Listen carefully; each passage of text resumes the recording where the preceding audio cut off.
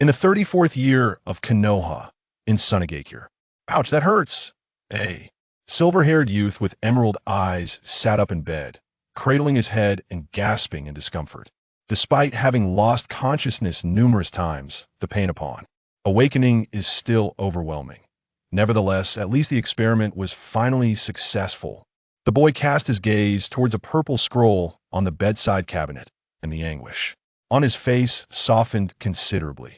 This scroll contained the culmination of his 6 years of relentless effort. At that moment, a short, blue-purple-haired elderly woman entered the room. "Chiyo, you're finally awake. Are you all right?" Upon seeing her concerned expression, the youth, Chiyo, managed a faint smile. "Chiyo Baba, it's merely chakra exhaustion that caused me to faint. I'm accustomed to it. What could possibly be wrong?" Indeed, this blue-purple-haired elder was none other than Chiyo, the esteemed advisor of the Wind Shadow and a master of puppetry in Sunagakure. "Why must you push yourself so hard? How many times have you collapsed from exhaustion? For the sake of your experiment, I understand your desire to grow stronger and prove yourself, but you must also consider your health. Though I may be old, I am still capable of protecting you. Chiyo Baba, you may be able to shield me for a moment, but not for a lifetime. The rumors circulating in the village are rather harsh." Chiyo chuckled softly. "Besides, my experiment has succeeded." Chiyo was taken aback. "Succeeded? Are you certain? That is something nearly impossible to achieve." "Of course. I would like to request your assistance in testing its power shortly." Chiyo flashed a confident grin. "From this day forth, I, Nanfeng Chiyo, shall no longer be known as the perennial genin." Observing the boy's eager determination to prove himself, Chiyo nodded sympathetically. "Very well. I too look forward to witnessing the power of your research." With that, she turned to leave. "I will wait for you outside." As Chiyo departed, Chiyo clenched his fists, his gaze resolute. "The derogatory remarks that have plagued me for so long shall come to an end." 6 years prior, Chiyo had traversed in his Sunagakure and was taken in by Chiyo. At the tender age of 7, he was discovered to possess the magnet release kekkei genkai, along with remarkable ninja aptitude. Everyone believed they were about to witness the emergence of a genius warrior. Even Chiyo himself shared that belief. However, reality often unfolds in a dramatically different manner. Despite his exceptional ninja talent and the magnet release kekkei genkai, his chakra levels were dismally low. If a standard genin has a chakra level of 10, he possessed merely 23. In a world where chakra is the fundamental means of combat, having so little is akin to receiving a death sentence, rendering one hopelessly distant from the ranks of the powerful. After all, even a taijutsu ninja who cannot master ninjutsu possesses a normal chakra level. As expected, having graduated as a genin at the age of 7, Chiyo was now 13 and still remained a genin. In contrast, his peers had largely ascended to the ranks of chūnin or even special genin. In these 6 years, Chiyo has become a mere jest in the village of sand. As the saying goes, a lowly ninja for eternity. Indeed, an ancient proverb states that when God shuts a window, he will also close the door. Chiyo let out a self-deprecating smile. After discovering his meager chakra reserves, Chiyo attempted to teach him the art of puppetry to enhance his strength. Comparatively, puppetry demanded less chakra. Yet, despite his remarkable potential, he struggled to master the most crucial skill of a puppet master: multitask manipulation. He could barely control 1 or 2 puppets for a mere 3 to 5 minutes during battle. Consequently, Chiyo was compelled to accept the harsh reality that Chiyo could not become a formidable warrior. There was no remedy. Even a crank ninjutsu could deplete Chiyo's chakra reserves entirely. Yet Chiyo was unwilling to concede defeat. In his previous life, he earned a fortune every month, living quite comfortably.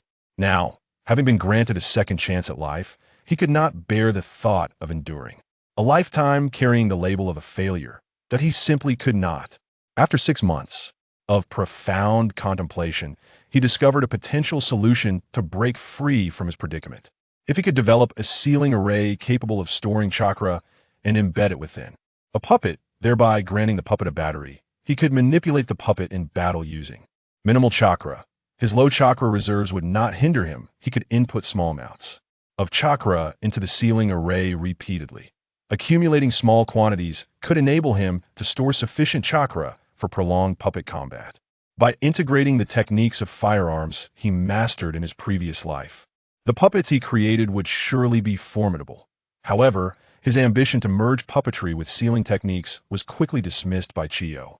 She had once entertained the same notion and dedicated years to it, ultimately proving it an unfeasible path. Yet Chiyo was unwilling to forsake this solitary avenue for growth, even in the face of repeated failures. Fortunately, he had finally succeeded. Now, let me see the combat prowess my puppets can unleash. Chiyo consumed a soldier's pill to replenish his chakra and rose from his bed, stepping outside. The soldier's pill restored chakra at a sluggish pace and bred a degree of dependency frequent use diminished its efficacy that in the past. Chiyo had contemplated using the soldier's pill to compensate for his chakra deficiency, but after weighing the side effects, he had to abandon the idea. In the courtyard outside, Chiyo unfurled a scroll, summoning two exquisitely crafted black puppets. The puppet on the left bore the character Chi on its chest, representing a standard puppet created by merging puppetry with sealing techniques, employing various mechanisms and poisons as means of attack. The puppet on the right bore the character Do on its head, representing a special puppet that integrated firearms, puppetry, and sealing techniques. It was currently outfitted with the technology of submachine guns and sniper rifles, utilizing magnetic chakra as ammunition. Both puppets were powered by chakra, their respective character seat, and Do serving both as their names and chakra reserve indicators. Green indicated a full chakra state, orange signified half, and yellow indicated 1/3 remaining. Come on, Chiyo. Let me witness the fruits of your 6 years of research. Chiyo extended her hand and released two puppets, labeled male and female, from a scroll. Whoosh! With a swift motion of her hands, Chiyo set both puppets into action. A weapon puppet opened its mouth and unleashed several emerald green poison needles. Knight's secret technique. Emerald needle thousand rain. The speed was astonishing, leaving Chiyo quite taken aback. With such velocity, even a chūnin would hesitate to claim they could evade all of them. Her fingers moved rapidly. The female puppet on the left projected a shield to block Chiba's attack. Simultaneously, the imposing male puppet surged forward, brandishing a chakra-imbued blade as it approached Chiya's D puppet, delivering a merciless downward strike. How will you respond to this blow? Chiyo gazed at Chiyo with keen curiosity, eager to witness what techniques he might employ. The D puppet raised its hand, targeting the male puppet, and unleashed a white attack from its palm. The speed was akin to lightning. Bang! The chakra-wrapped blade in the male puppet's grasp was instantly shattered, and the residual force of the white attack blasted a gaping hole through its chest. Upon witnessing the unfolding scene, Chiyo was taken aback, exclaiming, "What manner of ability is this? Its power is utterly terrifying." Although the male and female puppets were mere trifles of her own creation, even a chūnin would find it challenging to inflict damage upon them. Yet, to her astonishment, they were effortlessly dismantled by Chiyo. Chiyo's demeanor shifted to one of seriousness, eager to discern the extent of Chiyo's combat prowess. Combat levels: Jinin, Chūnin, Special Jonin, Jonin, Elite Jonin, Kage, Super Kage. 6 paths. With a casual flick of her wrist, a blade sprang forth from the male puppet's arm, striking towards Chiyo with the ferocity of a wolf's fang. Chiyo, be cautious. In an instant, 2 curved blades emerged from the arms of the apparatus puppet to counter. However, as the blades clashed, the apparatus puppet was sent hurtling backward, akin to a kite severed from its string. The disparity in strength was unmistakable. Swiftly seizing the opportunity, the male puppet unleashed a barrage of shuriken from its arm, aiming to pierce the apparatus puppet. Unwilling to take any chances, Chiyo deftly maneuvered, summoning a cross-shaped blade that erupted with chakra, forming a protective shield before her. Mechanized light shield. Clang, clang, clang. Every shuriken was deflected. Yet Chiyo remained oblivious to the faint chakra thread that had affixed itself to the apparatus puppet's arm, trailing from one of the shuriken. The female puppet, undeterred, pivoted and charged at Chiyo, unleashing a torrent of poison simbon. In response, the combat puppet's palm emitted a white projectile. Knight's secret technique. Thunderbolt white shot. Bang! The white projectile, resembling a thumb's width of a fully grown adult, detonated in midair, sending both the Senbon and the female puppet flying. Seizing this moment, the combat puppet closed in on the male puppet, firing a pea-sized thunderbolt from its palm. Knight's secret technique. Thunderbolt, white rain. Bang, bang, bang. Amidst the downpour of projectiles, the female puppet was obliterated into fragments. Chiyo, now you are left with but a single puppet. The prowess of a puppeteer is determined by the number of puppets under their command. With only one puppet, Chiyo would undoubtedly find the situation less demanding. However, as Chiyo gazed at her with a sense of triumph, Chiyo merely smiled lightly. Is that so? In that moment, a chakra control line suddenly appeared on the arm of the apparatus puppet. Upon witnessing this, Chiyo's expression changed dramatically. This is bad. In an instant, control over his apparatus puppet had been seized, and shuriken were now hurtling towards him. The male puppet had already closed in behind Chiyo, leaving her with no opportunity to retreat. I concede, Chiyo had no time to maneuver the combat puppet to defend herself and could only yield. Truly, Chiyo was remarkable. She had managed to affix the chakra control line to his puppet while simultaneously launching shuriken, catching him completely off guard. He had been far too complacent. You are not lacking either. To defeat one of my puppets in your first real battle is no small feat. Many chūnins in the village would struggle to achieve such a thing. Chiyo praised aloud, gazing at Chiyo. Your speed with 1,000 blades is indeed remarkable. It must be related to your magnetic release. You have seen through me, Granny Chiyo. Chiyo grinned. My magnetic chakra is divided into repulsive and attractive properties. By utilizing the repulsive aspect to launch hidden weapons, I can significantly enhance my speed. Chiyo nodded in approval. That is a splendid idea, and the results speak for themselves. She continued, what about the lightning release attack from your puppet? Its power is indeed formidable, yet I recall you lacking a lightning affinity. That is a long story. Granny Chiyo, allow me to explain it to you gradually. Chiyo then elaborated on how he harnessed magnetic energy to generate lightning release, discussing the family secret technique of weapon crafting, and finally intertwining puppet techniques with sealing arts. Upon hearing this, Chiyo was left astounded. Is there truly such a wondrous technology in this world? Using chakra as ammunition to unleash such terrifying attacks? I have never encountered a clan's secret technique involving weapon crafting before. Cough, cough. Granny Chiyo, the ninja world is vast. It is impossible for you to have heard of everything, is it not? Explaining weapon crafting in detail would be quite challenging. It is far easier to present it as a family secret, Chiyo remarked. Indeed, Chiyo acknowledged, understanding that everyone harbors their own secrets, and there was no need for her to pry further. What are your plans moving forward? I am to shed the title of Eternal Genin and become a Chiyo. Chiyo smiled broadly, his gaze resolute. It has been 6 years. It is time for everyone to recognize me anew. Observing the unwavering determination in his eyes, Chiyo could not help but nod sympathetically. Indeed, the time has come. Chiyo has already demonstrated sufficient strength, even if his chakra remains limited, and he can only manipulate 2 puppets in battle as long as he continually enhances their equipment and enriches his combat experience. Achieving the rank of J-Nin in the future is certainly within reach. Given this, it is unacceptable to continue bearing the disgraceful title of Eternal Genin. I will mention your aspirations to the Kazekage, but your combat experience is still lacking. You must continue to engage in practical battles. Chiyo casually summoned another diminutive puppet. Chiyo, are you ready to continue fighting? Absolutely. This opportunity to train alongside Chiyo was rare and must be seized. Although 6 years had passed and his chakra remained limited, he had now reached a level comparable to a standard genin. Manipulating puppets did not significantly deplete his chakra. He could endure another 10 matches. Then let us proceed. For several consecutive days, Chiyo immersed himself in battle. His remarkable aptitude for learning prompted Chiyo to marvel.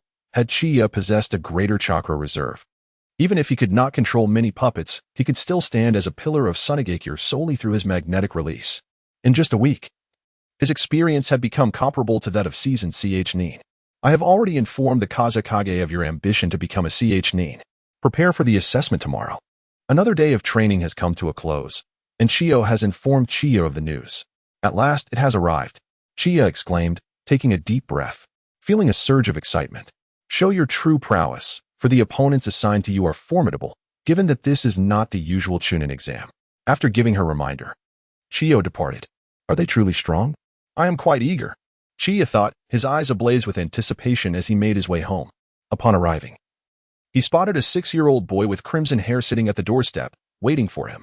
The moment the boy saw him return, he erupted with enthusiasm. "Brother Chiyo, you are finally back. Come, teach me how to make puppets." Looking at the little boy clinging to his clothes and shaking them, who could imagine that he would grow up to be the cold and formidable Sasori of the Red Sand, feared throughout the ninja world? All right, Sasori, let go. You'll tear my clothes apart." As the Second Great Ninja War had yet to commence, Sasori's parents were still alive, and his grandmother, Chiyo, showered him with affection. With Chiyo, his elder brother, by his side, he was filled with joy every day. The notion of him turning dark? Absolutely unfounded. Unbeknownst to Chiyo, news of his participation in the chūnin exam had already spread throughout the village. "Chiyo, are you truly certain that Chiyo can pass tomorrow's assessment? If he fails, it could severely dent his confidence." A concerned voice echoed from the office of the fourth Kazekage, Armand. "It is indeed commendable that Chiyo is carving a path untraveled by predecessors, but is it wise to have him participate in the chūnin exam so soon? Experience and insight cannot be acquired overnight. Rest assured, Kazekage, I have been training with him diligently these past few days. Chiyo's performance tomorrow will surely astonish you." "Very well. If you say so, then I shall await the outcome with bated breath."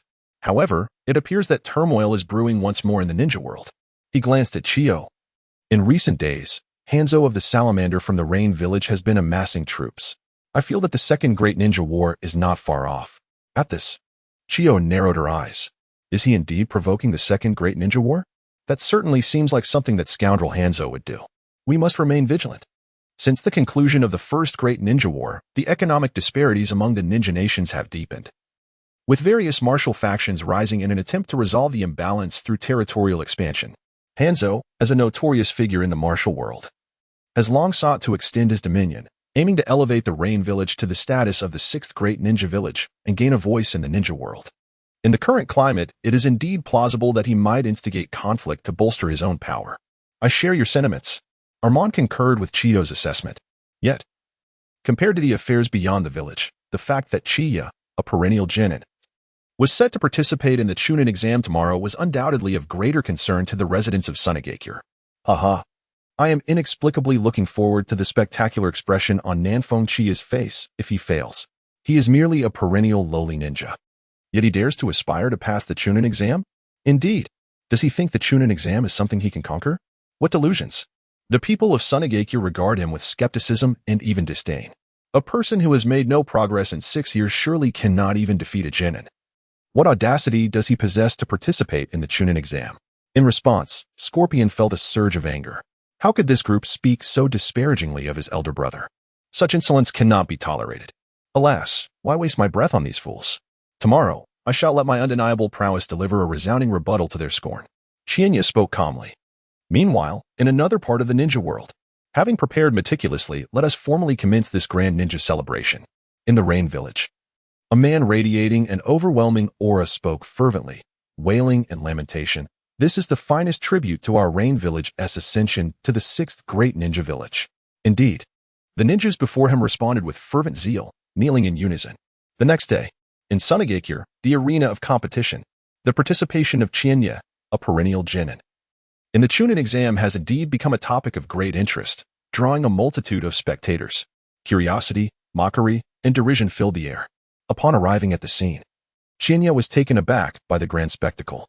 Could it be true? So many people wish to witness his folly? If that is the case, their expressions will surely be entertaining when they see me succeed in the exam. A mischievous smile crept across Chiyo's lips. A mere smile would suffice, lest it morph into a grotesque grin. Go forth and showcase your true strength. Chiyo's words of encouragement lingered as he approached the high platform. There, the wind shadow. The elder of Sunagakure and several elite ninjas had already taken their seats. Just before him, his opponent for this examination approached slowly. Upon recognizing Chiyo's adversary, a significant stir erupted in the crowd. Could it be?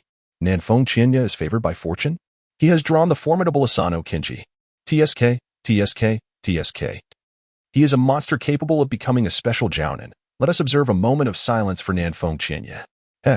How many exchanges do you think Nanfeng Chiyo can endure? I wager fewer than 10. Huh. Are you overestimating this waste? 10 exchanges? I believe if he lasts 5, it would be sheer luck. The crowd unabashedly expressed their disdain and contempt for Chiyo. What of being the grandson of Chiyo Dai? A waste is a waste. unworthy of their regard. In this unconventional chūnin exam, each participant's opponent is randomly selected from among all the chūnin. With favorable luck, one may draw a weaker opponent and easily pass. However, should fortune be excessively favorable and one draws a particularly strong adversary, success becomes considerably challenging. And Chinya's luck was remarkably unfortunate. He drew an opponent he could never hope to defeat. The chūnin known as Asano Kenji was a tall, slender youth. His sunken cheeks and piercing eyes exuding an extraordinary, menacing aura. He gazed at Chinya with an unusually hostile expression. "Nefong Chinya, if you draw me, consider it your misfortune. Rest assured, I shall personally shatter your delusions of becoming a chūnin." His tone was icy.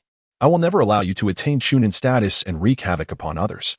"That may not come to pass," Chinya replied with a slight smile, his eyes narrowing ever so slightly. It was inexplicable how he had become the target of such animosity. Did he not possess the right to feel indignant?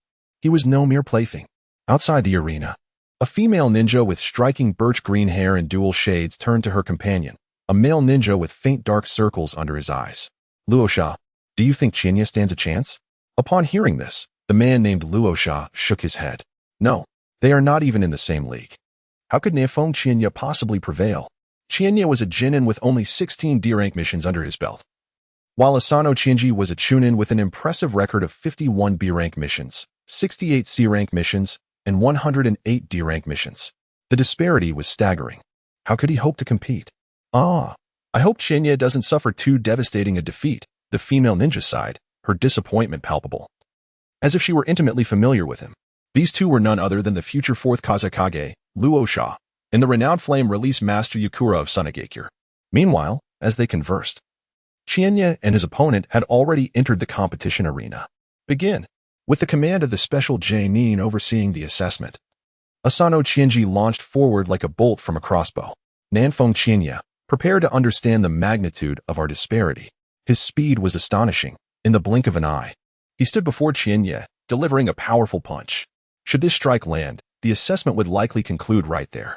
However, with a swift motion, Chinya vanished from Asano Chinji's sight. What? This scene astonished not only Asano Chinji but also drew gasps from all present. What incredible body flicker technique! They could hardly recall Nefong Chinya possessing such remarkable mastery of the technique. Look, Nefong Chinya has produced a scroll. What does he intend to do? Someone exclaimed, pointing towards the arena.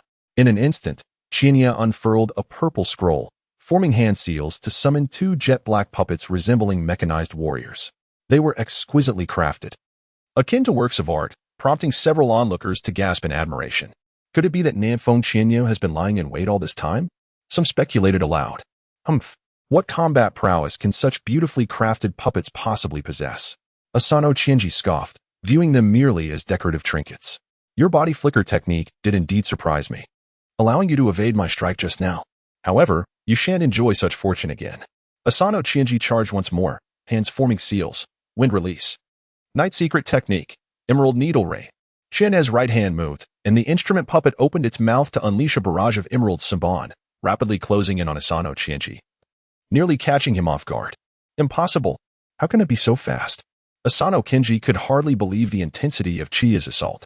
Could such prowess truly belong to a mere low-ranking ninja? Faced with the impending threat of 1,000 blades, he found himself in a rather precarious situation, desperately evading. The fact that he managed to dodge my 1,000 blades is no wonder he has been nominated for Special Jinin, Chiyo thought, filled with admiration. While his hands moved swiftly, night secret technique, thunderous white shot. In that instant, the puppet shot forth a lightning projectile aimed directly at the ground where Asano Chinji was about to land. Panic surged within Asano Chinji as he realized the relentless nature of Chiya's onslaught. Moreover, the accuracy of Chiya's insight was terrifying, predicting his landing spot with precision. He swiftly twisted his body and hurled 3 explosive tags. Explode. Boom. The fiery explosion obliterated the lightning shot, generating a powerful shockwave. Asano Chinji shielded his head with an arm wrapped in chakra and retreated using the force of the blast. The smoke from the explosion obscured his vision, granting him a few precious seconds to catch his breath and evade Chiya's pursuit. Observers nodded in approval, acknowledging Asano Chinji's seasoned experience as a Nin, adept at creating advantageous circumstances and swiftly leveling the playing field to extricate himself from a perilous situation. However, they were equally astonished by Chiya's displayed prowess. It had been said that a lack of chakra would hinder combat abilities, and that even puppet techniques would be rendered ineffective. Yet, the potency of that lightning projectile was clearly on par with B-rank ninjutsu. How had he achieved this?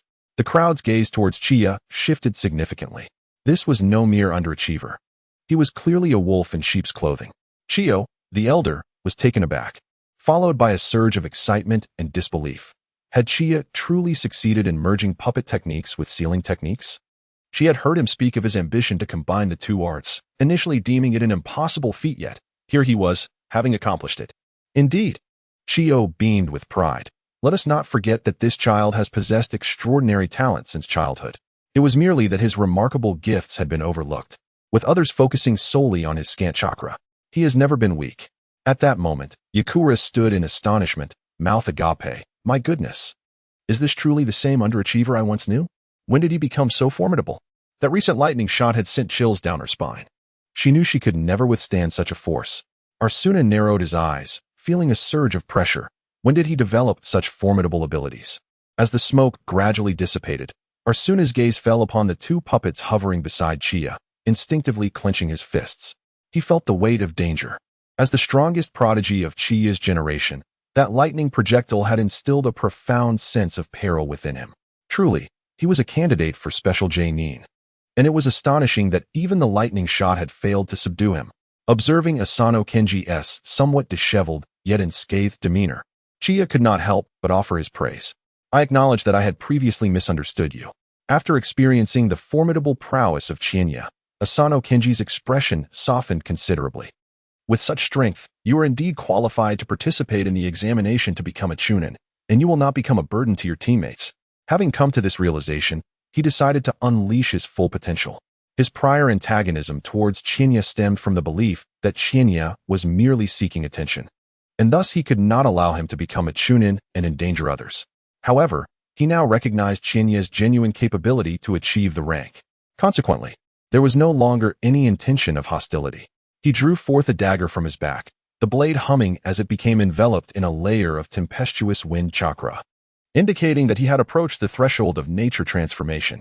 With a swift motion, Asano Kenji lunged towards Chiyo like a streak of white lightning, the sharpness of his short blade causing a tingling sensation at the back of Chiyo's neck.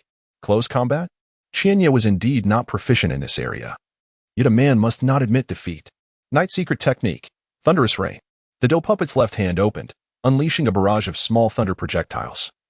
Their range extensive and their offensive power formidable. Wind release, wind blade slash. Wind counters lightning. Asano Kenji executed a chilling wind blade that sliced through the thunder projectiles while closing in on Chiyo, raising his hand to strike the dough puppet once more.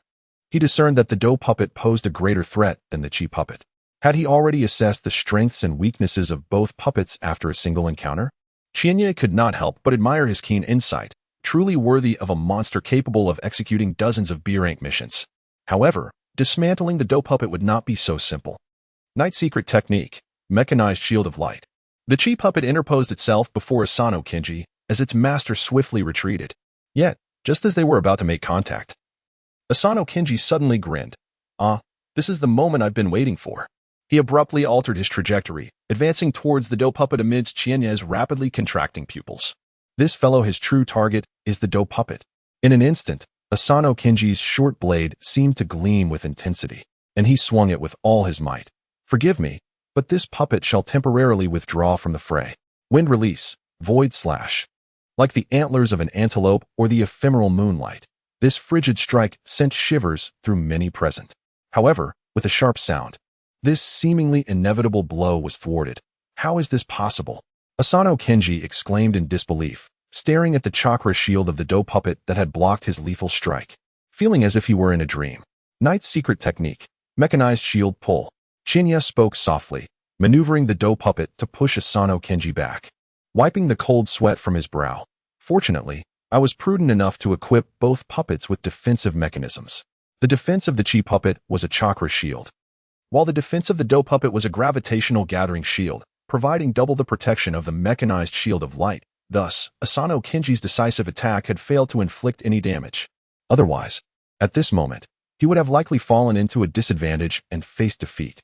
Indeed, in comparison to these seasoned monsters, my experience pales in significance. Chinya quietly reflected and summarized, gaining greater confidence in handling similar situations in the future. Knight's secret technique, Emerald Poison Mist. Without waiting for Asano Kenji to land, a torrent of emerald poison erupted from the eyes of the dough puppet behind him, swiftly enveloping Asano Kenji.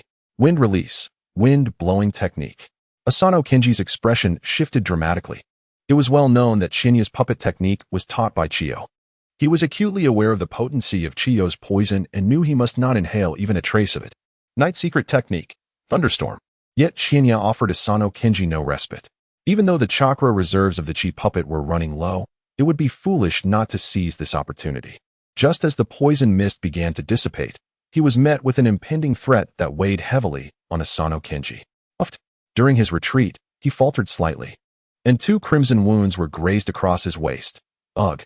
A sharp pain coursed through his body, followed by a tingling sensation of electricity that rendered his movements awkward. This fleeting moment of vulnerability determined the outcome of the battle. As the thunderbolt condensed in the palm of the chi puppet was aimed at him, and his escape route was severed by the dough puppet, Asano Kenji realized his defeat was inevitable. The turn of events transpired so swiftly that many spectators were left stunned. Unable to comprehend what had just occurred, the arena fell into a sudden silence. Clap, clap. On the stands, Roman abruptly rose to applaud. Excellent. His exclamation jolted the crowd, awakening them to the reality that the match had concluded. Moreover, Chinya had successfully passed the assessment. Incredible! How could such a formidable foe like Asano Kenji be vanquished by Nanfeng Chinya? Goodness, how has Nanfeng Chinya suddenly become so powerful? The gazes directed towards Chinya shifted dramatically. With humility, Chinya offered a gesture of reconciliation to Asano Kenji. Both puppets had chakra reserves dwindling to merely 20 to 30%. He could only fight for a few more minutes before exhaustion would set in. Too kind. Asano Kenji took a breath and congratulated him. Congratulations on becoming a chūnin. Thank you. Chinya replied with a slight smile. I look forward to your guidance in the future. Indeed, even in victory, there was no trace of arrogance. Chinya had truly surprised me. The 3rd Kazekage approached Chinya, his face adorned with admiration, and patted him on the shoulder. I never expected you to possess such remarkable situational control. After 6 years of little combat, in just a few days of training under Granny Chiyo, you have developed such a formidable combat awareness. Your talent is undoubtedly exceptional. In the recent battle, even a veteran chūnin like Asano Kenji found himself unable to gain the upper hand against Chinya, which was truly astonishing. The esteemed Lord Kazekage has overly praised me. Having been acquainted with Shinji, the chūnin, for many years, I am well aware of his capabilities. My victory merely stemmed from a fortunate advantage. Chinya smiled modestly.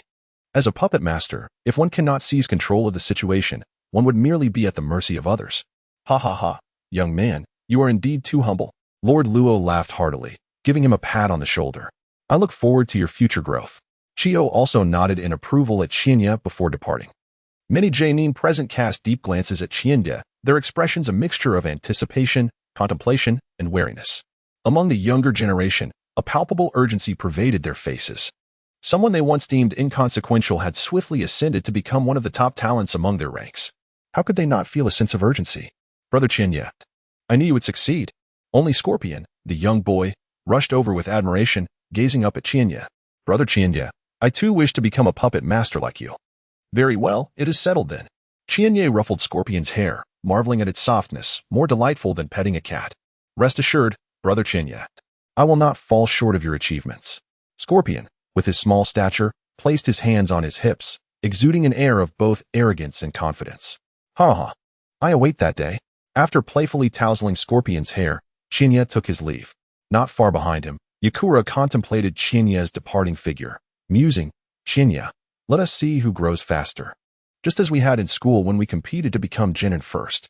In Chinya's room, he resolved to continue enhancing his puppets and augmenting the destructive power of his lightning projectiles. Simultaneously, he aimed to further develop his magnetic release abilities, enriching his combat experience and refining his manipulation techniques. If possible, Chinya's gaze sharpened. He would endeavor to discover methods to increase his chakra reserves. This would not only bolster his endurance in battle, but also equip him with greater self-defense capabilities in light of the impending Second Shinobi World War.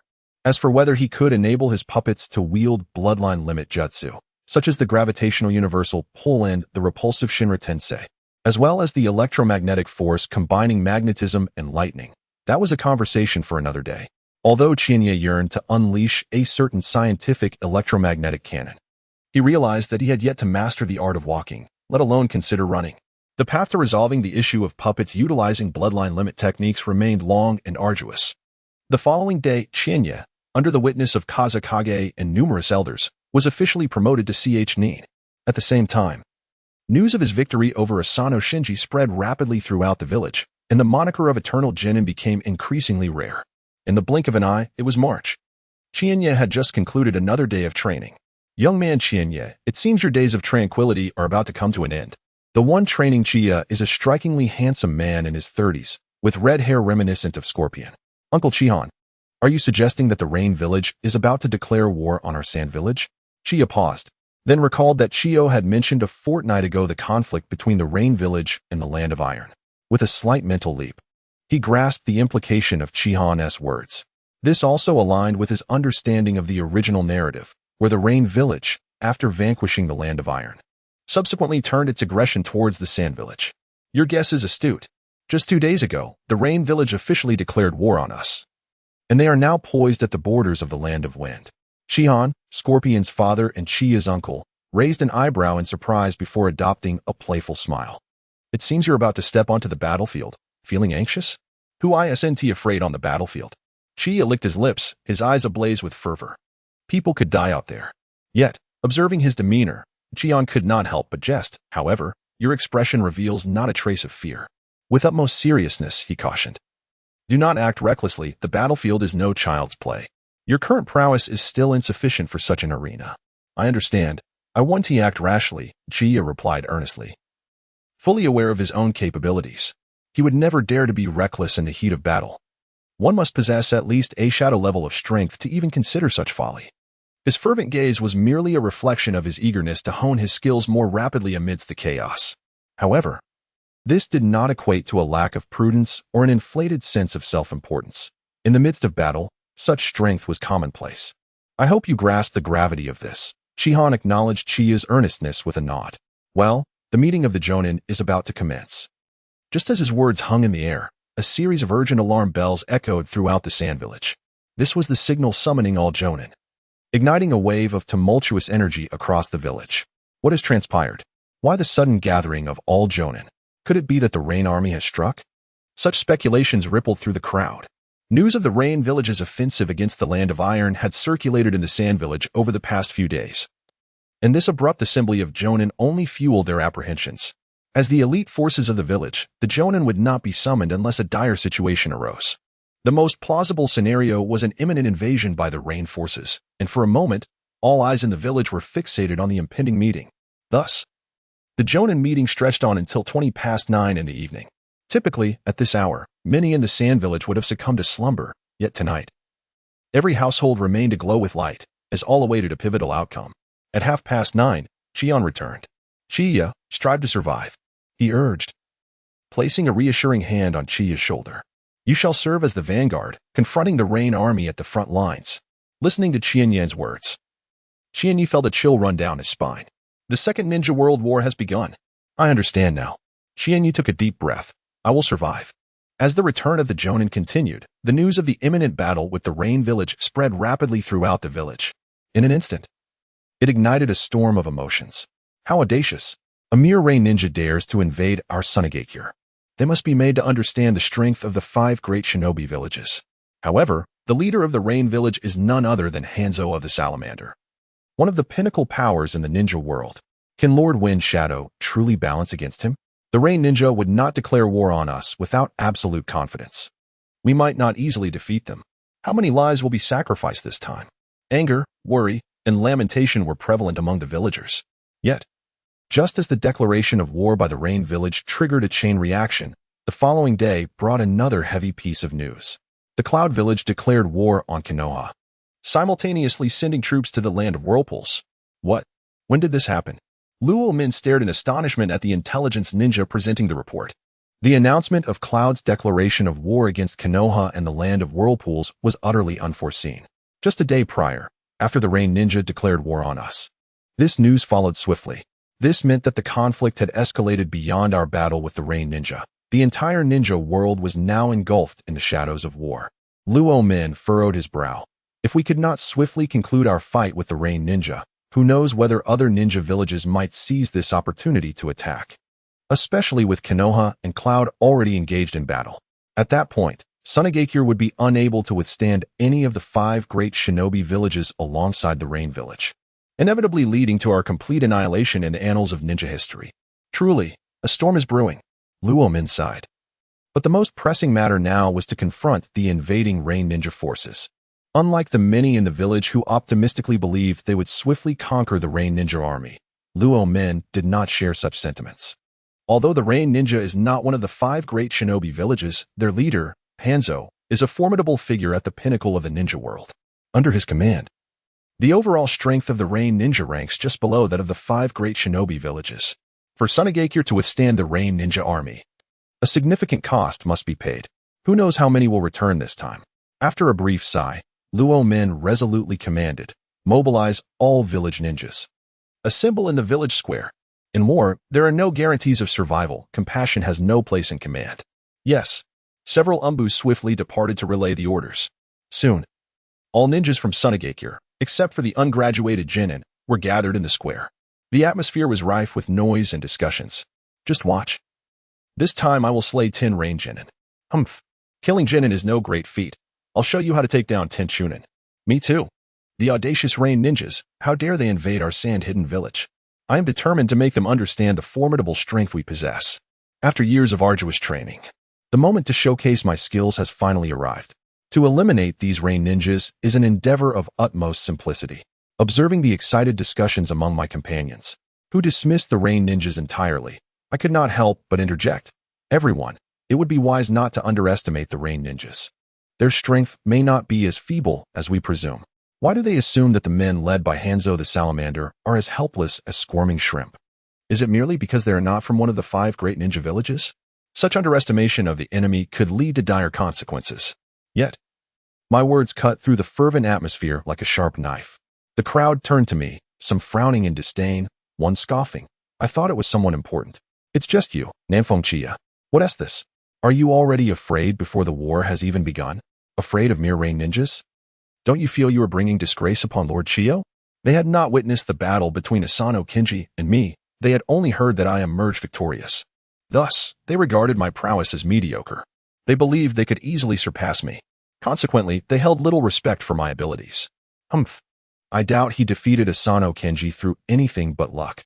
He remains the same useless chūnin, one remarked. How can you say such things? You must consider that some have never set foot on a battlefield. Being thrust into one must surely leave them trembling with fear and cowardice. Wouldn't you agree? Ha ha ha, you speak the truth. A yellow-haired chūnin laughed derisively. Suddenly, a shadow flashed before them, and the yellow-haired chūnin's voice was abruptly silenced as he was seized by the neck by my weapon puppet, lifted as if he were a mere chick. Behind him, my dual puppet gathered a terrifying amount of lightning energy in its palms. With but a thought from me, they would be reduced to mere pulp. The surrounding area fell into an eerie silence. Those targeted by the dual puppet were paralyzed with fear, beads of cold sweat trickling down their brows. The yellow-haired chūnin struggled, but found himself utterly incapable of escape. Despite being fellow chūnins, the disparity in our abilities was stark. You ought to be grateful we hail from the same village, I said coldly. Otherwise, you would all be corpses by now. With that, I hurled the yellow-haired chūnin aside, retracting both puppets back into their scrolls.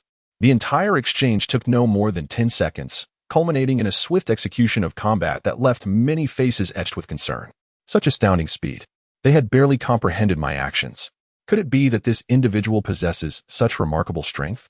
Many acknowledged that had they been in my place, they would have fared no better, even though those few had only been chūnins for a year and were not particularly formidable among their peers. To annihilate 4 opponents in an instant is a feat that only elite chūnins could accomplish. At his age, this level of prowess is indeed remarkable, provided one does not compare him to the protagonist of the original narrative. He has grown even stronger since the assessment a month prior. Not far away, Luo Sha observed the scene with a grave expression and whispered to Yi Tsong beside him. It appears that the title of the strongest among the younger generation is increasingly destined to be claimed by Qian Yi, intensifying his own pressure. Indeed. This fellow either remains stagnant or grows stronger. When he does, he improves with each passing day. Yi Tsong's eyes sparkled with brilliance. She always knew he would not remain at the rank of a mere genin forever. Back in their days at the Ninja Academy, Qian Yi had offered insightful perspectives on her bloodline limit, scorch release, saving her considerable effort. She had sensed then that this boy's achievements would be nothing short of extraordinary. And it seems her intuition was correct. However, Qian Yi's actions against his companions are a grave offense. At that moment, a cold-faced jonin appeared. This is your only warning. Should there be a next time, there will be no forgiveness. Do you understand? The menacing aura left Qian Yi momentarily breathless. He thought to himself. Despite the portrayal of jonin in anime as ineffectual, facing skilled opponents is a different matter entirely. However, against chūnin, they appear almost monstrous in strength. Understood. Qian Yi replied with a grin, provided they do not provoke me. Humph. The jonin's demeanor remained frosty. You may as well test your limits and see if the village's order permits your recklessness. With that, he departed. At that moment, Luo Min's voice rang out, capturing everyone's attention. I trust you all know why we have gathered here. You may have heard some news. Indeed, just a few days ago, the Rain Ninja Army officially invaded our Wind Country, advancing upon Sunagakure. Luo Min's voice was piercing. Thus, behind us lies our homeland. Shall we allow the Rain Ninja to trample upon it? We cannot. Therefore, let us crush the Rain Ninja Army and defend Sunagakure. Do we have the confidence, everyone? Oh, Luo Min's rallying words were remarkably succinct, leaving Qian Yi, who anticipated a lengthy discourse, somewhat taken aback. Listening to the thunderous cheers, Qian Yi felt an involuntary surge of passion. Then let us commence the formation of our teams. The higher-ups of Sunagakure acted with remarkable speed, and within an hour, the team organization was completed as discussed the previous night. The total number of troops was 15,000, under the command of the 4th Kazakage. With Chief of Staff and Medical Team Leader Chiyo, and the frontline commander, Izo, Chiyo's younger brother. The forces were divided into 3 major units: medical, intelligence, and combat. Qian Yi belonged to the 1st Combat Unit. Onward. With a command from the 3rd Kazakage, the 15,000 troops marched resolutely toward the front lines. With 100 reconnaissance troops advancing ahead to locate the Rain Ninja's whereabouts, facilitating the army's selection of suitable strongholds. Wind Country, a gang town. Lord Hanzo. The latest news, the Hidden Cloud Village has engaged in battle with the Hidden Leaf. A man, adorned with a gas mask and possessing long, brownish-yellow hair, stood with a middle-aged man dressed as a Rain Ninja kneeling before him, delivering a report. Before them lay countless corpses of Wind Country citizens, their faces contorted in agony, exhibiting clear signs of poisoning. Humph, so the Hidden Cloud cannot remain idle either? This is even better. The more chaotic the situation in the ninja world becomes, the more advantageous it is for us Rain Ninjas.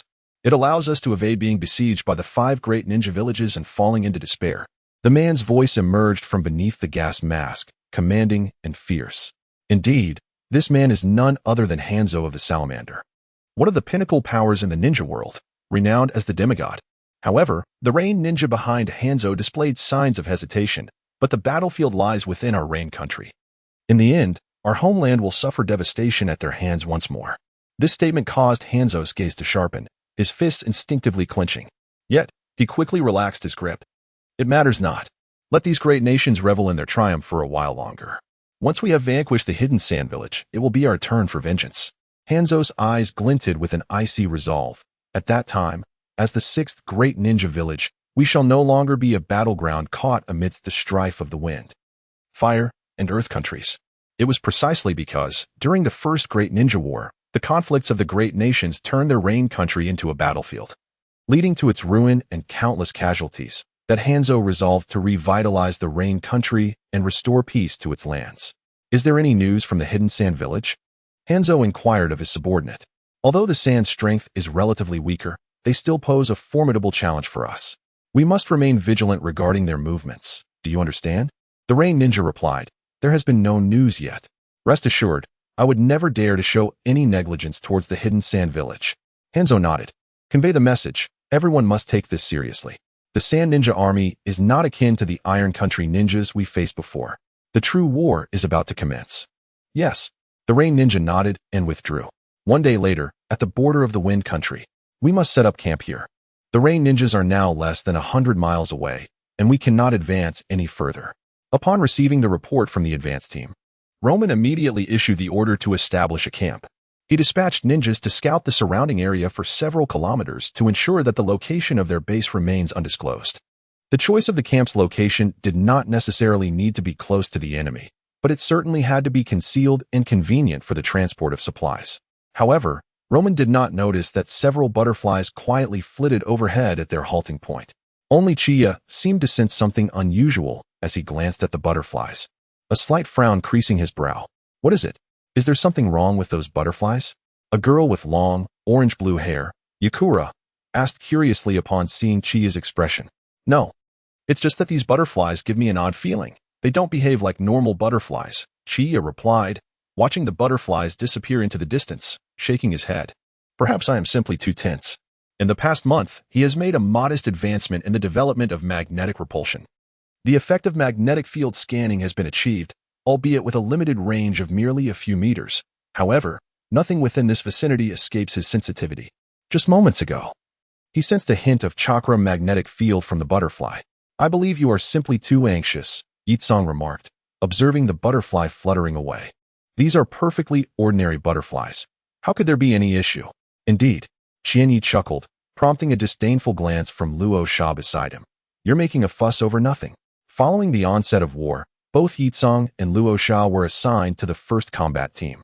Naturally, Yitsong sought out Qianyi as a companion, and Luo Sha, unwilling to be left alone, reluctantly agreed to join Qianyi as well.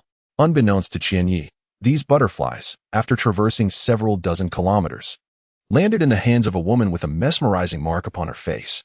I found you, Sandhitten. The woman, sporting a dazzling mark, grinned, revealing a mouthful of sharp black teeth, instantly evoking a chilling sensation. An hour later, within Hanzo's tent, a rain ninja clad in a black mask reported, Lord Hanzo. We have located the traces of the Sand-Hidden army, while presenting a scroll.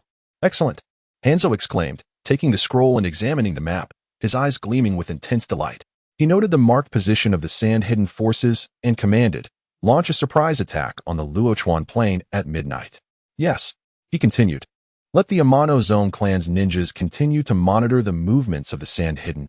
If any issues arise, they alone shall be held accountable. Understood. The masked rain ninja immediately withdrew.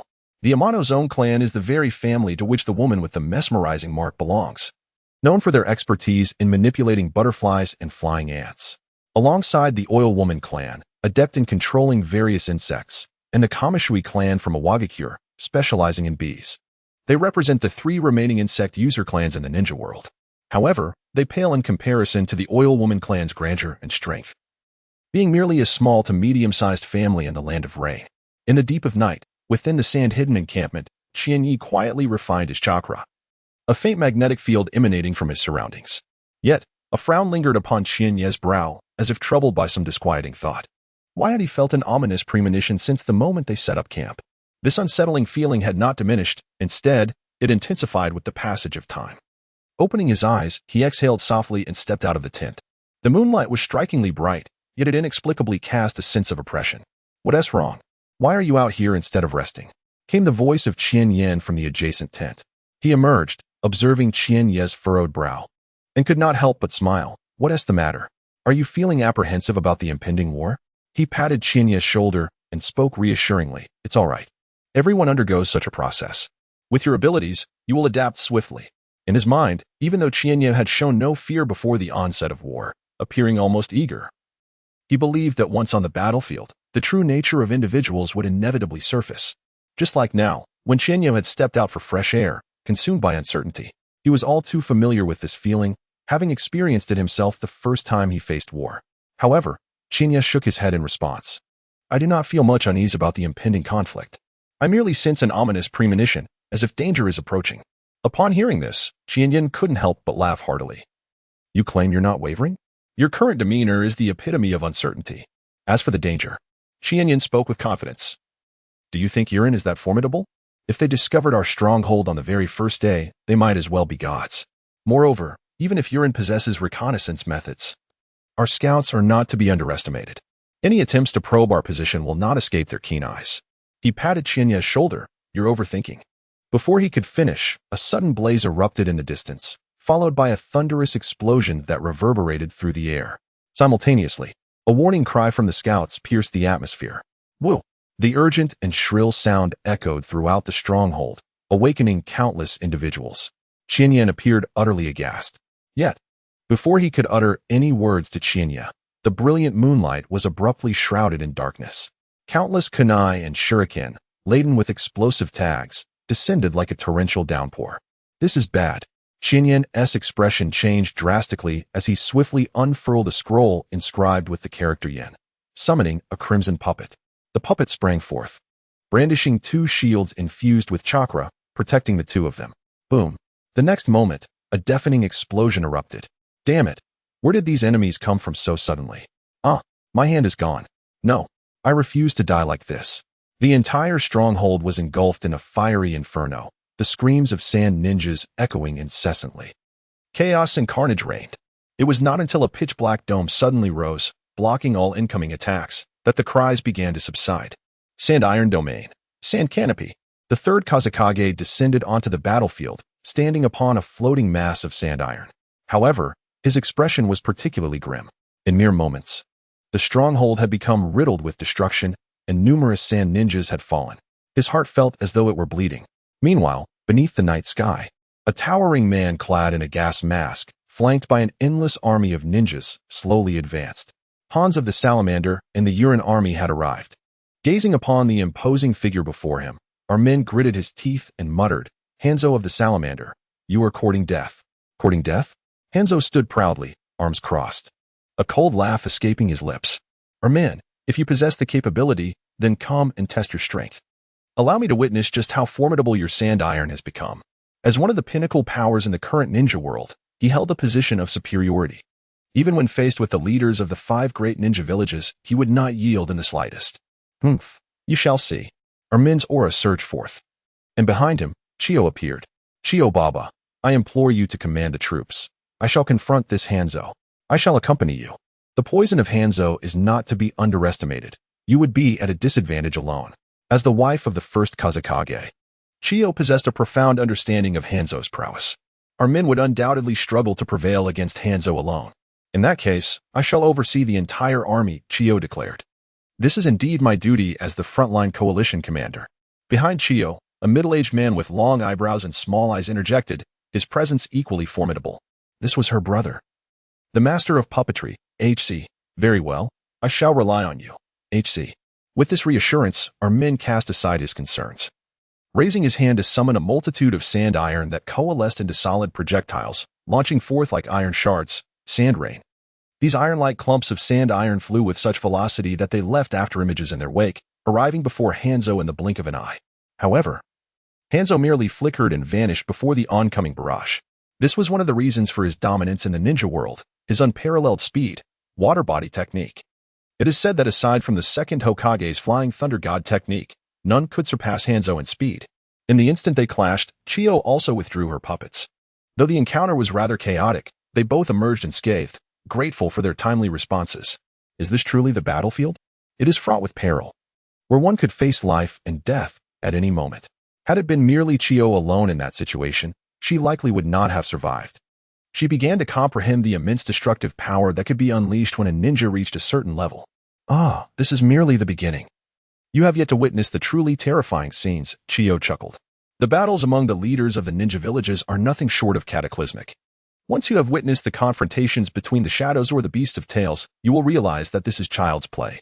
At that moment, HC's voice echoed from behind. "Are you two unharmed, Koyaru, Koyaki?" Upon confirming that both were uninjured, HC breathed a sigh of relief. The recent ambush on their camp had caused him considerable worry. Koyaki was not to be underestimated. He was the only son of Chiyo, and his proficiency in puppetry had nearly reached her level. He was the new generation's heir to their art, a treasure that must not be lost. Koyaru was equally significant, although merely the adopted grandson of Chiyo. His mastery of puppetry has reached an impressive level. He is destined to become another heir to the art of puppetry and a cornerstone of Sunagakure. If such talents were to be lost, it would truly be a grievous blow. "Uncle, I'm fine," Chiyo exclaimed, his gaze fixed intently on the battlefield ahead. Although Raymond's sand rain was evaded by Hanzo, it still exposed the rain shinobi lurking behind him. "Water release, water flow wall." The man in the black mask at the forefront calmly performed hand seals, conjuring an arc-shaped barrier to shield the others. Bang, bang, bang, like cannon fire besieging a city. The water flow wall trembled under relentless assault, yet it remained unbroken, demonstrating remarkable defensive strength. What formidable defense! Chihiko remarked with a solemn expression. No wonder Hanzo dared to declare war on us. It seems their ranged shinobi possess some extraordinary individuals. Chiyo nodded in agreement. If the ranged shinobi lacked strong warriors, Hanzo would undoubtedly not dare to wage war against one of the 5 great shinobi villages, namely Sunagakure. This scene also cast a shadow over Raymond's countenance. If even a subordinate of Hanzo possessed such prowess, how powerful must Hanzo himself be? This would undoubtedly deal a significant blow to the morale of their sand ninja army. Kazakage, do not lose focus, came Chiyo's urgent whisper in Raymond's ear. Suddenly, Hanzo, like a specter, had closed in on Raymond, wielding his scythe with a deathly intent. A chill ran down Raymond's spine, and retaliation came too late. Clang! A white puppet swiftly interposed itself before Raymond, blocking Hanzo's strike. It was Chiyo who had acted. Humph. Chiyo, your reflexes are commendable, but do you think this is sufficient? Hanzo's left hand whipped out a chain with a weight at the end, ensnaring the puppet with a swift motion. The scythe disengaged from the clash with the long blade and, under Hanzo's control, traced a cold arc in the air before cleaving toward Chiyo once more. Chiyo, unable to summon a new puppet in time, was forced to evade. Yet, the puppet remained exposed before the scythe. With a sharp slice, the puppet was cleaved in two. Sand iron technique. Raymond prepared to launch a surprise attack with the sand iron. However, Hanzo seemed to anticipate this move, pulling the chain with a flourish as the scythe, gleaming with a frigid light, advanced toward Raymond, compelling him to create a defensive barrier with the sand iron, thereby thwarting his offensive intentions. After executing these maneuvers, Hanzo swiftly performed hand seals, summoning technique. Boom! A massive cloud of smoke erupted, revealing a gigantic salamander before the assembled crowd. Salamander, Ibi Fuku. Hanzo's summoned beast. A creature of lethal poison. Ibi Fuku released the poisonous mist. As Hanzo landed atop the salamander, he commanded, "Ranged shinobi army, follow me to slaughter." Upon witnessing the emergence of the Jingfu fish, Chiyo's expression shifted dramatically. This is bad. It belongs to the sand shinobi. Retreat quickly. Wind Shadow, stop it at once.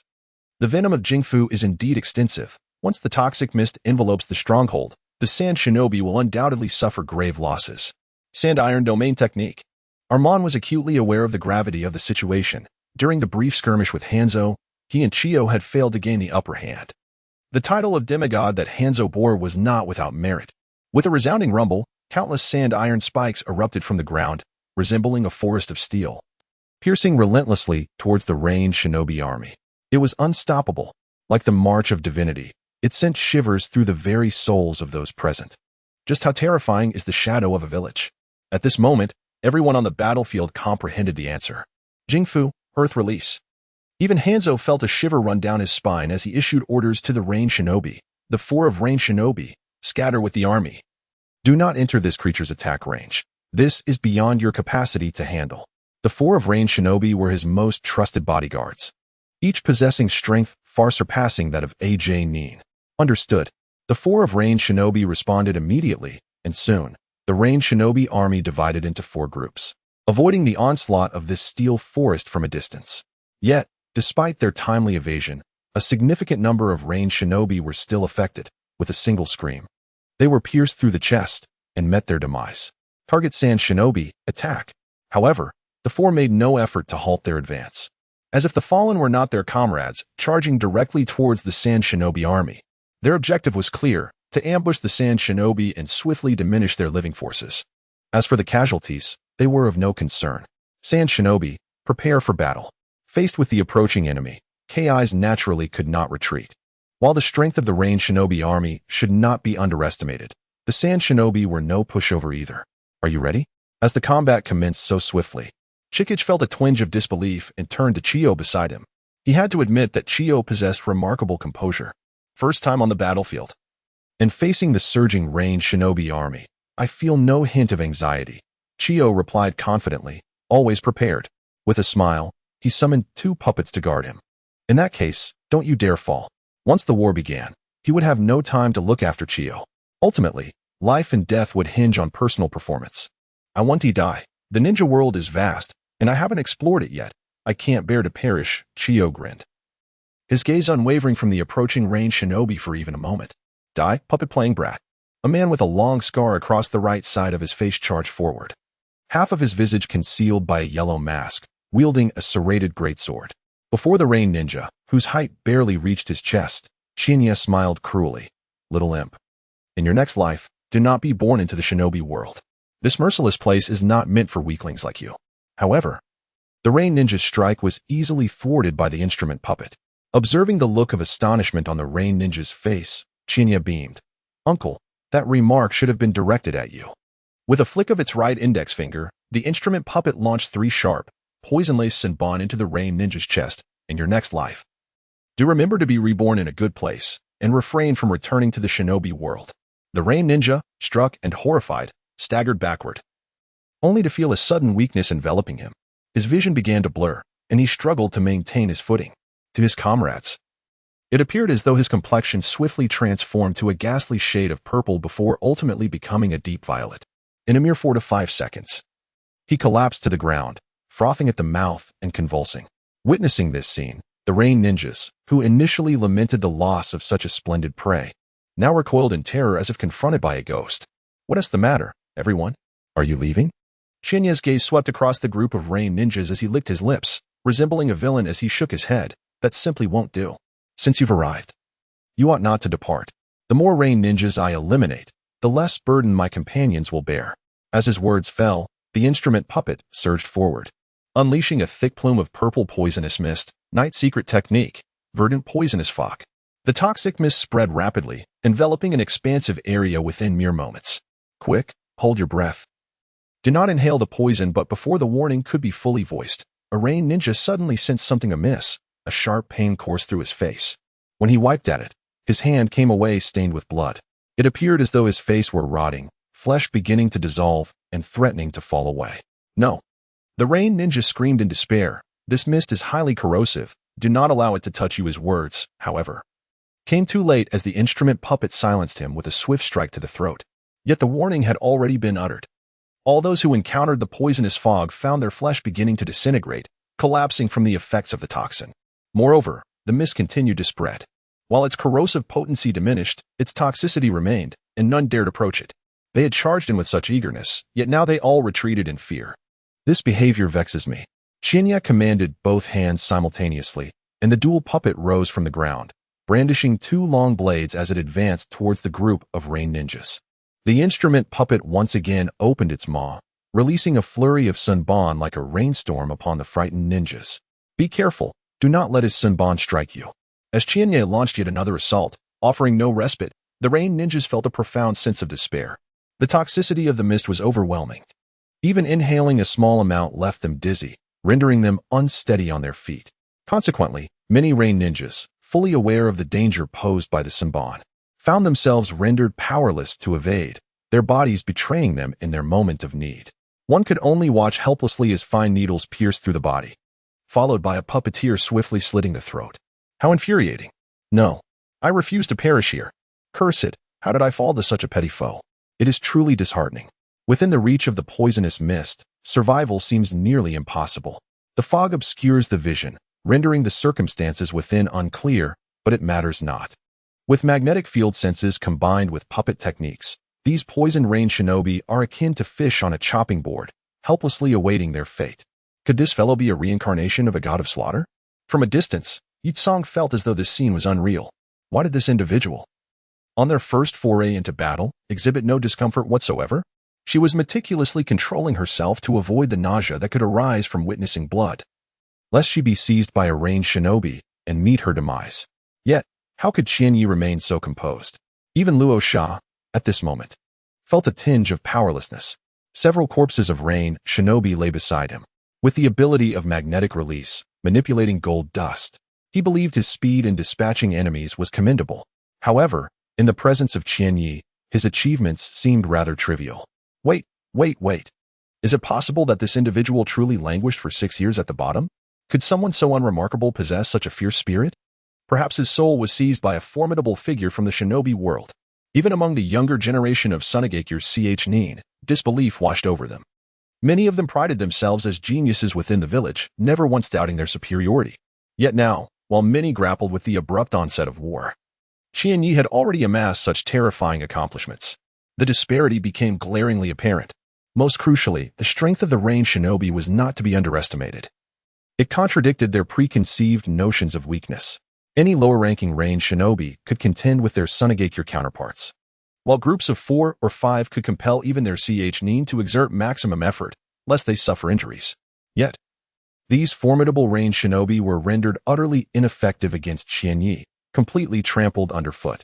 The comparison illuminated the magnitude of Qianyi's prowess. TCH. Is it merely through the cunning of poison? If I were to step up, I could achieve far greater feats. However, not all sand shinobi acknowledged Qianyi's strength. Those chūnin who had been bested by him prior to the battle felt a sense of indignation at the spectacle. Indeed, if I had such potent poison, my accomplishments would far surpass his. They could not fathom what was so astonishing about these lackluster achievements. Moreover, what was so remarkable about vanquishing a few lower-ranking shinobi? Show me the prowess to defeat opponents of chūnin caliber, though they were currently engaged with lower-ranking foes, and had yet to defeat even one. They did not regard Qianyi's accomplishments as exceptional. Meanwhile, on another battlefield, the formidable achievements of Qianyi have undoubtedly captured the attention of a high-ranking shinobi from the Rain Village. A man with a gaunt face resembling that of a horse, adorned with a conical hat, squinted his eagle-like eyes and commanded a burly, brown-haired giant beside him, Longjie. Eliminate that audacious brat. Upon hearing this, the man named Longjie promptly responded, "Leave it to me, my lord." He grinned with a menacing smile.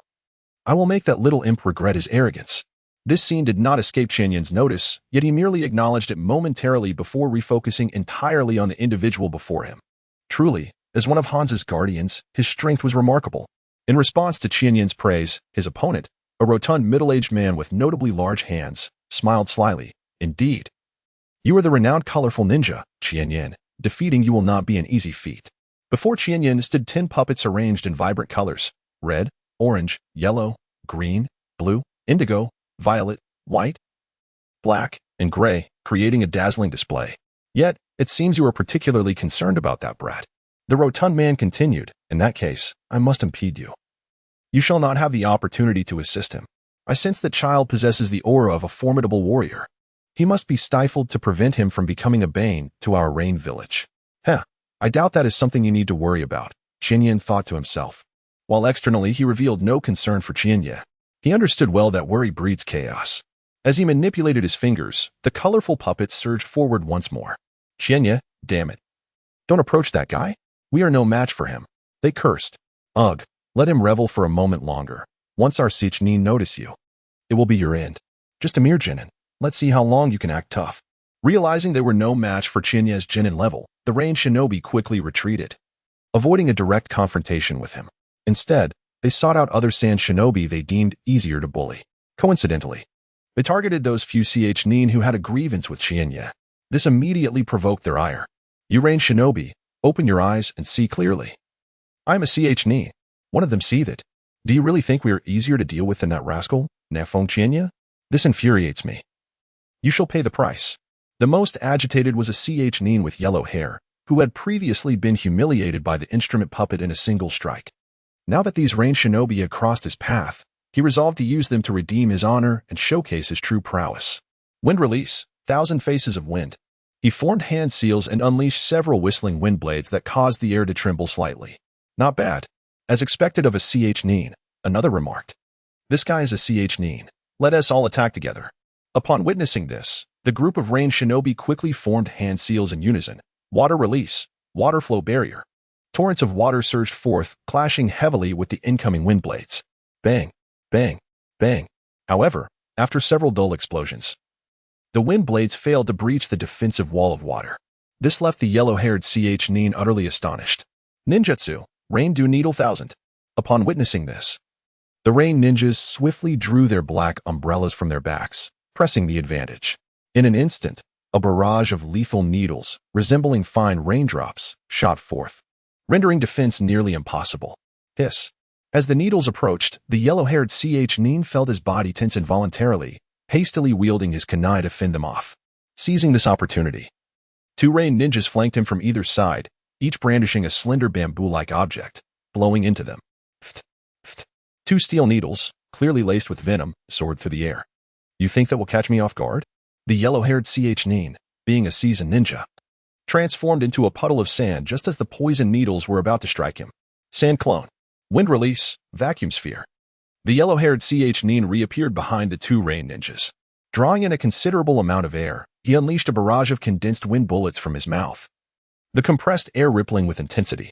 Had their power been magnified severalfold, they would rival the vacuum sphere of Konoha's Danzo. Not good. The two rain ninjas' expressions shifted dramatically. They attempted to evade, but found it too late. Ninjutsu, Hulagai. One of the rain ninjas rushed forward, unfurling a red umbrella to shield his comrades. Bang, bang, bang. This seemingly flimsy umbrella bore an imposing presence, completely absorbing the force of the wind bullets. Damn it, are you really just a genin? Witnessing this, the yellow-haired chūnin felt a surge of frustration. When did the genin of the Rain Village become so formidable? Hadn't they been utterly powerless against the likes of Chiyo? Why was his potent wind technique so effortlessly thwarted? I merely excel in defense, the red umbrella-wielding rain ninja declared, a triumphant smile gracing his face. Compared to that puppet master, you are indeed much easier to handle. After expending two wind techniques, how much chakra do you have left? The red umbrella rain ninja and his two companions stood together, gazing at him as if he were a wounded prey. We'll be taking your life, chūnin. This declaration ignited even greater fury in the yellow-haired chūnin. What nonsense! You dare regard me as prey? Who do you think you are, mere genin? Yet, scarcely had he spoken when a booming voice echoed, if they're unworthy, then what of me? The burly man charged forward, bellowing, earth release, flying rock bomb. Boulders the size of fists hurtled through the air, causing the yellow-haired chūnin's pupils to dilate in alarm. He dared not conceal himself any longer. Wind release, thousand-faced wind. Uft, uft, uft. The wind blades barely sliced through the oncoming projectiles, but before the yellow-haired chūnin could catch his breath, he suddenly realized that the burly man had vanished from his sight. Panic surged through him as he frantically searched for the yellow-haired chūnin's whereabouts. Hey, are you looking for me? Behind the yellow-haired jonin, a hulking brute emitted a low, demonic growl. Before the astonished jonin could retreat, the heavy-set man swung his kunai downwards. It was over. The jonin's pupils dilated to their utmost, as if he were already witnessing his own demise. Even if he had ample chakra at this moment, he would still be unable to evade this strike. Bang! The muffled sound of impact, coupled with the absence of pain, jolted the yellow-haired jonin back to reality. Before him stood a black puppet, its right wrist adorned with a cross-shaped shield that intercepted the attack from the hulking man. It was the instrument puppet. Is it truly fair to prey upon someone who has already exhausted their strength? The voice of Chiyo echoed from a short distance away, as the left leg of the puppet thrust forward, revealing a hidden poison blade from its knee, forcing the hefty man to stagger back. Reluctantly, the jonin had to admit that Chiyo appeared remarkably impressive at this moment. Heh, you were always my target, and since you have come to me, it saves me the trouble of searching for you. Employing the same tactic, he bellowed, earth release, flying rock bullet. Simultaneously, he prepared to vanish from Chiyo's line of sight, intending to launch a surprise attack from behind. This strategy had proven successful countless times, eliminating numerous foes. Night secret technique, thunderous white ray. Chiyo's acute magnetic field sensitivity detected the impending danger. With a subtle smirk, he skillfully maneuvered the puppet to unleash an attack, countering the incoming rock bullets. Bang, bang, bang. Despite their diminutive size, the thunder bullets possessed terrifying power, easily obliterating fist-sized rock projectiles upon contact. Meanwhile, the hulking man had vanished from Chiyo's view. Be careful, the jonin exclaimed, hastily issuing a warning. He had anticipated that Chiyo would, as he had moments ago, immediately search for the brute's whereabouts. However, night secret technique, thunderous white bullet. The puppet controlled by Chiyo suddenly extended its palm toward a seemingly empty space behind, releasing a lightning-fast thunderbolt. The jonin was utterly perplexed, unable to fathom why Chiyo would attack thin air. Yet, in the next instant, comprehension dawned upon him. The hulking man suddenly emerged from thin air, desperately evading the oncoming thunderbolt. This brute was indeed formidable. As the lightning bullet approached, he quickly enveloped himself in a layer of rocky armor, twisting his body to allow the bullet to graze past his waist. However, in that fleeting moment, a significant portion of the armor shattered. The sheer force of the bullet left the hefty man trembling with fear. Thankfully, he had managed to evade the strike. Had he been hit, he would surely have perished. The remaining thunder bullets detonated amidst a group of rain ninjas, claiming the lives of several. Damn it! How did you know my position? The hulking man retreated a considerable distance. His expression darkened with fury. Instead of worrying about that, you should contemplate how to save yourself. The mocking smile of Qian Yi instilled an unsettling feeling in the burly man. He hurriedly turned around, only to find the Chi puppet had inexplicably appeared behind him, its fingers adorned with sharp spikes, glistening with an unsettling emerald hue, aimed directly at him. Hiss! The burly man dared not linger and swiftly retreated. However, as he witnessed the long blade piercing through him from behind, disbelief washed over him. He turned to see the dough puppet had somehow closed the distance. His retreat had inadvertently led him into the blade of the dough puppet, sealing his fate on the spot. Ugh! The burly man coughed up a mouthful of blood, his face turning a deep shade of purple. Yet his expression remained incredulous. How could you possibly know where I would retreat? My movements were completely seen through. It was utterly terrifying. Why does a dead man ask so many questions? Qian Yi summoned the Chi puppet to shield himself. Did you think I would be foolish enough to divulge my information to you? With that, the long blade in the dough puppet's grasp withdrew once more, then plunged through him, bringing a definitive end to the burly man. A timely strike was a hallmark of a qualified ninja. This scene instantly stirred quite a commotion among the surrounding rain ninjas. Hey, is this for real? The squad leader just died at the hands of that little brat? Is this guy truly a chūnin? When did the chūnin of Sunagakure become this formidable? No, that's not right. It's not that the Sunagakure chūnin is strong. It's that this fellow is powerful indeed. Indeed. The yellow-haired chūnin from Sunagakure exemplifies the standard level of a chūnin, which is why he was quickly cornered by the squad leader. Those capable of standing against the squad leader within their rain ninja ranks are primarily special J-nin or chūnin with the potential to be promoted to special J-nin. Yet, such a formidable figure still met his demise at Qian Yi's hands. The rain ninjas found it impossible not to pay attention to Qian Yi. If Qian Yi had merely overpowered a group of rain village genin earlier, it might have made him somewhat notable, but not sufficiently remarkable to warrant attention. However, now he had undeniably become worthy of scrutiny. After all, the individual who fell to Qian Yi would have been a special J-nin once this war concluded.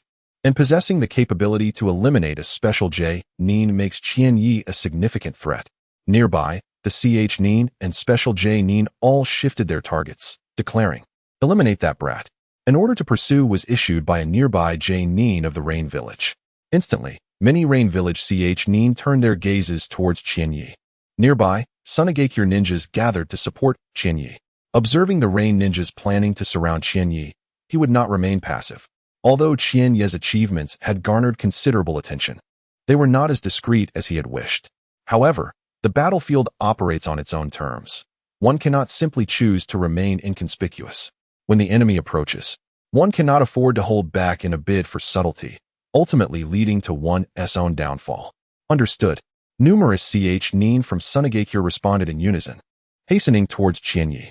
Yitsong and Luo Sha were naturally among them. Special J-nin are also coming to besiege me? How thrilling, yet somewhat terrifying this is. Qian Yi took a deep breath, his gaze infused with fervor. In the month preceding the battle, apart from sparring with Qian Yin, he dedicated his time to crafting chakra batteries and storing chakra. Now, within the sealing scrolls on his person lay enough batteries to sustain him through several days and nights of combat. As long as his stamina held, he could continue to fight indefinitely. Lo Sha, it seems your sand village has birthed yet another genius. In another battlefield, Hanzo also took note of Qian Yi, a glimmer of lethal intent flashing in his eyes. Such talent is best extinguished before it blossoms. Otherwise, it may become a significant threat to their rain village in the future. The former Luo Min was such a presence. Now, seeing this potential in Qian Yi, he was unwilling to allow the emergence of a second Luo Min. If possible, let him try. Luo Min smirked. Gazing forward at Hanzo, let me see just how formidable you, this demigod, truly are. Beside him, Qin Daijin Ten had already formed a trinity formation of Buddha, Dharma, and Monk, while the other 7 puppets stood in a fan-shaped arrangement. Should any situation arise, the Jisong Ten could deliver a rapid strike. Humph. Lo Sha. Do you think I would dare to wage war against you without any preparation? Hanzo scoffed. What does it matter if I cannot eliminate that puppet brat? He glanced towards other battlefields. Not every location was as favorable as Qian Yi's.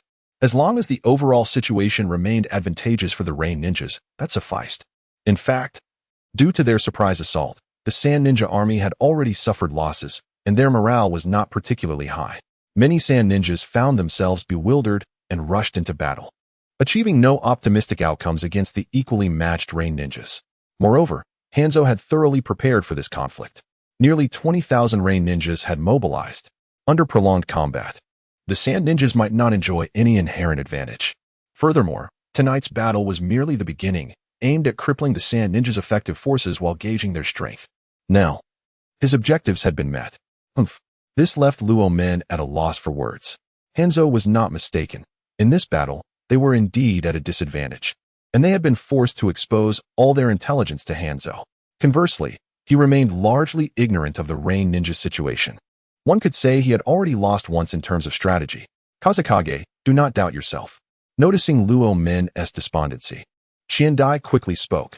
Our opponent is the demigod Hanzo, a creature seasoned by the First Ninja World War, having encountered the founding and second generations of various ninja villages. Being caught off guard by him is not unacceptable. As long as the final outcome is our victory, that is sufficient. I believe in your capability. The encouragement from Qiandai immediately lifted Luo Min's spirits while simultaneously deepening his vigilance towards Hanzo. Were it not for Chiyo's timely intervention, he might have been led astray by Hans. It can only be said that, in comparison to a monster like Hans, he, as a village leader, still has a long journey ahead. As Hans watched his plans thwarted once again by Chiyo, a cold glint crossed his eyes. Humph. You are too meddlesome, Chiyo. Inagami, hold back that brat from the wind shadow. I shall deal with this nuisance first. With that, Hans vanished in an instant, materializing mere dozens of meters away from Chiyo. Fire release, flying dragon flame. The sky was instantly painted crimson, the temperature soaring as a roaring white fire dragon coalesced, poised to engulf Chiyo. The force of the attack was overwhelming, distorting the very air and unleashing searing shockwaves that compelled those within 100 meters to shield their faces. Is this the true power of the demigod Hans? From a distance, Chiyo watched this godlike strike, feeling a profound sense of shock. Since his arrival in this world, he had yet to witness a formidable 5-element ninjutsu, and thus his understanding was shallow. Now, after witnessing the reality, he comprehended just how far he was from becoming a true powerhouse. For a moment, the arrogance born from his recent rapid ascension in strength dissipated entirely. Brat, where are your eyes wandering? A thunderous voice erupted from behind Chiyo as a short but robust ninja from the Rain Village darted towards him. In that case, I shall claim your life. In the blink of an eye, he was less than 3 meters away from Chiyo. Be careful. Chiyo remained unresponsive as the enemy closed in, prompting a frantic warning from the supporting Yakura. Yet, at this distance, she could not reach him in time. At this range, no matter how swift you are, you cannot react in time. The diminutive ninja understood this well and reveled in his triumph. However, what he faced was not the flustered gaze he anticipated from Chiyo, but rather a pair of calm eyes. Within 10 paces, perhaps he was faster. But alas, within 5 paces, I am swifter.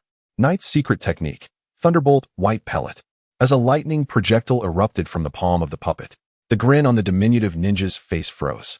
With a sickening sound, his head exploded in a shower of blood and brain matter, causing Chiyo's complexion to pale slightly. He was far from the reincarnation of a killing god. This was his first time on the battlefield, and he had merely been suppressing his revulsion until now. Yet the scene before him was too much to contain. But the Rain Ninja offered him no respite. In the midst of the magnetic field sensation, a powerful presence surged from behind. An elite ninja. When the short, brown-haired elite ninja from the Rain Village saw his assured ambush thwarted, a flicker of astonishment crossed his face. Having failed his strike, he retreated swiftly, exclaiming, I suspected you would be a troublesome opponent, but I did not anticipate you would be this formidable. No wonder that even when distracted, he could retaliate against an enemy who approached within 3 meters.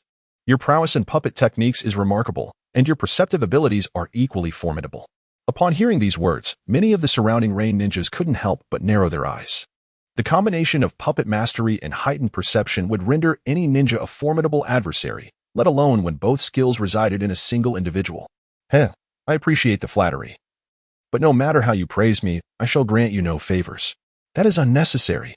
We only require your life. The special Jonin with the rice-colored hair smiled brightly.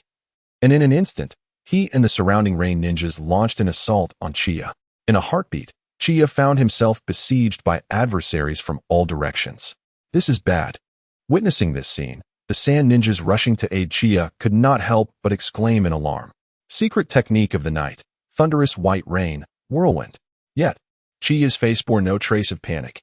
With his puppet hands spread wide, he unleashed a torrent of thunderbullets that spun and danced like raindrops, hurtling in a 180-degree arc towards the encroaching rain ninjas. Swish, swish, swish. Faced with the densely packed thunder projectiles the size of soybeans, all the rain ninjas charging forward changed their expressions, hastily attempting to evade.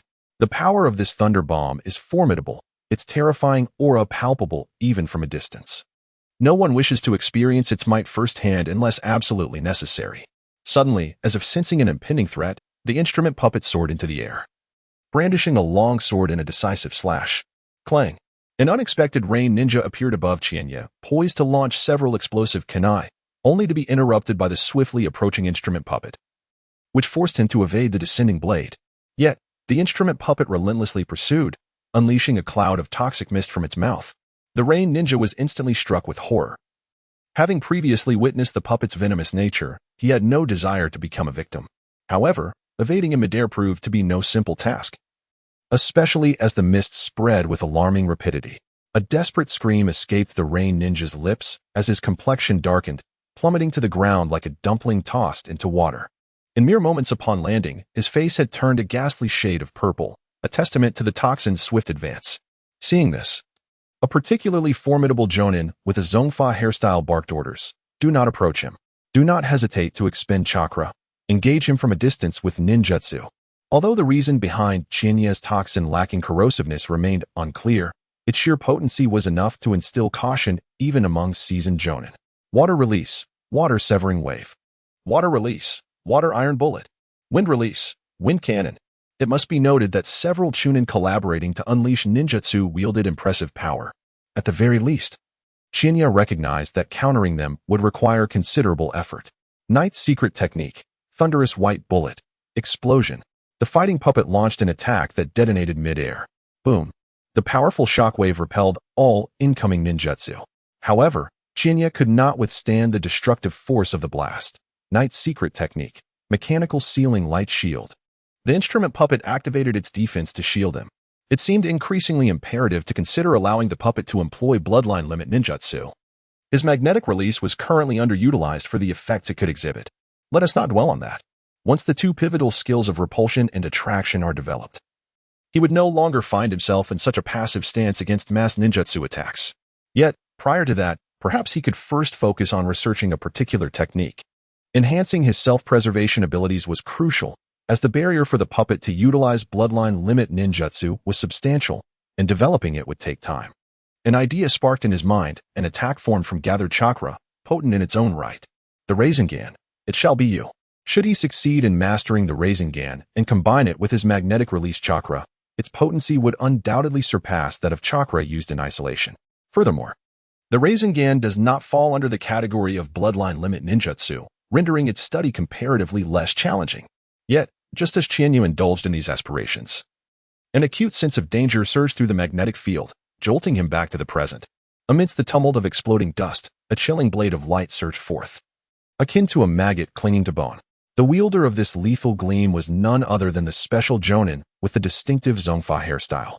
He materialized behind Chiyo, striking with the swiftness of lightning, leaving Chiyo no opportunity for response.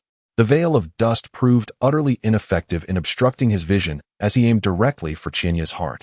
His ability to execute such a feat stemmed from his own heightened perception. The little demon of Sunagakure's village was destined to meet his end, as the long blade was but a mere breath away from piercing Chiyo's chest.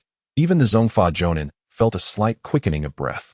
At this close range, he doubted Chiyo could react in time. With a sickening thrust, the icy blade viciously penetrated Chiyo's chest. A fatal blow. Finally, it was resolved. Yet, before the Zongfa special Jonin could exhale in relief, an unsettling sensation washed over him. Chiyo, who had been impaled, rapidly disintegrated into a cascade of sand. A sand clone? When did this happen? Realizing the situation, the Zongfa special Jonin's pupils constricted, a chill racing up his spine. Night secret technique. Thunderous ray. Accompanying Chiyo's demonic murmur was a torrential downpour of thunderbolts, more ferocious and faster than before. This was dire. Without hesitation, The Zongfa special Jonin formed hand seals, water release, water clone. In the next instant, the thunderbolts turned him into a sieve, only to dissolve into a puddle of water upon hitting the ground. Indeed, as a special Jonin, he could evade such an onslaught. However, this did not signify the end. Chinya's gaze sharpened, his voice low. Previously compelled to utilize a sand clone due to the Zongfa special Jonin's pressure, his chakra was now halved, a perilous predicament for him. Thus, he would not let the Zongfa special Jonin, the architect of his troubles, escape easily. With a swift motion, the Zongfa special Jonin suddenly appeared beyond the dust veil, his face still etched with profound astonishment. The brief encounter had deepened his understanding of Chinya's formidable prowess. He was nothing short of a monster. Yet, before he could catch his breath, a voice from behind cried out in alarm. "Be careful!" A sharp sense of impending danger surged through the Zongfa special Jonin's perception. A thunderbolt, a cold, ferocious thunderbolt, like the breath of death, was less than a step away from him. Hiss! The Zongfa special Jonin gasped in disbelief. How could it be so swift? Even for a Jonin, the speed of ninjutsu should not be this rapid. Yet, there was no time for contemplation. Instinctively, he rolled backward to evade the strike. Sizzle! As he watched the thunderbolt skim just above his brow. A mere 2 centimeters from his face, a cold sweat broke over him. Just as he thought he had evaded the attack and prepared to exhale in relief, did you think you had escaped? It is not that simple. Chinya's demonic murmur echoed ominously. Thunderbolt, explode. A peculiar wave erupted from the puppet, causing the previously serene thunderbolt to stir restlessly. In an instant, within the violently contracting pupils of the special Jonin, it detonated explosively. No. At such a close range, how could his physical form withstand such an explosion? Boom. Amidst the deafening roar, the earth was ruthlessly torn apart, creating a half-meter deep pit. Flesh and blood splattered in all directions, creating a gruesome spectacle. The dancing arcs of electricity further heightened the sense of terror surrounding the explosion. Moments later, as the flickering lightning gradually subsided, the aftermath of the explosion became visible. The surrounding ninjas, drawn by the commotion, widened their eyes in disbelief. The special Jonin's face was a grotesque mask of blood and flesh, his breath extinguished. A distinguished special Jonin had perished at the hands of Chinya. Many Rain ninjas, glancing at Chinya, felt a surge of fear and instinctively took several steps back. How could they possibly fight? They were not on the same level. Do not fear. This fellow has just unleashed a barrage of formidable attacks, and his chakra must be severely depleted. One special Jonin shouted, "Let us strike together while he is weakened. Avenge your squad leader. Scorch release. Overheating kill." Just then, a blazing sun hurtled toward him, sending shivers down the spine of the special Jonin. This blow must not be confronted head-on, or he would undoubtedly suffer grave injuries. As he attempted to retreat, another cold voice rang out. Sand gold burial. Like a tidal wave, the torrent of sand and gold surged toward him, causing the special Jonin to panic. He hastily twisted to evade again. However, after merely 3 evasive maneuvers, the relentless waves of sand and gold ensnared his right leg. A moment's hesitation allowed the sand to engulf nearly half of his body, the unimaginable crushing force eliciting a cry of agony. Yet, being a special Jonin, he swiftly gathered his chakra, causing the sand to shatter instantly. Just as he was on the brink of escape, a searing presence descended once more. The small sun he had previously evaded now plummeted directly overhead. Oh no! Terror dawned upon the special Jonin, but it was already too late. A brief, harrowing scream escaped him before he was desiccated, reduced to a mere husk. Another special Jonin had met his end. They thought to exploit Chinya's weakness and surround him. But they would need to seek our consent first. Yakuro approached, brandishing a blazing fireball with formidable authority. Meanwhile, Rasha had silently appeared beside Chinya, the sand and gold surging ominously. Damn it, how could the young ninjas of Sunagakure be so powerful? Witnessing the deaths of 2 such formidable special Jonin in quick succession, the surrounding Rain ninjas could no longer suppress their desire to retreat. It must be understood that for most ninjas, the Nin rank was often the pinnacle of their aspirations, while special Jonin were considered the elite among the elite. In this battlefield, apart from the elite Jonin, there existed the most formidable presence. Yet now, 2 of them have fallen. This has instilled a sense of panic among the lower-ranked Rain shinobi, as they realize they are utterly outmatched. The sight of this has significantly boosted the morale of the surrounding sand shinobi, causing a ripple of encouragement to spread throughout the vicinity. The dynamics of the battlefield began to shift gradually. Your fire release has become even more potent, exclaimed Chiyo, unable to suppress her admiration as she glanced at Yi Song, who had approached her side. Indeed, Yi Song replied, lifting her chin with pride. You should know who I am. I aspire to become a formidable kunoichi like Lady Chiyo. Without a modicum of skill, how can one achieve that? However, she shot a disgruntled look at Chiyo, adding, yet, compared to you, this so-called monster, I still fall short. You effortlessly dispatched a special jonin. If I had any talent for puppetry, I would have pursued that path as well. Chiyo shook her head at Yi Song's words. It is not as simple as you make it sound. That was a special jonin. Do you think they are as easy to slay as cabbages? I merely relied on my accumulated skills and the advantage of my enemy's unfamiliarity with my tactics to achieve that victory. He had fought for quite some time, using less than 40% of his chakra against puppetry. However, to counter a special jonin, he expended 50% of his chakra in just a few moves. This alone attests to the formidable strength of that special jonin. Humph, how dull. You remain as modest as ever. Yi Song pouted, expecting to witness Chiyo's prideful demeanor. Boom. At that moment, a tremendous tremor reverberated through the battlefield not far away. A gigantic salamander was seen tightly grasped by a colossal hand of sand and iron. Wah! The salamander emitted a piercing cry, seemingly overwhelmed by the pressure of the hand, and let out a sound of agony. Yet, in the next instant, a large cloud of toxic gas erupted from its mouth. Although the iron hand attempted to intervene, the salamander was forcibly removed from the battlefield with a loud bang. In an instant, the toxic gas spread over a considerable distance. Wind release, gale technique. Most critically, a jonin from the rain village immediately formed hand seals to unleash a powerful gale, further dispersing the poisonous miasma. Within mere seconds, several sand shinobi were caught unawares and collapsed to the ground. A cascade of them fell. This scene caused the morale, which had been bolstered by Chiyo's impressive performance, to plummet in an instant. Roman, it seems you are still too inexperienced.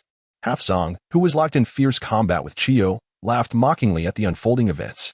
However, a perplexing turn of events occurred. He abruptly disengaged from his battle with Chiyo and bellowed, Rain Village, retreat. This seemingly irrational decision was, in fact, a sagacious choice. Having engaged in battle for so long, he had essentially gathered sufficient intelligence on the Sand Shinobi's forces. With the loss of his summoned beast, the giant salamander, facing the wrath of both Roman and Chiyo alone posed a significant risk of defeat. Thus, a timely retreat was the wisest course of action. Utilizing the intelligence acquired, they proceeded to deploy their forces, preparing for the next battle more effectively. Not a chance. Roman bellowed, ready to pursue. However, the rain ninja suddenly unleashed smoke bombs, enveloping the entire battlefield in a thick haze mingled with toxic gas, which exacerbated the situation. This unexpected turn of events rendered Roman hesitant to act. Within the shroud of smoke, he could not discern the location of the enemy. Reckless aggression would only endanger his own sand ninja. Thus, he could only watch helplessly as the rain ninja retreated. And so, beneath the night sky, this skirmish concluded in an anticlimactic manner. Naturally, Roman felt a deep sense of frustration. Not only had he failed to inflict any substantial damage on the rain ninja, but he also fell victim to Hanzo's cunning, which resulted in considerable losses for the sand ninja. Most critically, their troop strength and base locations had been exposed. Bases could be relocated, but troop strength could not be easily replenished. It was clear that in the next confrontation, figures like Qianyi, Luo Sha, and Yi Song would undoubtedly be the focus of intense scrutiny. Given Hanzo's nature, he would undoubtedly devise means to eliminate these promising young talents, preventing them from maturing into a threat to the Rain Village. What a significant loss it was. As for Qianyi, he found himself momentarily taken aback by Hanzo's sudden withdrawal of the Rain Ninja forces. Initially, he had anticipated Hanzo to be a steadfast adversary, one who would engage the Sand Ninja in a fierce battle until a stalemate forced a reluctant retreat. Instead, it turned out that Hanzo knew when to withdraw. Indeed, to lead the Rain Village to a position second only to the 5 great shinobi villages is no simple feat at this moment. Retreating is undoubtedly a prudent decision. The objective has been achieved. Continuing the fight would only expose oneself to greater peril. It is far wiser to conclude matters promptly, thereby preserving the remaining strength of one's forces. With the combined efforts of Roman and Chiyo, the persistent spread of the toxic fog was swiftly halted. However, Roman's countenance was far from pleasant, for the final venom of the pufferfish had resulted in an additional loss of 64 lives for the Sand Shinobi, including 12 Ch-nin. Although Ch-nin may not possess overwhelming strength, they represent the backbone of any faction, Losing so many at once is indeed heart-wrenching. Of course. After surveying the battlefield and listening to the logistics ninja report their achievements, Roman managed to force a slight smile. That night, the Sand Shinobi suffered nearly 100 casualties, while the Rain Shinobi lost 112, including 2 special J-nin and several ch-nin. Such losses weighed heavier on the Rain village. Among those who distinguished themselves in this battle, without a doubt, was Chiyo. Slaying a special J-nin along with several ch-nin and genin, his accomplishments were remarkably outstanding. Difficult to overlook. This young man's achievements are commendable, yet his brilliance is somewhat overwhelming. Roman felt a mix of emotions. He was pleased that the Sand-Hidden Village had produced another promising talent, but troubled that Chiyo's ostentatious achievements had drawn the attention of Hanzo. Captivating Hanzo's interest is certainly not a favorable circumstance. This implies that in the next confrontation, Chiyo would inevitably face more formidable adversaries from the Rain Shinobi. Perhaps Hanzo, mindful of his reputation, would refrain from deploying J-nin. But facing multiple special J-nin simultaneously would be perilous, even for an elite. Moreover, Chiyo had already found it challenging to contend against a special J-nin alongside several ch-nin. Chiyo, in the coming days, Hanzo may not take any significant actions. As for Chiyo, Roman expressed his desire for Chiyo to strengthen Chiyo's capabilities in the meantime, enhancing his self-preservation skills. Naturally, if the Wind Shadow does not speak of this, I shall take it upon myself. Chiyo sighed as well, lamenting, this child is still too young, unaware of the wisdom in concealing one's strengths. Such brilliance is truly perilous. But, sister, esteemed Wind Shadow, if the youth does not shine brightly, what does it mean to be young? Karu, standing nearby, chimed in with a grin. Were we not the same when we were young? Had I possessed Chiyo's prowess at his age, I fear I would have been even more flamboyant. Upon hearing this, Chiyo hesitated, ultimately resigning to a sigh. I hope this boy does not become prideful or complacent. Otherwise, that would indeed be dangerous. It is not the exposure of one's brilliance that poses a threat, but rather the ensuing arrogance and belief in one's invincibility.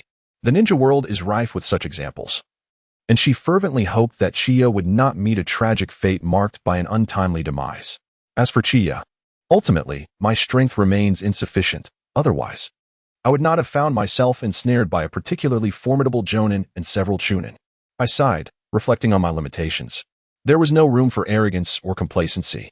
Both Hanzo's astonishing fire techniques and my predicament in the face of the jonin and chūnin served as constant reminders of my weakness.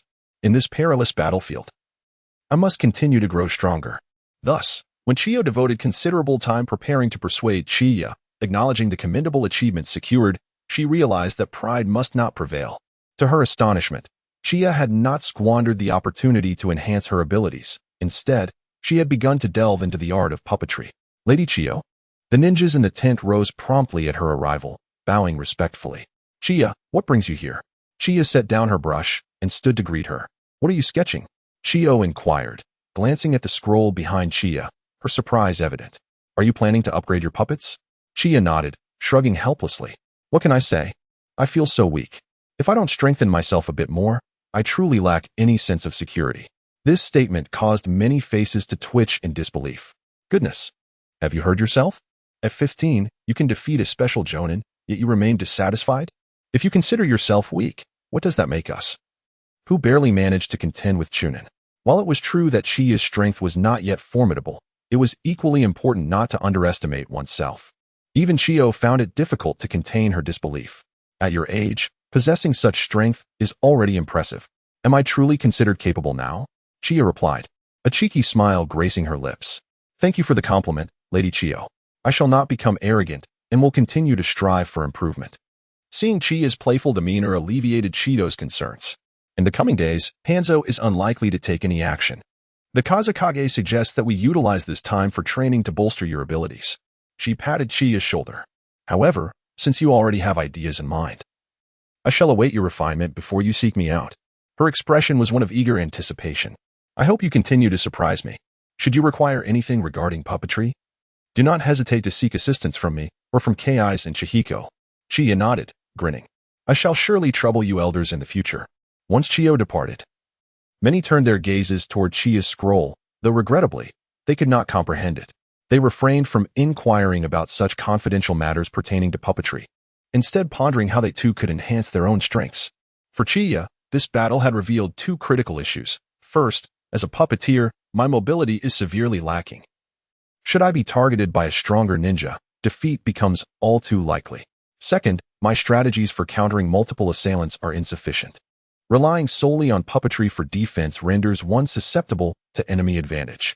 Had it not been for Hansa's abrupt retreat, after eliminating that particularly formidable Chūnin, he would undoubtedly have faced a siege from the other elite Chūnin of the Rain Village.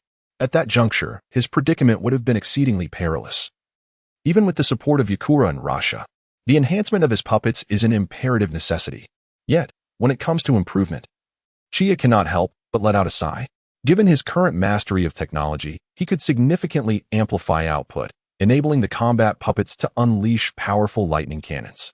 However, such an endeavor would render the combat puppets inoperative, and the chakra batteries would be depleted instantaneously. For someone like him, whose chakra reserves are already scant and who relies on chakra batteries for puppet manipulation, the risk far outweighs the potential benefits. It is unnecessary against the weak. And against the strong, success is not guaranteed. Thus, the skills currently in use remain the optimal approach, sufficiently powerful while maintaining manageable consumption. Ultimately, it boils down to his limited chakra reserves. Chiyo sighed once more. The reasons for his meager chakra supply are twofold. Firstly, his entire network of chakra pathways is somewhat narrower compared to that of a typical ninja, leading to lower conduction efficiency. Secondly, a deficiency in cellular activity factors results in insufficient chakra production. Unless he undergoes a change in bloodline, healing seems implausible. How daunting. Chiyo sighed despondently. Yet, he understands that self-pity is futile. Instead of lamenting, it is more prudent to devise strategies for enhancing the combat capabilities of his puppets. He outlines a related plan for himself. First, to enable the two puppets to utilize simple lightning-based ninjutsu, such as discharging electricity. This incurs minimal consumption while creating numerous opportunities, such as interrupting an enemy's ninjutsu casting. Second, to imbue the blades of the two puppets with lightning chakra, thereby augmenting their melee capabilities and enhancing the protection they afford him as the puppeteer. Third, to equip the two puppets with additional chakra batteries, extending their operational endurance. In the chaos of battle, enemies will not grant him the opportunity to replace batteries. Fourth, to develop the Rasengan. Given a few days of tranquility, he is confident that the two puppets could master this technique. Surveying the plan he has laid out, Chiyo nods in satisfaction. Once the war concludes, he hopes to explore the potential for developing abilities akin to Yin Seal. By manipulating puppets through electromagnetic waves, he could liberate himself. As long as he has sufficient chakra, his prowess would not necessarily be inferior to that of the puppets. His self-defense capabilities would also be significantly enhanced. It is unreasonable that he can create chakra batteries for his puppets but cannot devise a battery for himself. However, he remains unaware that had his chakra pathways been of normal width, he could indeed succeed. Alas, his overly narrow pathways cannot withstand the storage and release of chakra. Furthermore, the release speed is too slow, insufficient to sustain the casting of any potent ninjutsu. Meanwhile, at the Romon side, given that the existing stronghold has been exposed to the Rain Shinobi village, selecting a new base has become the foremost priority. This matter necessitates thorough discussion. Once a new location is determined, the reconnaissance efforts must be significantly bolstered. We cannot allow the enemy to breach our defenses again. Do you understand? Roman emphasized to the captain of the reconnaissance team. Understood. The captain, a middle-aged man adorned with the character tattooed on his arm, replied with a look of shame. Rest assured, Lord Effing Ying, such an incident will not occur again. Roman nodded and continued.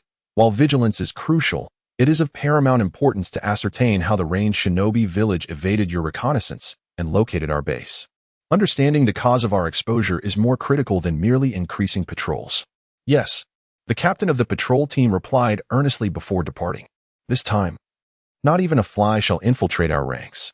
On the side of the Rain Shinobi forces, Han sat at the head of the assembly. Addressing Amano Yumi, you have performed exceptionally well this time. Your successful incursion into the Sand-Hidden Village's stronghold is deserving of the highest praise. Hans gazed down at the woman kneeling before him, satisfaction evident in his voice. Amano Yumi, distinguished by her vibrant facial markings, sharp and dark teeth, and mastery over butterflies, humbly replied, "It is entirely due to Lord Hans's adept command and the diligent efforts of the captains. I dare not claim any credit."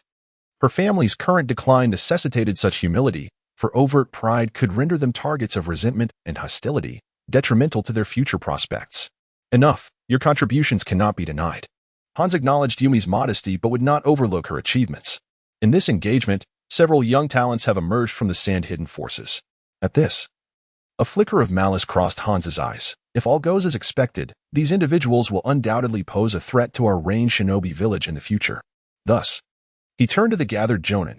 Should we encounter them on the battlefield next time, seize the opportunity to eliminate them with all your might. Understood? Yes. The jonin replied in unison. Once they take action, victory is all but assured.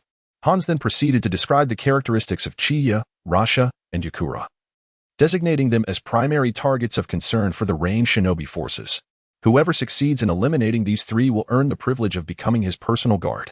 Instantly, the ranged shinobi forces erupted in fervor. Meanwhile, far away at the sand shinobi encampment, Chiyo suddenly shivered inexplicably, a wave of ominous premonition washing over him.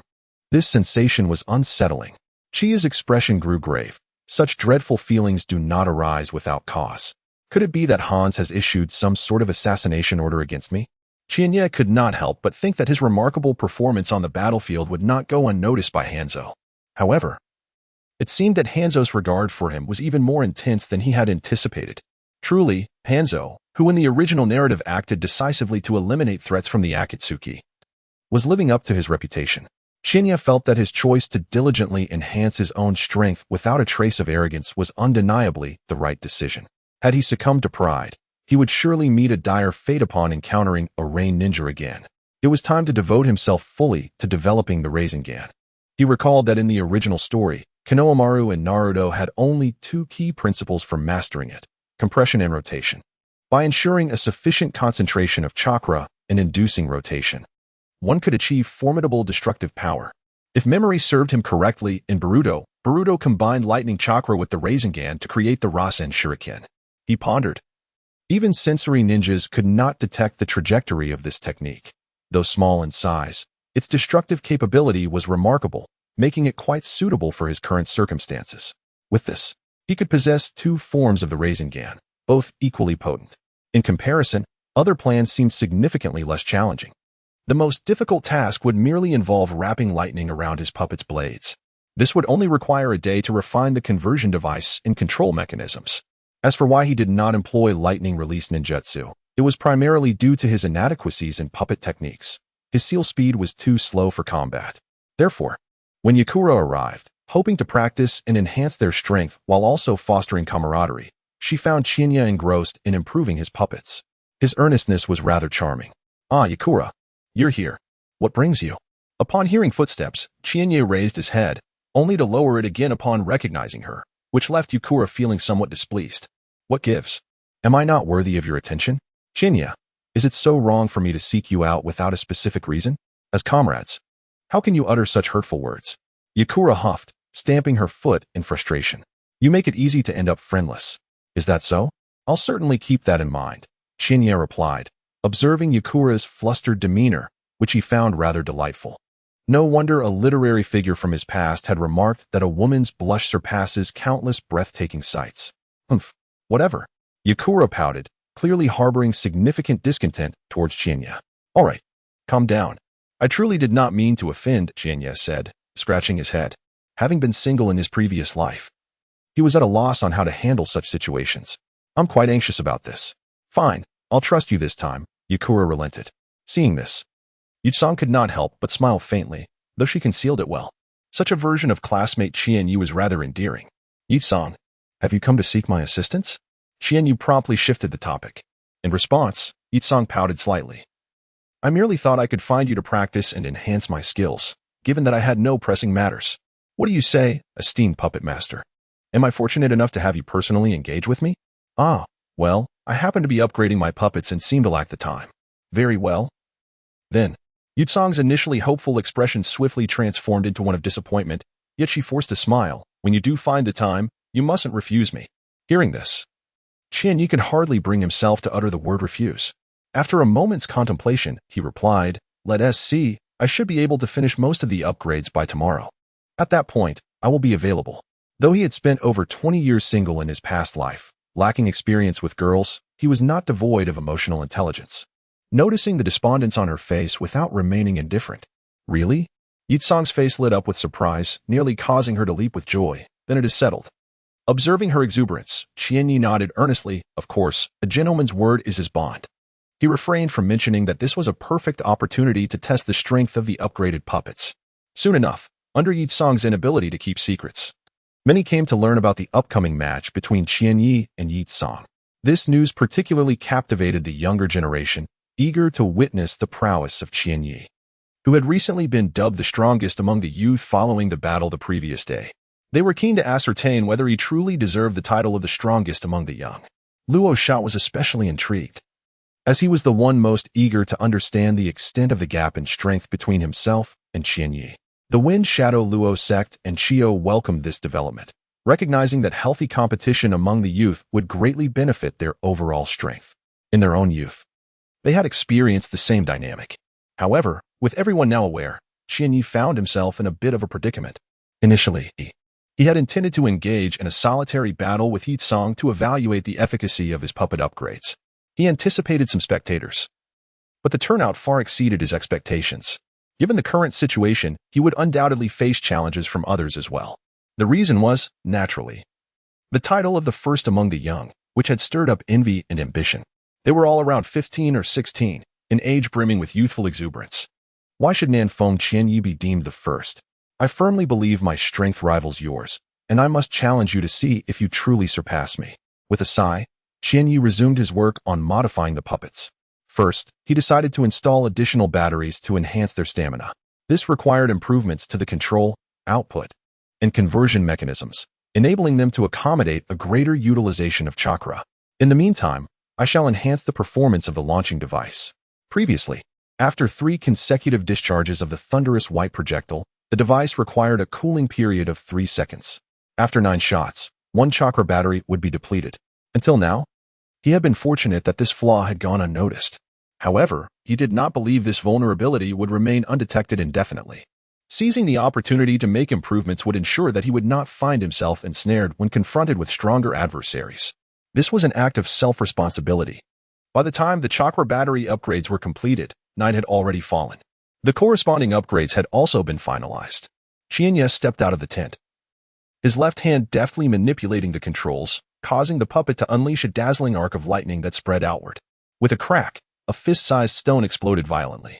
Simultaneously, Qianyi commanded the combat puppet to draw its blade, enveloped in astonishing lightning. With a single slash, bolstered by the ferocity of the electric force, he cleaved through a pile of stones taller than himself. Indeed, this strike nearly matched the power of a C-rank ninjutsu. Qianyi nodded in satisfaction, noting that the chakra consumed was merely half that of a C-rank technique. The current chakra reserve of the combat puppet was sufficient to execute 40 strikes.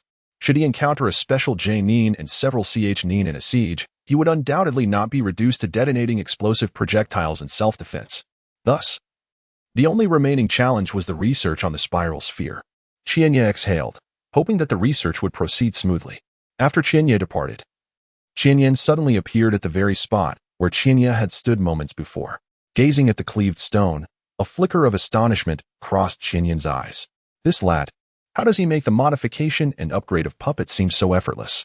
If he had possessed such talent back in the day, he would not still be struggling to attain the rank of Kage. Indeed, if it were not for the constraints of chakra, Qianyi's accomplishments would be even more remarkable today. No, one could assert that had Qianyi not been limited by chakra, he would now be an exceptional magnetism ninjutsu user. A night passed in silence. Rarely did Qianyi enjoy refreshing sleep. When he arrived at the designated location, unsurprisingly, it was already thronged with people. Shinobi of all ranks, Genin, CH-nin, Special J-nin, and J-nin were in attendance. Even Chiyo and her men were present. Lord Kazakage, Granny Chiyo, what brings you both here? Qianyi greeted them, his expression somewhat incredulous. Surely, you two are not so idle? Do you not have affairs in the village that require your attention? Why are you here merely to spectate? As you can see, we are merely here to observe. Our men shrugged, as if to convey that Qianyi's question was superfluous. Well, then let us rephrase. Lord Kazakage, do you not have even a single matter of state to attend to? A person as busy as you. Enough. Stop with the needless chatter. I shall attend to my duties after witnessing your battle. Roman interrupted Qianyi, directly seizing him and tossing him into the crowd, landing squarely before Yitsong. The absurdity of his entrance, akin to a clumsy fall, elicited a stifled chuckle from Yi Tsong.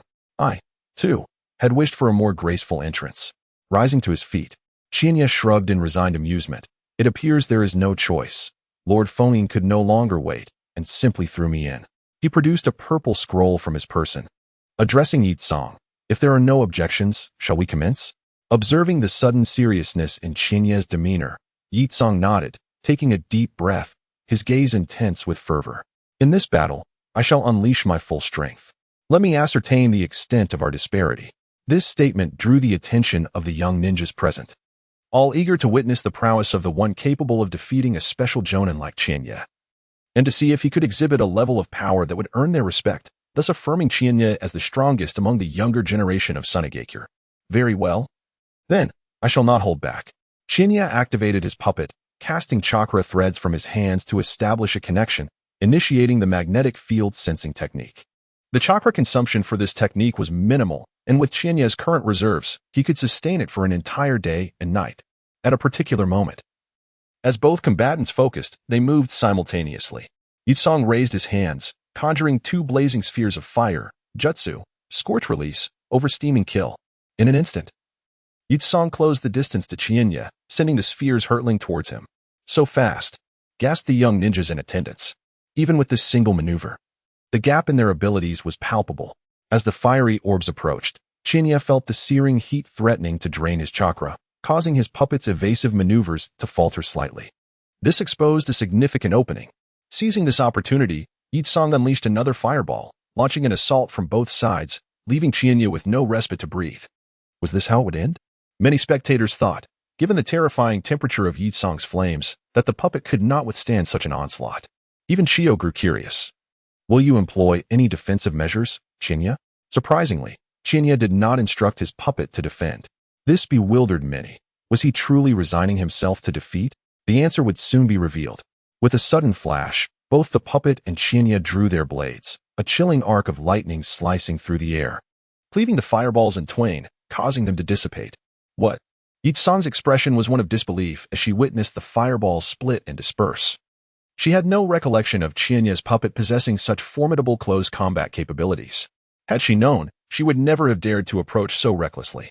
Realizing the gravity of the situation, she quickly retreated to a safer distance while conjuring two fireballs for protection. Yet, it seemed she had not quite reached the level depicted in the original narrative. Yi Tsong, it appears you still fall short, Chiyo remarked. But then again, if you truly had reached such a level, I would have already been defeated. Chiyo narrowed his eyes slightly, whispering softly. In the original work, Yi Tsong's mastery over the blazing fireballs was akin to that of a nimble serpent, leaving little opportunity for a direct confrontation. Upon encountering obstacles, he would deftly alter their trajectory and charge at his opponent once more.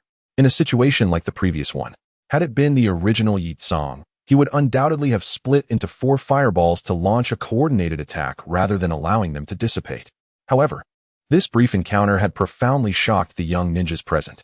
From the outset, Yi Tsong had employed fireballs to close in on Chiyo with such swiftness that there was scarcely time to respond.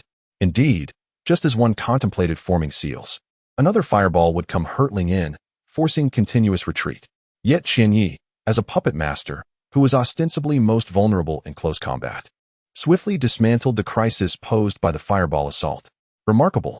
Was this the clash of a monster who had vanquished Special Jonin? Many young ninjas truly felt the disparity. This kid, Chiyo, had managed to enhance his puppet mastery so significantly in a single day. Even Chiyo found herself somewhat astonished. It seemed that in the days to come, he would continue to surprise me further. Chiyo, watch out. As the words fell, the puppet's mouth opened wide. Night secret technique. Emerald needle ray. A myriad of emerald, reflective needles shot forth. And Yi Tsong responded with a fireball to cover his approach while another fireball charged towards Chiyo. The fireball completely obscured Chiyo's vision, preventing him from seizing the opportunity to pursue her and thereby avoiding a passive predicament. However, night secret technique, thunderstorm light ray. Chiyo, as if devoid of the need for sight, commanded the puppet to cleave through the fireball, unleashing a torrent of thunder projectiles. What? This strike came with such unexpected ferocity that as the fireball shattered, Yi Tsong had only just caught a glimpse of Chiyo's form. Yet the attack was already upon him like a shadow.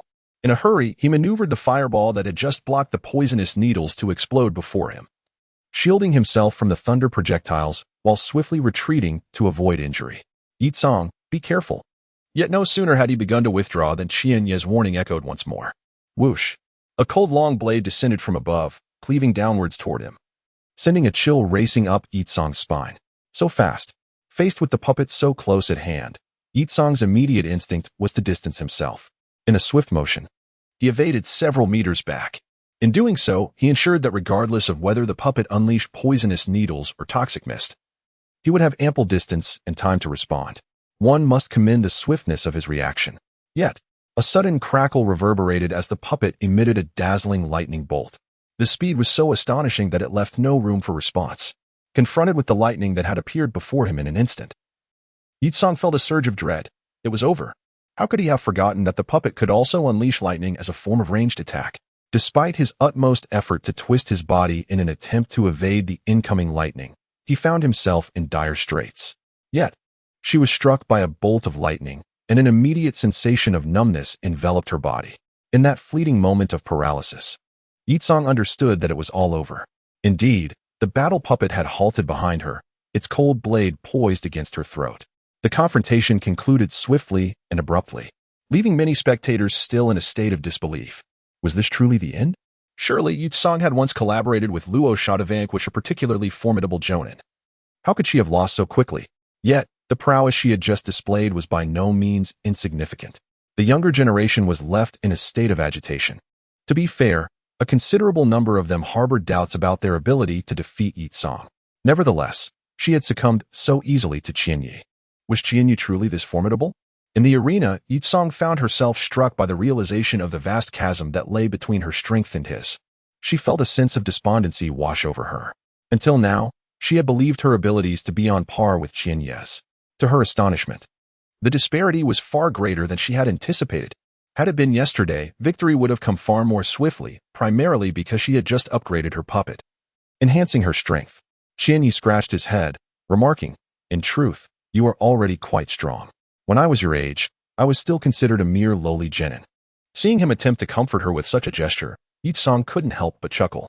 "Well, I'm not the type to be unable to accept the sting of defeat." She clenched her fists, gazing at Qianye with a determined expression. "Just you wait. I will train even harder so that the gap between us does not widen further. Indeed, if the opportunity arises, we can continue to spar," she added, undeterred by her defeat, which relieved her greatly. Otherwise, it would have been a significant setback. "Qianye, I too wish to engage in a spar with you. Would that be convenient?" Just as Yi-tsang departed, Luo Sha spoke up. Upon hearing this, the crowd exchanged knowing glances, intrigued by the unfolding drama. A few days prior, Luo Sha had been recognized as the strongest among the younger generation, yet now that title had been claimed by Qianye. The impending clash between these two titans promised to ignite a thrilling spectacle, one that was eagerly anticipated. With Luo Sha's words resonating in the air, Qianye wore an expression that suggested he had anticipated this moment. Regardless, one more opponent would neither add nor detract from his endeavors. Naturally, he agreed. Moreover, Luo Sha possessed magnetic release, granting him strength that surpassed Yi-tsang's, making a duel with him an excellent opportunity to enhance his skills, enrich his experience, and better evaluate the capabilities of his upgraded puppet. "I have long desired a match against you. Regrettably, at that time, you were often labeled as the bottom of the barrel due to your insufficient chakra, compelling me to abandon that thought. However, it appears that my wish can now be realized." Upon hearing Luo Sha's words, Qianye couldn't help but smile with a sense of gratitude. To be held in such high regard by someone as extraordinary as you is truly an honor. Given this, it seems I must perform admirably henceforth, otherwise, you may find yourself disappointed. His expression grew noticeably solemn. In comparison to Yi-tsang, Luo Sha undoubtedly possesses greater strength. Otherwise, he would not be hailed as the strongest of the younger generation. Indeed, with an expression of indifference, Luo Sha entered the arena, expressing his desire for a full-fledged battle. As a fellow magnet-release ninja, he believed he could glean significant insights from Qianye. "If there are no objections, let us commence." As soon as the words left his lips, Qianye's two puppets sprang into action. Knight's secret technique, Emerald Poison Mist. A torrent of emerald green poison fog erupted forth. Spreading rapidly, by the time Luo Sha realized the need to evade, The poisonous haze was nearly enveloping him.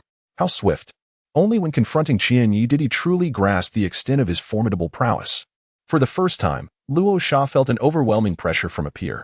However, Luo Sha was not one to succumb easily. While your poison is indeed rapid, it is still insufficient to secure my defeat. He retreated at breakneck speed. The sand gold gathering around him, poised for action. Though obscured by the toxic fog, he refrained from recklessness. Yet, his stillness did not imply that Qianyi remained idle. Whoosh, whoosh, whoosh.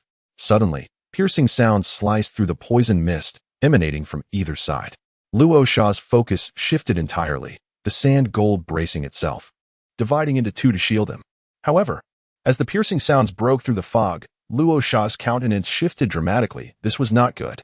What emerged were two kekkei, each bound with small cloth pouches. Undoubtedly, this was merely a diversion, a trick to draw his attention. As he fell for the ruse, he would be ill-prepared for the true onslaught approaching him. Night secret technique, thunderous ray. Indeed, the genuine assault was fleeting, arriving in the blink of an eye. The raindrop-like thunder projectiles were almost upon him. Hiss. Luo Sha's pupils constricted instantaneously.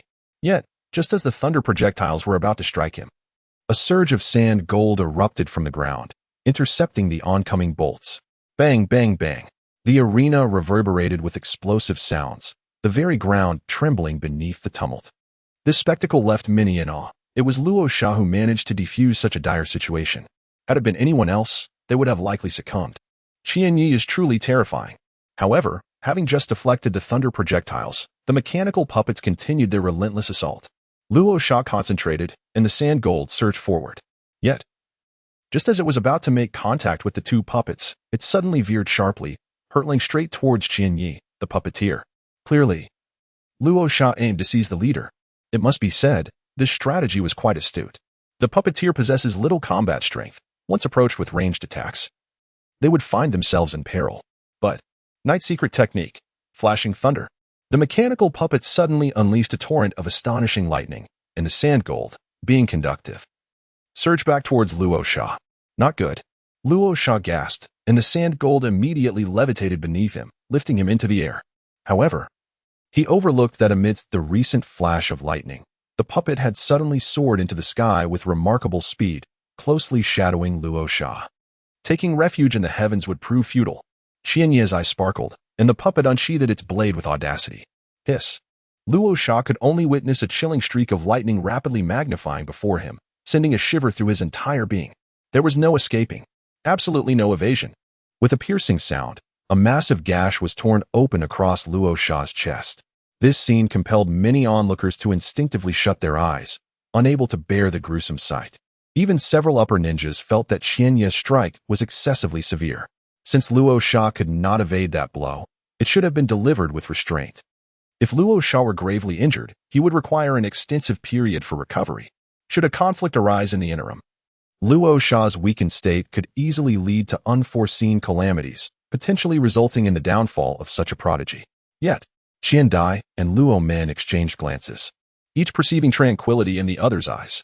They did not believe that Luo Sha possessed only this level of prowess. Indeed, in an instant, Luo Sha transformed into a cloud of sand, scattering in all directions. A sand clone. Qianyi's previously relaxed expression tightened in an instant.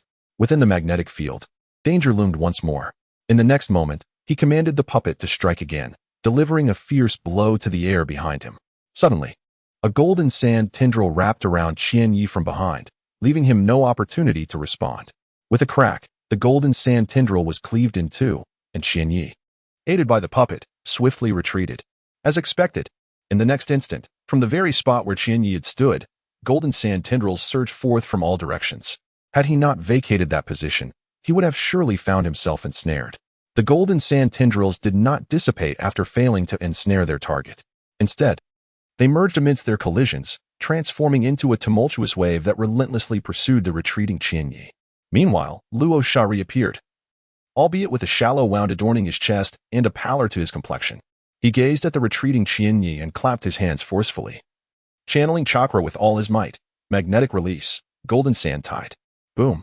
In an instant, the momentum of the golden sand wave intensified, overwhelming and all-encompassing. Yet, upon closer inspection, One would discern that the golden sand was intermingled with some earth. This alteration was meant to thwart Qian Ye's potential use of lightning release.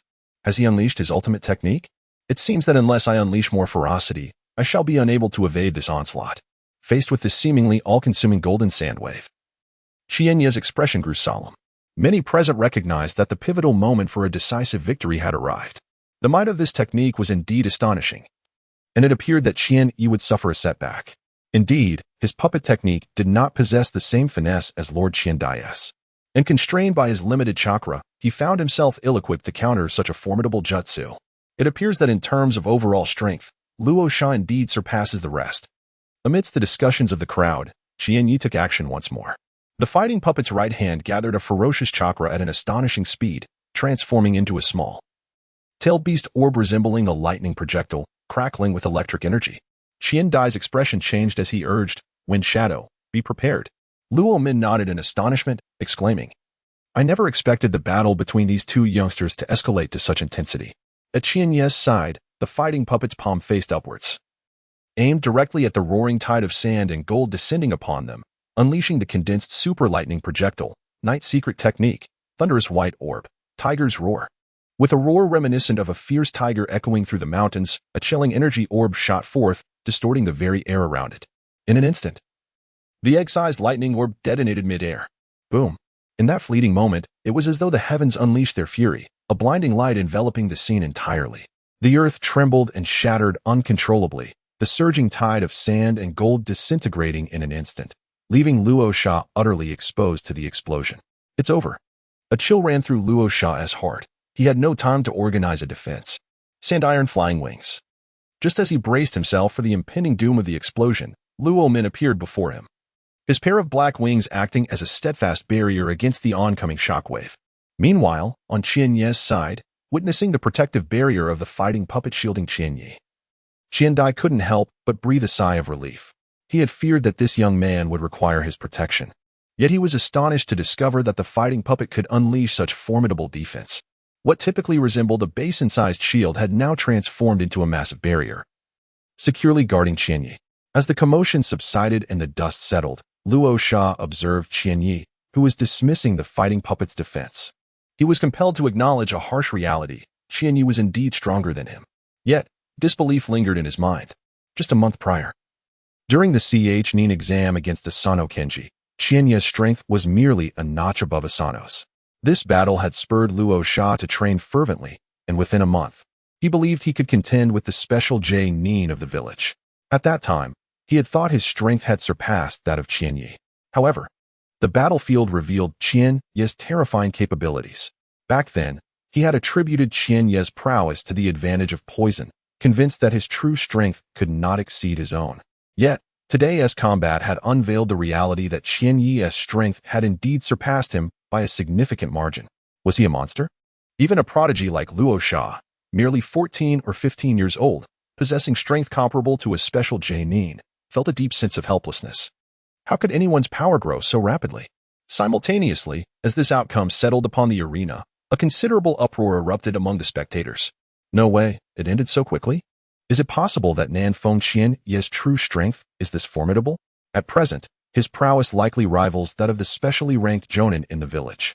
I suspect he may even be stronger, for otherwise, he would not have so swiftly triumphed over Luo Sha. Just days ago, Luo Sha was engaged in a fierce battle with a specially ranked Jonin, and even the seasoned Jonin could hardly hide their astonishment. It is important to note that merely a month ago, Qian Yi was an unremarkable low-ranking shinobi. Given his current rate of growth, how formidable will he become in another month? It seems he will at least earn the right to stand shoulder to shoulder with them. A 15-year-old Jonin is indeed a terrifying prospect. Though, of course, he cannot be compared to Kakashi, the 12-year-old Jonin. Witnessing this scene, Chiyo could not help but feel a sense of nostalgia. A month ago, even she could not have envisioned that Qian Yi would attain such strength in such a short span of time. Is there anyone else who wishes to challenge me? If so, let them come forth today, for I shall have little time henceforth. Qian Yi's gaze swept across the crowd, leaving the younger generation in silence. With the strongest, Luo Sha, already defeated, many of comparable strength dared not confront him. Those weaker than Luo Sha certainly would not wish to humiliate themselves. There were, however, some Jonin who considered testing Qian Yi's full capabilities. Yet, should they win, it would be expected. If they lost, they would become the subject of ridicule, and thus, they refrained from stepping forward. Very well, since that is the case, let today's battle conclude here. Disperse. Luo Min announced the end, and the crowd gradually began to depart.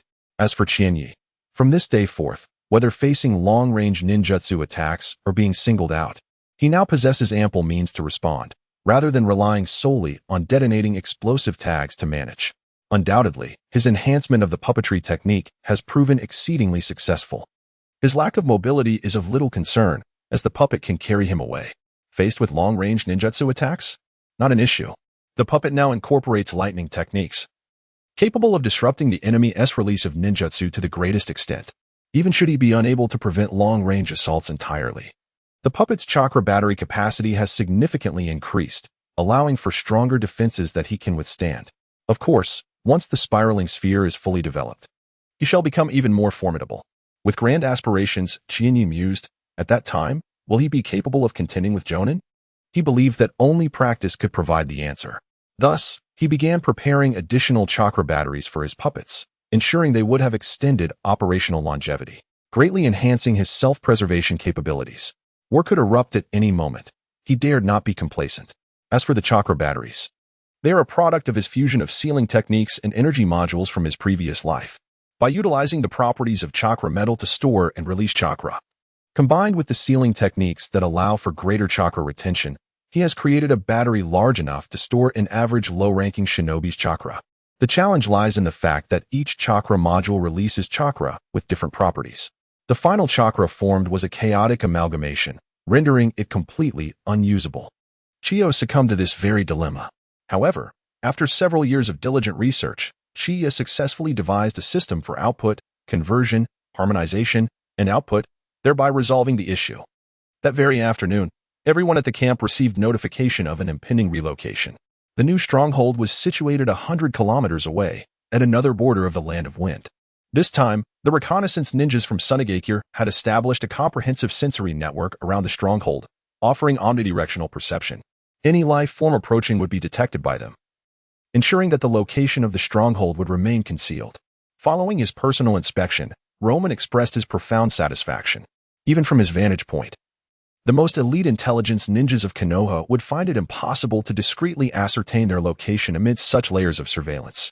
Yet, Chiyo pondered, what if the enemy's reconnaissance methods were precisely those we would overlook? Chiyo, you are being overly cautious, Roman replied with a confident smile. Even if a fly were to enter, we would detect the anomaly. What could possibly escape our notice? Rest assured, this camp will not fall victim to another surprise attack. Chiyo nodded, acknowledging the truth in his words. While the reconnaissance team might not excel in combat, their skills in sensory detection were unparalleled. Moreover, the barriers established within the camp were multilayered. Without breaching these barriers, one would merely perceive the area as an ordinary natural environment, ensuring the stronghold's location remained undisclosed. Night soon descended, and despite a day filled with activity, Chiyo felt little fatigue. Behind the camp, he summoned a puppet and, with a mere thought, an impressive amount of chakra began to coalesce in the puppet's hand. However, just as he was about to compress the sphere to a smaller size, his expression suddenly changed. This is not good.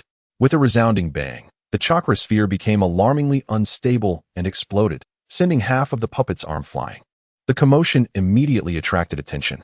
Upon discovering it was Chiyo training, the sand ninjas who had come to investigate breathed a sigh of relief. Chiyo, you are working far too hard. Training at this late hour instead of resting? There is no choice, Chiyo shrugged, adopting a resigned demeanor. My strength is lacking, and the battlefield is perilous. I constantly strive to become stronger. This rather self-deprecating remark left the reconnaissance ninja speechless. Please, you've already defeated a special Jonin from the Rain Village. How can you still consider yourself weak? What does that make of someone like me, who is merely a chūnin? Continue your training, but seek help at the first sign of danger. The reconnaissance team member did not perceive any real threats within the camp. Meanwhile, Chiyo, gazing at the puppet's severed arm, found himself perplexed. Why did it spiral out of control just as he attempted to compress it? Could it be that my magnetic chakra, which encompasses both repulsive and attractive forces, requires a delicate balance between the two for successful compression? Much like the tailed beast ball, the yin-yang attribute chakra necessitates a specific ratio. Otherwise, success remains elusive. With this thought in mind, Chiyo began to manipulate the puppet to conduct an experiment. He concentrated on forming a chakra sphere.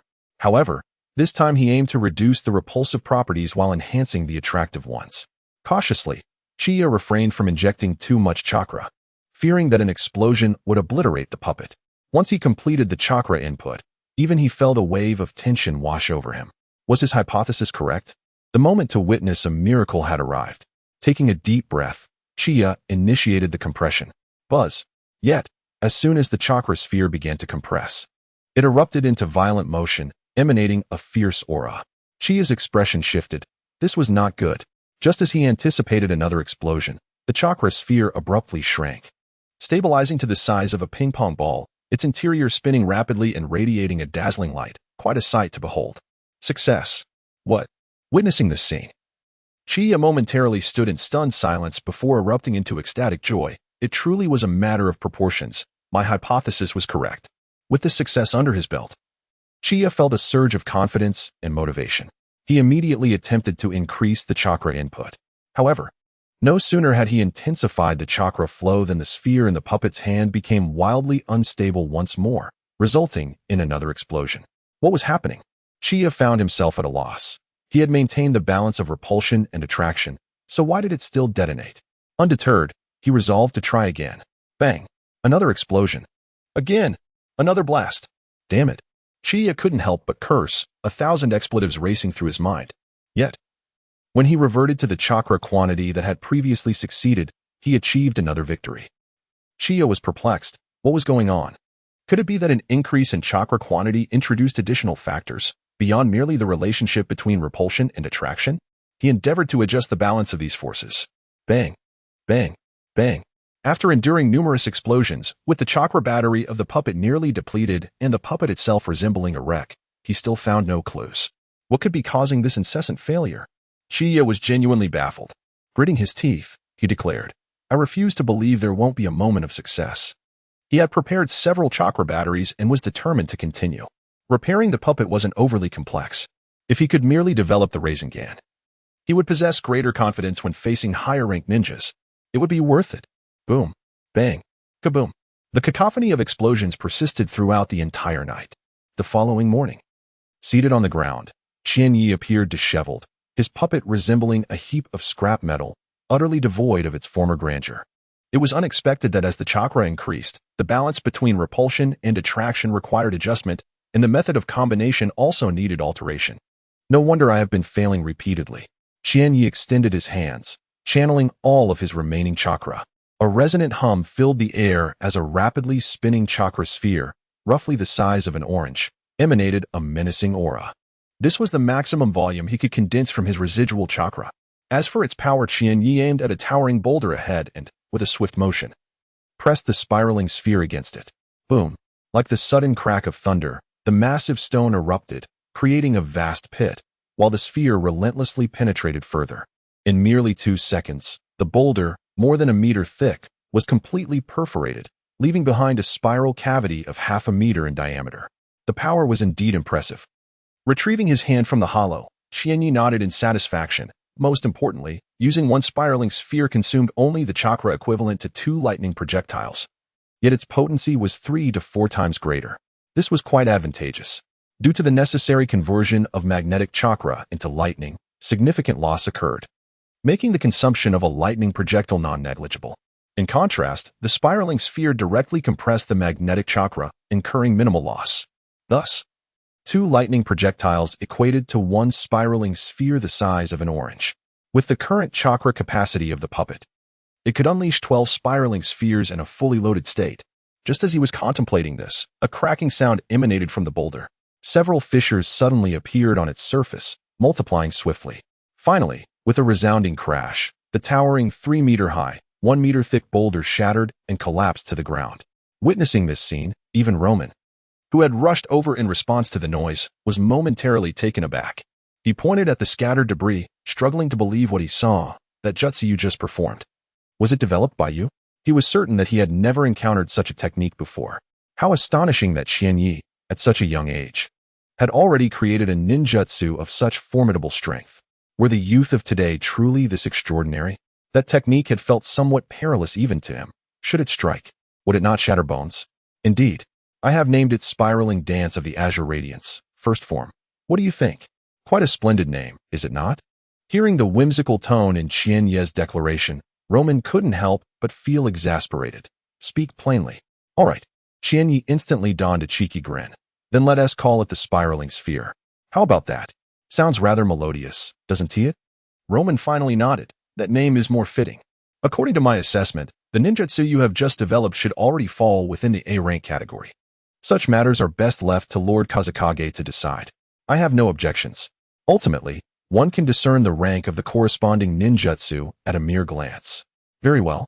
If you have no objections, we shall proceed with the registration shortly. This ninjutsu is of your own creation, and the village will not scrutinize how you choose to employ it. However, there is one stipulation. It must not be imparted to adversaries. Do you comprehend? What if an enemy were to master it independently? Would I not then bear the burden of responsibility? I believe individuals with such innate talent are exceedingly rare, aside from the Uchiha clan of Sunagakure. Upon hearing this, Chiyo shrugged. Perhaps. Yet, he felt that the Uchiha clan's historical arrogance might lead them to underestimate the Rasengan. Conversely, a certain young lad, merely around 10 years of age, deserves far more attention. After all, it was his original concept, named Minato Namikaze, destined to become a legend in the ninja world, known as the Yellow Flash. Should the opponent have witnessed this technique, he would undoubtedly decipher it swiftly. Soon, others arrived upon hearing the commotion. Their mouths gaped in astonishment upon learning that the ninjutsu before them was developed by Chiyo. They could have fit a coconut in there. The mere act of independently creating a ninjutsu, and an A-rank one at that, was nothing short of extraordinary. This incident must remain strictly confidential. No one is permitted to disseminate this information, understood? As more individuals gathered, Ramon promptly issued a confidentiality order and swiftly deployed the Umbu to secure the scene. Entry was prohibited for anyone below the rank of Jonin. Understood. The assembled were all Jonin, the pillars of the village, fully aware of the stakes involved. Should news of Chiyo's self-developed A-rank ninjutsu leak, he would become a target for many. In this era of warfare, Chiyo would inevitably face assassination attempts from all directions. Except for Sunagakure, no faction would wish to see Chiyo rise, adding yet another formidable force to Sunagakure. The Umbu's presence only heightened the curiosity of those wishing to witness the spectacle but were thwarted. What transpired? Why was the Umbu suddenly deployed? Had they perhaps uncovered the enemy's whereabouts? Some keen observers even spotted Chiyo among the crowd, which deepened their confusion. The Umbu had declared that all ninjas below the rank of Jonin were barred from entry. Chiyo, being merely a chūnin, even as Chiyo's adopted grandson, should not be permitted within. Unable to fathom the situation, the crowd reluctantly dispersed. Others attempted to glean information from the Jonin, but all were met with silence. The Jonin remained tight-lipped, revealing not a whisper of information. Meanwhile, the catalyst for all this commotion, Chiyo, lay in a deep slumber, utterly drained from the night's events. Simultaneously, at the Rain Ninja Camp, an informant reported to Hanzo, Lord Hanzo, the Sand Ninja forces have relocated, their precise location currently unknown. Should we ascertain their new stronghold? Listening to the report, Hanzo shook his head. No. He cast his gaze upon the map behind him, his finger poised over a location marked Bingon Castle. We shall venture here. Observing the astonishment etched upon the face of the intelligence ninja, Hans elucidated. Our singular purpose in waging this war is to seize the prosperous cities of the Land of Wind, plundering resources to bolster the strength of our Land of Rain. Engaging in combat with the Sand Ninjas is merely an extension of this endeavor. A flicker of pride ignited in his eyes. Once we have captured these cities in the Land of Wind, the Sand Ninja forces will inevitably emerge to assist, thereby revealing themselves to our gaze. So, the prior reconnaissance of the Sand Ninja's position and the subsequent ambush were merely to ascertain their military strength, preparing us for our impending assault on the towns of the Land of Wind, the intelligence ninja postulated tentatively. Indeed, precisely so. Hans commanded his flanking guards. Summon all the elite ninjas for a meeting. It is time for action. Yes, the two guards promptly vanished from sight. A similar urgency unfolded within the encampment of the hidden sand village. Our next step must be to swiftly ascertain the whereabouts of the Rain Ninjas and identify their forthcoming target. The Wind Shadow, or men. Unfurl the map of the Land of Wind's borders. The towns currently ravaged by the Rain Ninjas include Gaoang, Pingpu, and Nabin. Without exception, they are all among the wealthiest locales along the border of the Land of Wind. He surveyed the assembly. Thus, The Rain Ninja's next target is likely to be one of Pingang, Pingjin, or Bantao. Should I be in Hans's position, I would certainly not overlook these 3 towns. Upon hearing this, Chiyo interjected, ninjas tasked with tracking the movements of the Rain Ninjas have already been dispatched. We should receive news by nightfall. She continued, moreover, there exists another matter that warrants our attention. Noticing Armin's gaze upon her, she added, the Rain Ninja army, having journeyed from afar to the land of wind, relies heavily on a secure supply line. Should we manage to sever this line, we would have claimed victory in half the battle. In response to Chiyo's astute observation, the assembly, including our men, nodded in agreement. Chiyo, having experienced the First Ninja World War, possessed a comprehensive understanding that surpassed their own. Indeed, we must not solely focus on the movements of the Rain Ninjas. Their supply line information should also be a primary concern.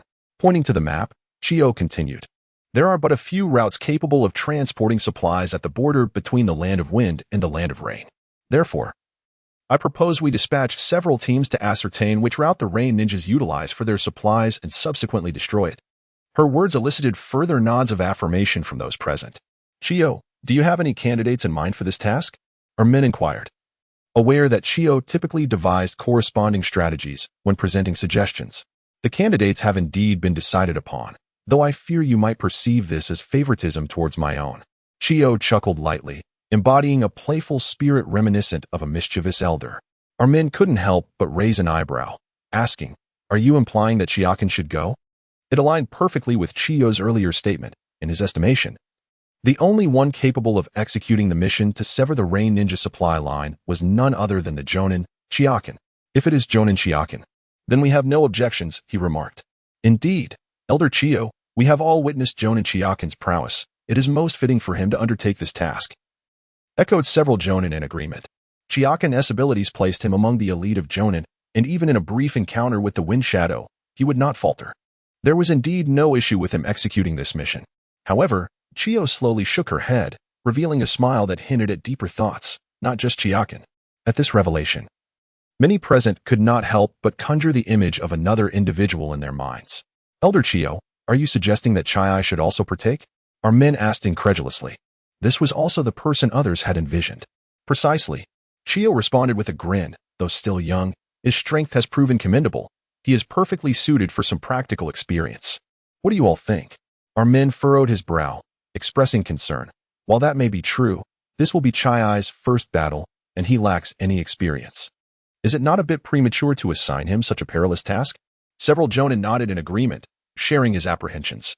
Yet, others believed Chiyo's suggestion was sound. Lord Wind Shadow, no one is born with experience. I trust that with Chai's talent, he will adapt swiftly. Moreover, he will be accompanied by Jonin Chiaken, so I foresee no significant issues. Observing the mix of agreement and concern among the Jonin, Armin contemplated for a moment before ultimately endorsing Chiyo's proposal. Very well. In that case, let Arsuna and Yakura join this mission as well. This will form a trio, allowing them all to gain valuable experience. The suggestion met with general approval. Arsuna's strength was only slightly inferior to Chai's, comparable to that of a special Jonin. Although Yakura was somewhat weaker, the power of his Scorch release was not to be underestimated. With proper teamwork, he could deliver considerable impact. With Chai and Chiaken, both of whom possessed formidable strength, this team would face minimal risk of being overwhelmed, barring an encounter with a village leader. Naturally, such a mission would not consist of a single team. Consequently, they established 3 additional squads, each led by a Jonin, composed entirely of special Jonin and elite Chūnin, to participate in this operation. Later that evening, upon awakening, Chai was greeted by the long-awaiting Chiaken, who informed him of his upcoming involvement in the mission to sever the Rain Ninja supply line. In an instant, Chai felt invigorated, the weight of this significant task instilling a sense of formidable pressure within him. By tomorrow noon at the latest, we shall embark, Jianye. Do hasten to repair your puppet. Qianyan patted Qianye's shoulder, expressing his concern. I do not wish to return bearing your lifeless form. Observing his serious demeanor, Qianye nodded. I understand the gravity of the situation. When he initially crafted the puppet, he had prepared a considerable stock of standard parts, thus the repairs proceeded with remarkable swiftness. In less than 2 hours, the puppet was revitalized. What kind of adversary shall we encounter this time? Qianye pondered, feeling somewhat restless, after practicing the spiral sphere several times. he finally succumbed to fatigue and fell into slumber.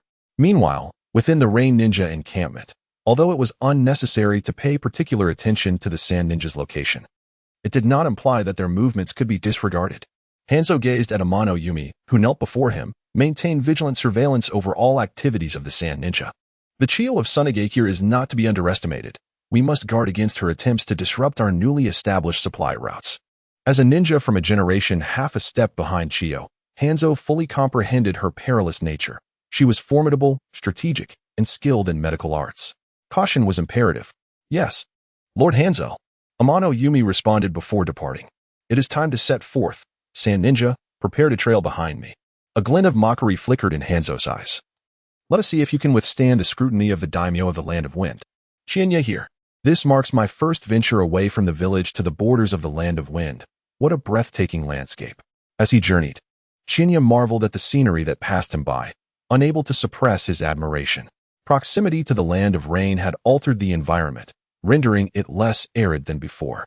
The foliage was more vibrant, and the air fresher and more humid. The sudden immersion in such an environment evoked a profound sense of relaxation. Various insects brimmed with vitality, dancing erratically, while butterflies flitted about in a dazzling array of colors, captivating the eye. Butterflies are truly beautiful. Huh? Butterflies? Suddenly jolted from his reverie. Chinya recalled that prior to the ambush on their stronghold, he had also seen butterflies. An unsettling premonition washed over him, prompting him to activate his magnetic field sense. Yet, there were no anomalies detected, just ordinary butterflies. Chinya was taken aback. Am I being overly cautious? Upon witnessing his reaction, Chinyan chuckled, shaking his head. You are too tense. If something were amiss, I would certainly notice it. The last time you saw butterflies, and then the village was attacked, was merely a coincidence. It does not signify that every appearance of butterflies heralds danger. Taking his words to heart, Chinya nodded humbly, a self-deprecating smile gracing his lips. I suppose my exuberance on the battlefield has rendered me overly vigilant. Fear not, I shall not mock you. Yukura giggled, embodying a mischievous yet cunning demeanor. As for Rasha, he comprehended Chinya's earlier loss of composure. This was the first time for everyone on the battlefield. None were superior to the others. He too had been tensed.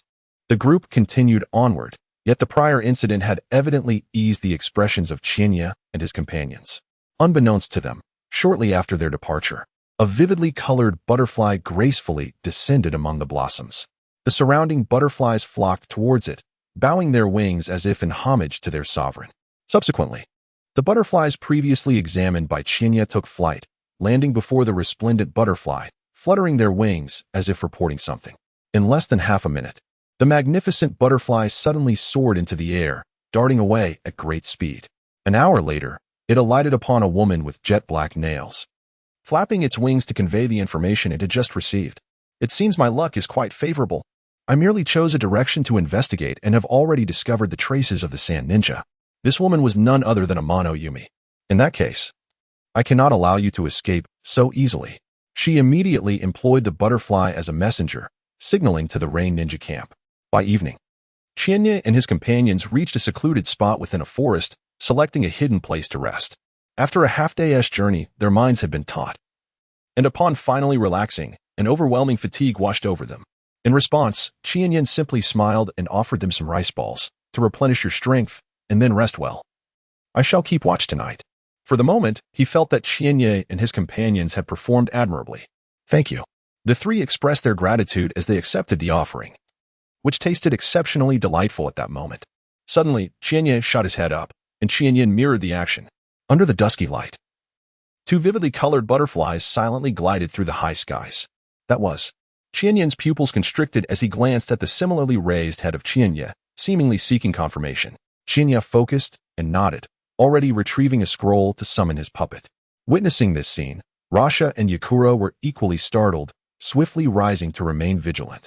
Chinyan also produced a scroll and, with a series of sharp sounds, summoned 5 puppets in red, orange, yellow, green, and blue. In the next moment, a melodious and delicate laughter resonated. I initially thought you were merely an ordinary Sand Ninja squad, but to my surprise, you turned out to be a substantial catch. The brilliant puppet ninja. Emerging from the forest with a playful expression was Amano Yumi, a colorful butterfly perched delicately on her fingertip. Behind her followed 2 elite ninjas, 4 special ninjas, and 8 middle ninjas, with a throng of Rain Village lower ninjas surrounding them. Even Xianyin's countenance momentarily changed at the sight of such a formidable lineup. This situation was decidedly unfavorable for them. Damn it, I didn't anticipate that the previous butterfly truly posed a threat. Xianyin lamented as he gazed at the butterfly in Amano Yumi's hand, feeling a pang of regret. Had he known this would occur, he would have taken Xianyin's earlier reconnaissance more seriously. No, the butterflies we encountered earlier posed no issues. The trouble arose from our failure to eliminate those few butterflies that had come into contact with us. Chiyo gazed intently at the butterfly held by Amano Yumikiyo, forming a conjecture. Judging by the circumstances, the butterfly in that woman's grasp seems capable of communicating with ordinary butterflies. This might very well explain why we were besieged by the rain shinobi. Upon hearing Chiyo's words, the previously cheerful Amano Yumikiyo's smile vanished in an instant, replaced by a palpable sense of apprehension. It is no wonder Lord Hans warned against allowing you to grow. Initially, I found his caution somewhat exaggerated, but it is evident that Lord Hans possesses an extraordinary knack for discerning character. Such sharp insight and strength at this young age cannot be overlooked. Amano Yumikiyo's mind was consumed by a singular thought. This little imp must perish. Why all the chatter, Yumikiyo? At that moment, one of the elite shinobi, seemingly annoyed by Amano Yumikiyo's verbosity, scoffed coldly. We did not come here to reminisce with these fools. He directed his gaze toward Chiyo, licking his lips. Since we have encountered the renowned colorful shinobi here, it is only natural to seek his counsel. Let us see just how formidable one can be to earn such a grand reputation. Should I succeed in vanquishing you, I trust one would not only earn a place as Lord Hans's guard, but also ascend to the ranks of his close protectors. The elite shinobi, whose gray eyes burned with intensity, declared, "SG, let us charge together. Together we shall step into the realm of Hans's close protectors." Upon hearing this, another elite shinobi named SG eagerly nodded. Indeed, Chaz, how could we let such a prime catch slip away? I am keen to see just how strong this fellow is, being of the same rank. With that, the two surged towards Chiyo. Protect yourselves. Chiyo instructed Chiyo and the others, as 5 puppets sprang into action simultaneously. Allow me to demonstrate the vast disparity that exists between us, despite our shared rank. He knew he had to swiftly resolve the conflict, and then assist Chiyo and the others. Just as Chiyo engaged the enemy, Amano Yumikiyo beckoned to Chiyo. Kekkei, and Rikan, let us join forces. These 3 imps are targets designated for elimination by Lord Hans. With that, a swarm of flying ants erupted from her body. Each no larger than a fingernail, black all over, with sharp stingers at their ends, they emitted a faint, eerie glow. Upon spotting Chiyo, their eyes transformed into a fierce, blood-red hue, surging towards him like a crimson cloud. Understood, Yumikiyo. Compared to the earlier 2 elite shinobi, Tek and Kekkei showed much more deference to Amano Yumikiyo. Being fellow elite shinobi, no matter how humble she remained, they were aware that she was not someone that could easily intimidate. Moreover, with Yumikiyo now bringing them such significant merit, their respect was further amplified. As long as they eliminate Kagaya Chiyo and his companions, they can ascend from mere special Chūnin to become the esteemed guardians of Hanzo, thereby relishing in privileges akin to those of Chūnin. The mere thought of this prospect left them all in high spirits. They were eager to curry favor with Amano Mizuki and dared not show any disrespect. Therefore, the puppet master shall be mine, while Iron Cloud and Iron Rain will be the special Chūnin. As for the remaining fire and sand manipulators, Ryukawa and Oyath, you shall divide them between yourselves. The special Chūnin expressed no dissent regarding this arrangement. Observing the situation, Amano Mizuki summoned 3 Chūnin from behind. You will assist me in dealing with this Southwind Chiyo. Once we eliminate him, you shall become the guardians of Lord Hanzo, saving you years of struggle. As she indulged in the spoils, she ensured the Chūnin received their share. Yes, Mizuki-sama. The summoned Chūnin responded, their eyes alight with fervor. At that moment, Chiyo no longer appeared as a mere ninja in their eyes, but rather as a walking accolade. Hey, must it be this intense? Chiyo thought. As he beheld the swarming flying ants and the frenzied gazes of Iron Rain and Iron Cloud, a shiver ran down his spine. Their stares felt as if they intended to devour him whole. Kid, you can only blame your high value for this predicament. Perhaps in your next life, you should consider being an ordinary person. Iron Cloud surged forward, wielding a massive blade, his posture mimicking that of a crouched leopard. At this moment, Chiyo found himself besieged by the flying ants, and Iron Cloud clearly intended to deny him even a moment's respite. Having recently ascended to special Chūnin, Both he and Iron Rain desperately needed achievements to exchange for resources to grow stronger. Chiyo must perish. I still wish to live and witness the splendor of the ninja world. I refuse to succumb so easily. As Chiyo's words fell, the puppet and battle constructs sprang into action simultaneously. The puppet erupted with a dazzling display of lightning, causing the nearby flying ants to burst like popcorn in midair.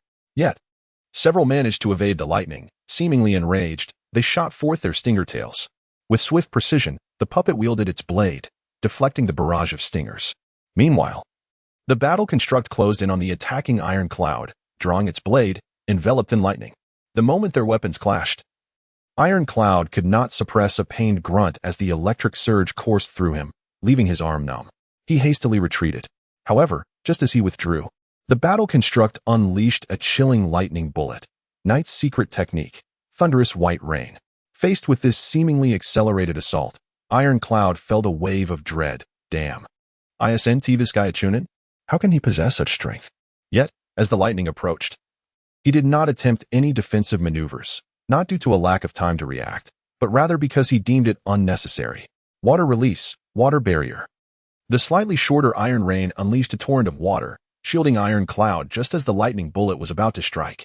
The thunderous projectile splashed colossal waves against the water barrier, yet it failed to break through. Water release, Iron Water Bullet. The hand seal of the Iron Rain shifted once more, transforming the previously defensive water flow into a concentrated mass that bombarded Chiyo, the puppet master. It was evident that every ninja confronting the puppet master understood the imperative. Eliminating the puppet master was paramount. However, just as Chiyo maneuvered his puppet to defend, using a blade imbued with lightning to slice through the water mass, another crisis struck. Water release, Iron Water Bullet. 3 mid-rank ninjas from the Rain Village charged simultaneously. Unleashing water spheres from their mouths that were as solid as steel, their power formidable. Chiyo felt a shiver run down his spine. The phrase 2 fists cannot contend with 4 hands was not mere rhetoric. He urgently needed to create an opening, otherwise he would surely succumb to their onslaught. And that would spell disaster. With lower-ranked ninjas closing in, Chiyo's pressure intensified. This was his first battlefield experience, and he found himself embroiled in such a fierce confrontation. One misstep could lead to his downfall. Knight's secret technique, thunderous white rain. The puppet unleashed its full force, the chaotic thunderbolts exploding forth, neutralizing the incoming water spheres. Moreover, a crackling sound erupted as brilliant sparks of lightning emanated from the puppet, illuminating the night sky and launching towards the 3 mid-rank ninjas. What? The approaching ninjas from the Rain Village were caught off guard by this unexpected attack, their expressions shifting to alarm as they hastily retreated. The intelligence they had received indicated that Chiyo's puppets lacked the ability to unleash lightning attacks. Faced with such terrifying electricity, they had no time to react. In an instant, 2 mid-rank ninjas were struck, and none of the lower-ranked ninjas closing in escaped unscathed. All fell victim. Knight's secret technique. Chiyo would not squander this golden opportunity, as it aligned perfectly with his strategy to create an opening, and he naturally pursued the offensive. But, you shall not succeed. Little brat. Iron Cloud had appeared behind Chiyo, his cold blade thrusting forward. The blade was enveloped in a potent wind chakra, razor-sharp, a testament to his status as a special genin. Yet, that was not the most lethal aspect. The Iron Rain had already positioned itself in the direction Chiyo could potentially retreat, unleashing a powerful stream of water with cutting force. Chiyo found himself with no means to evade or to continue his pursuit. Did you think this would render me helpless? Chiyo bellowed. Do not underestimate me, Rain Ninja. The puppet extended its arms simultaneously, launching both Thunderous White Bullet and Thunderous White Rain towards Iron Cloud and the encroaching mid- and lower-ranked ninjas. As the formidable water stream, now less than a meter away and possessing formidable cutting power, approached, the puppet unfurled a 2-meter-wide shield before its chest. Knight's secret technique. Mechanized sealing shield. Bang. That was the sound of the cutting water stream colliding with the shield. The sound of thunderous projectiles piercing through the mid-rank ninjas of the Rain Village echoed ominously. PSSHH. As Taiyun faced the incoming thunderbolt white shell, he managed to cleave the projectile in two, yet the resulting explosion left him with a painful scratch upon his shoulder. However, even the indomitable Chiyo eventually reaches a limit of exhaustion. After expending such tremendous energy, he found himself at a critical juncture when danger suddenly loomed once more.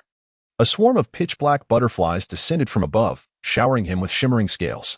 It was astonishing that Amano Yumi could simultaneously manipulate both flying ants and puppets while orchestrating this stealthy attack with the black butterflies against Chinya. As the scales drifted downward, Chinya felt every hair on his body stand on end. Danger. Utterly perilous. Despite his timely retreat, he could not escape the clutches of some of the scales that clung to him. "Little brother, it's about to explode," came the devilish voice of Amano Yumi. Boom. The seemingly inconspicuous scales unleashed a formidable explosion. The puppets were sent flying, and Chinya was propelled backward like a kite severed from its string. Xiaoyi. Upon witnessing this, Qianyin, who was engaged in a fierce battle with two elite ninjas from the Rain Ninja Village, was struck with alarm. "Damn it." His eyes flared with anger as he exclaimed, "Kaleidoscopic 10-man team, deploy." Initially commanding only 5 puppets, he now unleashed all of them into the fray. With a whoosh and a crackle, the 2 elite ninjas from the Rain Ninja Village were suddenly wounded. Yet, they continued to laugh heartily, declaring, "Accept reality, Shankai Qianyan. The young rascal Nanfeng Qianya is doomed today." Surely, he could not believe that facing 3 elite ninjas would afford him any chance of survival. The curly-haired elite ninja, Saji, smirked.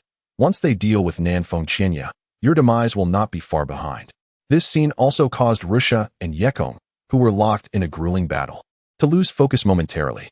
The consequence was that Rusha suffered a blade wound to his shoulder, while Yekong narrowly avoided having his throat slashed by his opponent, an elite ninja.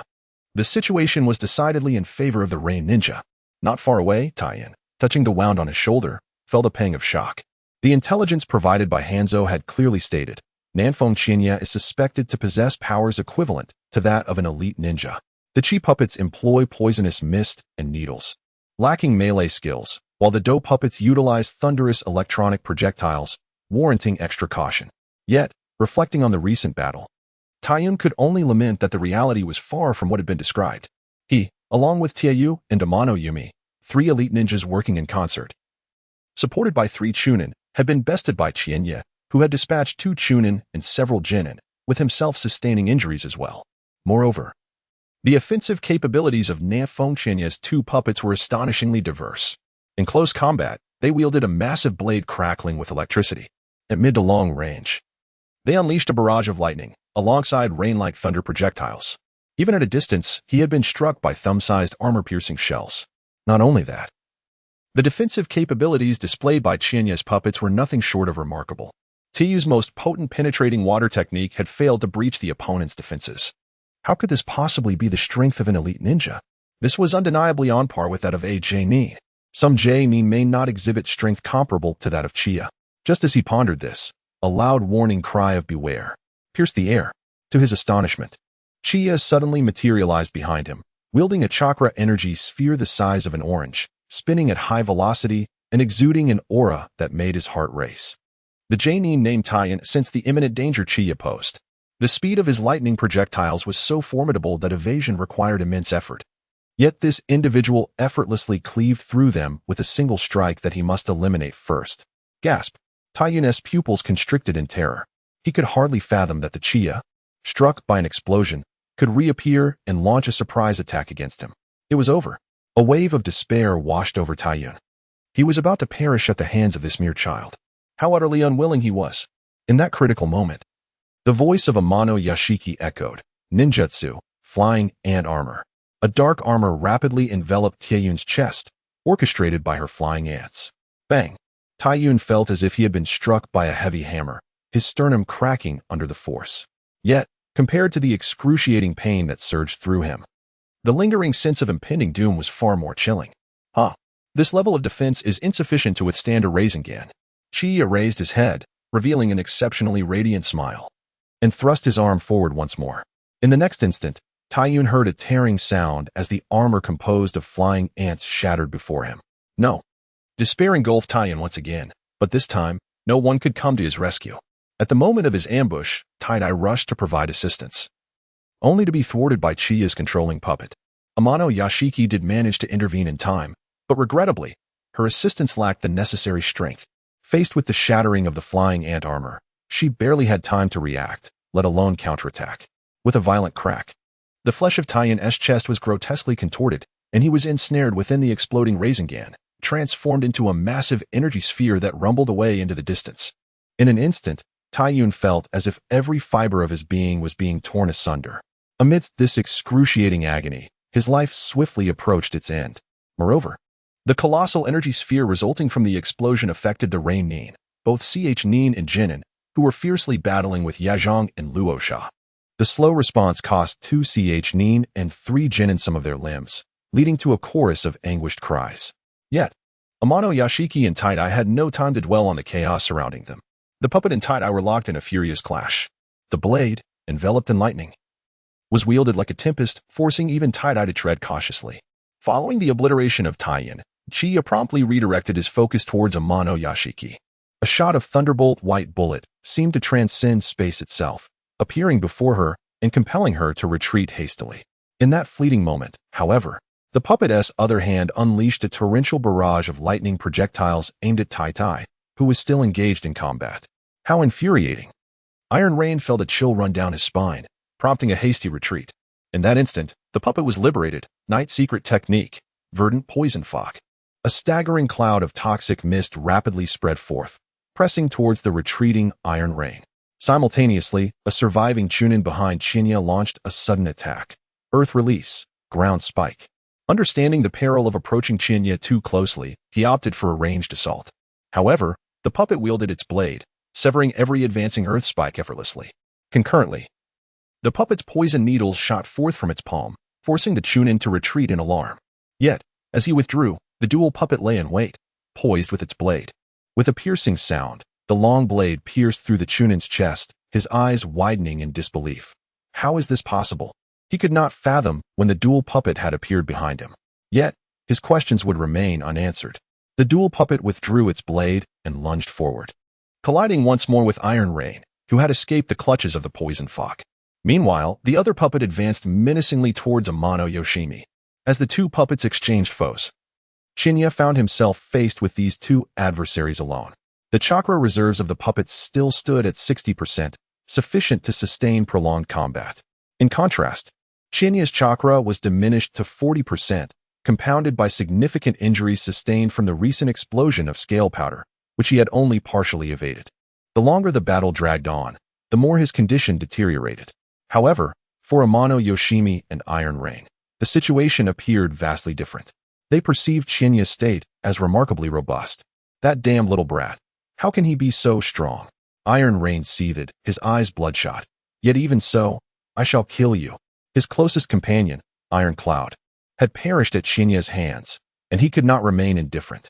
Amano Yoshimi shared a similar expression of deep apprehension. The previous explosion had failed to subdue him, and he had eliminated both Iron Cloud, a special Jonin, and the surviving chūnin. This little brat is far too dangerous. He must not be allowed to grow stronger. The earlier rotating chakra sphere attack had been terrifyingly powerful. Her flying ant armor, which even Jonin struggled to penetrate, had been rendered utterly ineffective against Chinya. Hearing their concerns, Chinya laughed heartily. If you can manage it, then give it a try. With that, the instrument and dual puppets launched another assault. This scene sparked a joyous grin from Chinya, who had initially feared for Chinya's safety. Excellent. You truly astonish me. I never expected you to turn the tides in such dire circumstances. In stark contrast to Chinya's elation, his two Jonin adversaries were left in a state of disarray. Their bodies marred with wounds, blood streaming profusely.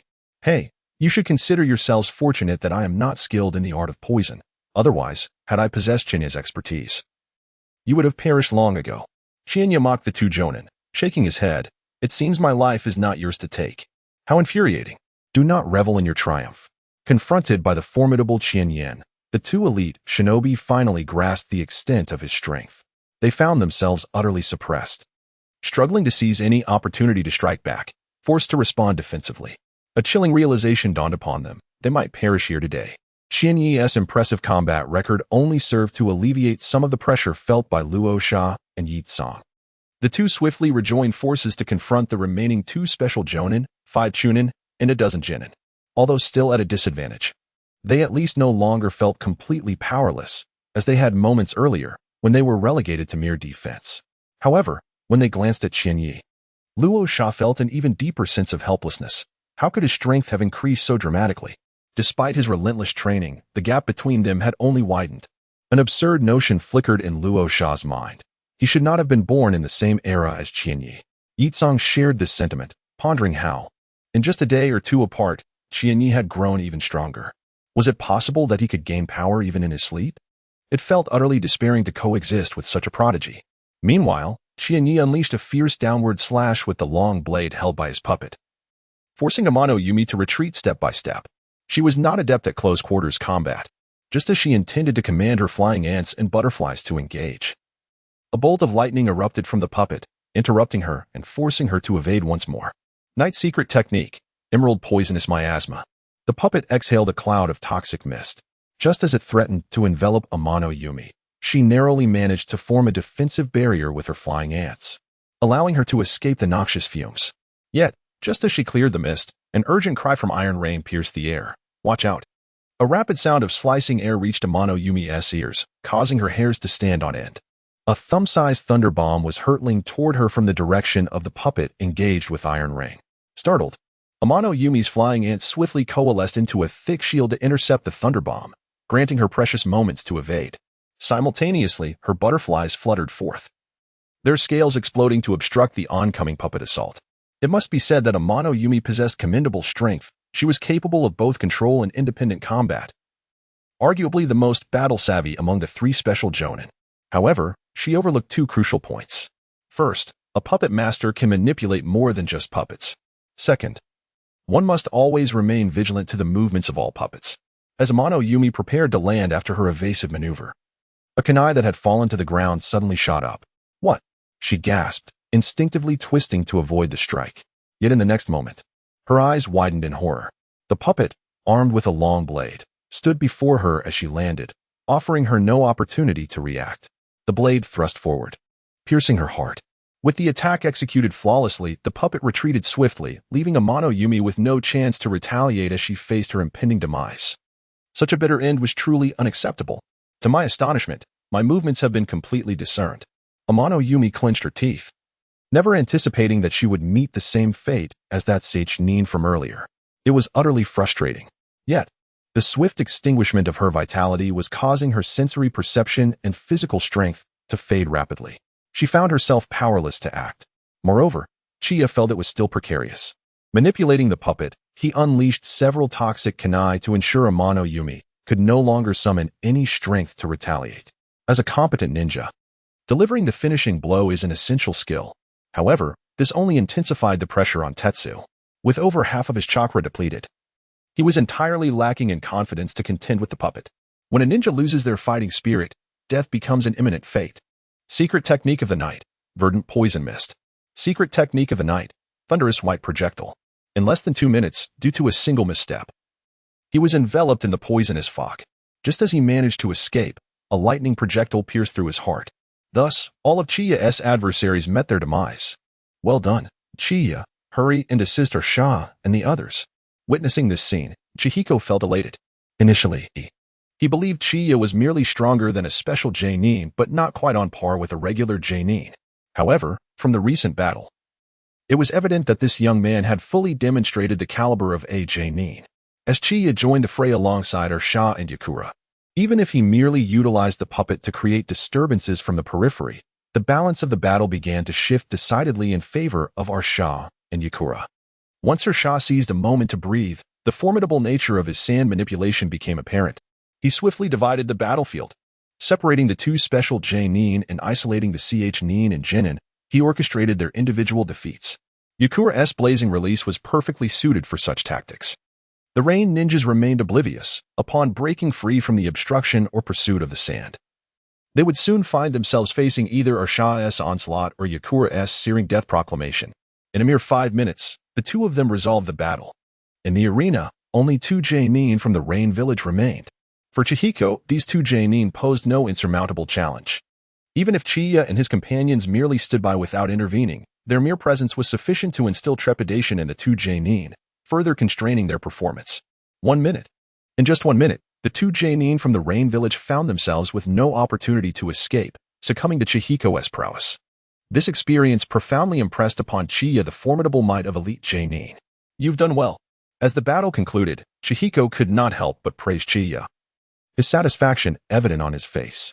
Initially, when the battle commenced, He had considered it a chance to train Chiyo and his companions. However, he recognized that it was rather harsh to pit Chiyo against the onslaught of 3 special J-nin and 3 ch-nin.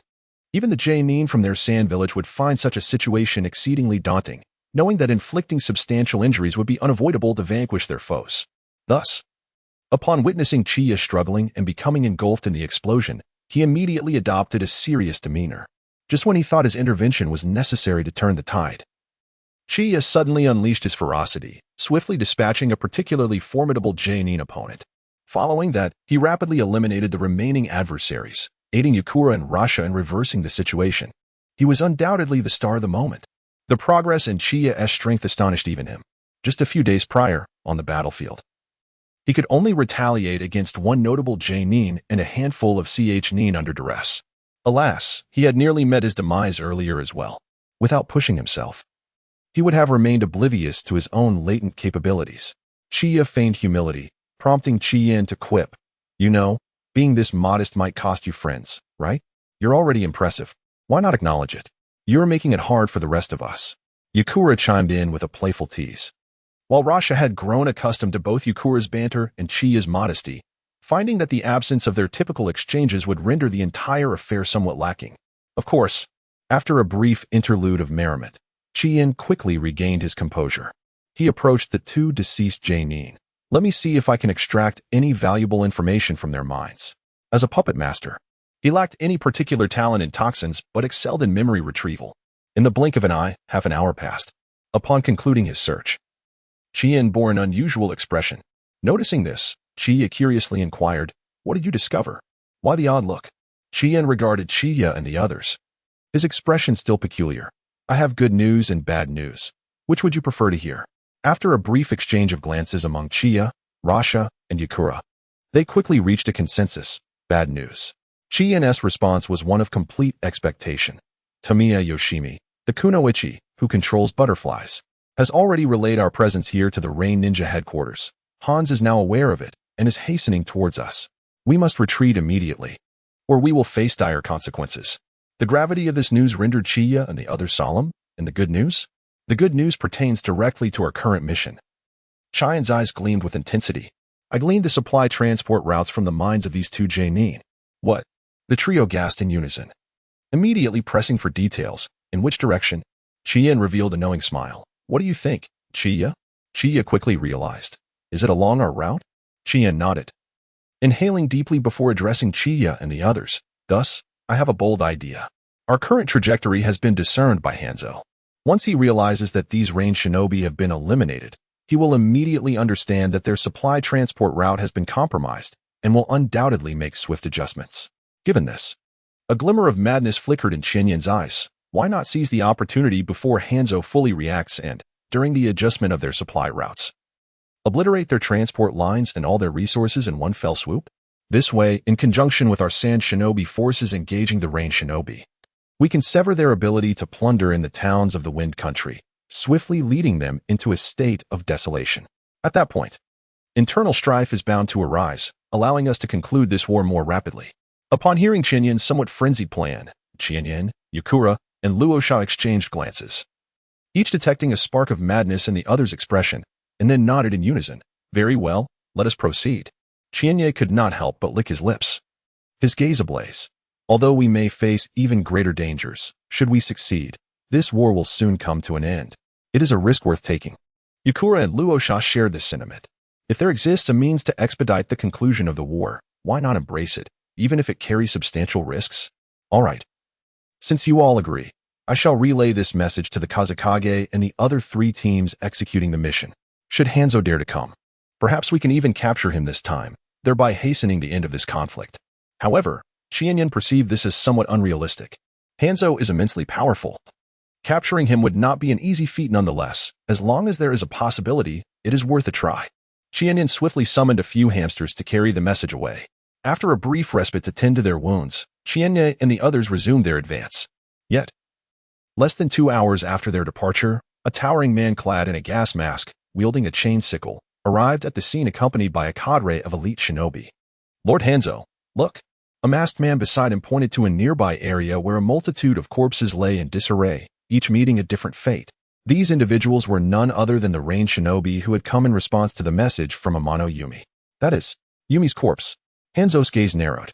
A hint of gravity crossing his features. He had not anticipated that with the likes of Zhaoji and Chazu, facing the flamboyant puppet master Qianyin and 3 chūnin, they would all be utterly vanquished on the spot. It seems I have underestimated these adversaries. In his view, with 2 jonin like Zhaoji and Chazu, alongside 5 special jonin and 8 chūnin, such a lineup should be capable of holding back even the leaders of the 5 great shinobi villages. In reality, this would be impossible. The prospect of total annihilation seemed unfathomable. Yet now, they lay entirely defeated here. Is the flamboyant puppet master Qianyin truly this formidable? The masked man's expression grew solemn. He believed that this was entirely the work of Qianyin. No. Upon hearing this, Hanzo shook his head. If you take a closer look, you will notice that their methods of demise number 4 or 5, which indicates that at the very least, there are 4 individuals responsible for their deaths. The prowess of the dazzling puppet ninja, Chihiko, is indeed formidable. Yet the 3 young ones accompanying him should not be underestimated either. At this juncture, Hanzo narrowed his eyes slightly. If memory serves me right, the 3 youngsters that Chihiko has brought along this time are precisely those I had earmarked for elimination. The sense of crisis in his gaze intensified considerably. It appears these youngsters cannot be allowed to persist. He turned to a male J-nin behind him, whose face bore colorful markings. Amano Zori-sen, investigate the whereabouts of those sand ninjas. After a recent battle, they surely cannot have fled far. Upon hearing this, Amano Zori-sen, the current head of the Amano clan, immediately released several vividly colored butterflies. Meanwhile, chaos ensued. Nonsense. The wind shadow, Roman, slammed his hand on the table, shattering it. He glared at the operational plan and location information sent by Chihiko's spirit beast, his chest heaving with anger. Grandmother Chiyo, you said Chihiko is at least a J-nin. How could he undertake such perilous actions? No matter how meticulous his planning, it is still inadequate. Moreover, this plan is hardly well conceived. Roman continued, and what of Raza? Despite his usually steady and calm demeanor, he does not voice any opposition. How can the J-nin captain's word be law? Could Roman refrain from being furious? Their Sunagakure was already short on talent, and now 3 promising individuals had emerged, poised to become elite J-nin and the pillars of Sunagakure. Yet now, they were recklessly following Chihiko, knowing that Hanzo was hot on their trail. They had the audacity to sever the supply line for the rain ninjas. If calamity were to befall them, would it not spell the end of their lineage in Sunagakure? For a ninja village, this would be a catastrophic blow. Logically, once their movements were discovered by the enemy, eliminating them would suffice. Even a failure to complete the mission upon return would not warrant punishment, but rather commendation. Yet, as a J-nin, why could Chihiko not grasp this critical point? After dispatching the enemy, he still risked the pursuit of Hanzo to continue with the original mission. Goodness! Did Chihiko truly comprehend the implications of Hanzo's presence? Now that the situation had unfolded, further discourse was futile. Chiyo sighed and proposed, Chihiko not only informed us but also alerted other J-nin squads. If our reinforcements arrive in a timely manner, we may yet achieve the desired outcome of Chihiko's plan. Hearing Chiyo's words, Roman could not help but feel exasperated. Grandmother Chiyo, why do you also defend them? They remain blissfully unaware of how perilous their actions are. You are too lenient with their reckless behavior. In response to Roman's remark, Chiyo shook her head helplessly. I too wish to admonish them, but they are not here before me at present. Compared to this, it would be more prudent to swiftly dispatch troops to assist them. Either I or Heizang can guard the base. A force of around 5,000 will suffice. The rain ninjas' numbers are roughly similar. Upon hearing this, Roman could only sigh in resignation. Alas, it seems we have no choice but to proceed this way. While Roman and Chiyo deliberated on the troop deployment, the other 3 elite ninja squads at the border of the Wind Country also received intelligence from Chihiko in succession. This fellow Chihiko truly possesses a stroke of luck. He was hoping to discover the rain ninjas' supply routes first. Although he cannot claim the initial glory, such a substantial achievement cannot be overlooked either. The reactions of the 3 elite ninjas varied, yet they all moved with haste, fearing that any delay would deprive them of their due share. Bayang Town. This is a small lakeside town named Bailiangpo at the border of the Wind Country. Due to its proximity to the Rain Country, coupled with its mountainous terrain, forests, and marshy wetlands, the transportation infrastructure is relatively underdeveloped. Thus, it remains a somewhat secluded locale. However, today, it is particularly lively. Numerous vessels are anchored on Bailiangpo, And within the town, a throng of rain ninjas sits on the ground, roasting meat, drinking, and reveling boisterously. Ha ha ha. Once we triumph in this war, I must return and marry a woman to warm my bed. One is not enough, at the very least. I need 3. It must be said, despite the arid nature of most regions in the Wind Country, the women in this small town are truly enchanting. TSK. After living over 30 years, I finally comprehend how delightful a woman can be. A group of chūnin brazenly discussed lewd topics, their eyes betraying an unabashed, predatory desire that was unsettling. Not far behind them lay a heap of exposed female corpses, each marred by bruises and wounds, slashes, burns, and more. It is unfathomable to imagine the inhumane treatment they endured in life. Even more appalling, some rain ninjas did not spare these corpses, desecrating them in the most degrading manner. Unbeknownst to them, a small hamster stealthily burrowed through an alley nearby. On the other side of these chūnin sat formidable rain ninjas, ranging from special jonin to jonin. They were a day and a half's journey from Lord Hanzo's location. Have any anomalies been detected along the way? The leader of the group, a tall bald man adorned with a fierce serpent tattoo on his shoulder, inquired. No, the reconnaissance team has reported no adverse developments, responded a man to the bald man's left, sporting sunglasses and a bushy beard. And what of you? Is the path ahead clear? Has the route been fully mapped out? The bald man then turned to a purple-haired female ninja on his right. Everything is proceeding according to plan. The violet-haired female ninja spoke. Due to our choice of an exceedingly remote route, the Sand Ninja are currently preoccupied with searching for Lord Hanzo and have yet to respond to our logistical needs. Listening to her words, the bald man nodded, yet a frown remained etched on his brow. But why is it that I have an ominous premonition since earlier? With each passing moment, my unease grows. In response, the bespectacled man dismissed his concerns, saying, Maui, you are simply too anxious. With the strength of our formidable unit, unless we encounter a large contingent of Sand Ninja, who could possibly threaten us? 3 elite jonin, 3 special jonin, 12 chūnin, and hundreds of genin. With such a formidable lineup, I cannot fathom anything that could instill fear in us. Let us hope so, Maui replied with a nod, yet inexplicably, at that fleeting moment. He felt a chilling sensation of being targeted. Unbeknownst to him, less than a kilometer away, the faces of Chiyo and his companions were already shrouded in frost as they learned through their summoning beasts. Captain, I want those beasts to suffer, Yitsong exclaimed. His teeth clenched, hatred flickering in his eyes for the first time. Observing Yitsong's eagerness to charge out, Chiyo admonished, Yitsong, do not act rashly. His own expression was equally cold, yet as a jonin, he understood that recklessly rushing out would only alert the enemy. The rain ninja were numerous, and they were outnumbered. A hasty assault could plunge them all into peril, which was not an outcome he wished to witness. Are we to simply watch as those beasts continue to desecrate their corpses? Yitsong ground his teeth, fury igniting in his eyes. Her anger was justified. After their arrival, Chiyo's summoning beast, the hamster, had gone to scout the area, only to return with the grim news. Every resident of Bayong Town had perished. Most had met horrific fates, with disemboweled bodies and severed heads, not to mention the women who had been brutally violated even in death. In Yitsong's eyes, these rain ninja were nothing short of inhuman demons. Seeing this, Chiyo interjected, we have but 2 hours until nightfall. Based on the intelligence gathered from the Jonin Chaju and Ji, and considering the march speed of the rain ninja, Lord Hanzo is approximately an hour away from us.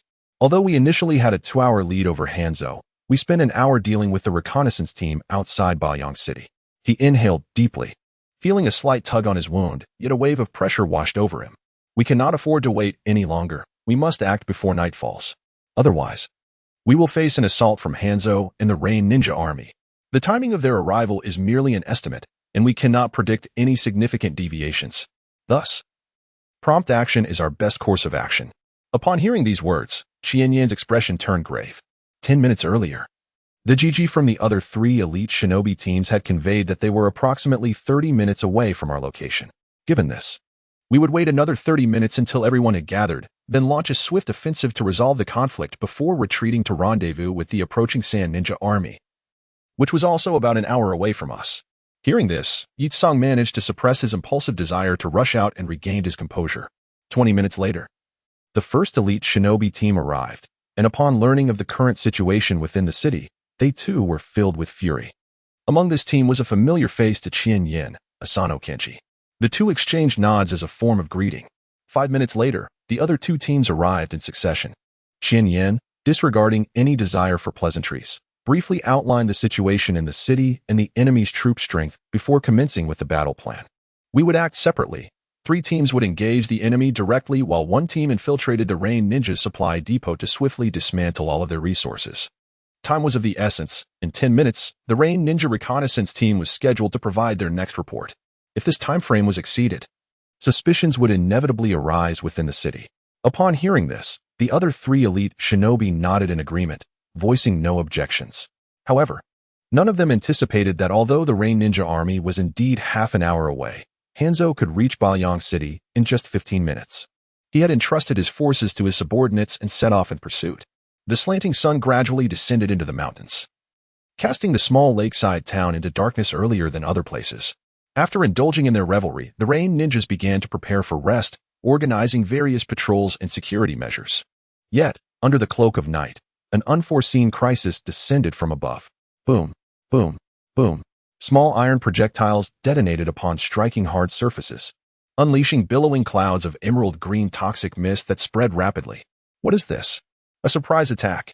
After a brief moment of shock, the Sand Ninjas quickly regained their wits. In an instant, alarm bells echoed throughout the entirety of the Rain Ninja encampment. Ah, it hurts. Damn it, this mist is corrosive. Why do I feel as though I can't breathe? Retreat, retreat. We must distance ourselves from the toxic fog. A cacophony of voices erupted, filling the air with urgency.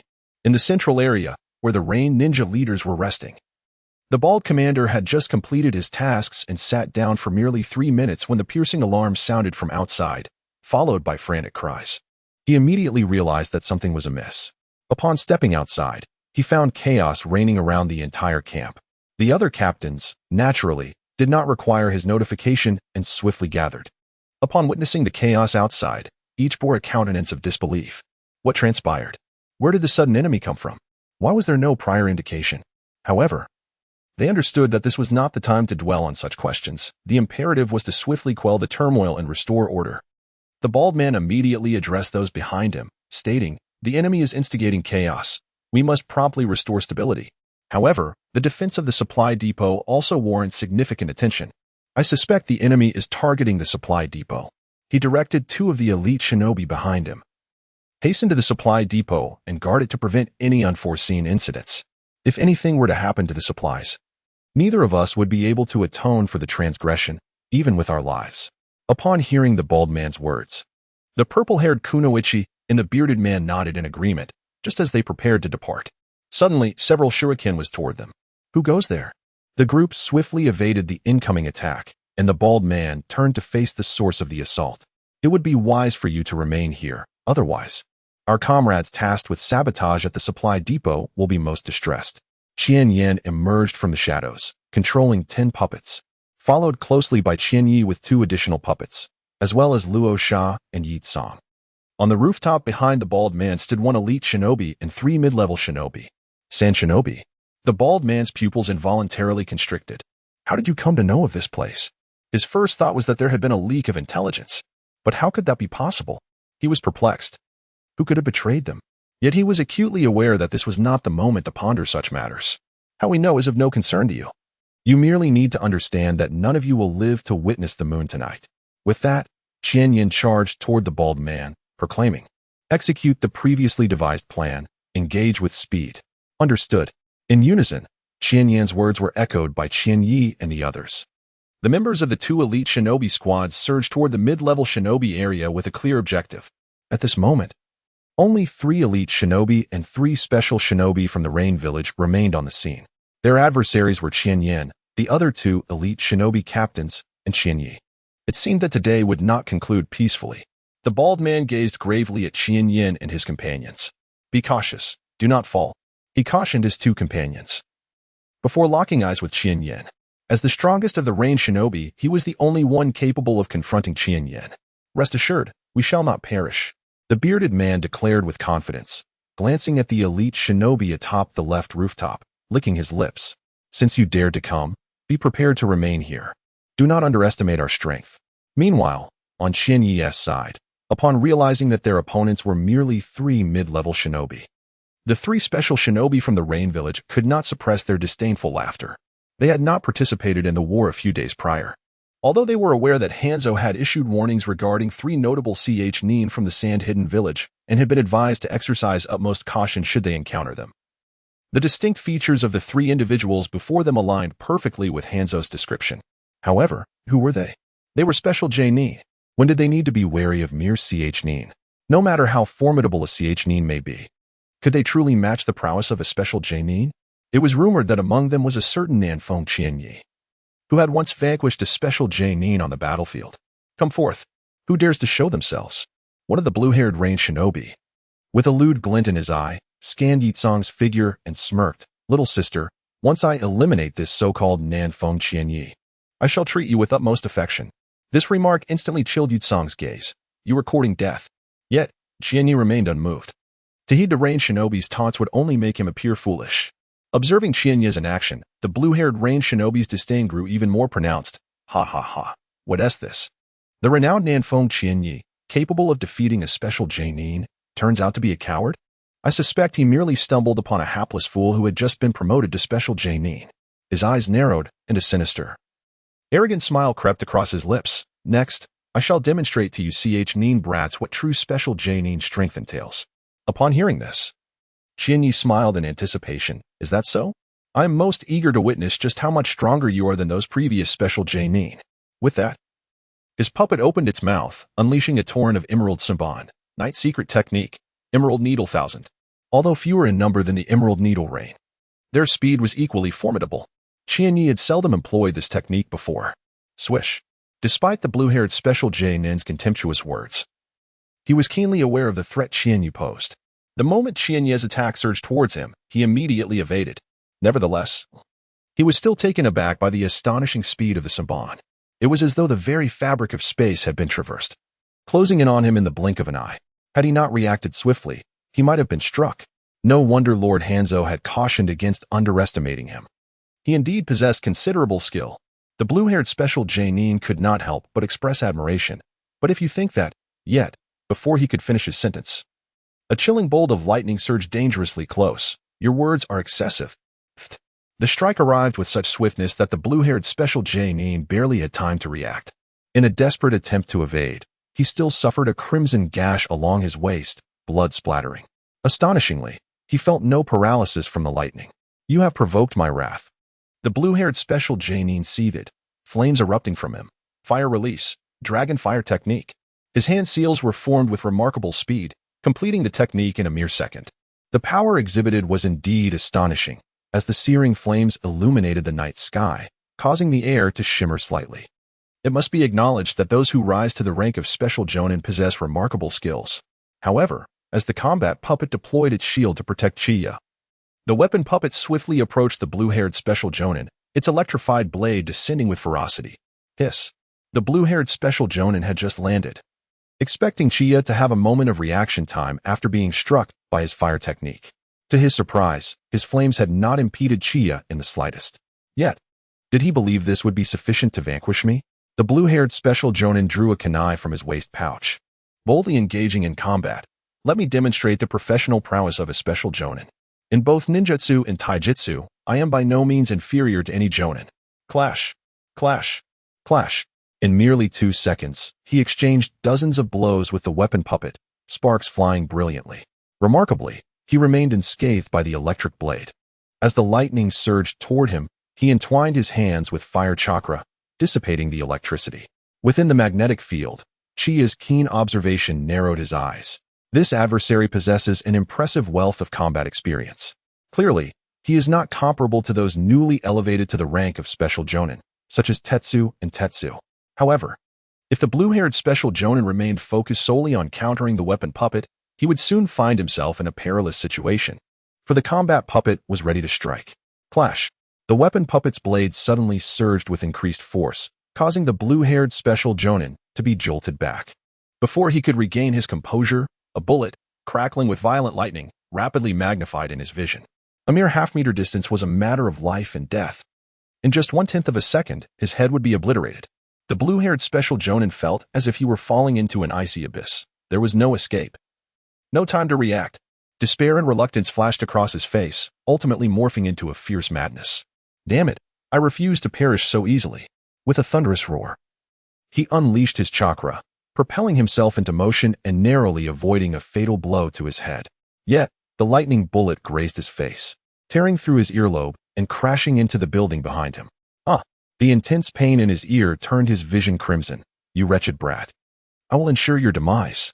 However, before he could finish his threat, the weapon puppet exhaled a cloud of verdant smoke, enveloping him. Hiss.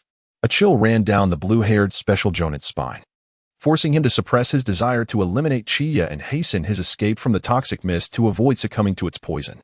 Yet, trapped within the noxious haze, escape seemed impossible, not to mention the injury on his face. In just 1 second, his vision began to blur. Yet, even so, he gritted his teeth and declared, "Do not presume that I shall fall so easily." Fire release, explosive flame technique. He unleashed a torrent of searing flames. They're reminiscent of a force that could crush the very earth, rapidly spreading outward in all directions, dispelling the toxic mist in an instant. A mere toxic mist. However, before he could revel in his triumph, a sudden sharp sound pierced the air as a lightning projectile mercilessly pierced his heart. Blood flowed from the lips of the blue-haired special Jonin, yet disbelief lingered in his eyes. How could the automaton's attack arrive so suddenly? He had no time to react whatsoever. With a swift thrust, the automaton closed in once more, delivering a fatal blow to his throat. One could surmise that had the automaton chosen to breathe fire at that moment, it would have been more than willing to offer the blue-haired special Jonin a fiery farewell. The rapid conclusion of the battle by Chiyo had a profound impact on the entire situation. The two special Jonin engaged in combat with Luo Sha, and each song could not help but feel a chill run down their spines, their expressions betraying their unease. Likewise, the three Jonin regarded Chiyo with a newfound wariness. It is vital to note that those who fell to Chiyo had already ascended to special Jonin for several years, ranking among the elite within that tier. The fact that Chiyo could dispatch his opponent so swiftly led them to conclude that he too must be a Jonin, of the same caliber as themselves. In other words, they had been deceived into thinking Chiyo was merely an ordinary chūnin. This revelation stirred their emotions, prompting them to voice their indignation. The purple-haired female Jonin remarked, "How despicable! A ninja from one of the 5 great ninja villages stooping to such underhanded tactics." The bespectacled man with a beard chimed in, "Indeed, pretending to be a mere chūnin to deceive us.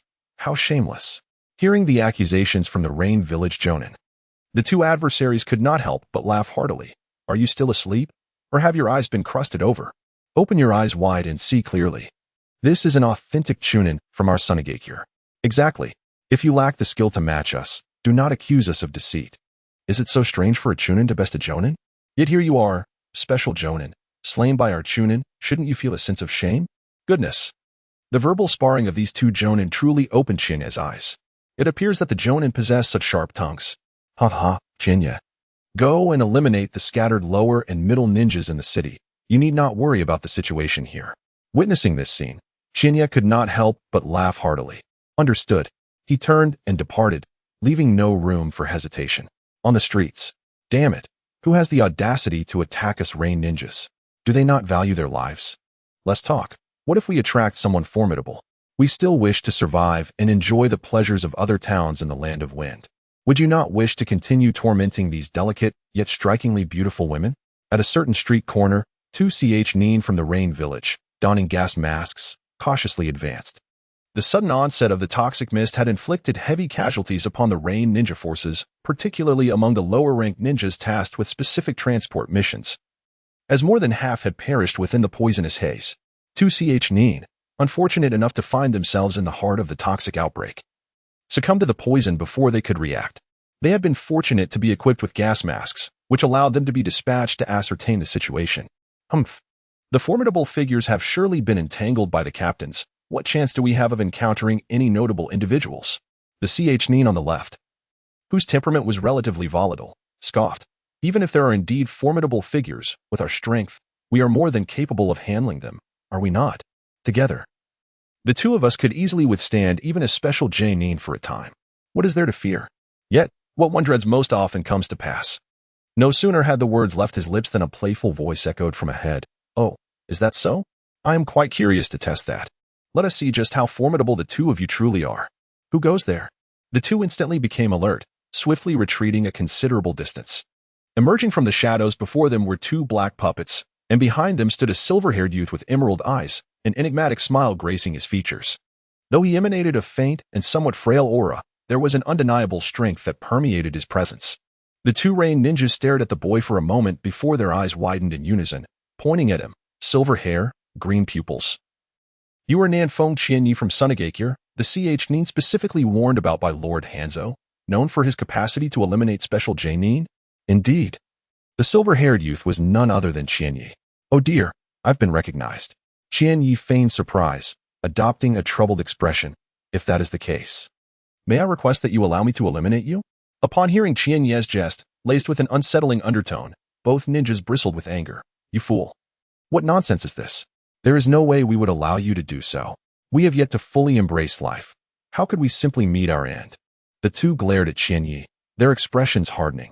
To kill us, you must first prove your worth. Do not presume that merely by fortuitously defeating a special chūnin, you possess the capability to contend with us both. With that, they sprang into action simultaneously. The rain ninja on the left, with a horse-like visage, drew his hand to launch 3 kunai adorned with explosive tags, while the round-faced, plump rain ninja formed hand signs and declared, Earth-style, quagmire. The ground beneath Qianyi immediately transformed, sinking into a treacherous mire, intended to ensnare him while providing cover for the explosive tags launched by his comrade. It must be said, indeed, they were chūnin and possessed considerable skill. However, the puppet released its grip on Qianyi, withdrawing from the mire's confines.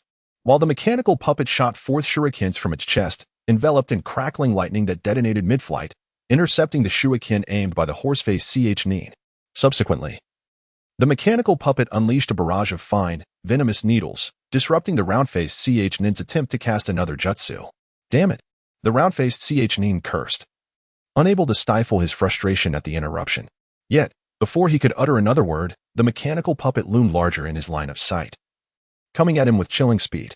The icy projectile sent his heart racing, tightening his muscles in fear. It was all too swift. However, the horse-faced chūnin found himself in a far worse predicament. Cursed be this speed, he lamented as the mechanical puppet raised its hand to unleash thunderous white rain. The pea-sized projectiles surged toward him with ferocity, striking vital points he could not entirely evade. In an instant, he felt excruciating pain erupt across his shoulder, chest, abdomen, and legs. Blood sprayed forth as the lightning burst, leaving his body momentarily numb. Rest assured, the pain shall soon cease. It is over.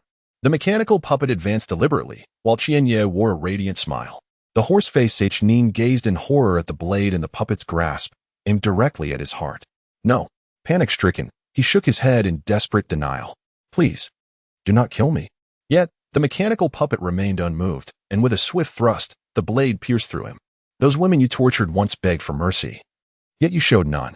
The demise of the horse-faced chūnin left the round-faced chūnin in profound shock. Without a moment's thought, he narrowly evaded another strike from the mechanical puppet and dove into the earth, seeking escape. If you manage to flee, my efforts will have been in vain. Qianyi remarked with a subtle smile as the puppet plunged its blade into the ground, releasing a surge of lightning. Suddenly, a figure erupted from the earth, screaming but not pausing for a moment, turning to flee.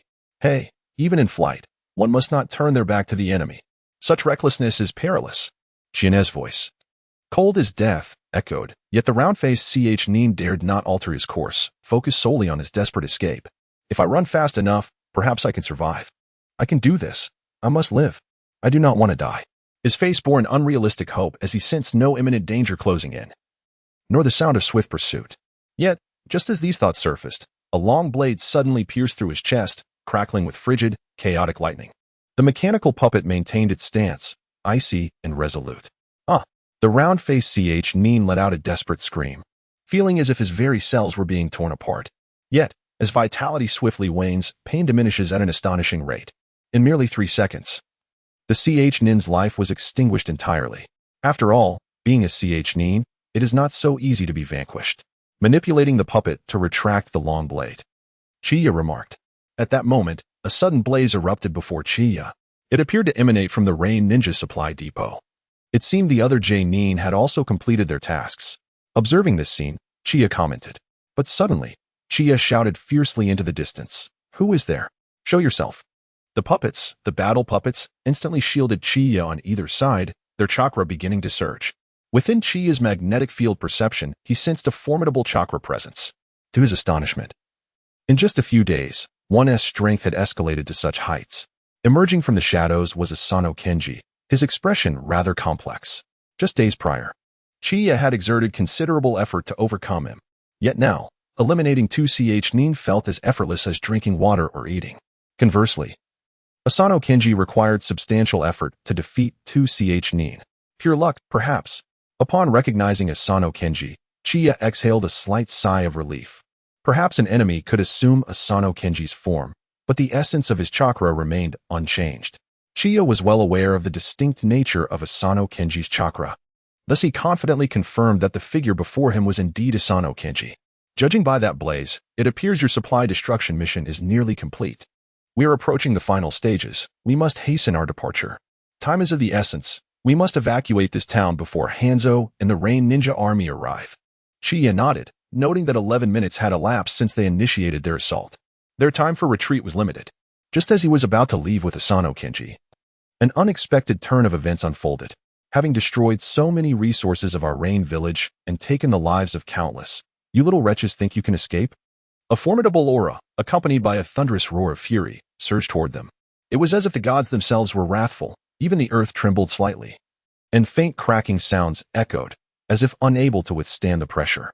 Both Chiyo and Asano Kenji felt an overwhelming force descending upon them, akin to an ocean crashing down, rendering their movements nearly impossible. Chiyo's pupils constricted to their utmost, feeling as if plunged into an icy abyss, his hair standing on end.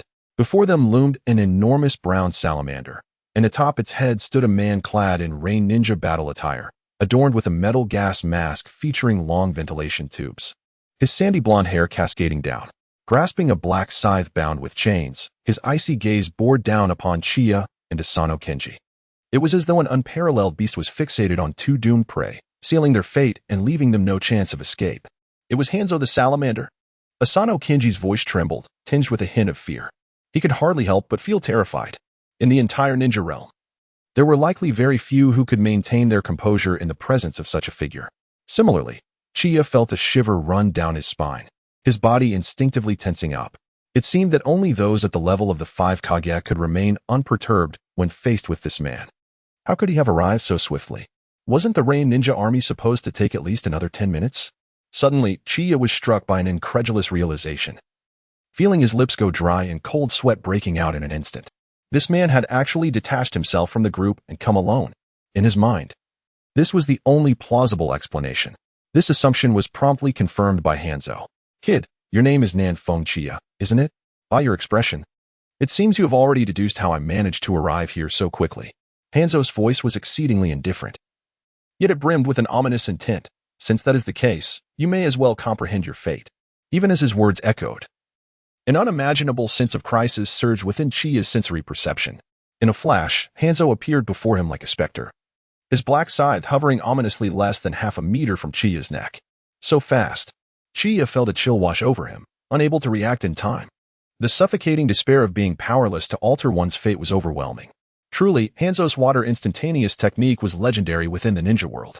Without the Flying Thunder God technique, who could contend with him? Yet, who would willingly succumb to death? In the face of an extreme life and death crisis, Chiyo discovered that his reflexes had seemingly heightened significantly. It was as if his chakra reserves had also expanded. In an instant, the puppet of war unfurled its shield at breakneck speed.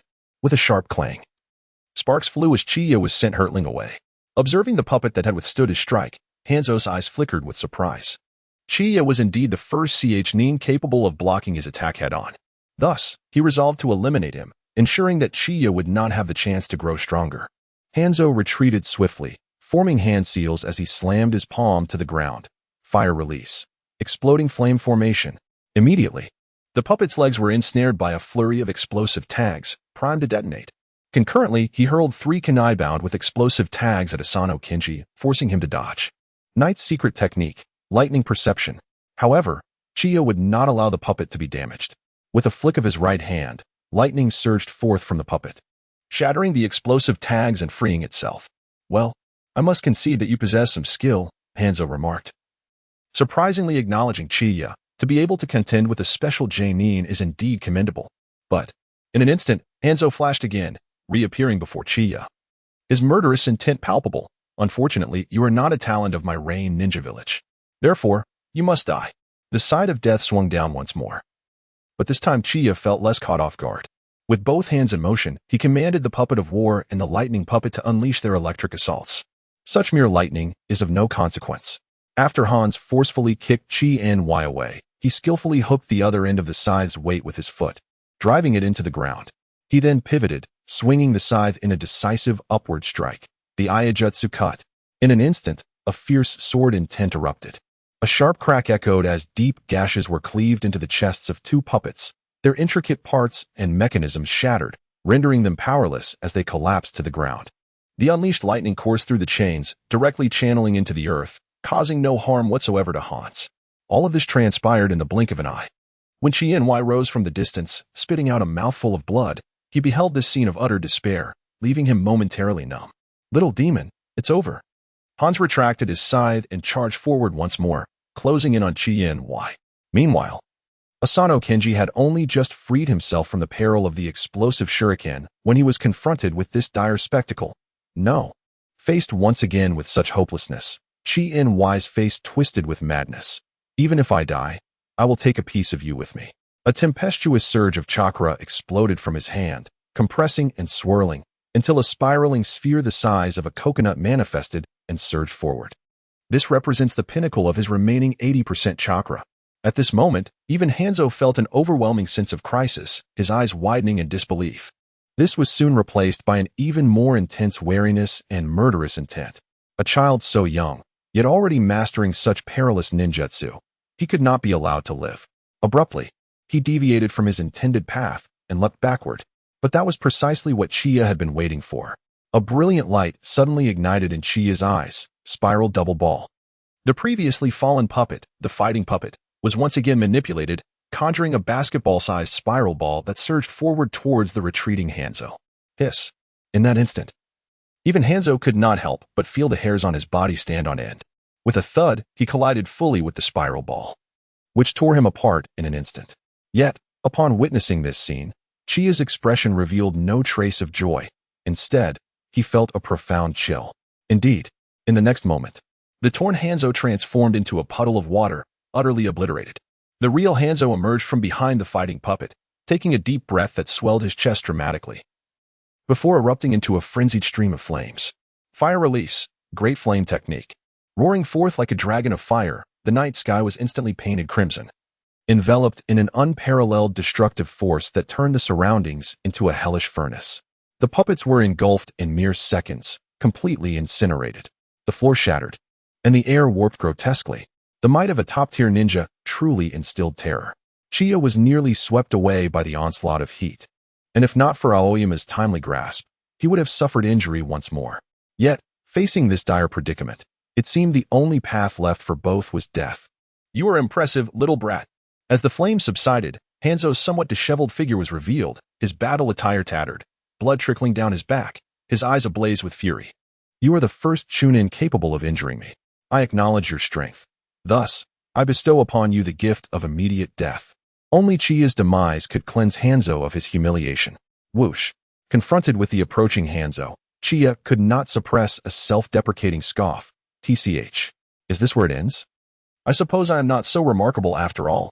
There was no doubt that he had underestimated the mobility of a shadow-level powerhouse, especially one as formidable as Hanzo. Just as the black scythe was about to slice through his neck, a dark barrier abruptly rose. Iron Sand, halt. A powerful presence accompanied the voice. Heh. This is a key talent from the Sand-Hidden Village. If you were to kill him so easily, I would be quite troubled.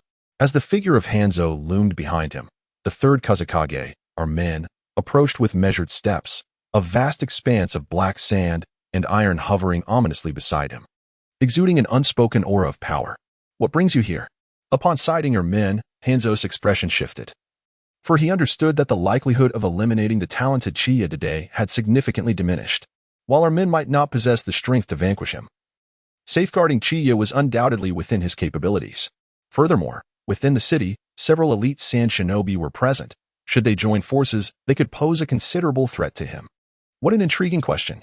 Can you guess why I am here? Armin remarked with a hint of amusement, observing Hanzo keenly.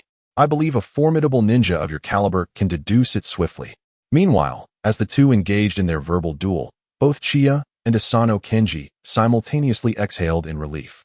They had narrowly avoided stepping into the realm of the dead. Even Chiyo felt a profound sense of gratitude for being granted a second chance at life. Hanzo cast a sidelong glance at Chiyo, shielded by the black iron, narrowing his eyes. It's because of this little brat, isn't it? I wondered how such a bold young ninja could dare to ambush my supplies, fully aware that I would be tracking their movements. It seems you had prior knowledge, which emboldened you. Armin nodded in affirmation. Indeed, you are correct. As expected from a veteran of the ninja world, your intellect is sharp. He continued, thus, I may have to ask you to stay a while longer. Our sand army has already arrived. Upon hearing this, Hanzo's pupils constricted, but he quickly scoffed, Armin, do not attempt to intimidate me. If your sand army were truly here, would you still be conversing with me? He had nearly been swayed by Armin's words. Yet his summoning beast, the salamander, had not sensed any impending danger. Ah, indeed, you are a formidable elder of the ninja world. It seems I cannot easily deceive you. Armin's demeanor turned grave. In that case, let me experience your prowess firsthand. However, just as Armin prepared to strike, Hanzo coldly snorted and materialized atop the salamander. He glared at Chiyo, stating, consider yourself fortunate this time, as Armin is here to protect your life. Should we meet again on the battlefield? I wonder who will shield you then. Inherently cautious, Hanzo preferred the most reliable methods to eliminate his foes.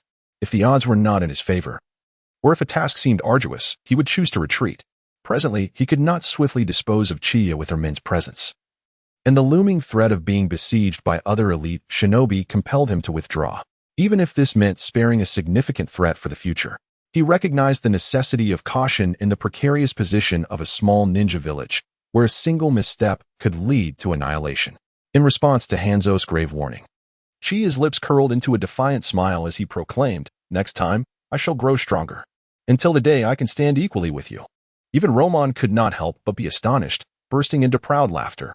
Ah, this is the spirit of my noble sand-hidden warriors, filled with ambition. Regardless of whether Chiyo could achieve his lofty aspirations, this unwavering determination was indeed commendable. To stand on equal footing with a beast like Hanzo? Asanoya Kenji gazed at Chiyo in shock, waves of astonishment surging within him. Has his ambition truly soared to such heights? Suddenly, he seemed to comprehend why Chiyo had grown stronger so swiftly. With such a resolute will to improve, it would be only natural for him to become increasingly formidable. Humph. Let's see you accomplish all this before boasting. You brash little brat. Strangely enough, Hanzo harbored no doubts about Chiyo's capabilities, which ignited a reckless impulse within him to eliminate Chiyo immediately. Yet, he restrained himself. The mountain pepper fish beneath him conveyed a sense of urgency, indicating the rapid approach of a powerful presence. It appeared that Roman's claims about the Sand Ninja Army's arrival were not mere fabrications. With a swift motion, the mountain pepper fish burrowed into the ground, whisking Hanzo away. Roman then turned his gaze toward Chiyo, a mischievous expression dancing upon his face. Oh dear. Is that not our great hero Chiyo? Why do you look so disheveled? This prompted an ominous premonition within Chiyo. Indeed, in the next moment, Roman's demeanor shifted dramatically, bellowing, Nanfeng Chiyo, do you not value your life? Knowing full well that Hanzo is pursuing you, you still dare to disrupt my supplies. If I hadn't arrived in time, you would already be dead. What could Chiyo do but nod submissively, repeatedly acquiescing? While Roman scolded him, Chiyo appeared guilty, peeking nervously from a distance. Unsurprisingly, Roman caught him and unleashed an even harsher reprimand. It was a thorough berating that left him questioning his very existence. Yet he dared not retort. If you dare to act so recklessly again, you will not escape unscathed. Once Roman finished his tirade, he calmed down. Patting Chiyo on the shoulder, though it was perilous, it must be acknowledged that you both have rendered a monumental service to the village. One can imagine that the Rain Ninja Army, upon discovering the destruction of their supplies, will inevitably fall into disarray. A shortage of resources on the battlefield is fatal. At that point, our Sand Ninja will strike fiercely at the Rain Ninja village, and with Hanzo's temperament, he will be compelled to cease hostilities swiftly. A chuckle escaped Roman. This is the result of our collective efforts, especially the contributions of young Chiyo. Had he not decisively dealt with those Rain Ninjas, we would not have been able to annihilate that group and obtain vital information about their supplies, let alone destroy them. Chiyo seemed to have caught Shin's humility, adopting a notably modest demeanor himself. Humph. The credit for Chienye's achievements belongs solely to him. You need not be so humble. As the leading jonin, your contributions are significant as well, Roman remarked with an air of disdain. It felt perfectly natural for Chienye to be humble, while Chienyen's modesty came across as somewhat forced. Then, Roman turned to the other three jonin, unable to contain his words. You too, as jonin, should at least consider the consequences before executing such actions. Knowing that Hanzo is right behind you, how could you still dare to agree? I cannot fathom where you find such courage. I myself would not possess such audacity. Hearing these words, the three jonin could only lower their heads, obediently accepting the reprimand. Before long, Chiyo arrived with her army. Chienye instinctively shrank his neck. As the wind shadow, Roman might refrain from chastising him, but Chiyo certainly would not. Ha ha ha, so you do no fear after all. Upon witnessing this, Roman couldn't help but laugh heartily, relishing the sight of Chienye in a predicament. Such scenes were indeed rare. Chienye, if you ever dare to undertake such perilous missions with Chienye again, I shall ensure you experience firsthand the meaning of a severe thrashing from the Jamaji. Chiyo's words were astonishing, causing Chienye to shrink his neck in response, nodding repeatedly.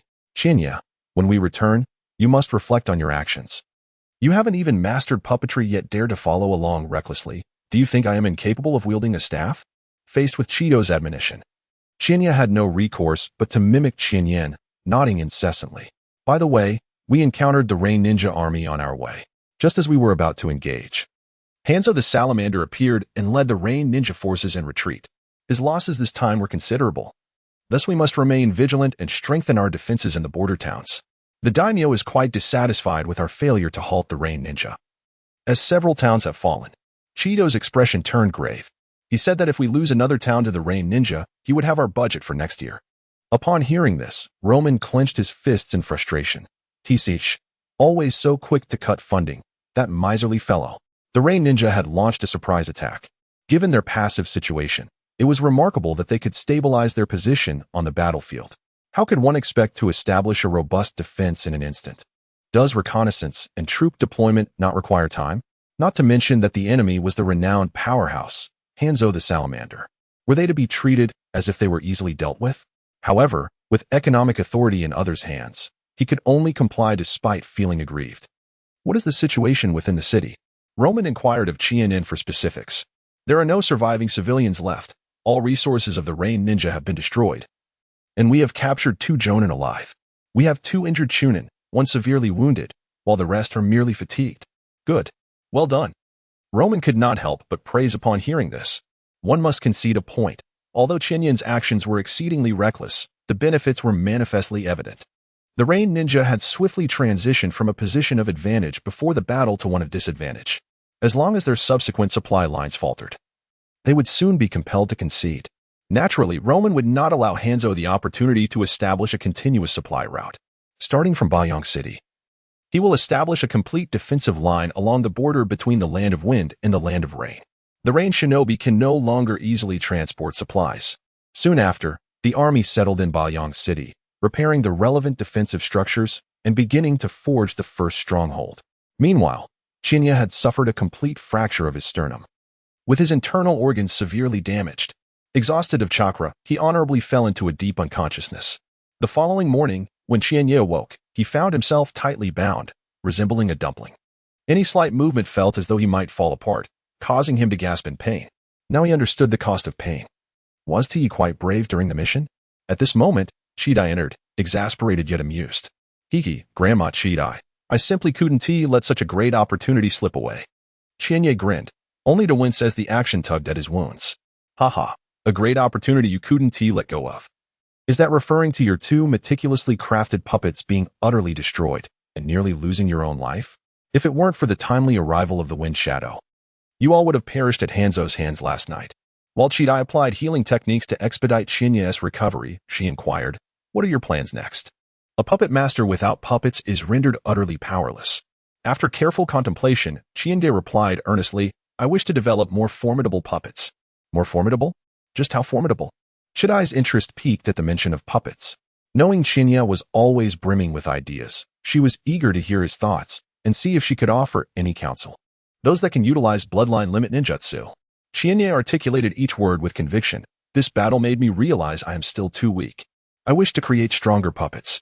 Moreover, I have been unable to employ my own bloodline limit abilities, which has left me feeling somewhat stifled. Upon hearing this, Chidai's brow furrowed slightly. The idea is commendable. However, you should be aware that it is impossible for lifeless puppets to wield bloodline limits. The method you currently employ, converting magnetic force into lightning, is already the pinnacle of ninjutsu application within puppetry. Unless... Chidai's gaze turned ominous, her warning clear. That is absolutely forbidden. Even if you tread into this taboo realm, I will not hesitate to take decisive action against you. The complete content behind her unless was that only by using a human corpse to create a living puppet could the utilization of bloodline limit ninjutsu be realized. However, this was strictly prohibited by the second-generation Wind Shadow, who inherited and improved the original puppet technique. Grandma Chidai, you worry too much. How could I ever venture into such a forbidden domain? Shinya couldn't help but chuckle bitterly, then earnestly stated, according to the records and puppet techniques, for a puppet to utilize bloodline limit ninjutsu, it must meet a critical requirement, possessing a complete operational system akin to that of human organs, granting the puppet a semblance of life, correct? Indeed, that is correct, yet one must acknowledge that a puppet cannot possess such attributes. If a puppet were capable of operating with an autonomous system, it would truly embody life itself. By merely infusing chakra and issuing commands, the puppet could function independently. Chiyo believed this notion to be purely fantastical. But how could one ascertain without experimentation? Chiyo chuckled softly, sensing the feasibility of this endeavor. He mused that it resembled the electronic programs from his previous life. Perhaps he could attempt to apply this concept to the puppet, and there might be a chance of success. If you genuinely believe you can, then by all means, give it a try. Had anyone else uttered such words to Chiyo, she would have dismissed them as mere folly. However, if the speaker were Chiyo, she considered it not entirely impossible. Previously, she had thought it unfeasible to create a device that could both power a puppet and store chakra through the integration of sealing techniques. Yet, Chiyo had accomplished precisely that. Although the ninja world possessed batteries, Chiyo could not fathom why Chiyo succeeded where she had not, despite employing principles of battery technology. Is there anything you require from me? All I need are additional scrolls on puppet knowledge and more materials for support. Chiyo did not seek much. Very well, upon our return to the village, I shall provide you with more puppet scrolls. Chiyo felt immense joy at Chiyo's ambition, for it signified the continued evolution of puppet techniques under his stewardship. If possible, I would also like some scrolls related to chakra. Chiyo inhaled deeply. I still wish to explore whether my chakra capacity can be enhanced. Upon hearing this, Chiyo pondered momentarily before nodding. That is certainly feasible. She reassured him, do not become overly fixated on this matter, even with a diminished chakra reserve. You are still a formidable force to be reckoned with. Excessive eagerness may only harm your body. Chiyo nodded in understanding. I am aware of my limits, Granny Chiyo. Chiyo regarded his words with skepticism. If Chiyo truly understood his limits, he would not have engaged in such perilous activities that nearly cost him his life. After attending to Chiyo's injuries for several more minutes, Chiyo finally took her leave. Chiyo, feeling significantly improved, was at least able to sit upright. The most pressing concern now was to restore the weapon puppets and combat puppets. Otherwise, he would remain vulnerable, easily victimized by others. His scrolls contained numerous components for both puppets, though they were primarily supplementary parts, lacking any core components that would necessitate reconstruction. If one were to identify the most severely affected by this battle, it would undoubtedly be him. Nevertheless, he had reaped considerable rewards. The confrontation with a shadow-level adversary had markedly sharpened his reflexes. Furthermore, this encounter had notably fortified his mental energy. And the experience gained from battling a powerhouse like Hans was invaluable. Not every ninja is afforded such treatment. The following day, after arranging the necessary personnel for guard duty, Roman returned with his army. Unlike the hurried departure, Chiyo took a moment to relish the scenery on the way back. This time, there would be no enemies ambushing them along the journey. The sand ninjas returned victorious, while the rain ninjas were cloaked in despair, suffering heavy losses. Hans, upon returning to the camp, convened another meeting, his expression frigid as he clenched his fists. We must not allow anything to impede our plunder of the Wind Country's resources. Once he amassed sufficient strength to establish the sixth great nation, he would no longer need to tread so carefully in his endeavors. Simultaneously, he issued a decree. Any encounters with Nanfeng Chinya would exempt Ch-Nin and below from their missions without penalty. Those of J-Nin rank and above were ordered to eliminate him at all costs. As one of the ninjas acknowledged by Hans, I bestow upon him the title of Thunder Puppet Ninja." Upon hearing this, all the genin present were taken aback. "My lord, could this not be somewhat excessive for that Nanfeng Qianya? Indeed, how could such a mere nin warrant such high regard? Wouldn't he this render us a laughingstock among others? My lord, is Nanfeng Qianya truly so formidable for a mere nin? How old is he? If he is already this extraordinary, have we wasted our years in obscurity?" Humph. In the face of the genin's hesitation, Hans let out a cold snort. A heavy aura of pressure enveloping the room. His icy gaze swept over everyone present. "So, you were questioning my judgment?" A hint of murderous intent seeped into his voice. "Have you forgotten the consequences of doubt?" His words made all the genin gulp in unison, fear flashing across their faces as they hurriedly spoke. "We beseech Lord Hans for mercy. We acknowledge our error and accept punishment." In the Rain Village, Hans wielded supreme authority, and any who questioned him faced dire consequences. "Humph, I shall let this slide this time. Should there be a next, I will show no mercy." Hans's cold snort indicated that if any other rank of ninja had been present, he would have executed them on the spot. However, the individuals before him were all genin, a formidable force in any faction. Even in Konoha, one would not so easily eliminate a genin unless their actions and power posed a threat to the village leader. Furthermore, in this era of war, when strength and manpower were paramount, Hans would not act foolishly unless he were utterly senseless. "Thank you, Lord Hans, for your grace." The genin expressed their gratitude hurriedly. And only then did Hans's expression soften slightly. "Do as I have instructed. Is there any dissent?" This time, not a single word of disagreement was uttered. Perhaps they did not truly believe it in their hearts. On the surface, there is absolutely no hint of doubt towards Hanzo. Hanzo is well aware of this fact. However, he believes that these individuals will eventually recognize their shortcomings after experiencing defeat. The Sand Hidden Camp.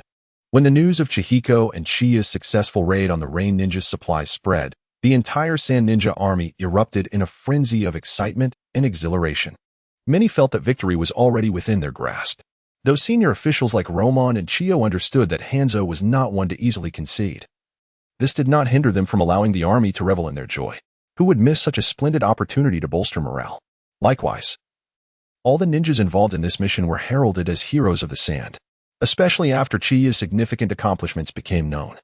Although many high-ranking ninjas speculated that the praise for Chiya's prowess was somewhat exaggerated, it did not diminish Chiya's status as a great hero in the hearts of the Sand Ninjas. When the title bestowed by Hanzo himself reached their ears, Chiya's reputation as the hero of sand became even more solidified. "Ha ha ha, you've truly become famous now. Even someone like Hanzo speaks highly of you, granting you the title of Thunder Puppet Ninja. It appears you are not far from making a name for yourself in the ninja world, young man. Keep up the good work." When Chihiko came to visit Chiya, he brought along this piece of news.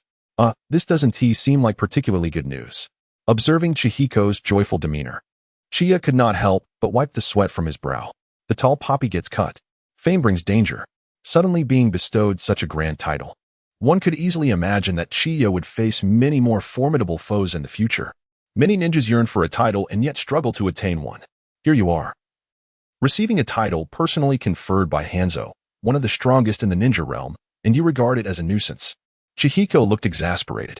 "Chiya, do you not realize that this makes you a prime target for those wishing to challenge you? If anyone desires that title, I can easily pass it on." "Really? Do you believe that a title once given can simply be transferred?" Chihiko was even more speechless. "Forget it. You always think this way." With a sigh, Chihiko's expression turned serious. "Now that both your puppets are destroyed, you are left unprotected. You should understand that as puppet masters, our strength is determined by the number of puppets we control. Without any puppets by your side, you may not even match a chūnin in strength. Of course, your grandmother Chiyo is exempt from this comparison. In the time to come, you will find yourself in a rather precarious situation, and it will not be easy to reconstruct your two puppets." As Chihiko spoke, he produced a scroll and handed it to Chiya. "This is a puppet I seldom use. Take it for your own defense. Of course, it will not be as intuitive as the ones you crafted yourself."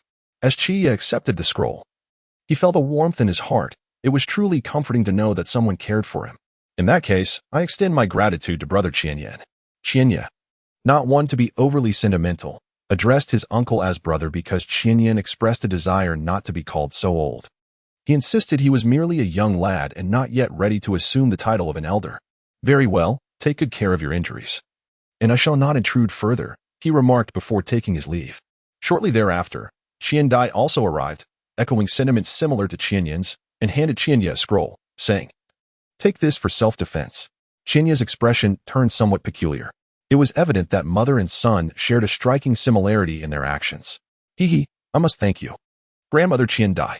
To be honest, Brother Qianyan just gifted me a scroll as well. Huh. With that young lad's skills, he is still far from my level. The puppet within my scroll is undoubtedly more effective." Observing Qiandai's proud demeanor, Qianya felt she indeed had the merit to boast. He could only imagine the expression on Qianyan's face upon hearing this. I suspect it would be quite amusing. After a few more exchanges, Qiandai took her leave as well. Qianya then unrolled the two scrolls. Initially, he envisioned that the puppets gifted by the two would be distinct. Given that Qiandai and Qianyan possessed contrasting styles, one favoring a pure white puppet, the other a vibrant, multicolored creation. Additionally, the crafting styles would naturally differ, leading him to believe the puppets would not be alike. However, upon opening the scrolls, he discovered two jet-black puppets, resembling mechanical armor. There was no doubt. Although both had claimed that Qianya would find them unfamiliar, they had meticulously tailored the puppets to suit his preferences, demonstrating their consideration for him. This warmed Qianya's heart. It seemed prudent to construct a few more puppets for backup in the future. Should he encounter a similar situation again, he would not find himself in need of assistance. After testing them out, he found that aside from initial awkwardness, they were quite manageable. Naturally, to enhance his comfort and usage, modifications were necessary, along with the addition of chakra batteries. Otherwise, with his current chakra levels, he would not be able to control the puppets for long. After approximately 3 hours, Qianya completed the modifications on both puppets. With these two at his disposal, he felt assured against enemies below the rank of Jonin. As he equipped the puppets with chakra batteries and corresponding mechanisms, he also integrated firearm and poison spray devices. Although they might not compare to the original combat puppets, they would still possess considerable combat prowess. Of course, as a patient, he was not in immediate need of a battlefield. Yet, one could never predict the unexpected. What if a battle were to arise suddenly? 3 days later, Qianya finally managed to walk unaided, while full recovery would still take several days. This pace of healing was already commendable. In the span of 3 days, the Sand Shinobi have once again relocated their stronghold, utilizing the defensive line established at Bayong City.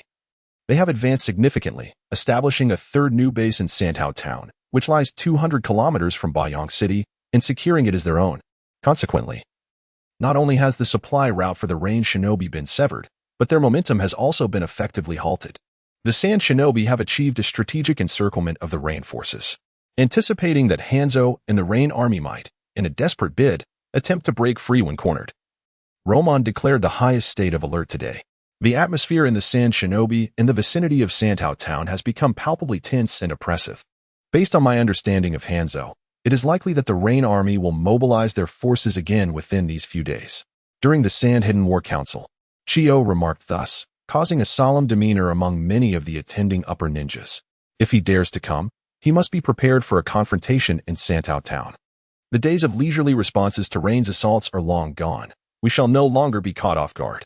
Roman, with a slight smirk, exuded confidence in repelling the Rain forces. The situation is dire for the Rain, as their supplies have been cut off, leaving them unable to sustain themselves for long. Have there been any new reports from the intelligence ninjas? Chiyo inquired of an upper ninja with a hooked nose beside her. Yes, the hooked-nosed ninja responded. Hanzo has been convening meetings these past few days, and the attendees have included not only upper ninjas but also special upper ninjas and even exceptional middle ninjas as observers. His eyes narrowed slightly as he continued. I believe Hanzo will likely send out forces again in the coming days, and this time, the offensive will be quite formidable. Upon hearing this, many upper ninjas present grew serious. Will they indeed mobilize? Chiyo and Roman's expressions turned grave, though not unexpectedly. If it were Hanzo, given the current circumstances, he would surely make a bold move. Moreover, even if Hanzo refrained from deploying troops, the Sand Shinobi would still take action. The recent success in cutting off the Rain supplies has pleased the feudal lord of the Wind Country immensely. Consequently, he allocated 10 million ryo to the Sand Shinobi army, hoping they could achieve an even greater victory over the Rain forces. Should the Sand Shinobi successfully repel the Rain, he would grant an additional 10 million ryo. If they could deliver a heavy blow to the Rain, compelling the land of Rain to cede territory, he would add another 50 million ryo. Furthermore, the Sand Shinobi would receive half of the tax revenue from any ceded lands. for the notoriously stingy feudal lord of the Wind Country. This is nothing short of a miraculous opportunity. Thus, Roman is also in dire need of a victory to secure these funds for the village. As for the Rain Shinobi, Hanzo looked seriously at those gathered, demanding clarity on the battle plans. I have but one requirement. We must only accept victory, not defeat. Do you understand? He declared. Should we fail in this battle, we will find ourselves irrevocably at a disadvantage. Ultimately, we cannot acknowledge defeat, for it would subject the Land of Rain to an even graver blow, relegating it eternally to the ranks of small nations, forever denying us the opportunity to rise as a formidable power, to seize our own destiny, and to walk with dignity. Most critically, the daimyo shall curtail our funding, thrusting us deeper into a dire predicament. Only by vanquishing the Land of Wind and the hidden sand village can we proceed with our plans to conquer the other 5 great shinobi villages, ultimately allowing the Land of Rain to ascend as the 6th great nation. Hanzo proclaimed with fervor, we can no longer accept the outcome of failure. For the sake of our future prosperity, let us march forth, my comrades. Oh, the ranks of Rain Shinobi fervently responded, each eye aflame with fervent zeal. Humph. Chiyo, you could never have imagined that we discovered a hidden path leading to Suna City. Through this route, our Rain Shinobi army can not only evade your encirclement, but also strike directly at your rear, catching you utterly off guard. A chilling smile graced Hanzo's face. I wonder how long it will take for you to react to our sudden arrival. Thus, the Rain Shinobi army set forth, a mighty force heading towards the location of the Sand Shinobi, all unbeknownst to them.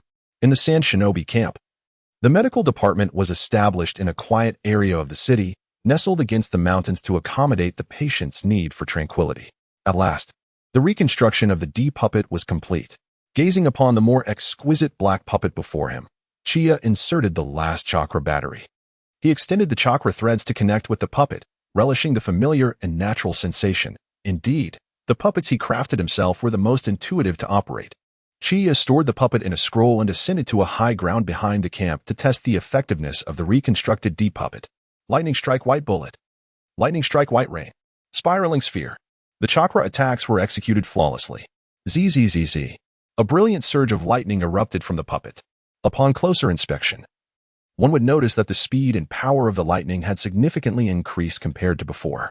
With a swift strike, the blade of lightning effortlessly cleaved through a boulder the height of a man. Maneuvering with agility, retreating, charging, leaping, there was no hindrance whatsoever. Moreover, the same chakra-released attacks exhibited an enhanced potency. Chiyo, pleased, retracted the D puppet. Undoubtedly, its performance had improved from its previous iteration. This was splendid news for him. However, just as Chiyo prepared to return, he suddenly heard faint footsteps beneath him. Doubt crept in, making him question whether he had misheard. Focusing intently, he confirmed the presence of footsteps, continuous and numerous. Without hesitation, he unleashed a magnetic field for sensing, disregarding the chakra expenditure. He sensed downwards for 50 meters. And in an instant, a series of indistinct yet palpable chakra signatures emerged within Chiyo's perception. This chakra presence. Chiyo scrutinized it carefully. His pupils gradually widening, it seemed not to belong to the Sand Shinobi. He crouched low and peered down towards the fracture ahead. In a fleeting moment, Chiyo's pupils constricted to pinpricks. Below the cliff, he spotted a narrow, albeit overgrown, path still traversable. At that moment, countless Rain Shinobi were advancing along this path, their direction unmistakably towards the rear of the Sand Shinobi camp. Should the Rain Shinobi launch a surprise attack, the unsuspecting Sand Shinobi would undoubtedly suffer significant losses. Such a situation brooks no hesitation. The message must be relayed without delay. However, just as Chiyo prepared to rise and depart, a sharp voice rang out from below. Who goes there? Immediately, a fierce aura surged towards him. In the next instant, a masked male ninja appeared before Chiyo. Their gazes locked. A sinister expression slowly crept onto Chiyo's face. Yet, after a brief moment of vigilance, the masked man's demeanor shifted to one of overwhelming joy. Nanfeng Chiyo, I never expected to encounter you here. An astonishing aura radiated from the masked man. While it did not rival Hanzo's in sheer ferocity, it was still profoundly intimidating, far exceeding that of an average elite ninja. Chiyo sensed that the masked man's strength was comparable to that of Chiyo. This masked man was none other than one of Hanzo's guards. Since fate had brought them together here, this would be your day of reckoning. The masked man acted swiftly, sparing no time, and in a heartbeat, he flashed before Chiyo, drawing his blade for a decisive strike. Swoosh! Chiyo had evaded just in time. Yet a deep gash was still torn across his chest, and all the bandages on his body were severed. The wound, which had only just begun to heal, worsened anew. Had it not been for Chiyo's heightened reflexes gained from his previous battle with Hanzo, that single strike could have cost him his life. Oh, you actually managed to evade it? The masked man's eyes revealed a hint of surprise at his failure to eliminate Chiyo with one blow. No wonder Lord Hanzo holds you in such high regard. You truly possess some skill. He immediately sent a message downwards, instructing them to proceed. Once he resolved the situation above, he would join them. However, you cannot escape death today. The masked man advanced once more, his blade enveloped in a razor-sharp wind-infused chakra. Whether it was due to Hanzo's explicit orders to eliminate him or to ensure that the information remained confidential, allowing the ranged shinobi's plan to proceed unhindered, Chiyo could not be allowed to slip away. Let us see if you can survive this. Though he was not being chased personally by Hanzo, the masked man's strength was still formidable enough to pose a lethal threat. Had his puppet not been destroyed, he might have had some leeway to maneuver. But now, only with the combat puppets of Chiyo and Chihiko in hand, the synergy is far from perfect, and consequently, the displayed prowess is diminished. When confronted by the masked man, a creature of formidable prowess, one can only respond to his moves as they come, endeavoring to send a warning to the main camp. Thunderous rain. Quickly, Chiyo summoned the combat puppet and unleashed a lightning projectile at the masked man, who stood perilously close. Simultaneously, he maneuvered the puppet to retreat with utmost speed. He was not naive enough to believe that a single lightning strike would pose a threat to his adversary. From their previous skirmish, he had discerned that the masked man possessed extraordinary skill in Iajutsu.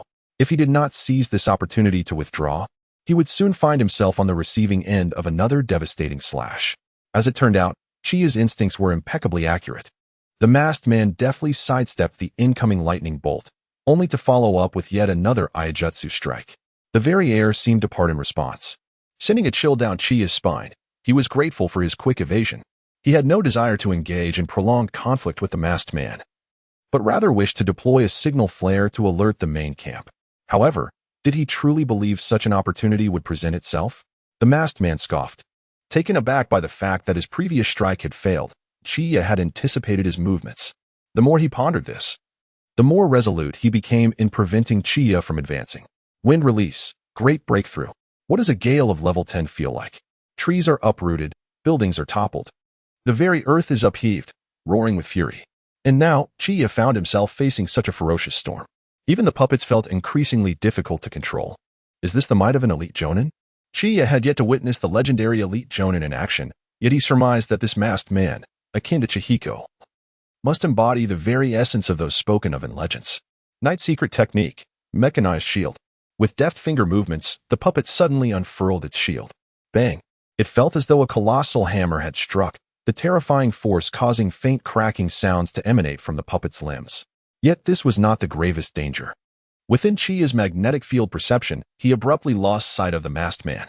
Just as Chiyo expanded his search radius, an intense sense of impending peril surged from behind him. The masked man materialized beneath Chiyo's feet, a chilling glimmer accompanying his overwhelming strike. Hiss! Chiyo felt the stark disparity in power between himself and the elite jonin, especially now, when he could not fully harness his abilities.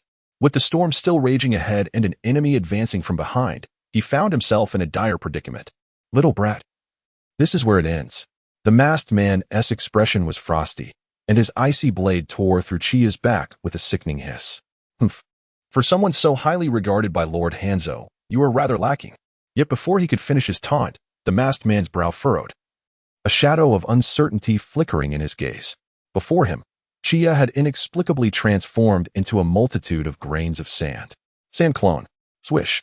Emerging from the distance, Chiyo appeared, breathing heavily, a hint of agony etched upon his face. A long, gaping wound on his back bled profusely. Humph, indeed. One who commands the attention of Lord Hans cannot be underestimated. He possesses a certain degree of skill. The masked man snorted, feeling a wave of irritation at his prolonged failure to eliminate Chiyo. Yet, soon enough, your fortune shall wane. Whoosh. As his words fell, the masked man's figure vanished from Chiyo's sight. An intense sense of danger surged beside him. A chill ran down Chiyo's spine as his right hand moved swiftly, launching the distant battle puppet to unleash its skills, the Thunderbolt White Palette and the Thunderbolt White Rain. The singular Thunderbolt White Palette had little effect on the masked man. but surely the addition of Thunderbolt White Rain would yield some impact. Indeed, faced with the incoming Thunderbolt White pellet, the masked man cleaved it with his blade. However, the subsequent barrage of thunderous projectiles caused a flicker of concern to cross his face, compelling him to retreat and abandon his offensive. Even so, he shot two explosive kunai towards Qianyi. Within the magnetic field sensing, Qianyi discerned the steel wire entwined around the kunai. Engaging with the kunai would result in being ensnared, and the ensuing close-range explosion of the explosive tags would undoubtedly inflict severe harm. Truly, an elite jonin. A creature of monstrous caliber. Qianyi could only retreat once more, seizing the opportunity to deploy the puppet bestowed upon him by Chiyo. One puppet alone was hardly sufficient to contend with the masked man. Indeed, as Qianyi released the puppet, modified by Chiyo, the masked man, evading the landing Thunderbolt White Rain, yanked with ferocity. The kunai, poised to land, was abruptly drawn back at a breathtaking speed, hurtling once more towards Qianyi. Knight's secret technique, mechanized light shield. A chill ran through Qianyi's scalp as the puppet unfurled its shield in defense. Bang, bang, bang. The explosive tags detonated upon contact, enveloping Qianyi in a vast cloud of dust. Buzz. In that instant, as the dust obscured his vision, Qianyi immediately sensed a violent disturbance in the air. A wind-attribute shuriken, wrapped in the essence of wind, approached him at a swift, arcing trajectory from his left. Yet, should he focus solely on the wind shuriken, he would surely fall prey to the true threat.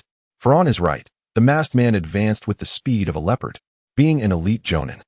His combat experience was unparalleled.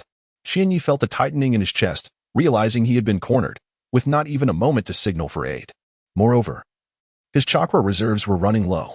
In the face of this dual assault, Qianyi feigned injury to counter the attack from the left.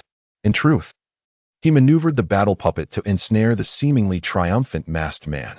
The dust that obscured Qianyi's vision also served to veil the masked man's sight. With a swift motion, the puppet blocked the incoming wind shuriken, yet the overwhelming force still caused it to stagger back a step or two. A profound sense of imminent peril enveloped Qianyi as the masked man's voice echoed ominously, "Little brat, this time it's truly the end." The words lingered in the air when his long blade, imbued with wind-style chakra, was already less than half a meter away from Qianyi, poised to strike with a chilling precision. However, just as the masked man believed he would secure victory, Qianyi's calm voice resonated. "The end, is it?" At that moment, the masked man felt a surge of foreboding. In the blink of an eye, the battle puppet materialized behind him, executing a secret technique, Knight's secret technique, Thunderbolt White Shot. The icy bolt surged toward his back, causing the masked man to tense and quickly evade to the side. Yet, Qianyi seemed to predict his every move, and the puppet followed suit with another technique, Knight's secret technique, Verdant Poisonous Miasma. Confronted with the rapidly spreading noxious fog, the masked man's vision was obscured, forcing him to retreat further to avoid being engulfed. He could already foresee the fate awaiting him once he broke free from the miasma. The battle puppet would undoubtedly be lying in wait for him outside. TCH, truly a troublesome little brat. In a flash, the masked man transformed into a stream of water, dispersing onto the ground. A water clone. This maneuver allowed him to evade both the toxic fog and the lurking puppet's ambush. Such a decisive reaction. The magnetic field sensed this spectacle, and Qianyi couldn't help but admire his opponent's cunning. Yet, it mattered not. My true intent lies elsewhere. Swiftly, Qianyi retrieved an antidote pill and consumed it, pulling out a signal flare from his ninja tool pouch and igniting it. A warning. This was Qianyi's true objective. With a loud bang, as the signal erupted in the sky, the newly arrived masked man realized he had fallen into a trap, his expression darkening in dismay. As a proud guardian of Hanzo, it was utterly humiliating that he couldn't subdue a mere nin and allowed the opponent to send out a signal. "You little brat.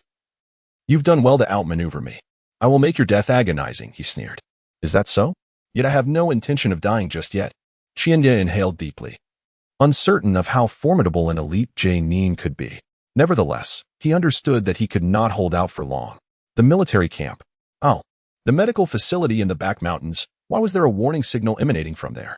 Upon noticing the signal from the rear mountains, the wind shadow, Roman, immediately took it seriously. Could it be that an injured person was in danger? Just as he was about to dispatch someone to investigate, Qianyi dashed over, "Lord Windshadow, I shall ascertain what has transpired." Roman nodded.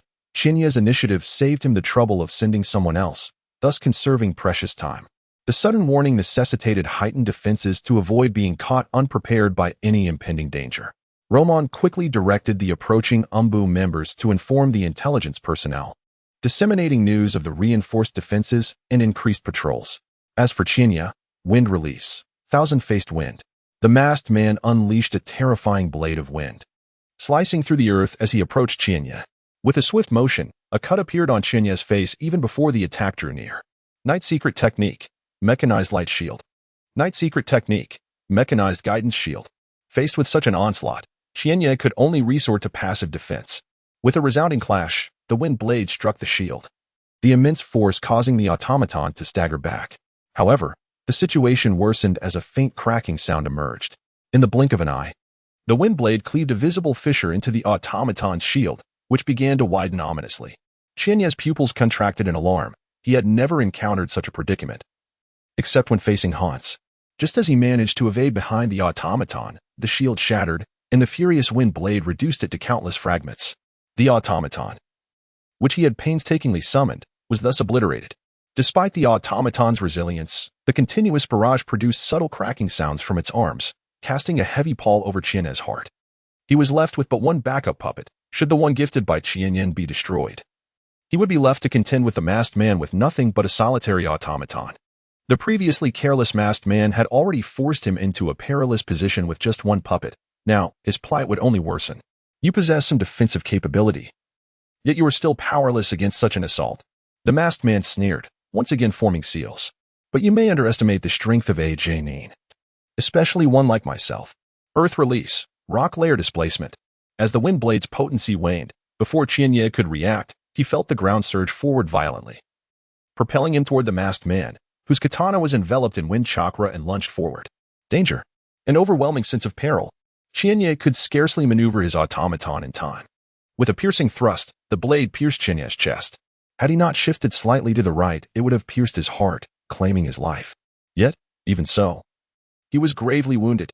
With injuries to his chest and back, he found himself in no better condition than when he faced Hans. Quick to react, it was regrettably too late. As the masked man withdrew his blade to deliver the final blow, a frigid, violent lightning projectile shot forth from behind Chinya. It was the automaton he controlled that had launched the attack.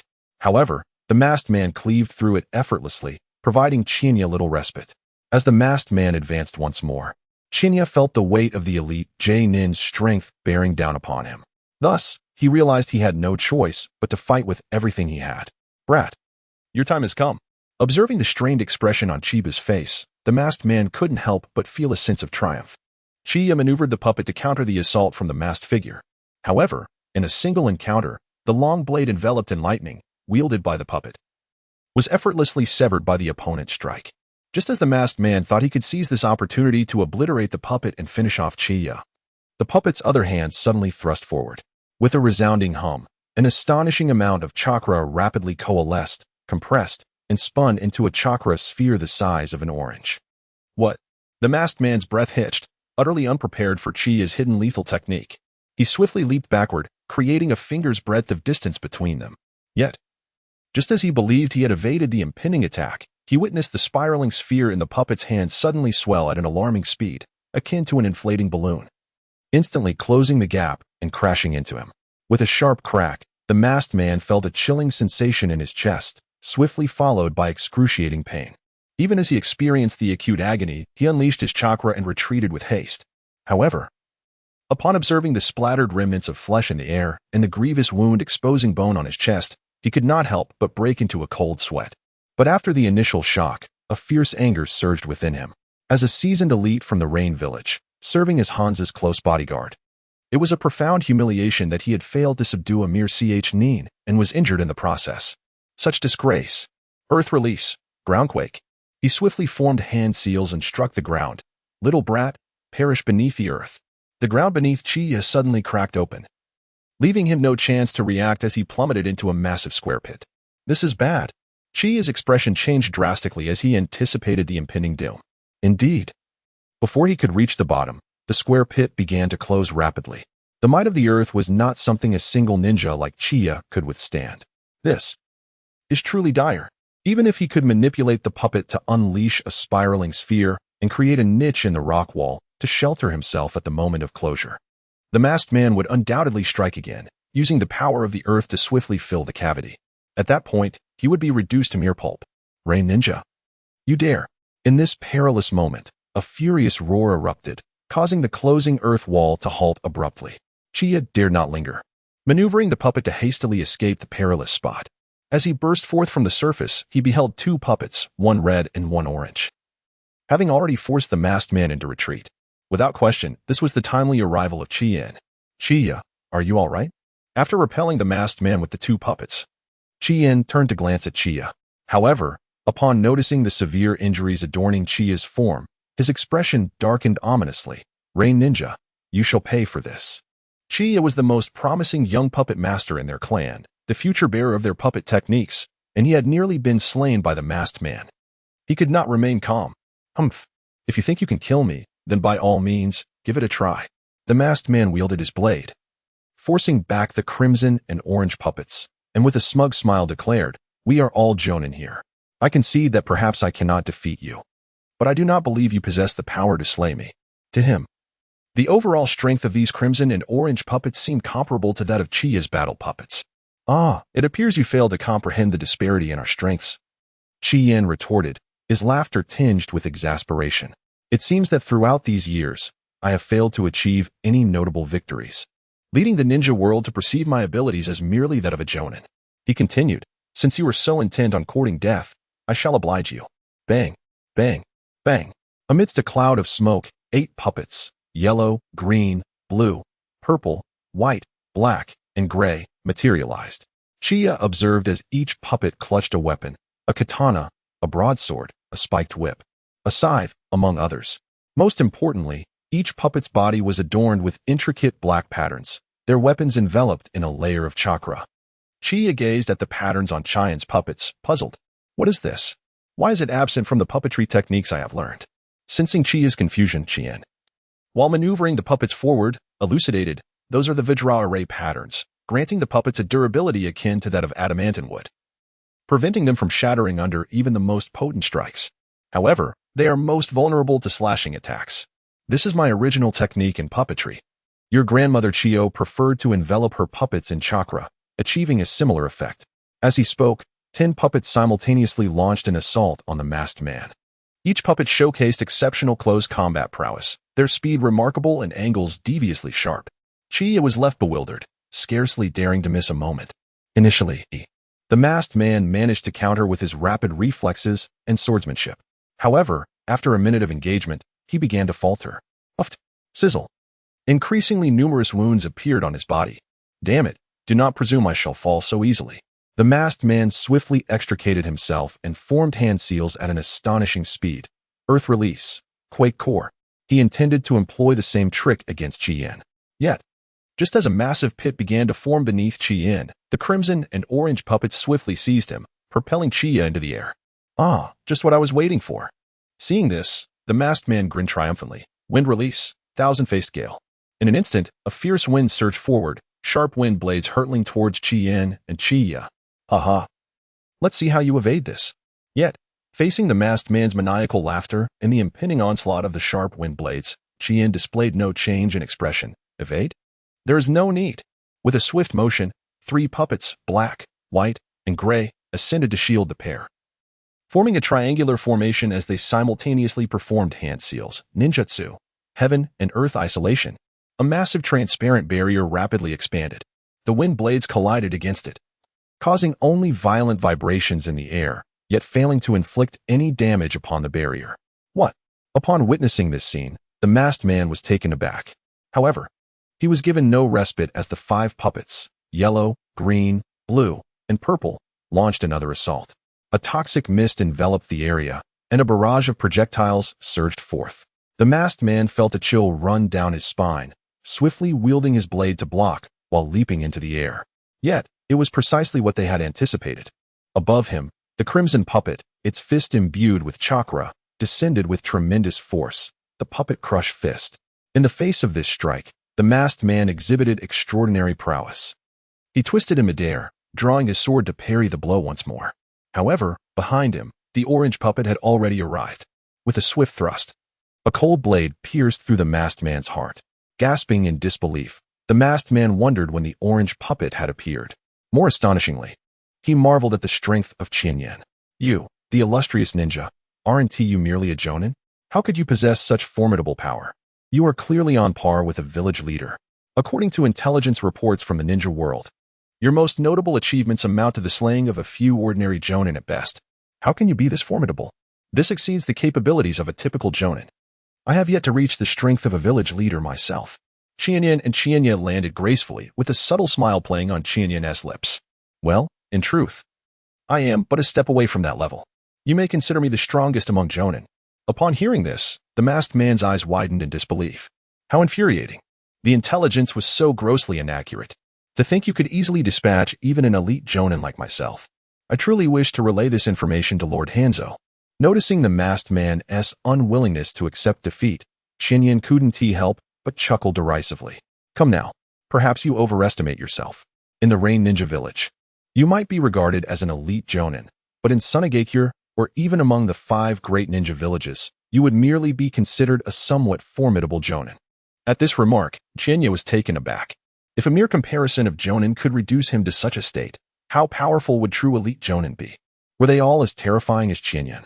Of course, you are not far from the level of an elite jonin.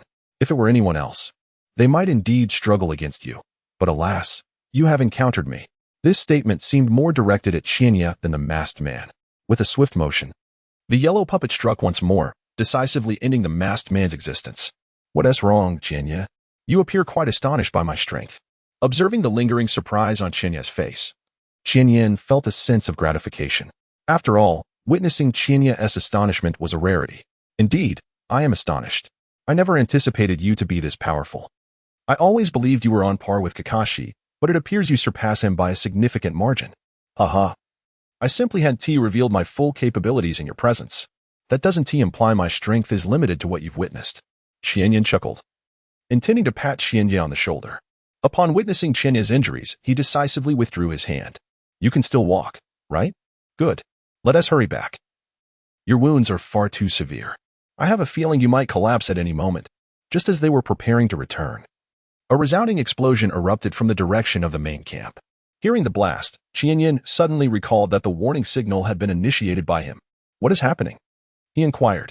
Ignoring his own pain, Chiyo's expression turned grave as he replied, the Rain Shinobi found an unknown path beneath this mountain wall, allowing them to circle around to our rear. He listened intently to the ongoing explosions and the faint sounds of battle, turning to Chiyo. At this moment, war has likely commenced.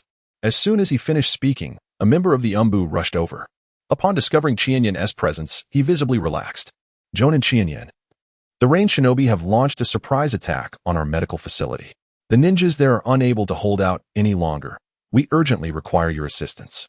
Reports from the camp indicated that the Rain leader, Hanzo of the Salamander, had personally arrived with his forces, and both Lady Chiyo and Lord Kazekage were engaged in combat. Chiyo's countenance grew exceedingly serious. So that is why you found yourself in such peril, Chiyo. Everything makes sense now. The Umbu continued, although the Rain Shinobi arrived unexpectedly. Thanks to the warning, we were able to bolster our defenses under the Kazekage's orders, so the situation is not yet dire. The Umbu member glanced at the severely injured Chiyo, realizing who had issued the warning, and felt a wave of relief wash over him. Fortunately, Chiyo detected the Rain Shinobi's movements in advance. Otherwise, we would have been thrown into chaos by their sudden assault from behind. Understood. Chiyo directed his gaze towards the Umbu. Chiyo is gravely injured and requires immediate treatment. As we proceed, inform me of the Rain Shinobi's troop strength. I must swiftly eliminate the enemies at the medical facility so that Chiyo can receive the care he needs. The Umbu had no objections to this. Without delay, Chiyo commanded the red puppet to carry Chiyo, and they hastened towards the medical facility. At this moment, within the Sunagakure medical facility, a red-haired jonin, tasked with its protection, gritted his teeth in frustration. Where did these damned Rain Shinobi come from? Their numbers are overwhelming. His 100-man guard was woefully insufficient, even with the majority being elite chūnin capable of taking on 10 opponents each. Facing over 2,000 Rain Shinobi, they were simply outmatched.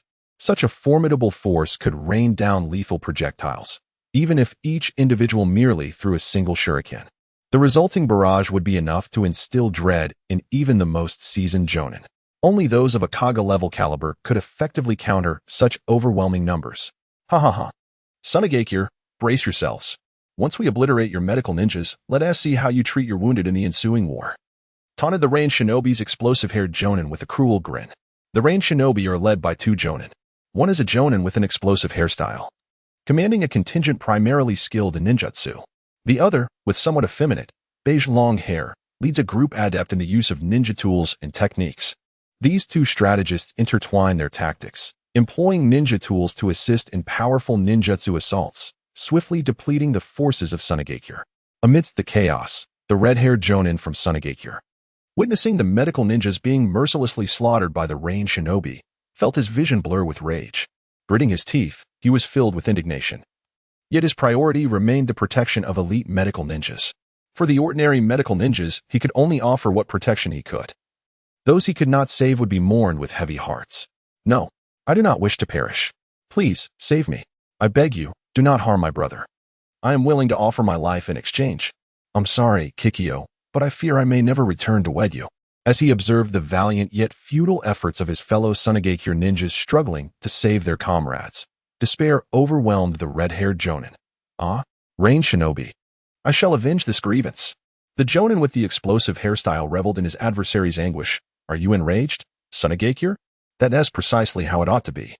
Cherish this despair, for with each passing moment, you shall encounter it anew. Do not harbor any illusions of support arriving. It is impossible. Your main camp is likely ensnared by Lord Hanzo's formidable army, unable to assist you. As he deflected the red-haired Jonin's furious strike, the Jonin with the explosive hairstyle grinned even broader. What a delightful sound. Witnessing your utter despair fills me with exhilaration. However, just as he was about to continue his taunts, a cacophony of screams erupted from within the ranks of the Rain Shinobi. 10 puppets, each draped in vibrant hues of red, orange, yellow, green, blue, indigo, violet, white, black, and gray, surged through the Rain Shinobi like a tempest, targeting the lower-ranked ninjas ruthlessly. Their chakra-enveloped weapons were swift and sharp, akin to a fierce gust of wind, leaving the Rain Shinobi's lower ranks in terror as they fell, their throats slit, blood gushing forth into pools beneath them. Beyond these 10 tempestuous figures, 2 shadowy silhouettes emerged, each wielding a glimmering long blade charged with lightning, unleashing toxic projectiles and a barrage of shuriken, while affixing explosive tags. Their speed was astonishing, creating an almost silent yet deadly storm of destruction. The Jonin with the explosive hairstyle quickly recognized the gravity of the situation. Although he had not yet discerned the identities of the 10 colorful puppets, he was all too familiar with the lethal combat style of the 2 wielding lightning-infused blades. Ha ha ha. Nenfeng Chinyi. I did not expect you to present yourself so willingly. How delightful. The Jonin charged towards Chinyi, and upon noticing the wounds upon him, his glee intensified. Given your weakened state, your life shall be mine. Thank you for bestowing such commendable credit upon me. I shall ensure that you are left unscathed. Hanzo has declared that any elite ninja encountering Nanfeng Chinya must be eliminated, with the reward being the honor of becoming Hanzo's personal guardian. Such an enticing proposition is indeed a great temptation for the elite ninjas. However, before the explosive-haired elite could break through the throng, the 5 puppets of crimson, orange, yellow, green, and blue, which were rampaging through the Rain ninjas, suddenly turned their assault upon the explosive-haired elite. Clang! Clang! A series of rapid collisions abruptly halted the advance of the explosive-haired elite. Those were Lord Chinyan's puppets. Naturally, many from the Sand Ninja's side recognized Chinyan as puppets, and hope flickered anew. Brothers, Lord Chinyan has arrived to aid us. Rally your spirits and follow in Lord Chinyan's footsteps to vanquish the Rain ninjas.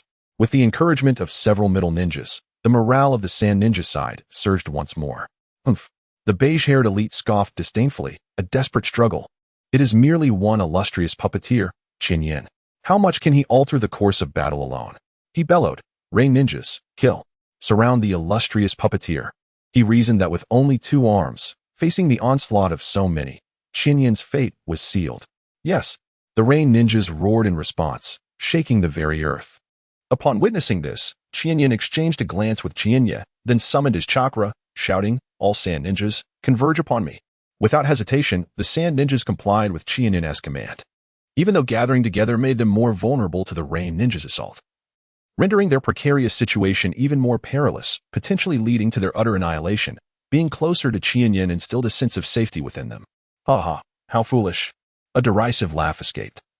So the illustrious puppeteer is merely a man of valor without strategy? Since you are so eager to gather, we shall reluctantly accept your lives. Many rain ninjas scoffed at the sight of the sand ninjas clustering together. Were they truly so eager to hasten their demise? Yet, was the reality truly as favorable as the rain ninjas envisioned? The sand ninjas rapidly assembled, and the rain ninjas, believing this would facilitate their complete annihilation, deliberately relaxed their defenses.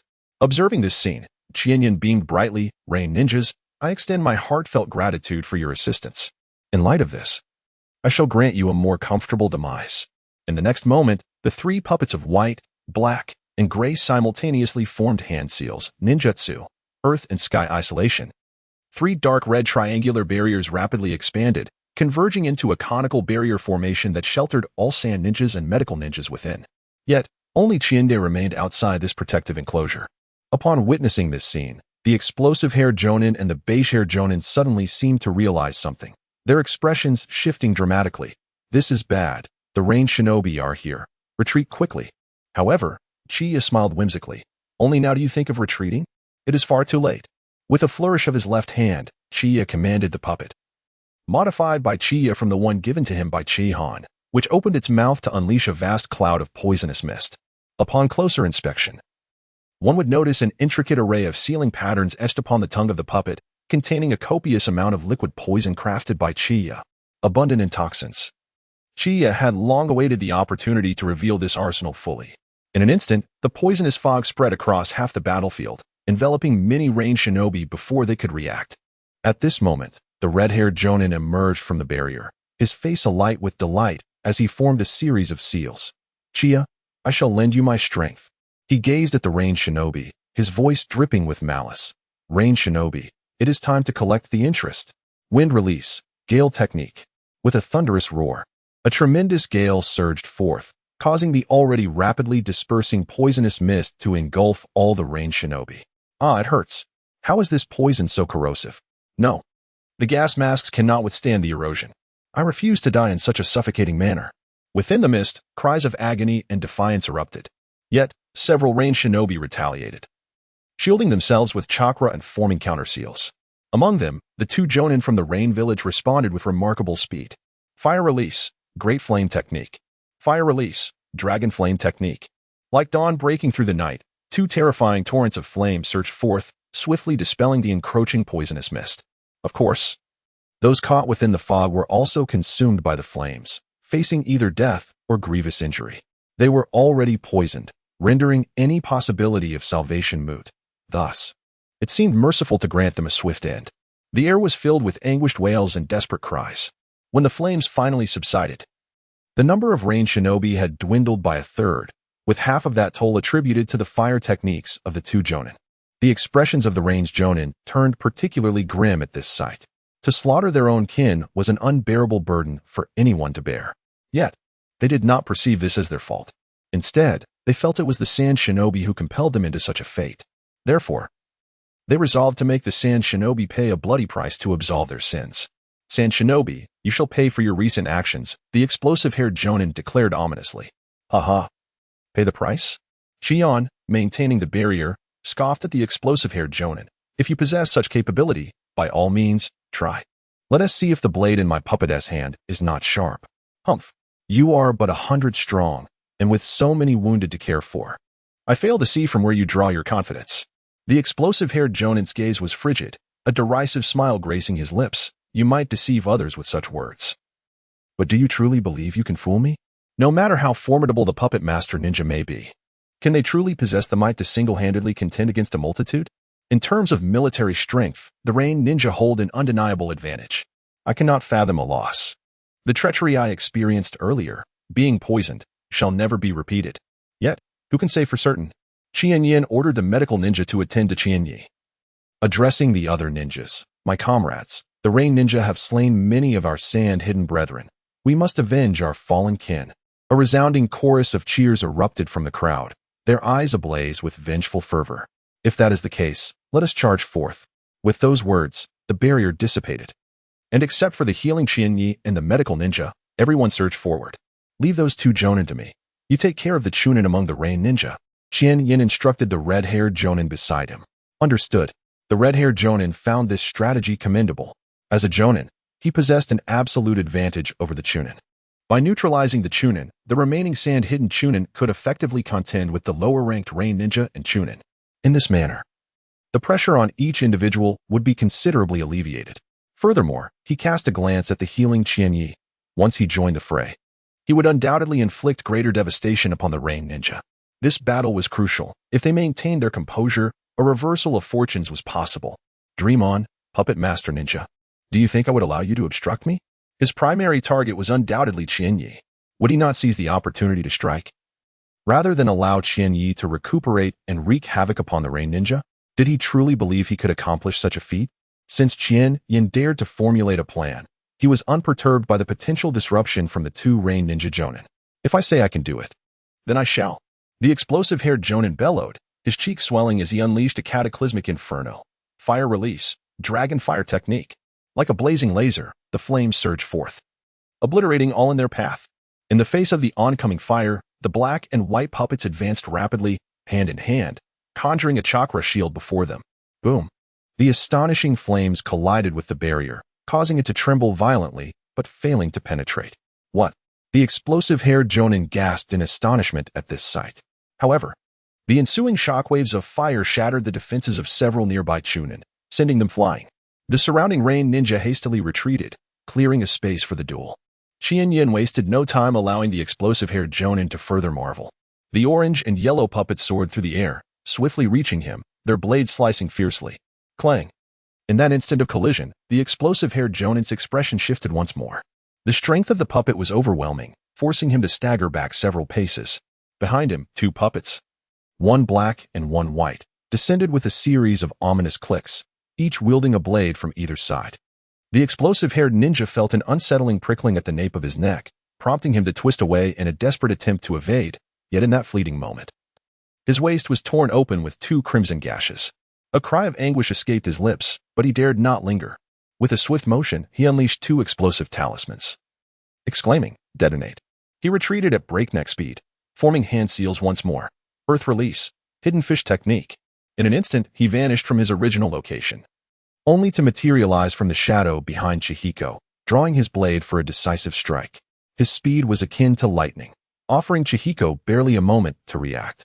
However, this strike was deftly blocked by the gray puppet. Chihiko appeared unfazed, as if he had anticipated the ambush, a commendable surprise attack, against anyone else. You might have caused serious harm. Unfortunately, you are facing me.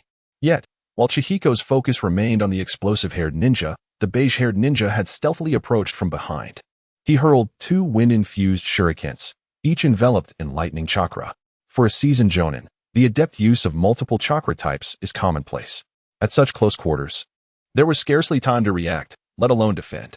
But the two wind shurikens were intercepted by the black and white puppets, which were nonetheless pushed back over half a meter by the force of the attack. Such was the might of a jonin. The power of their tools should not be underestimated. Seizing this opportunity, both the explosive-haired and beige-haired ninjas simultaneously formed hand seals. Fire release, great flame technique. Lightning release, thunderbolt technique. Boom. Countless bolts of furious lightning rained down from the heavens, bombarding the ground and causing Chihiko's expression to shift with unease as he sensed a hint of danger.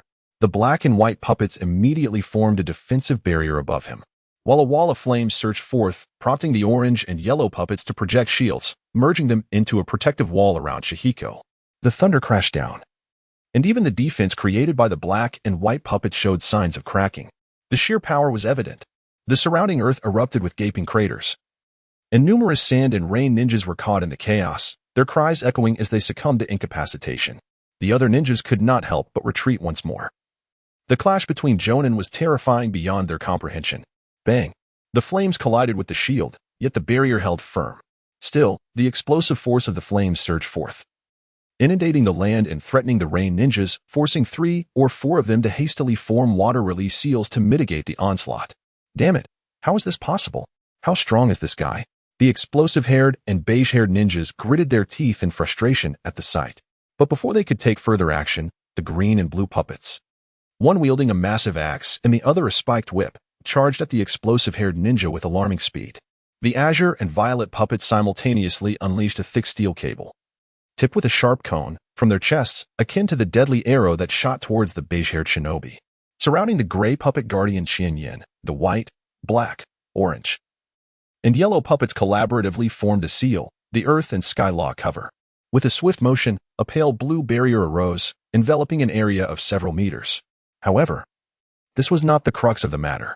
At the center of the barrier, a wall suddenly emerged, completely isolating the beige-haired shinobi from the explosive-haired one.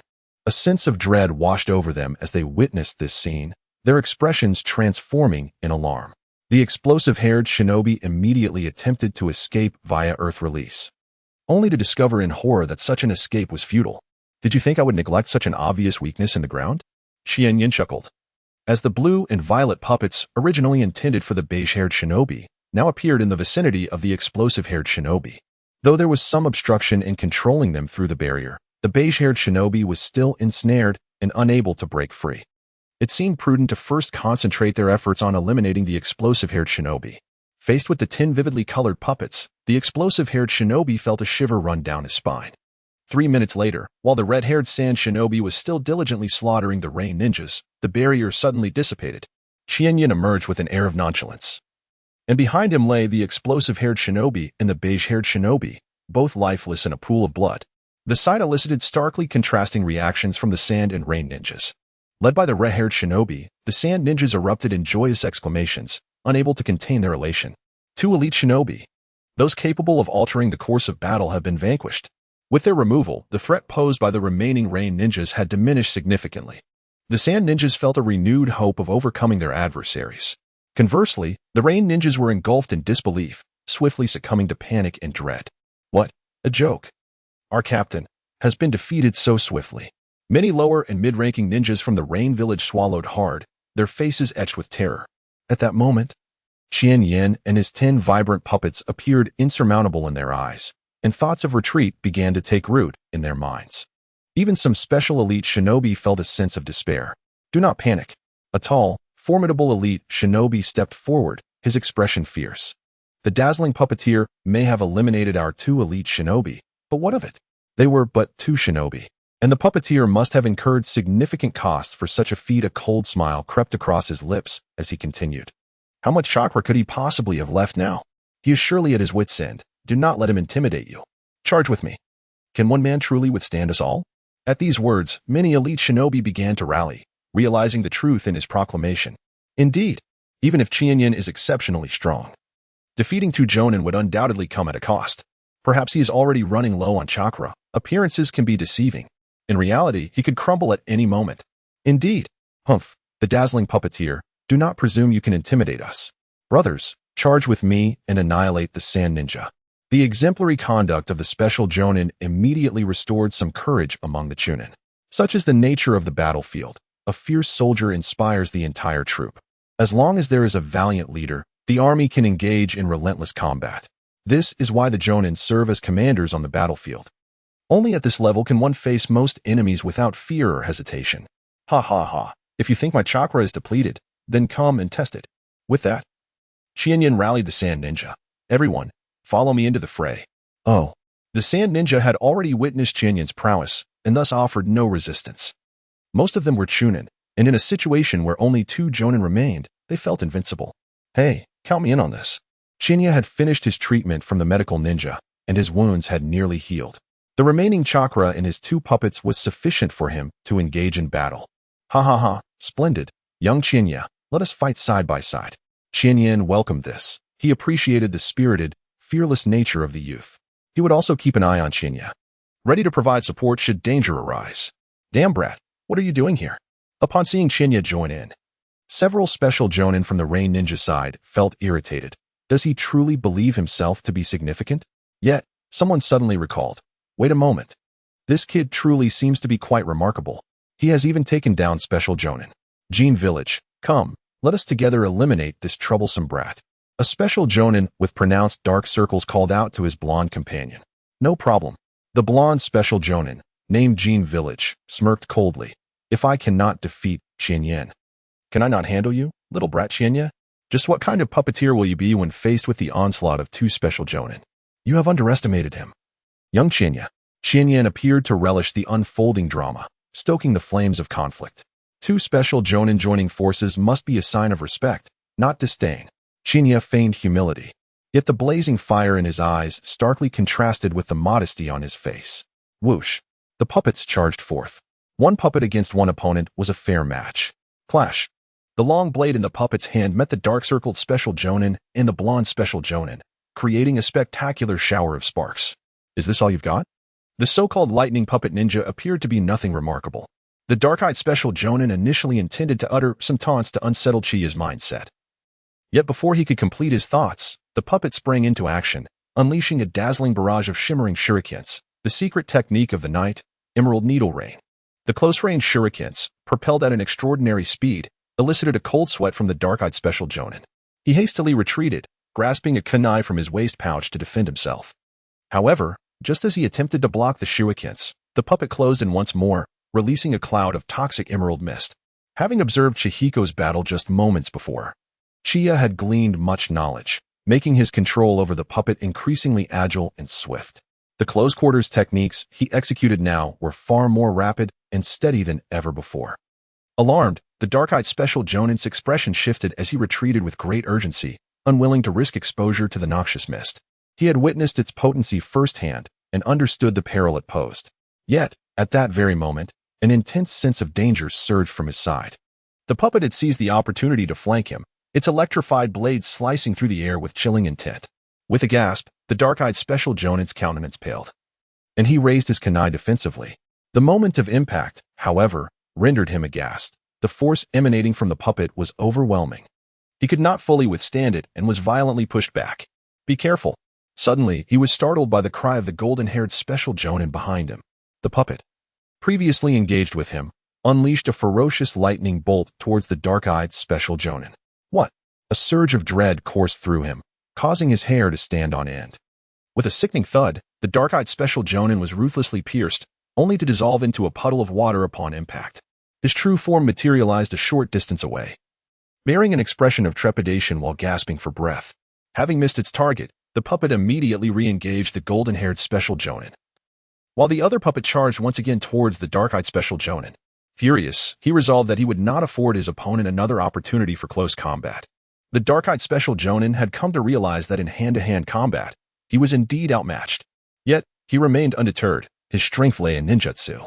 Water release, grand water arm technique, he exclaimed, rapidly forming hand seals, as a torrent of water coalesced before the puppet, manifesting into a robust arm that surged forward. With a swift leap, the puppet evaded the strike, but the dark-eyed special Jonin was not finished. Underestimating him would be folly. He altered his hand seals, water release, water dragon whip. With a crack, the water arm dissipated, transforming into a flurry of high-velocity water jets that shot towards Chiyo and the puppet. Rocks along the path were effortlessly pierced, and a mid-level ninja who failed to dodge in time found his arm impaled. The sheer power was truly terrifying. The particularly skilled Jonin, with dark circles under his eyes, realized that eliminating Chiyo, the puppeteer, would expedite his victory. As the high-speed water line surged towards him, Chiyo instinctively tensed his body. Yet, compared to before, he faced the enemy's onslaught with a newfound calmness. The puppet moved without a moment's hesitation, charging directly at the Jonin. Chiyo flung a palm-sized black plate, infusing it with chakra, and with a resounding crash, a massive shield materialized to protect him. This shield was crafted from the remnants of a puppet shattered by the masked man, a simple contraption Chiyo had devised during his journey. It may not suffice against a Jonin-level adversary, but it should be adequate against a special Jonin. After all, if Chiyo could hurl a lion's head imbued with sealing techniques, it was reasonable for Chiyo to deploy a shield. Bang, bang, bang. In an instant, the shield reverberated with thunderous sounds as the high-speed water line struck against it, producing a cacophony of deep echoes. The shield, however, stood resilient, showing no signs of breaking. Witnessing this scene, the Jonin with dark circles expressed shock. Could it truly be wielded in such a manner? Yet, as the puppet, propelled by kunai, dove towards him, the Jonin had no choice but to retreat hastily. Simultaneously, he began forming hand seals, water release. But before he could complete the seals, the puppet leapt once more just before crashing to the ground, unleashing several icy slender Senbon towards him. This forced the Jonin to grit his teeth and retreat again. However, it had been previously demonstrated that when one's focus is solely on a single puppet, death draws near. Thus, as the Jonin steadied himself after retreating, he heard a horrified shout from the blonde special Jonin behind him, "Watch out." But it seemed too late. With a sickening sound, a lightning bomb detonated mercilessly against the Jonin's chest. His pupils dilated in disbelief as he gasped. Why? When did this happen? In a swift motion, the puppet closed in once more, delivering a fatal strike. This sequence of events rendered the surrounding battlefield silent, with many range shinobi wearing expressions of incredulity. The blonde special Jonin, engaged in battle with another puppet, felt a chill run down his spine. This individual was alarmingly formidable. The Jonin with dark circles was not some newly promoted novice. He was a seasoned special Jonin, capable of holding his own against regular Jonin for several minutes. In such a scenario, how could he have been dispatched in less than 2 minutes? Was he now facing imminent death? If Chiyo could eliminate the Jonin with a single puppet, what chance did he have against 2 attacking simultaneously? It was evident that if he had managed to ensnare the battling puppet, the Jonin with dark circles would not have fallen so swiftly. Yet, he could not even impede a single puppet's advance. Faced with the dual assault of both puppets, the blonde special Jonin felt darkness closing in around him. The golden-haired special Jonin, overwhelmed with panic and despair, retreated as though confronted by a demon. In contrast, the Sand Shinobi could not contain their jubilant cheers. "Oh, Lord Chiyo is magnificent. Truly remarkable. Go, Lord Chiyo." Many among the Sand Shinobi erupted in exuberance, their initial fears dissipating in an instant. "Bravo." Chihiko could not help but exclaim. "Chiyo, you have indeed not disappointed us." He thought to himself, this young man is progressing at an astonishing rate. Though it was evident that he struggled to maneuver that puppet, he still managed to swiftly dispatch an experienced special Jonin. Once this battle concludes and he reconstructs his puppet, it is likely that even Jonin will fall before him. During the mission to intercept the range shinobi supply route, Chiyo had already showcased remarkable prowess. He had single-handedly defeated 2 newly promoted special Jonin, an experienced special Jonin, and 3 chūnin. Yet at that time, he was merely slightly stronger than an average Jonin, capable of inflicting damage but not of eliminating one. However, after his battle with the masked man, it was clear that Chiyo had reached a level where he could indeed overpower a Jonin. This progression was nothing short of terrifying. Such is the nature of a puppet master. Once they grasp certain key insights, their strength can undergo significant enhancement. What happened to your bravado, which only moments ago sought my life? Why the sudden retreat? Chiyo smiled at the golden-haired special Jonin. I preferred your previously defiant demeanor. With that, the puppets launched another assault. Night secret technique, thunderous white ray. Lightning projectiles rained down like droplets, and had it been in the past, the golden-haired special Jonin might have evaded them all. Yet now, his heart was consumed by panic, and he could not fully escape even this strike. With a pained cry, he felt a jolt as a lightning projectile grazed his shoulder, leaving him momentarily paralyzed. Seizing the opportunity, the puppet swiftly closed in, unleashing a barrage of slender, emerald-hued Senbon from its fingertips. Though the golden-haired special Jonin attempted to evade, his body, still numb, could not react in time. The moment the Senbon pierced his flesh, he realized his fate was sealed. His vision began to blur, and he felt utterly drained of strength. In a swift motion, the puppets advanced, thrusting twin blades through the heart of the golden-haired special Jonin. As he collapsed, the surrounding ninjas stood in stunned silence, followed by a thunderous eruption of cheers from the Sand Shinobi. "Oh, Lord Chiyo. Lord Chiyo is magnificent. Truly formidable." They marveled at how effortlessly he had dispatched 2 seemingly invincible special Jonin. Indeed, among the Rain Shinobi, few such formidable warriors remained. Amidst the remnants of the Rain, it primarily comprised of chūnin and genin. With the leadership of Chihiko and Chiyo, they could undoubtedly succeed in driving away the enemy. This is indeed somewhat theatrical. Observing how the blonde special Jonin met such a hasty demise, even Chihiko was momentarily taken aback. After all, he was a special Jonin, even if recently promoted. One would expect a modicum of bravery. Moreover, this blonde special Jonin was not one to be compared with those newly promoted. Who would be the next to experience my puppet technique? Chiyo's gaze shifted toward the other Rain ninjas, his lips eagerly licking in anticipation. However, this caused the Rain ninjas facing him to instinctively retreat, their expressions filled with resistance. Since no one answered me, I shall choose at random. Chiyo manipulated his hands, and the puppets moved once more, charging directly toward the rain ninja before him. Don't come any closer. The rain ninja screamed in terror, yet fortunately, some chūnin possessed the courage to respond. Water release, water flow wall. Several chūnin simultaneously formed hand seals, unleashing a torrent of water to obstruct the advance of the two puppets. However, this was not a prudent strategy. Chiyo displayed a playful expression as both puppets emitted a blinding surge of lightning, causing the chūnin who released the water technique to dramatically change their expressions, retreat. But the spread of electricity was too swift. Only 2 chūnin managed to escape in time. The remaining 3 were ensnared by the lightning, emitting cries of despair. With a swift motion, the puppets extinguished the lives of the 3 chūnin. Yet, as Chiyo eliminated these 3, the 2 who had evaded had already formed hand seals again. Water release, water blade cut. Several water blades soared through the air with a razor-sharp intensity. Behind Chiyo, a water sphere resembling an iron ball barreled toward him. Water release, water iron cannon. It must be said, they were indeed chūnin, possessing some skill. Their coordinated assault forced Chiyo, the puppet master, to defend himself.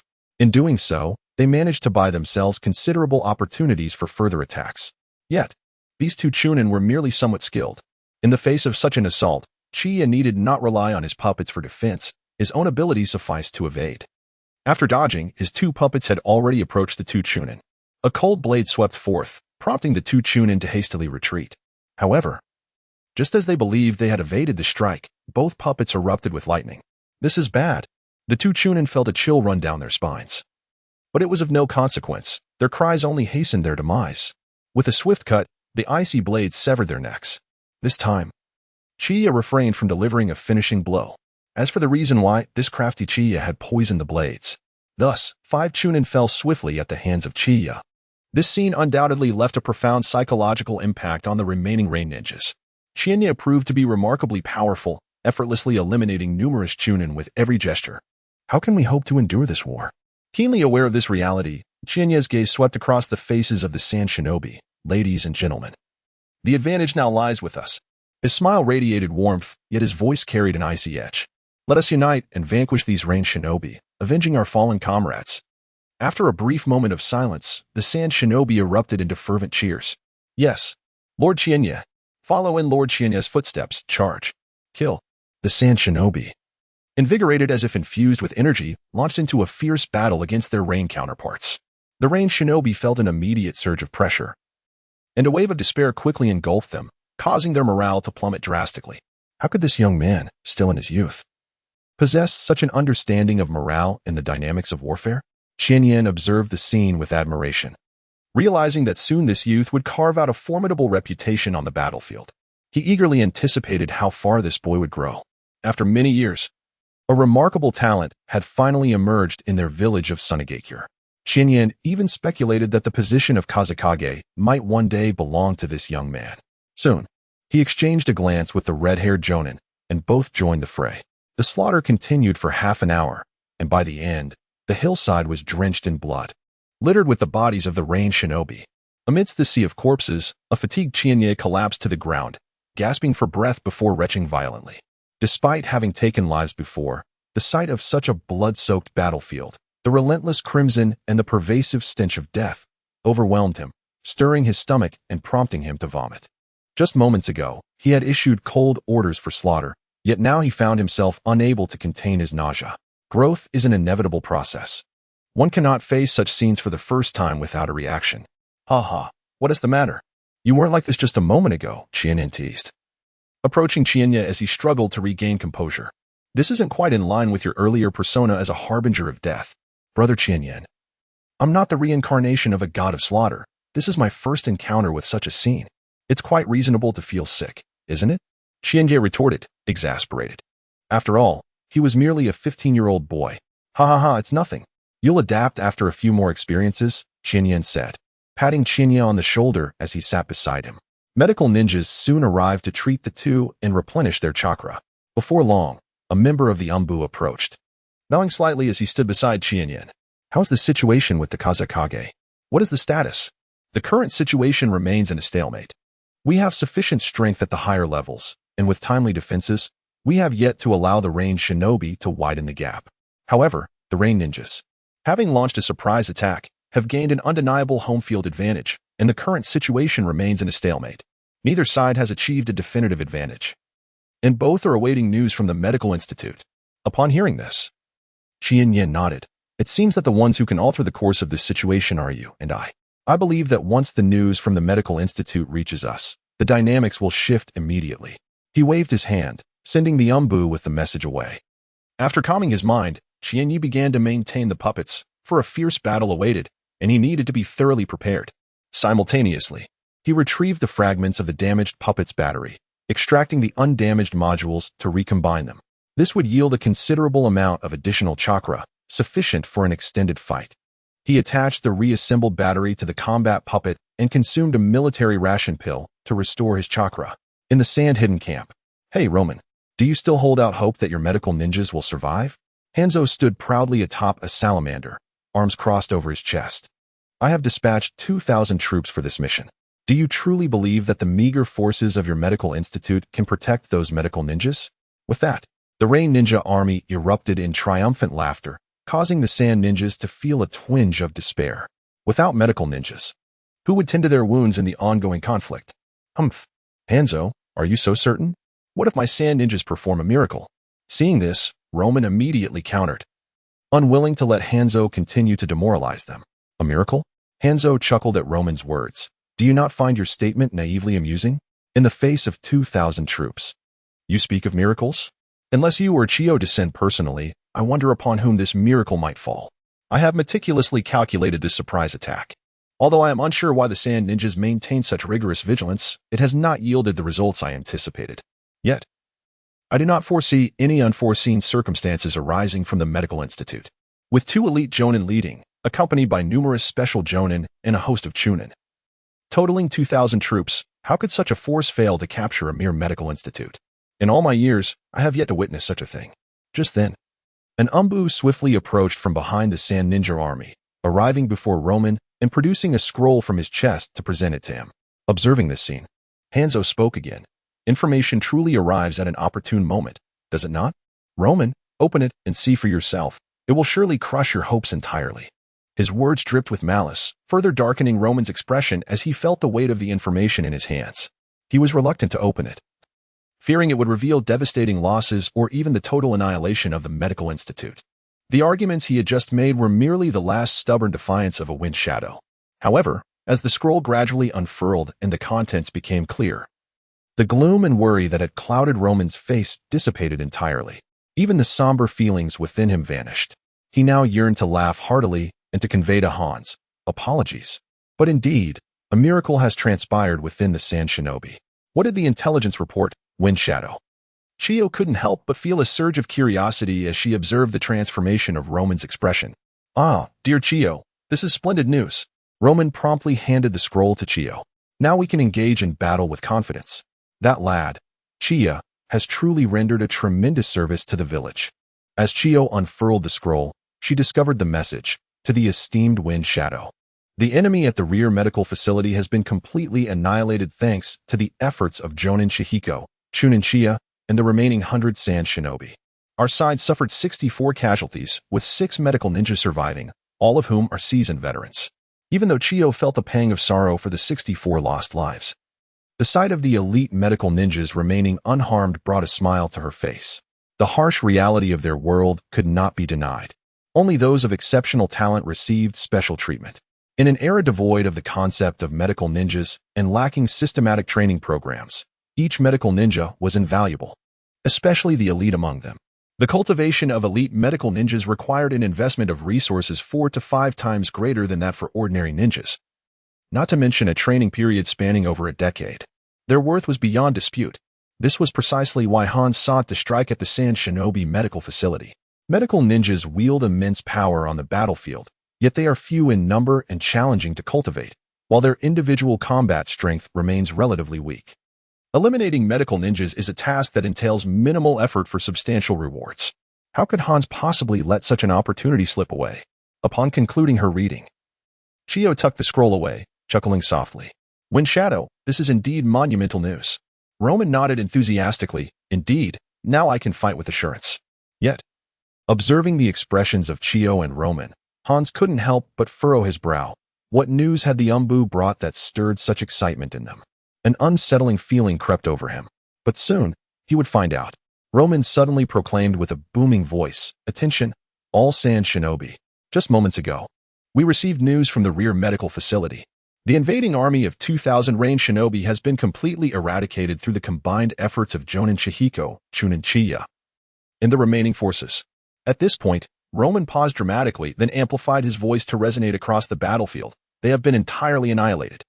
This revelation struck the hearts of everyone on the battlefield like a thunderclap, leaving them in a state of shock and confusion, which swiftly transformed into two starkly contrasting emotions.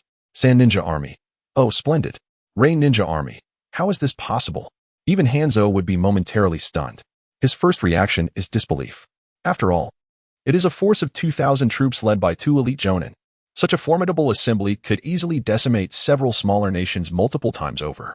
Now, to be informed that this 2,000-strong army has been annihilated? Sand Ninja, attack. However, Roman did not afford Hanzo the opportunity to process this information and promptly issued the command to charge. Hanzo immediately sensed the intense peril approaching at great speed. Before him, the black sand iron surged like a tsunami, engulfing countless rain ninjas in its wake, leaving them no chance to struggle as they were consumed. The shadowy figure's initial strike displayed an entirely different might, one of overwhelming force. Faced with such a cataclysmic blow, Hanzo snorted coldly, vanishing atop the head of the salamander. Yet, the sand iron swiftly divided into 2 factions, one continuing to press towards the original location of the salamander, while the other rallied to protect Roman. In the next moment, Hanzo emerged above Roman, the black sickle emanating a chilling chakra, cleaving downward. Swoosh!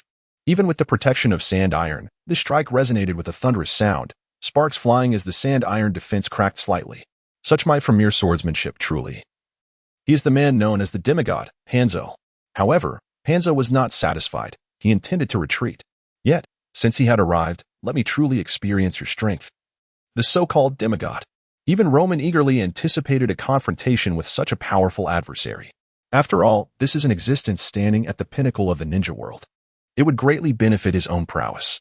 Magnetic release. Magnetic adhesion. Suddenly, Hanzo felt as if the black sickle had become rooted in the sand iron, halting his retreat. Magnetic force? Hanzo scoffed, channeling chakra into his hand, explosively breaking the adhesion of the sand iron, grasping the black sickle and continuing his withdrawal. Nevertheless, during his retreat, he remained composed, forming hand seals, water release, water bullets. The sky darkened ominously, and then, torrents of water arrows, the thickness of a finger, plummeted straight down. Boom. Upon striking the earth, they created a crater as if forged from iron, dense and heavy. Sizzle. Merely grazing a sand ninja, it carved a deep wound, exposing bone, prompting nearby sand and rain ninjas to hastily evade.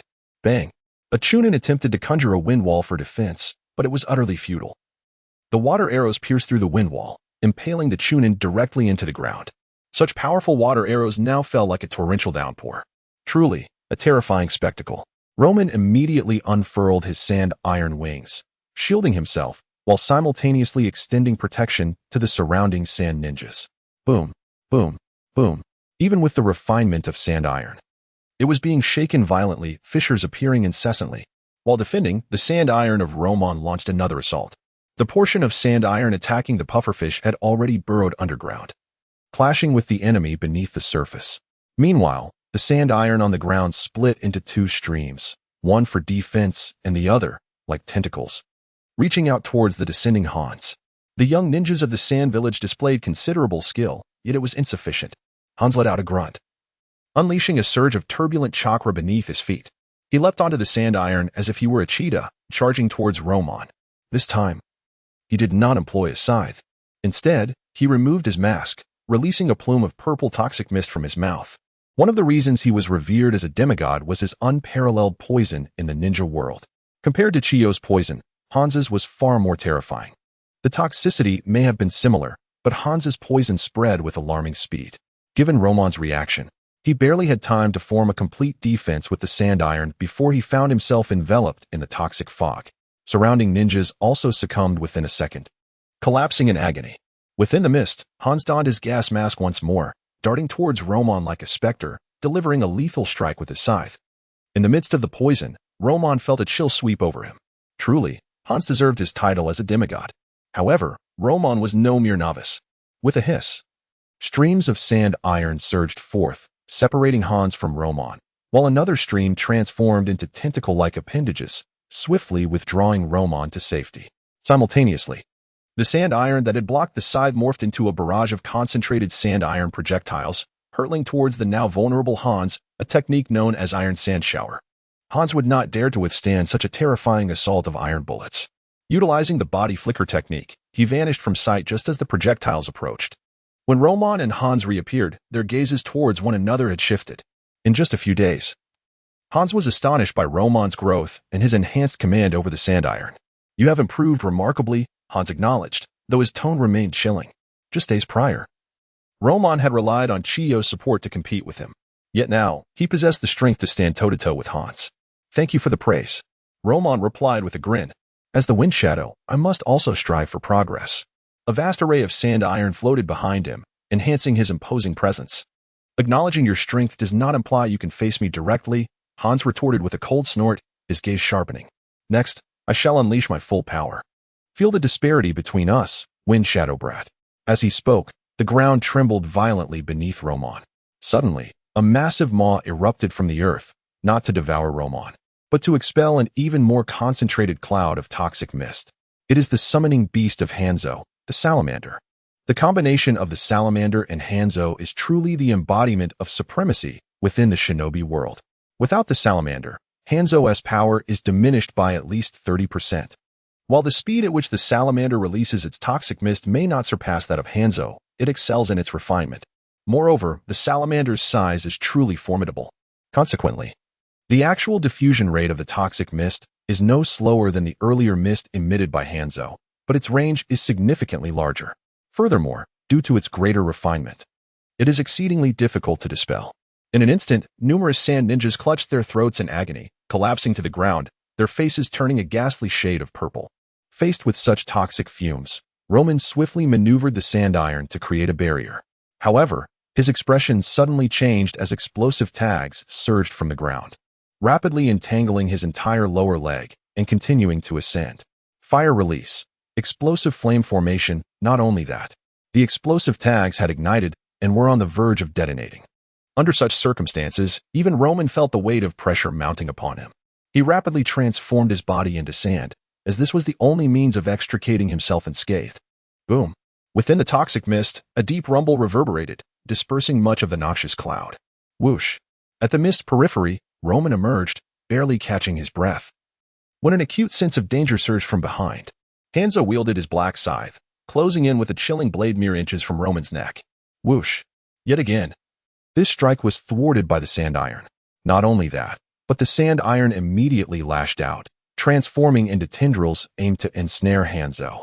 Observing this, Hanzo swiftly retreated, quickly creating distance between them.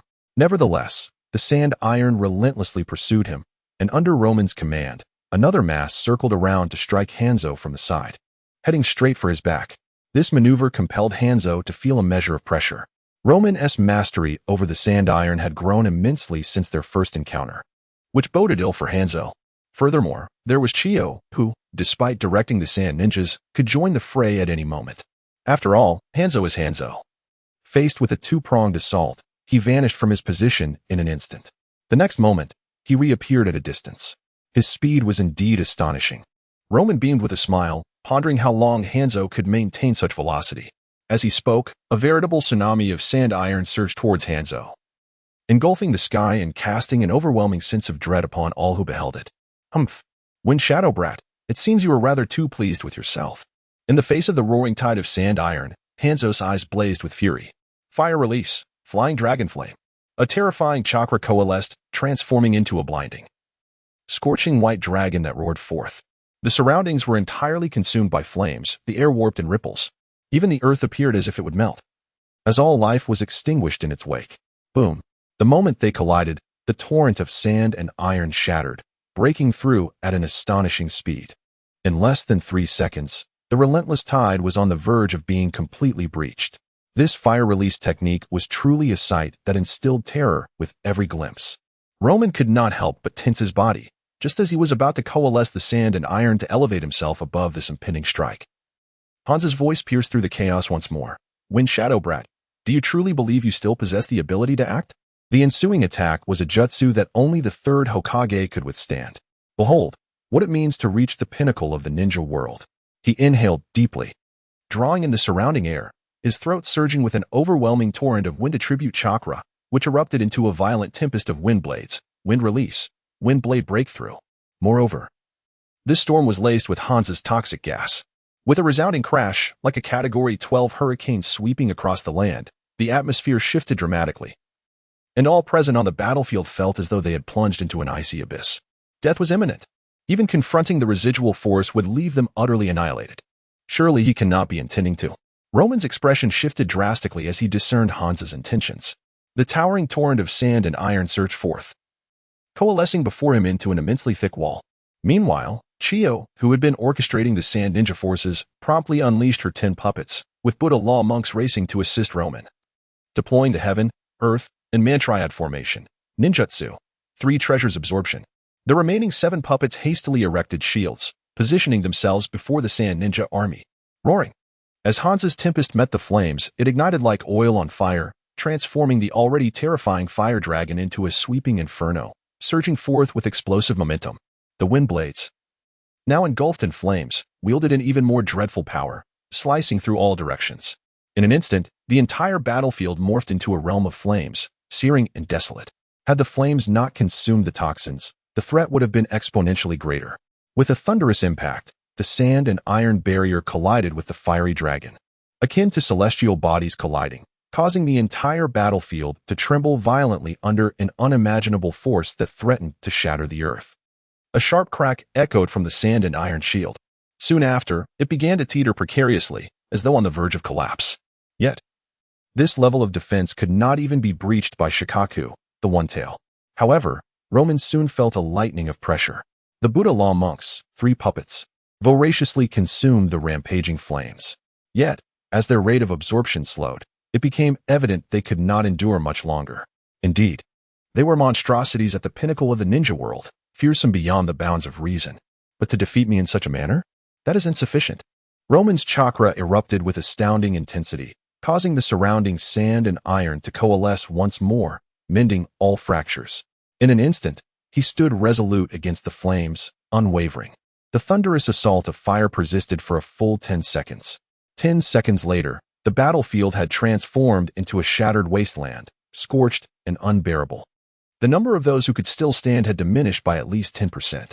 They gazed in terror at Hans, who stood defiantly in the distance, appearing to them as a deity. Even Ermin, the leader, found himself gasping for breath. The recent strike had drained him considerably. As he looked towards the imposing figure of Hans, a weighty sense of dread began to settle in his heart. The calm demeanor of Hans starkly contrasted with his own labored breaths, making their disparity evident. Just as he pondered this, Hans suddenly vanished from his sight, a sharp sense of danger surging before him. Like a specter, Hans reappeared right before him, the black scythe extending menacingly behind him, pulling forward with a ferocious intent. Armin felt a chill run down his spine.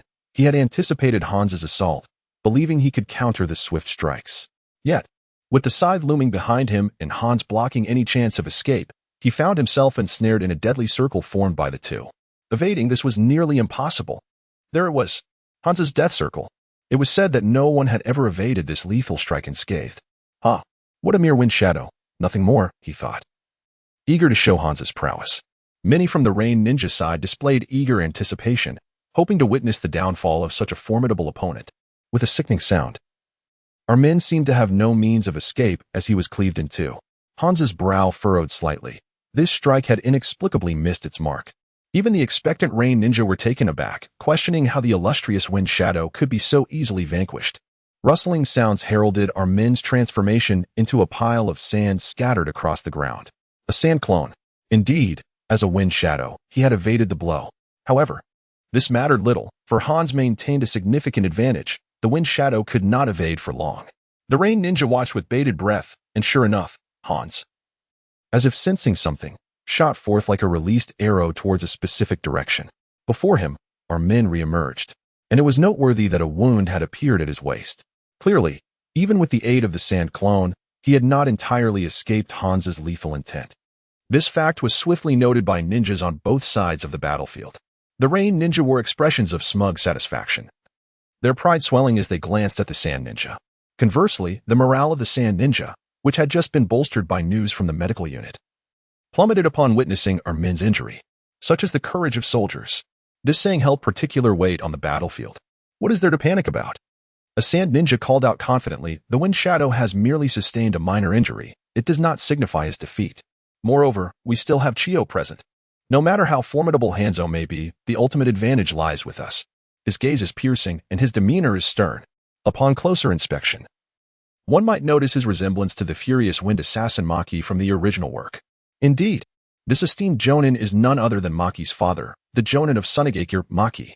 A playful remark brings a smile. He snorts disdainfully, do not overestimate Hanzo's prowess. Our Kazekage is more than capable of handling him. Under the leadership of Lady Chiyo, we possess ample strength to annihilate the remaining Aim-nin. He raises his arm in a rallying cry. Let us join forces with our Kazekage to repel the Aim-nin and return to our village post-haste. The notion of returning home holds an irresistible allure for every ninja engaged in battle. The temptation of home encapsulates this sentiment perfectly. Indeed, the sand ninja's resolve solidified instantly. Their earlier trepidation and anxiety swept away in an instant. Ha ha ha, splendid. Hearing these words, the newly arrived men brandished his sand iron to block Hanzo's renewed assault. Grinning broadly, Maki, do speak more. I relish your words. Yet Hanzo was far from amused. Mind your tongue, he roared, pivoting to charge directly at Maki, seemingly intent on silencing the source of his irritation. But our men would not allow him that satisfaction. A surge of sand iron erupted from beneath Hanzo, slicing through the air with razor-like precision. Should Hanzo fail to evade, he would be cleaved in two within moments. Kazekage brat, you are proving to be quite an inconvenience. Hanzo's cold voice echoed, yet he narrowly avoided the blow. The sand iron he dodged coalesced before him, forming a robust barrier that completely separated him from Maki. Quite the clever strategy, Kazekage brat. But do you truly believe you can hinder me? Hanzo sneered. In the next instant, a colossal salamander burst forth from behind our men, its enormous tail sweeping through the air with such force that it compressed the atmosphere. Faced with such a formidable creature, even our men dared not underestimate it. The sand iron coalesced into a massive wall, standing resolute against the salamander's tail. A thunderous crash resounded as the earth trembled beneath them. Remarkably, the salamander utilized the force of collision with the sand iron to propel its gigantic body forward, leaping over with the grace of a carp ascending the dragon gate. Wow! The salamander emitted a shrill, piercing cry akin to that of a wailing infant, releasing a cloud of dark purple poison that enveloped our men entirely. This is bad. Caught off guard and having battled Hanzo for an extended period, our men's mental acuity had waned and his reflexes dulled. He inadvertently inhaled some of the toxic fumes, causing the world to spin around him. A single thought raced through his mind. This is disastrous. Indeed. Before he could retreat from the noxious mist, Hanzo descended upon him like a harbinger of death. Crimson blood splattered, yet Roman swiftly transformed into grains of sand, utilizing his sand clones to escape. Although the effects of poison dulled his reactions, he still exhibited remarkable speed. In response, Hans merely scoffed dismissively, a futile struggle.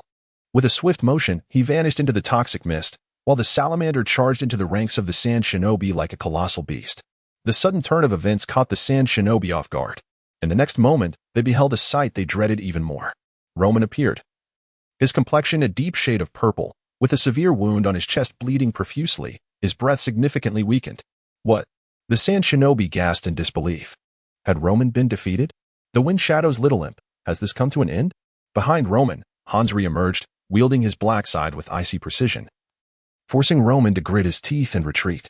Yet, Hans remained unfazed, spinning around to hurl the weighted end of his weapon, which struck Roman squarely in the chest, accompanied by a sharp crack of breaking bones. How was this possible? The sand shinobi were reluctant to believe their eyes. But Hans pursued relentlessly, the black scythe once again descending upon Roman's chest, poised to deliver a merciless blow. No. Countless sand shinobi widened their eyes in despair. Why had Hans become so formidable with the addition of the salamander? In that fleeting moment, a youthful voice rang out. Secret technique of night. Thunderous white bullet. A furious bolt of lightning shot straight for Hans's head. Simultaneously, Roman was ensnared by a suddenly launched steel cable, rapidly pulling him back. With a sharp crack, the black scythe effortlessly tore through the lightning bolt, Yet this fleeting interruption had already deprived him of the chance to severely injure Roman. Hans's gaze darkened as he turned toward the source of the lightning, a murderous intent erupting. Nanfeng Qianyi, are you courting death? Behind the ranks of the Sand Shinobi, two pitch-black puppets hovered ominously, and the puppeteer was none other than Qianyi. Courting death is not my aim. I simply cannot allow you to eliminate our wind shadow. Qianyi flashed a grin. But Hans's gaze made him feel as though he were being targeted by a legendary beast, causing his hair to stand on end. The disparity in their levels was staggering. What is it, Hans? Are you only capable of bullying children? Qian Dai's voice swiftly followed, as three puppets descended before Qianyi, shielding him. Humph. In my eyes, there are no distinctions between adults and children. Anyone who stands against me is merely my enemy, nothing more. Hans's sharp gaze fixed on Qianyi. You'd best pray that in the forthcoming battle, you will retain your good fortune and not be eradicated. Trust me, your growth will not last much longer. Qianyi had repeatedly achieved remarkable feats, his growth rate astonishing. Hans intended to halt Qianyi's advancement. Now, this battlefield presented the perfect opportunity. With the wind shadow injured, the morale of the Sand Shinobi wavered. There was no better moment than this. Hey, Hans. That is a bit excessive. Attempting to eliminate the genius of our village in my presence. Such matters, I cannot acquiesce. The voice of Roman, though somewhat weakened, rang with unwavering resolve. It was evident that Chiyo was administering an antidote, and his complexion improved significantly. With your grievous injuries, what influence can you possibly exert?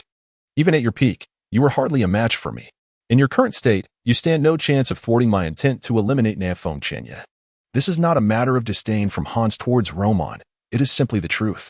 What if I were to join the fray? Hans, though formidable, cannot possibly contend with both of us simultaneously. Chiyo, having completed the antidote, gazed at Hans with an unexpected smile. If that is insufficient, I believe Qianyin can also provide some support from the sidelines. While he may not inflict significant harm, he could assist us in gradually seizing control of the situation and suppressing you. Upon hearing this, Hans's expression soured considerably. Yet, this might be the final opportunity for the Rain Shinobi. Should they fail to deliver a decisive blow to the Sand Shinobi in this battle, their future would be paved only with defeat. Thus, Hans could not afford to retreat for now. Even if he did not hold the advantage in a one-on-two confrontation, he must achieve some measure of success, such as eliminating Qianyi. Or perhaps, Hans's gaze swept over Roman and Yakura within the ranks. If he could eliminate one of them, it would not be entirely fruitless. Hans, you shall not be granted such an opportunity. Abandon your delusions. Your ability to escape unscathed today remains uncertain. Chiyo saw through Hans' thoughts immediately, and the 10 of Chikamatsu gathered together. Just now, the wind shadow was merely testing the strength, which is why I refrained from intervening. But now, that is no longer the case. The wind shadow's assessment has concluded. I shall not remain a passive observer. With that, Chiyo addressed Roman. Wind shadow, Qianyin, let us advance together. Our adversary is the demigod Hans. Such a confrontation is entirely equitable. Upon hearing Chiyo's call for a three-pronged assault, Hans's complexion shifted. He was indeed powerful, yet it did not imply he could face two Kaga-level shinobi along with one who was on the brink of attaining that status. Currently, no one in the entire ninja world possesses such strength, save for the legendary sage of the Six Paths, Senju Hashirama. Chiyo, you despicable fiend. The fact that Hans was provoked to such exclamations illustrates the depth of his agitation. However, Chiyo paid no heed to this, and the 10 of Chikamatsu surged towards Hans. Wind Shadow, eliminate his summoning beast. Chiyo took command decisively, and Roman felt no objections to this. In the theater of war, strength reigned supreme. Chiyo's extensive experience assured that following her lead was prudent. Yet upon hearing these words, Hans could not permit Roman to succeed, promptly ordering the salamander to burrow underground. Seeing this, Chiyo smiled as if her scheme had borne fruit. Just so.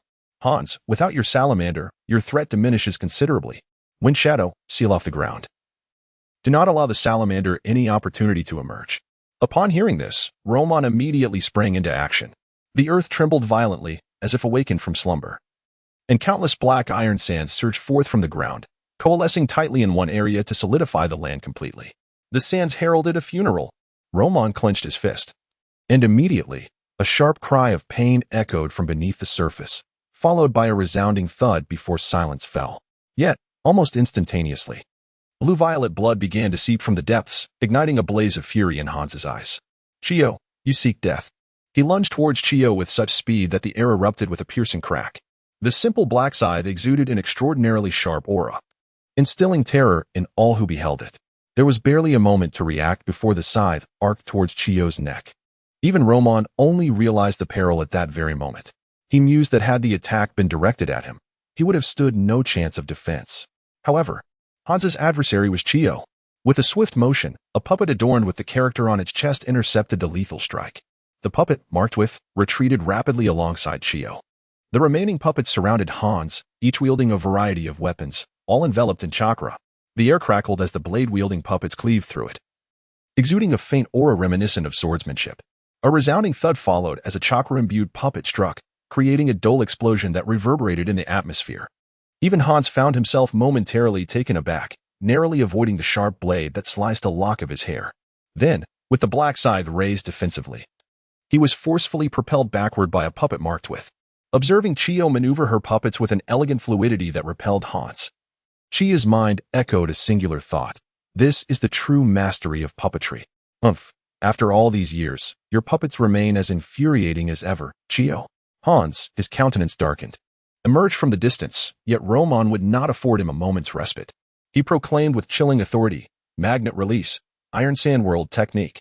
In an instant, the ground heaved, as if a formidable beast from the abyss had awakened, emitting a deep, resonant growl that sent shivers through the hearts of all. Countless grains of iron sand floated into the sky, transforming into a cloud that obscured the sun. Descend. With a sweeping gesture of his hand, the iron sand abruptly solidified into innumerable spikes, intertwining and forcefully descending. In but a second, they enveloped the skies above the Rain Shinobi army. Gazing up at the sudden formation of this prison, every member of the Rain Shinobi army felt a tremor of dread course through them, their hearts turning cold. Boom! The spikes thrust violently into the ground, each as thick as an arm, wielding the power to pierce through anything effortlessly. The defenses of particularly skilled chūnin proved utterly ineffective, as they were pierced through directly, pinned to the earth in a chilling display. Many Rain Shinobi gasped in horror, their pupils quivering in fear.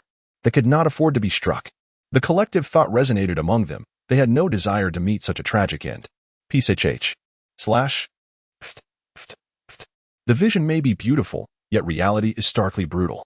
The thorns strike swiftly and densely, akin to a jungle of iron needles, intricately and indiscriminately assaulting everything within their range. Even a being with 3 heads and 6 arms would be utterly incapable of countering the myriad of sudden jabs from all directions. Thus, a scene both gory and shocking unfurls before the eyes of the sand ninjas. Numerous rain ninjas are impaled into the ground, writhing in agony, awaiting their demise. Night Secret Technique, Verdant Poisonous Mist. Witnessing this scene, Chiyo instinctively unleashes a torrent of toxic mist that envelopes the area, with the rain ninja's movements severely restricted. This moment serves as the perfect opportunity to unleash poison. Indeed, in an instant, the number of rain ninjas succumbing to death escalates dramatically. Only the upper ninjas, along with particularly quick special upper ninjas, manage to sever the iron thorns and escape the onslaught. Upon witnessing this, Hans, who has just managed to extricate himself, finds his eyes ablaze with a crimson fury. Sandhidden, I shall see you perish. He can no longer afford to adhere to any plans or strategies. His chakra surges violently, and as he performs hand seals, it transforms into a cataclysmic sea of fire. Fire release, flying dragon flame. Boom. In an instant, the world is engulfed in an ocean of flames. The devastating shockwave ravages all directions, obliterating the iron thorns, which are reduced to molten metal. Confronted by this tsunami-like inferno, the forest of iron thorns appears utterly powerless. Yet, even as the iron is destroyed, it coalesces anew, an unending cycle. However, the fiery tempest ultimately prevails, breaking through the barrier of iron and infiltrating the ranks of the sand ninjas.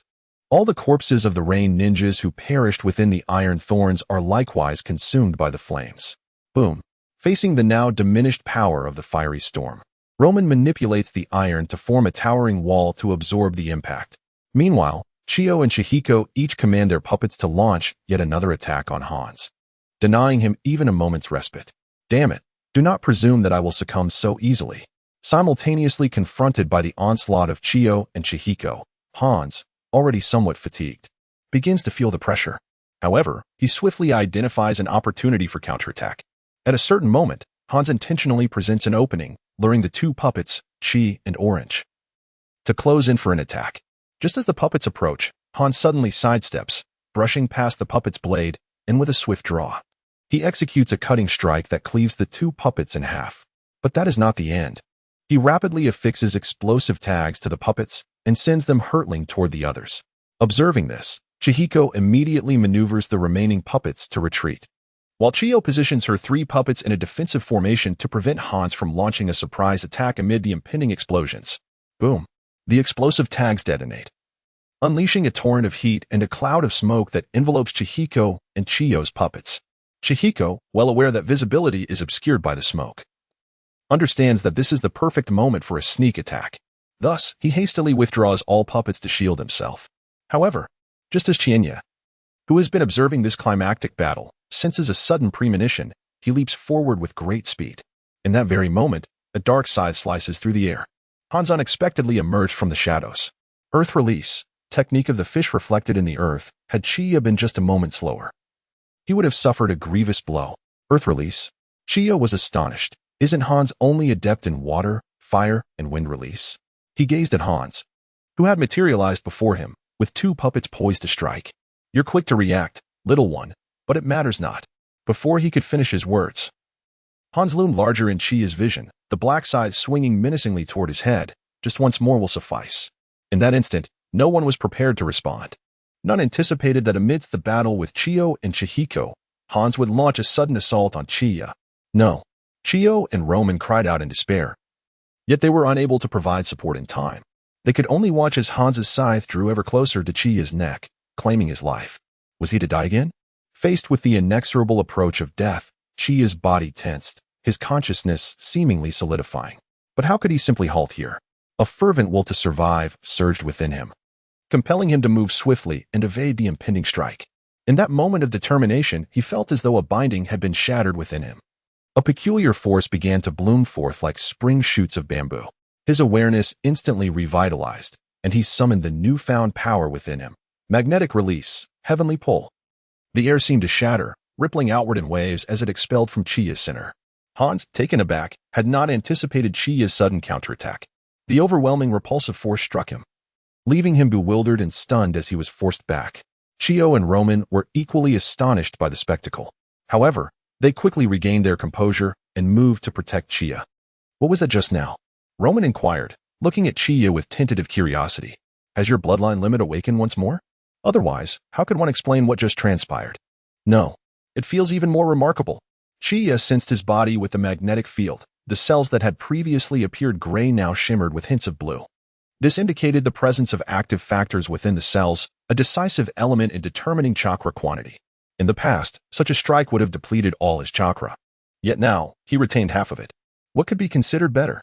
At present, I cannot ascertain entirely. Only a post-battle analysis will reveal the specifics. This sensation is truly extraordinary. The greatest constraint on his power, the insufficiency of chakra, had suddenly found resolution.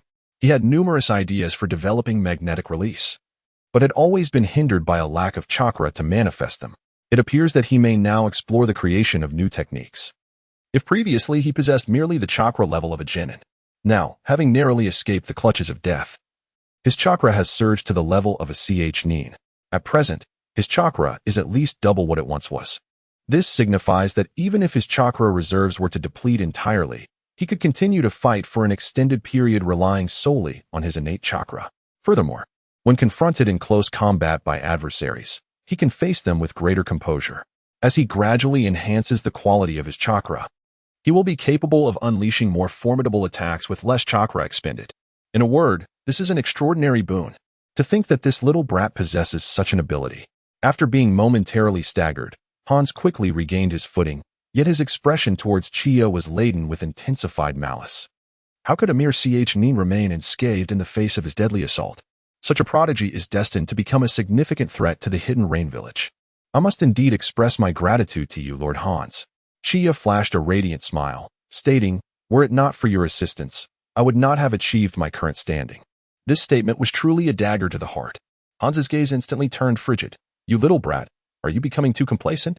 The old man could strike you down once, and he could certainly do so again.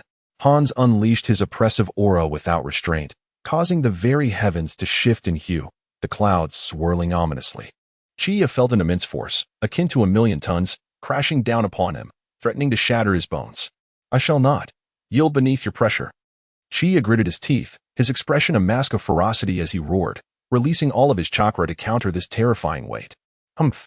The third Kazekage and Chiyo stepped forward simultaneously, unleashing their own formidable presence to counterattack. Hans, what skill is there in bullying a young man?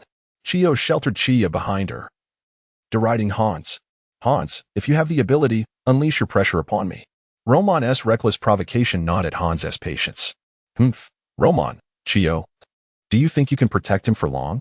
Hans gritted his teeth, his eyes aflame with rage. Yet he continued to sneer coldly. My speed is unparalleled in the ninja world. I was able to strike him down once. Do you think there will not be a second time? Do you believe he will be as fortunate as before? The dignity of a demigod had been challenged multiple times. He must reclaim his honor. Otherwise, who would ever regard him with reverence again? Heh, then do try, Hans. Roman and Chiyo exchanged glances. We were careless before, not anticipating you would target a mere junior like Chiyo. Now, without your summon beasts, what will you use to oppose me and the Kazekage? At this declaration, laughter erupted among the ranks of the Sand Ninja, further darkening Hans's countenance. Humph, I shall see how long you can protect Nafong Chiyo. Moreover, there are other geniuses among you Sand Ninja. His gaze swiftly shifted towards Roman and Yakura. Eliminating the two of them would yield the same result. With that, he raised his arm and bellowed, Rain Ninja, attack. He is eager to observe how Chiyo and Roman will maneuver around him, who is the fastest of them all. As soon as the words were spoken, both Chiyo and Roman's expressions subtly shifted. However, Chiyo quickly regained her composure. Hans, there is no need for your bluster here. You may attempt what you wish. Without further ado, Hans commanded, FKage, Chickage, let us advance. Magnet release, Sand Rain. FKage wasted no time, unleashing a torrential barrage of magnetic iron bullets, marking the commencement of the battle once more.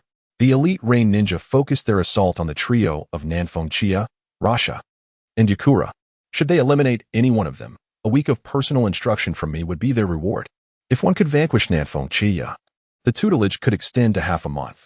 Upon hearing Hans's stipulation, the Rain Ninjas were instantly driven into a frenzy. Sand Ninjas, protect Chiyo and the others. Roman, undaunted, swiftly issued orders to mobilize the Sand Ninja forces. Presently, the Sand Ninja army took on a discernible advantage, responding vigorously to FKage's commands. If you seek to besiege Lord Chiyo, you must first contend with us. Victory in this battle is assured. Prepare to embrace your fate of defeat, Rain Ninjas. One of the pivotal reasons for the Sand Ninjas' sudden enthusiasm was Chiyo's recent triumph over Hans's assault.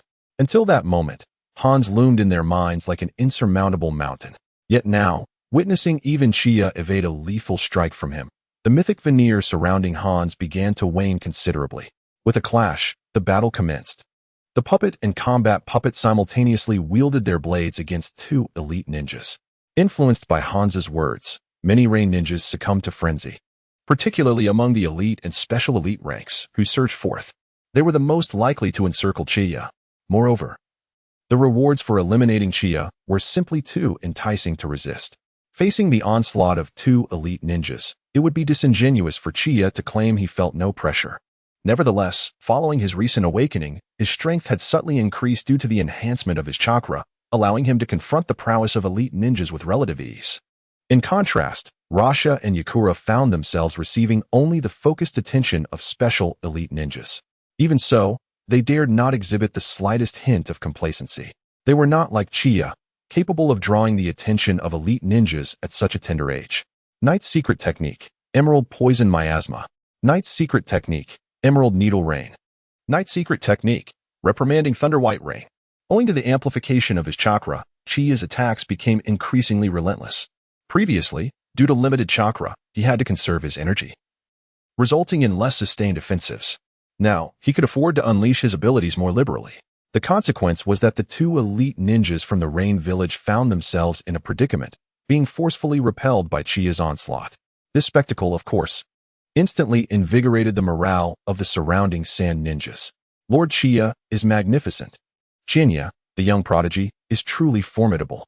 Witnessing this scene, the two jonin from the Rain Village could not help but grit their teeth, cursing under their breath. Damn, don't celebrate too soon. They exchanged glances and simultaneously formed hand seals, declaring, "Let us demonstrate the might of a Jonin." From the mouth of the short-sleeved Jonin erupted a torrent of water, cascading forth like a waterfall, brimming with the power to overwhelm all in its path, rushing toward Chiyo with the intent to engulf him. Observing the oncoming deluge, Chiyo's mind raced. The synchronized movements of the two Jonin suggested they were poised to unleash a combined jutsu. The ideal synergy for water release would undoubtedly be lightning release. Realizing this, Chiyo deftly maneuvered his puppet forward, wielding a blade enveloped in lightning, striking with ferocity. The puppet emanated arcs of electricity, surging against the current of water, hurtling toward the short-sleeved Jonin. If they intended to counter him with water and lightning, he would seize the initiative. What? The short-sleeved Jonin gasped in shock, while the square-faced Jonin unleashed his own lightning release, channeling it down the water's flow to collide violently with the incoming lightning. A brief, intense crackle was followed by a resounding explosion. In the moment of detonation, the puppet launched dual assaults, unleashing a torrent of lightning and projectiles. However, the two seasoned Jonin swiftly retreated as the explosion erupted, effortlessly evading the incoming barrage of lightning projectiles. Truly, their reflexes were remarkable, a testament to their rank. Chiyo mused that treating them like special Jonin was indeed an underestimation of their capabilities. Yet, he quickly redirected his focus, asserting, "But merely dodging is not sufficient." As he spoke, the puppet suddenly appeared behind the short-sleeved Jonin, thrusting the lightning-imbued blade forward with great speed. When did that happen? The short-sleeved Jonin was startled. But as a Jonin, he was not so easily ensnared. He pivoted to evade. However, at that moment, he sensed an even more intense wave of danger approaching. A brilliant flash of lightning erupted from the puppet, and the short-sleeved Jonin initially believed the threat lay within this surge. Reacting swiftly, he performed 2 somersaults to escape the reach of the lightning. Yet, the sense of danger intensified rather than waned as he evaded the puppet's attack. Silently, the puppet crept closer behind him, its right hand gripping a chakra sphere the size of an orange, the chakra particles within swirling and colliding at high speed, emanating an aura of dread. Rasengan. He could not afford to be struck. The consequences could be grievous, even fatal. The short-sleeved Jonin felt a chill run down his spine, instinctively realizing the gravity of his predicament. Yet, it was too late to form the necessary seals. The only outcome left for him was to endure a devastating blow. But do not underestimate the strength of a Jonin, young one. The short-sleeved ninja erupted with an overwhelming aura, causing his speed to increase significantly, allowing him to evade the range of the Rasengan attack. This unexpected turn of events prompted a sigh of relief from the short-sleeved ninja. However, if one thought this was the end, that would be a grave misjudgment. Upon witnessing this, Chiyo flashed a grin, which instantly heightened the short-sleeved ninja's sense of foreboding. He immediately began forming hand seals, prioritizing his escape above all else. With a hum, the Rasengan in the puppet's hand swelled rapidly, approaching the short-sleeved ninja in an instant. Damn it! The short-sleeved ninja felt a chill, as though he had one foot in the realm of the dead. Suddenly, a sound reminiscent of teeth grating filled the air, followed by a spray of crimson flesh and blood. Yet, the short-sleeved ninja transformed into a puddle of water upon impact. A water clone. Indeed, as a Jonin. His reflexes were astonishing. Such a terrifying assault was deftly avoided. Even Chiyo was taken aback, having anticipated that this strike would severely wound the short-sleeved ninja, thereby alleviating some pressure on himself. However, he was astonished to see the Jonin evade such a dire situation. Truly, this was a testament to the formidable combat prowess of the higher echelons of the ninja world. I had underestimated the capabilities of a Jonin. As these thoughts raced through Chiyo's mind, his actions remained swift. The mechanical puppets Chi and Do retreated to guard Chiyo's sides. Previously, in an effort to besiege the short-sleeved ninja, he had directed both puppets against him, inadvertently leaving the square-faced Jonin unchallenged, a perilous oversight. The square-faced Jonin would undoubtedly seize this opportunity to launch an attack, forcing Chiyo into a disadvantageous position. Sure enough, in the next moment, the square-faced Jonin appeared behind Chiyo, executing hand seals before slamming the ground. Lightning release, lightning radiance. The surging rays of lightning were blinding, instantly obscuring Chiyo's vision while compelling him to evade, lest he suffer injury. It was a classic example of a technique that achieved 2 objectives with a single strike. Indeed, the Jonin proved to be far more formidable than a special Jonin, had Chiyo lacked his magnetic field sensing ability. He might have faced dire consequences from this assault. As anticipated, the square-faced Chūnin enveloped in lightning charged forward, fists poised to strike Chiyo with tremendous force. The speed was astonishing. Even with his magnetic field awareness, Chiyo was momentarily startled. Knight's secret technique, mechanical shield. The dough puppet extended a protective barrier. Yet the force of the square-faced Chūnin's punch exceeded Chiyo's expectations. Boom. The dough puppet was violently propelled away, cracks appearing at the joint of its arm. This sheer power left Chiyo astounded. Yet, he was no longer the same as before. In the past, he would have immediately commanded the chi puppet to counterattack. But such a reaction would have yielded minimal effect. However, now, with a free hand, Chiyo thrust forward. Magnetic release, Shinra Tensei. At this moment, the square-faced ninja was delivering a punch, his previous strength depleted and unable to draw upon any additional force. A mere flick of repulsion would suffice to distance him, preventing the square-faced ninja from closing in for a sudden attack. Furthermore, after repelling the square-faced ninja, Chiyo swiftly pulled his hand back, curling his fingers into a claw shape, and exclaimed, "Universal attraction." Everything unfolded seamlessly. With the principle of repulsion established, the concept of attraction was inherently understood. The square-faced ninja could never have anticipated that Chiyo possessed such an unusual ninjutsu. While he was prepared for Chiyo's ability to repel, he had never encountered this pulling technique before, thus losing the initiative. With a swift motion, Chiyo's kunai sliced open a wound at the ninja's neck. However, as a seasoned Chūnin, the square-faced ninja managed to narrowly evade this attack, with only the surface of his skin being grazed. Yet, he could not afford to be complacent. Urgent healing was imperative. Observing the square-faced ninja's sigh of relief after dodging, Hans suddenly interjected. Nafeng Chiyo's prowess extends beyond mere puppet mastery. He wields a terrifying poison. Upon hearing this, the square-faced ninja's expression changed dramatically, but before he could react, he felt a wave of dizziness wash over him. Be careful. A warning rang in the square-faced ninja's ears as the battle puppet approached him at an alarming speed, thrusting its blade towards his heart. Panic surged within him, as if time itself had come to a standstill. Water release, water surge. Just as the puppet's blade was about to pierce the square-faced ninja, a shout from a nearby short-sleeved Chūnin erupted, summoning a powerful torrent of water that violently propelled the square-faced ninja away. Witnessing this, the square-faced ninja retreated and formed hand seals, exclaiming, "Lightning release, lightning fong." A blade of lightning shot forth, striking the puppet's chest with a crack, leaving a gaping wound. This turn of events caught Chiyo off guard. He quickly commanded the battle puppet to unleash a lightning projectile, forcing both the short-sleeved Chūnin and the square-faced ninja to retreat. The square-faced ninja, hindered by poison, found his reactions dulled and was struck by the lightning projectile, letting out a pained cry as his body became paralyzed, nearly causing him to fall. The short-sleeved Chūnin, also injured, experienced a slight delay in his movements, but managed to narrowly evade the lightning projectile. Seizing the fleeting opportunity presented by the square-faced ninja's momentary paralysis, Chiyo unleashed his secret technique, thunderous white projectile. The battle puppet fired a rapid, ferocious lightning bolt. With a sickening sound, the square-faced ninja could no longer react in time. His chest erupted in a spray of blood, and he fell to the ground, his face a mask of disbelief. This scene left everyone present momentarily stunned. None had anticipated such a conclusion. I recently witnessed the puppet's damage, as the Jonin in short sleeves valiantly rescued the square-faced Jonin. I initially believed the Rain Ninja would gain the upper hand, yet the situation took a sudden and drastic turn, leaving one utterly unprepared to react. In stark contrast to the Rain Ninja's shock and disbelief, the Sand Ninja erupted into thunderous cheers after a brief moment of stupefaction. The circumstances were increasingly tilting in their favor. Damn it! Hanzo, too, observed this scene, his expression dark and foreboding. However, he was ensnared by Romon and Chiyo, with no opportunity to extricate himself. Chihiko's constant harassment posed a significant threat as well. Do not fear. Take advantage of his current exhaustion. Let us unite and eliminate him. The Jonin in short sleeves, despite the loss of the square-faced Jonin, charged once more towards Chiyo, igniting the emotions of the surrounding Rain Ninja. Indeed, kill, eliminate Nanfeng Chiyo.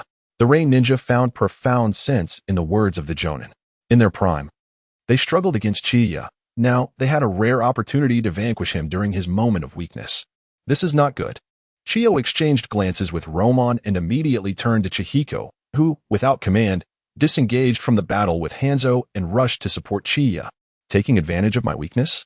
Chiyo grinned. I may indeed have little chakra left, but the puppet opened its mouth and emitted a plume of emerald poison mist, its voice taking on an eerie tone. I still possess the strength to kill you. The poison mist spread rapidly, and the advancing rain ninja found themselves unable to halt their momentum, inadvertently charging into the haze. Instantly, their faces changed, and they instinctively sought to retreat from the noxious cloud. However, entry was easy, while exit proved arduous. A mere breath brought a dizzying sensation. Moreover, icy poison needles shot forth from the mist, catching the chūnin off guard, who succumbed without a chance to react. The specially designated jonin, however, were quick to respond, performing hand signs to activate their respective jutsu and swiftly extricating themselves from the poison mist. Yet, escaping the mist did not equate to safety. As they emerged, the puppet had already closed in on them from behind. Knight's secret technique, Emerald Needle Rain. The poison needles, akin to a gentle drizzle, inexorably approached the specially designated jonin. Damn it, Ninfeng Chiyo is far too swift. Despite the puppet's unchanged form and attack methods, he exuded an aura of newfound strength. Nevertheless, the specially designated jonin were not easily dispatched. They deftly wielded kunai or invoked the Five Natures clone technique to evade the needles. Remarkable. To repel so many specially designated jonin so effortlessly was truly impressive.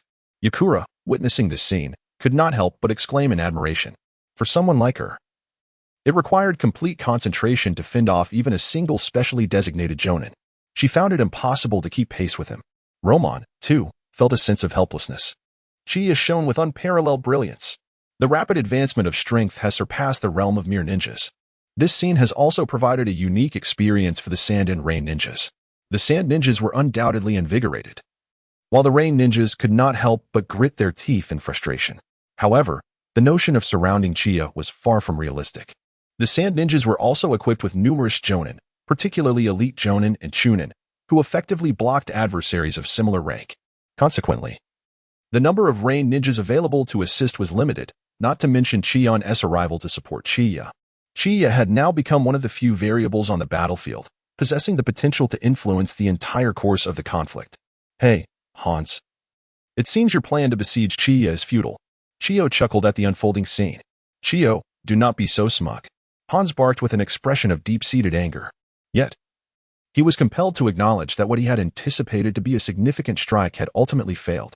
Observing Chiyo once more maneuvering two puppets into the fray against the Rain ninjas, it was evident that the chūnin posed little resistance, practically offering themselves to Chiyo. Hans was left with no choice but to order a retreat. Continuing the battle would jeopardize his own state as well. By declaring a retreat, Hans, in a certain sense, conceded defeat. This revelation plunged the Rain ninjas, who had harbored hopes of victory, into profound despondency. Following their withdrawal, an uproar of jubilant cheers erupted within the Sand Ninja camp. They had not only regained the upper hand in what was expected to be a losing battle, but had also repelled the Rain ninjas, warranting a celebratory festivity. Yet, as one of the architects of this triumph, Chiyo collapsed into slumber immediately after the battle's conclusion. The sudden awakening of his abilities, coupled with relentless combat, had augmented his experience yet also induced immense fatigue. This lad sleeps without a hint of hesitation, Roman observed, chuckling softly and shaking his head. While the victory over the Rain ninjas was indeed worthy of celebration, the post-battle losses were undeniably painful. The toll of this confrontation stood at 312 fatalities, 152 serious injuries, and 324 minor injuries. It can be asserted that had Chiyo not safeguarded the medical facility and preserved the medical ninjas, the Sand's strength would have undoubtedly diminished in light of such casualties. Of course, upon tallying the fallen Rain ninjas, Roman recognized that their losses were not insignificant either. With a higher casualty rate among the jonin, Chiyo's contributions were evidently pivotal in this regard. He pondered what precisely had transpired with Chiyo. The moment Chiyo repelled Hans piqued Roman's curiosity regarding the evolution of Chiyo's abilities. The concepts of attraction and repulsion were avenues he had never considered exploring. Traditionally, he had relied on manipulating sand and iron for combat, but Roman sensed that whatever had transpired within Chiyo was undoubtedly fortuitous. After a full day and night of slumber, Chiyo finally awakened, feeling invigorated and energized, with an extraordinary power coursing through his being. Buzz. He raised his hand, conjuring a spiraling sphere, and intentionally began to infuse it with chakra to test the current quantity within him. The spiraling sphere rapidly expanded, emanating a ferocious and wild aura, producing an increasingly piercing sound. It continued to swell until it reached the size of a water tank, at which point Chiyo sensed that his chakra was nearing depletion. Gradually, he began to disperse the chakra. Undoubtedly, the magnitude of the chakra increase was sufficient to astonish Chiyo, for his current chakra surpassed even the capacity of the batteries within his puppets. It became evident that he needed to expand his chakra pathways and enhance his control over chakra. At that moment, Chiyo longed to abandon the puppets and engage in battle using magnetism. However, he was acutely aware that without the puppets, his strength was not yet on par with the nins. The intricacies of ninja combat, the mastery of chakra, and the intensity of his own chakra pathways were challenges he had yet to surmount. To recklessly join the fray employing traditional ninja tactics would spell disaster for him. Thus, his immediate priority lay in devising a method to enable his puppets to utilize magnetism. This innovation would allow his power to ascend to unprecedented heights.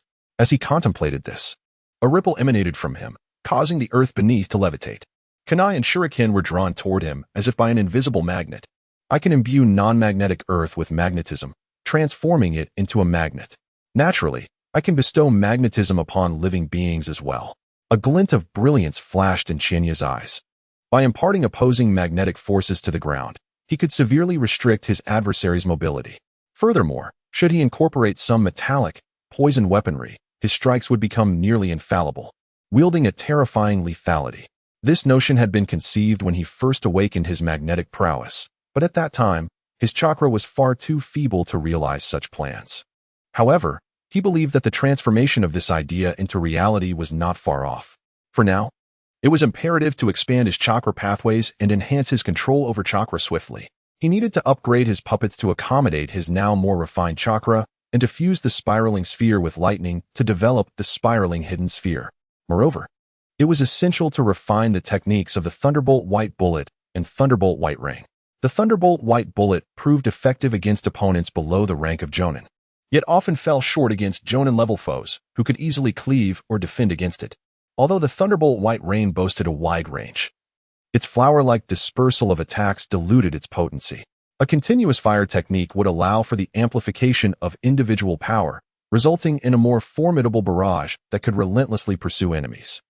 Additionally, it could be merged with the Thunderbolt White Bullet technique, freeing up space on the other hand of his puppet for a new skill. This new skill had already been conceived by Chiyo. Chakra Ray. Much like a lower-grade tailed beast bomb, it would possess high firing rates and destructive power, propelling intensely compressed magnetic chakra.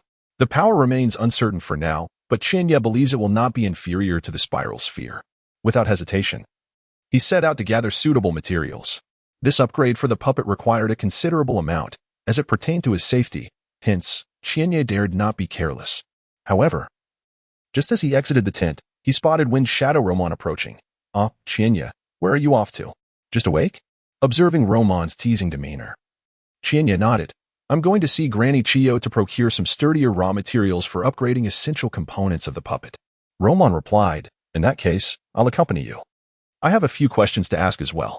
Chiyo understood Romon's intent, which was merely about his magnetic release ability. All right. Chiyo's residence was not far, and upon seeing Chiyo and Romon arrive together, she looked somewhat surprised. Wind Shadow, having just concluded a meeting, you've come to me again. Have you thought of something? Chiyo immediately retrieved a scroll, preparing to listen and record. Granny Chiyo, you are too courteous. I only came along with Chiyo. He needs some materials from you, and I have a question for him. Upon hearing this, Chiyo inferred Romon's curiosity and set aside the scroll and brush. I actually have the same question. She turned to Chiyo.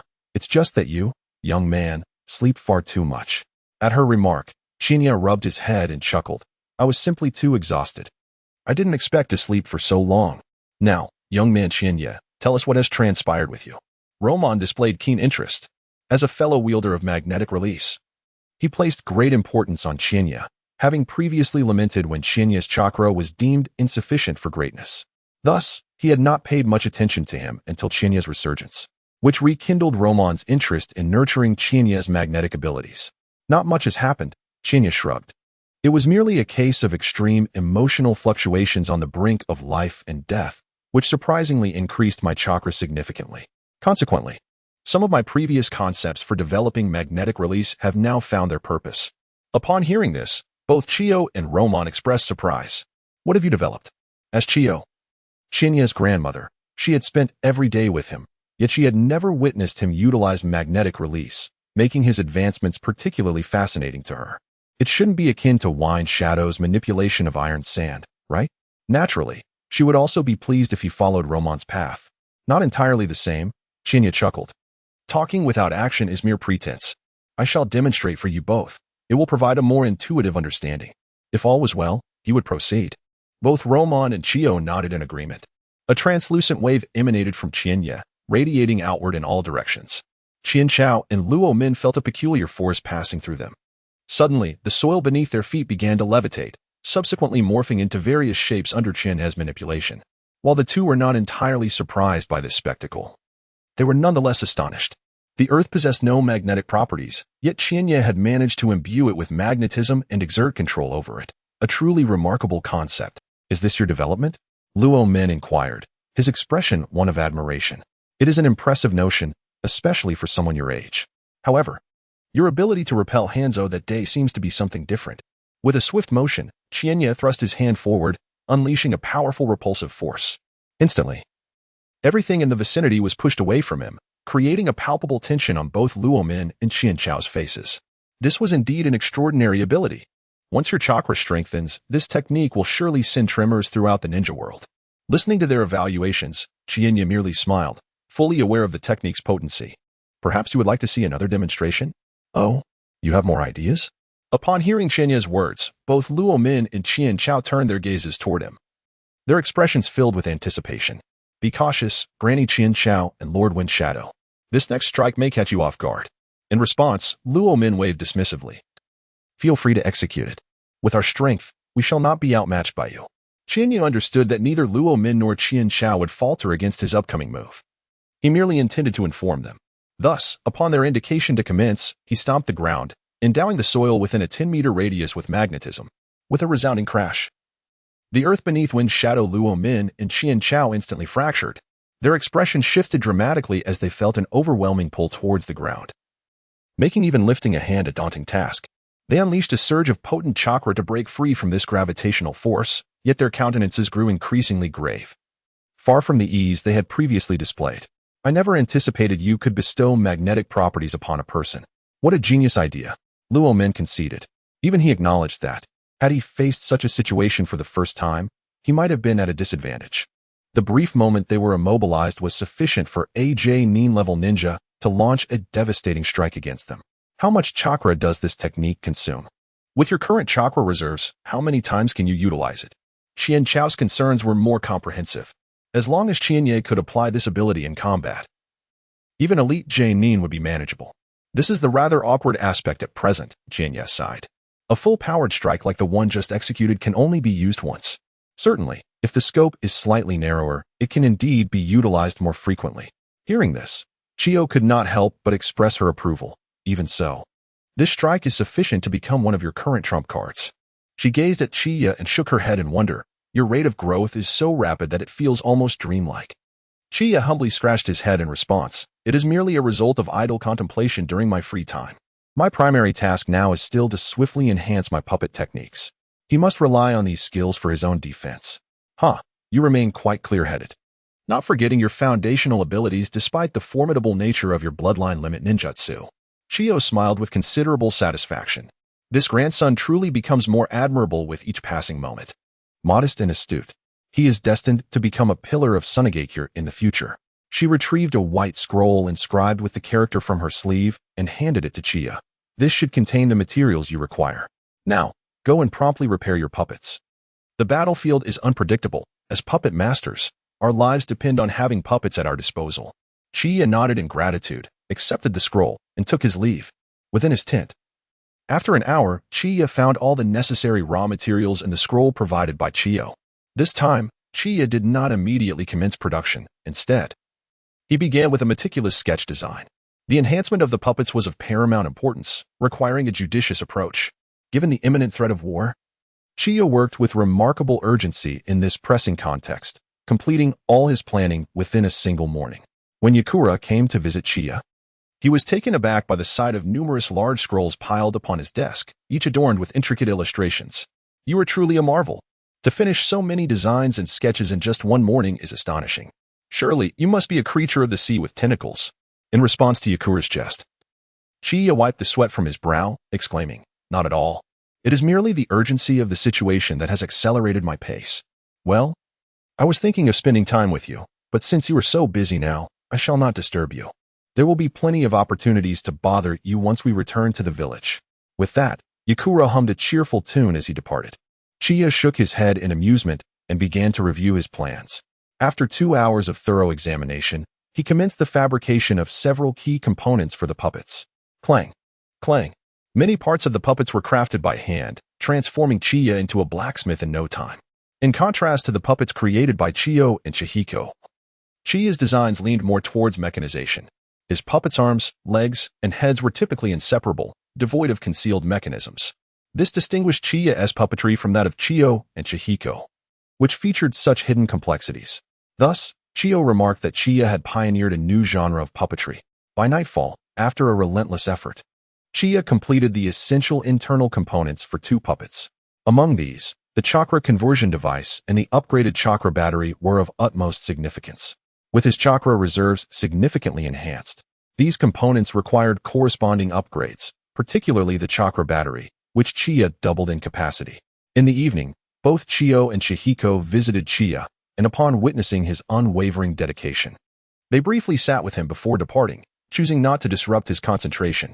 At 2 a.m., after successfully installing the chakra cannon output and control units, Chiyo finalized the internal structure of the puppets. He sealed them in a scroll and promptly succumbed to sleep. The following day at noon, Chiyo was roused by a cacophony of noise. Exiting his tent, he discovered Yakura and Rasha engaged in a fierce sparring match. With a smile and a shake of his head, he re-entered the tent to commence work on the external structure of the puppets. The previous puppets had sustained considerable damage, prompting Chiyo to refrain from upgrading them directly. Repair was necessary before any enhancements could be made, as some upgrades would require intricate handling. Thus, it was more expedient to create an entirely new upgraded puppet. The external structure proved to be relatively straightforward, and Chiyo completed it within the span of an afternoon. After bringing the puppet to the rear of the camp, he tested its power while simultaneously attempting to master the spiral shuriken. A thunderous white blast erupted, creating a large crater in a thick stone nearly the height of a person with a depth of over 10 centimeters. This was a significant enhancement compared to the previous depth of only a finger's breadth. However, the chakra consumption remained the same. The reasons for this were twofold. First, the output device, Chiyo, had undergone improvements that reduced chakra loss. Second, the quality of Chiyo's own chakra had substantially increased. The technique Emerald Needle, Thousand Rain, was executed, and fine needles, as delicate as cow hair, effortlessly pierced the stone as if it were mere tofu. The technique Electrocution followed, resulting in a crackling sound as small stones along the path exploded. This was an unprecedented occurrence, leaving Chiyo pleasantly surprised by this unexpected delight. With a swift motion, the puppet lunged towards the thick stone, wielding a lightning-encased sword that cleaved through the surface, leaving a deep gash surrounded by a network of cracks. The ground trembled slightly, a testament to the extraordinary power unleashed. After several minutes of testing, the capabilities of the combat puppet had been thoroughly evaluated, leaving Chiyo quite satisfied with the results.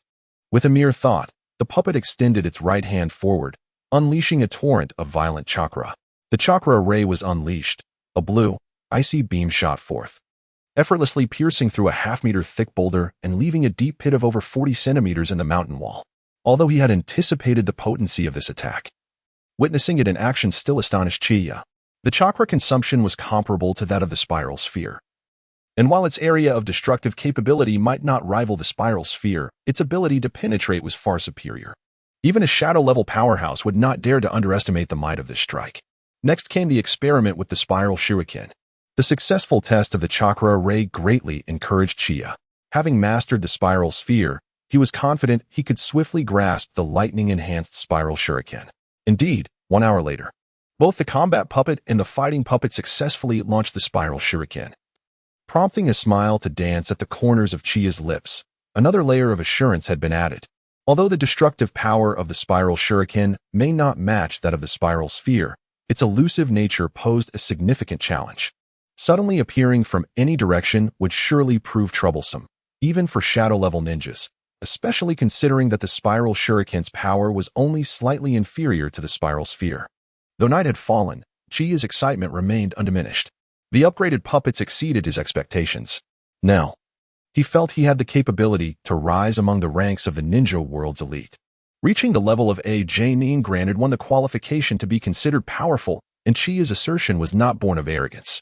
Chiyo retracted the puppets but did not depart immediately. Instead, he began to hone his own magnetic escape technique. This skill proved to be a significant asset, for with mastery, even devoid of extensive close combat experience, he could adequately confront adversaries beneath the rank of special jonin, relying solely on his innate abilities. As the clock struck 10 o'clock in the evening, just shy of the camp's curfew, Chiyo returned to his tent, feeling quite content, and promptly fell into a deep slumber. There was nothing more perfect than this. At the break of dawn the following day, Chiyo awoke early, ready to attend to the maintenance of his puppets. The previous combat had inflicted varying degrees of damage on his combat puppets, warranting thorough repairs. Having learned from past experiences, Chiyo now understood the necessity of preparing several puppets to avoid being cornered in dire situations. Restoring the 2 puppets proved to be a straightforward task. Within half a morning, Chiyo not only completed the repairs, but also implemented some upgrades.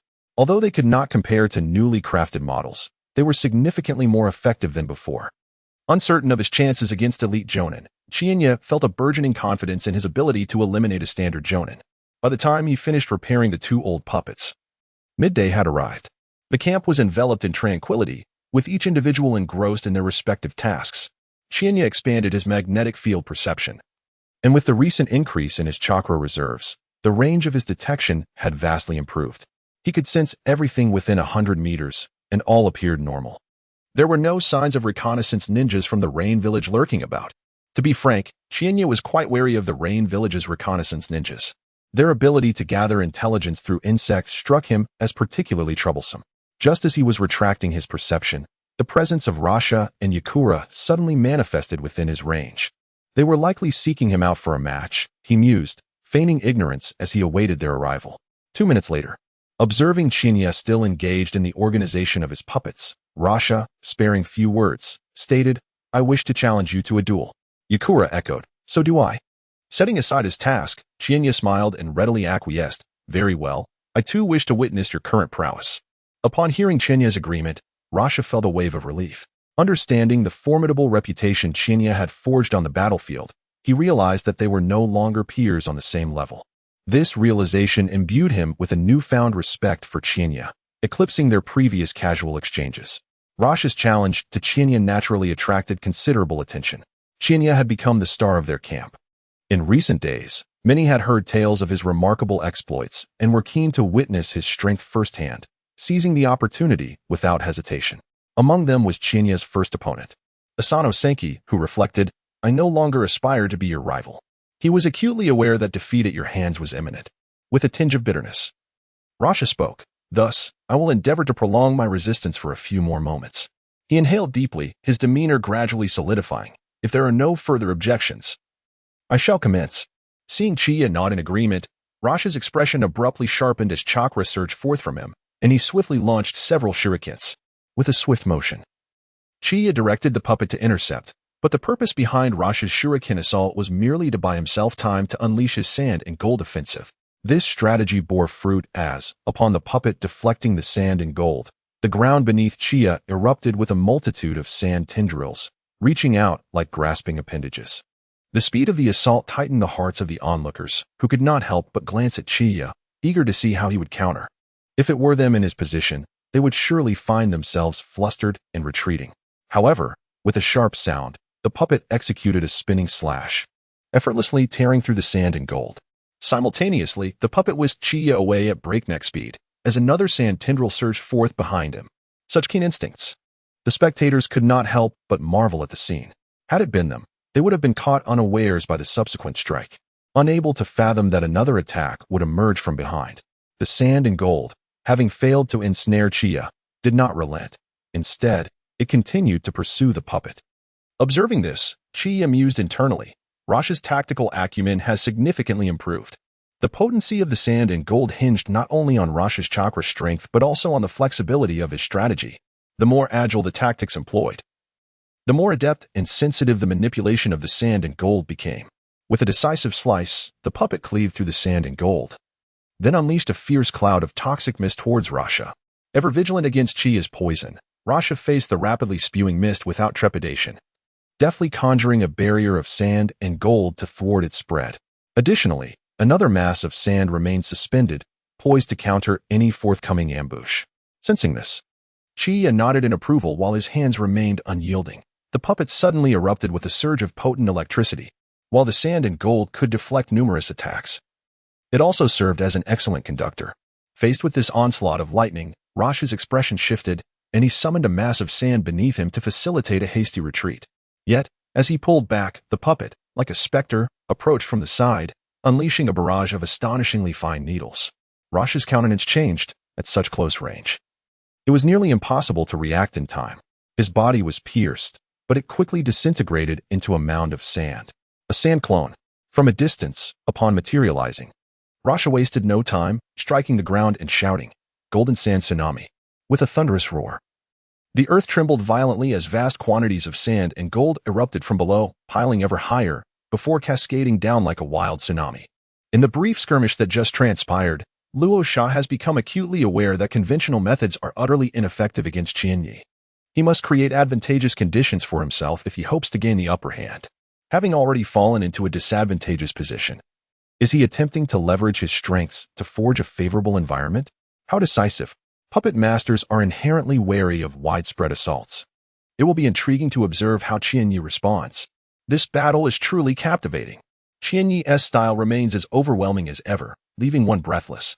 Amidst the spectators' evaluations, the surging wave of golden sand has roared forth, crashing before Qianyi. Although it lacks the terrifying might to obscure the heavens, it nonetheless conveys an aura of transforming the surroundings into its dominion. In the presence of this sand wave, Qianyi appears diminutive beyond measure. Even the most adept puppeteer, no matter how skilled in swordsmanship, finds little efficacy against this cataclysmic torrent. Only ninjutsu can counter ninjutsu. A head-on clash would merely lead to being engulfed by this deluge. Qianyi is acutely aware of this truth. The method of widespread assault is indeed Luo Sha's forte. As a puppeteer, there is no need to confront his adversary's strengths with his own weaknesses. Qianyi is in peril. Luo Sha is formidable. Recognizing that Qianyi's vulnerability lies in his inability to withstand large-scale attacks, he has directly initiated a grand offensive. How will Qianyi respond? It seems he will find it quite strenuous. While the crowd continues to discuss, the puppet retreats with Qianyi, and the combat puppet ascends rapidly, skimming along the golden sand waves, akin to surfing, speeding towards Luo Sha. The secret technique of the night, Thunderbolt White Bullet. A finger-thick lightning projectile hurtles towards Luo Sha, compelling him to swiftly maneuver the sand to block it.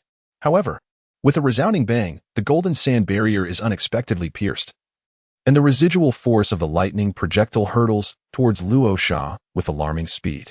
How could this be? Luo Sha is taken aback, his pupils constricting in shock. The sand clone activates once more, barely allowing him to evade the risk of paralysis from the lightning projectile. With the loss of Luo Sha's support, the wave of golden sand collapses instantaneously. Witnessing the scene before them, the onlookers cannot help but express their astonishment. Is it truly this effortless to neutralize such an attack? Remarkable. Just as the astonished Luo Sha reveals himself from a distance, the combat puppet has already closed in, its blade enveloped in lightning sweeping menacingly towards him. Luo Sha hastily retreats while mobilizing the sand to defend himself. Thus, even if the lightning spreads, it will not descend upon him with such swiftness. Yet, with a startling fizz, his golden sand barrier is cleaved in two. How could this be? Luo Sha is filled with dread. He possesses absolute confidence in the defensive strength of his golden sand barrier. Even a special jonin would require potent ninjutsu to breach it. Yet, in the hands of the combat puppet, it appears so woefully inadequate. Had it been Chiyo or Yin manipulating the puppet to shatter his defenses, he might have accepted it more readily.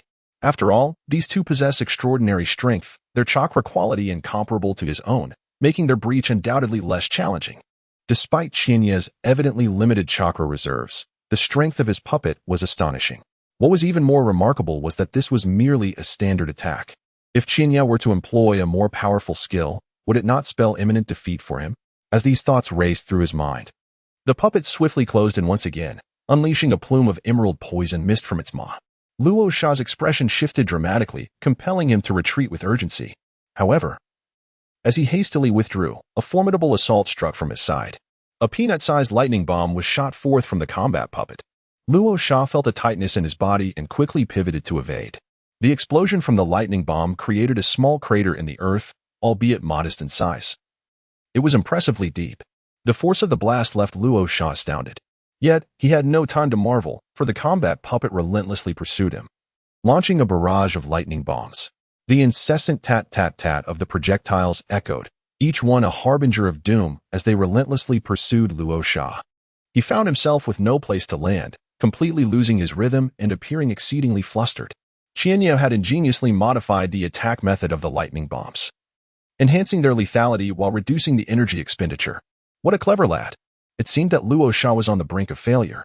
Observing this scene, the J-nin could not help but offer words of commendation.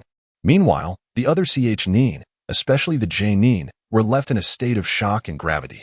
As they witnessed Chiyo effortlessly maneuvering his puppet to corner Luo Sha, they felt an immense pressure weighing upon them. At that moment, Luo Sha truly understood what it meant to be under absolute dominance. He had always considered himself strong, yet he never anticipated facing such overwhelming power. Gazing at Chiyo's calm demeanor, a sense of helplessness welled up within him. What kind of effort would it take to catch up to Chiyo? Luo Sha, be careful.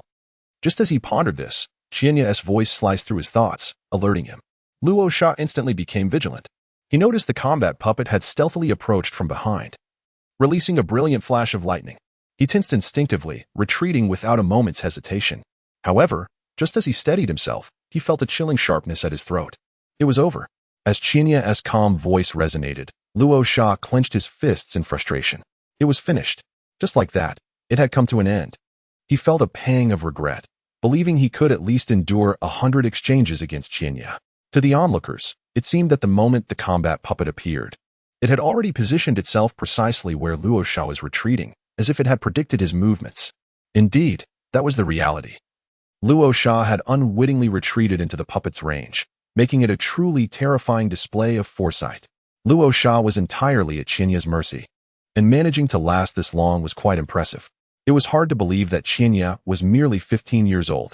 As the spectators engaged in fervent discussions, Chiyo retrieved his puppet, smiling as he remarked, "Thank you for the lesson. I initially believed my strength was sufficient, but it appears I was overly confident." Luo Sha's smile bore a hint of bitterness. Chiyo chuckled, "I merely rely on the convenience of puppet techniques. There are shortcuts to be taken in this endeavor. In truth, you are already quite formidable." "Is that so?" "Perhaps," Luo Sha replied, her mind growing increasingly intricate at Chiyo's consolation. "To depend on the ease of puppet mastery?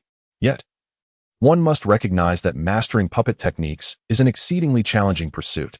The creation of puppets necessitates the acquisition of extensive theoretical knowledge, far more demanding than learning other ninjutsu.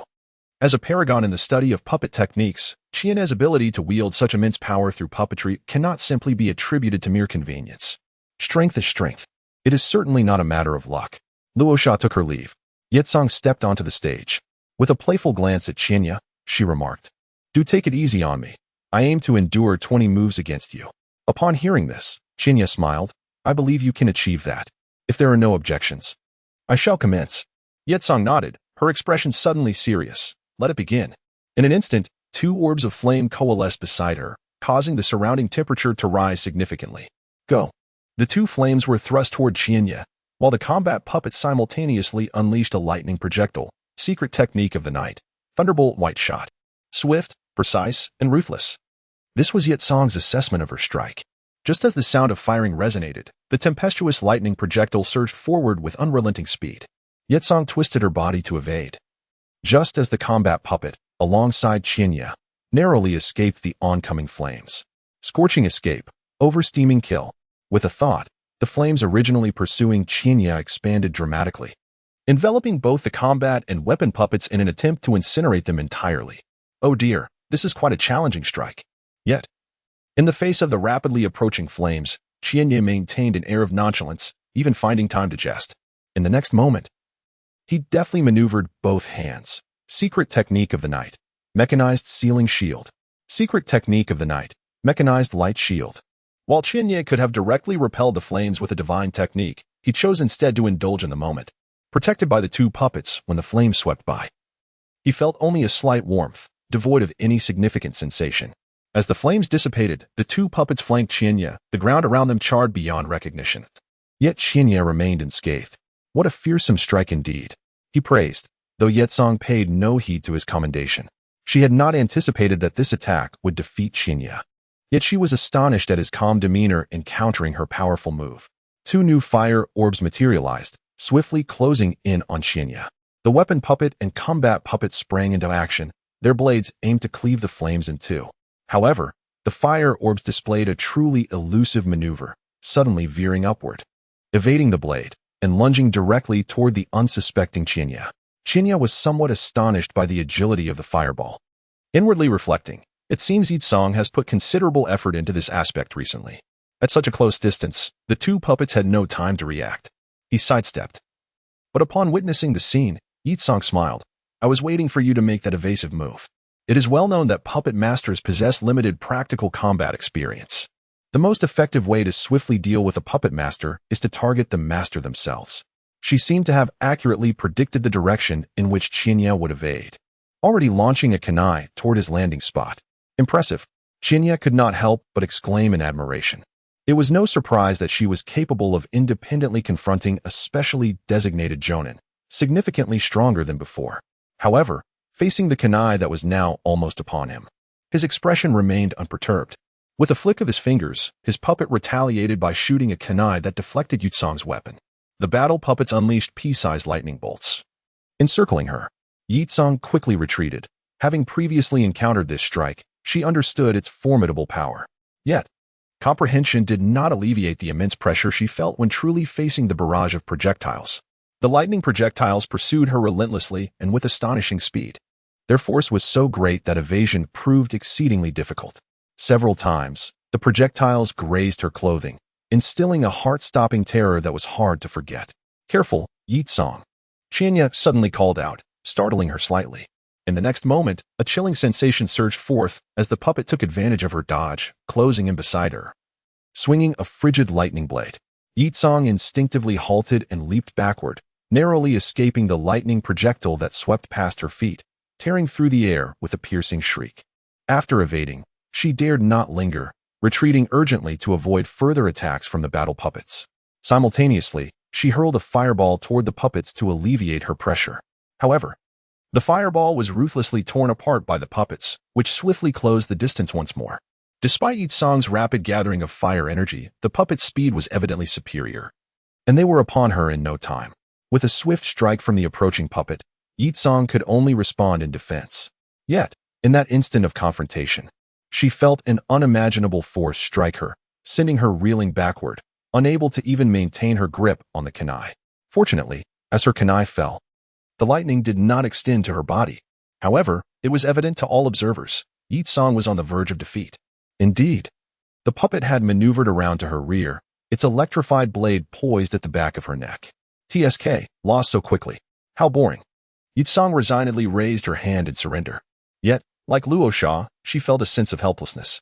The war had only just begun. And although Chiyo's strength had been comparable to theirs before the conflict, he had now surpassed them by a considerable margin. Indeed, in the current generation, Chiyo's prowess stands unparalleled. Even we, the seasoned jonins, might find ourselves at a disadvantage against him. Truly, he is an enigma.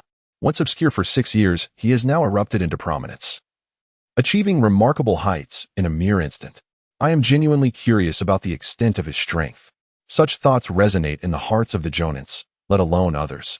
As one who once evaluated Chiyo during his ascent to chūnin, Asano Chienji feels this acutely.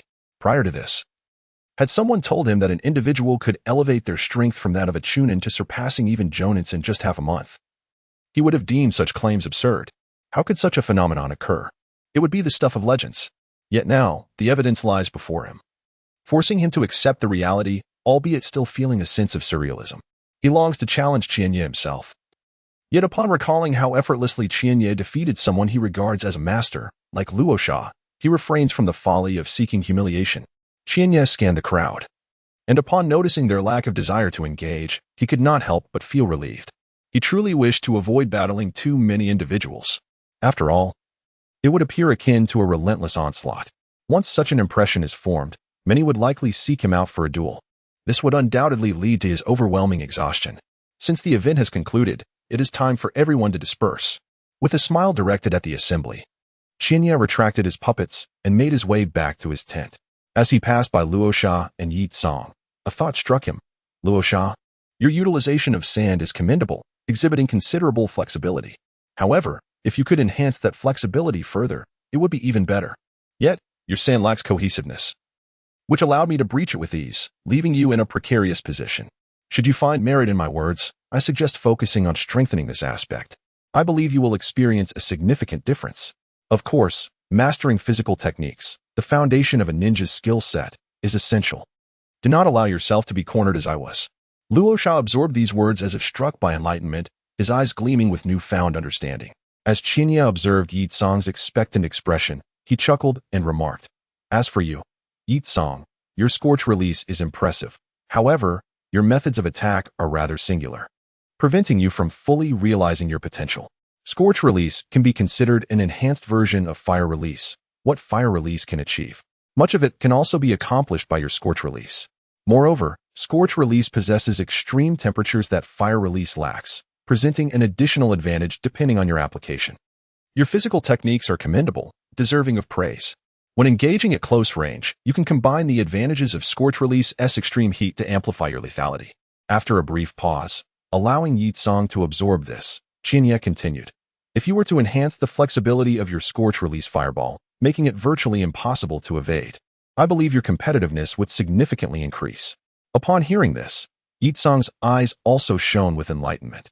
Her approach to developing the art of ignition has always been confined to the sphere of fireballs.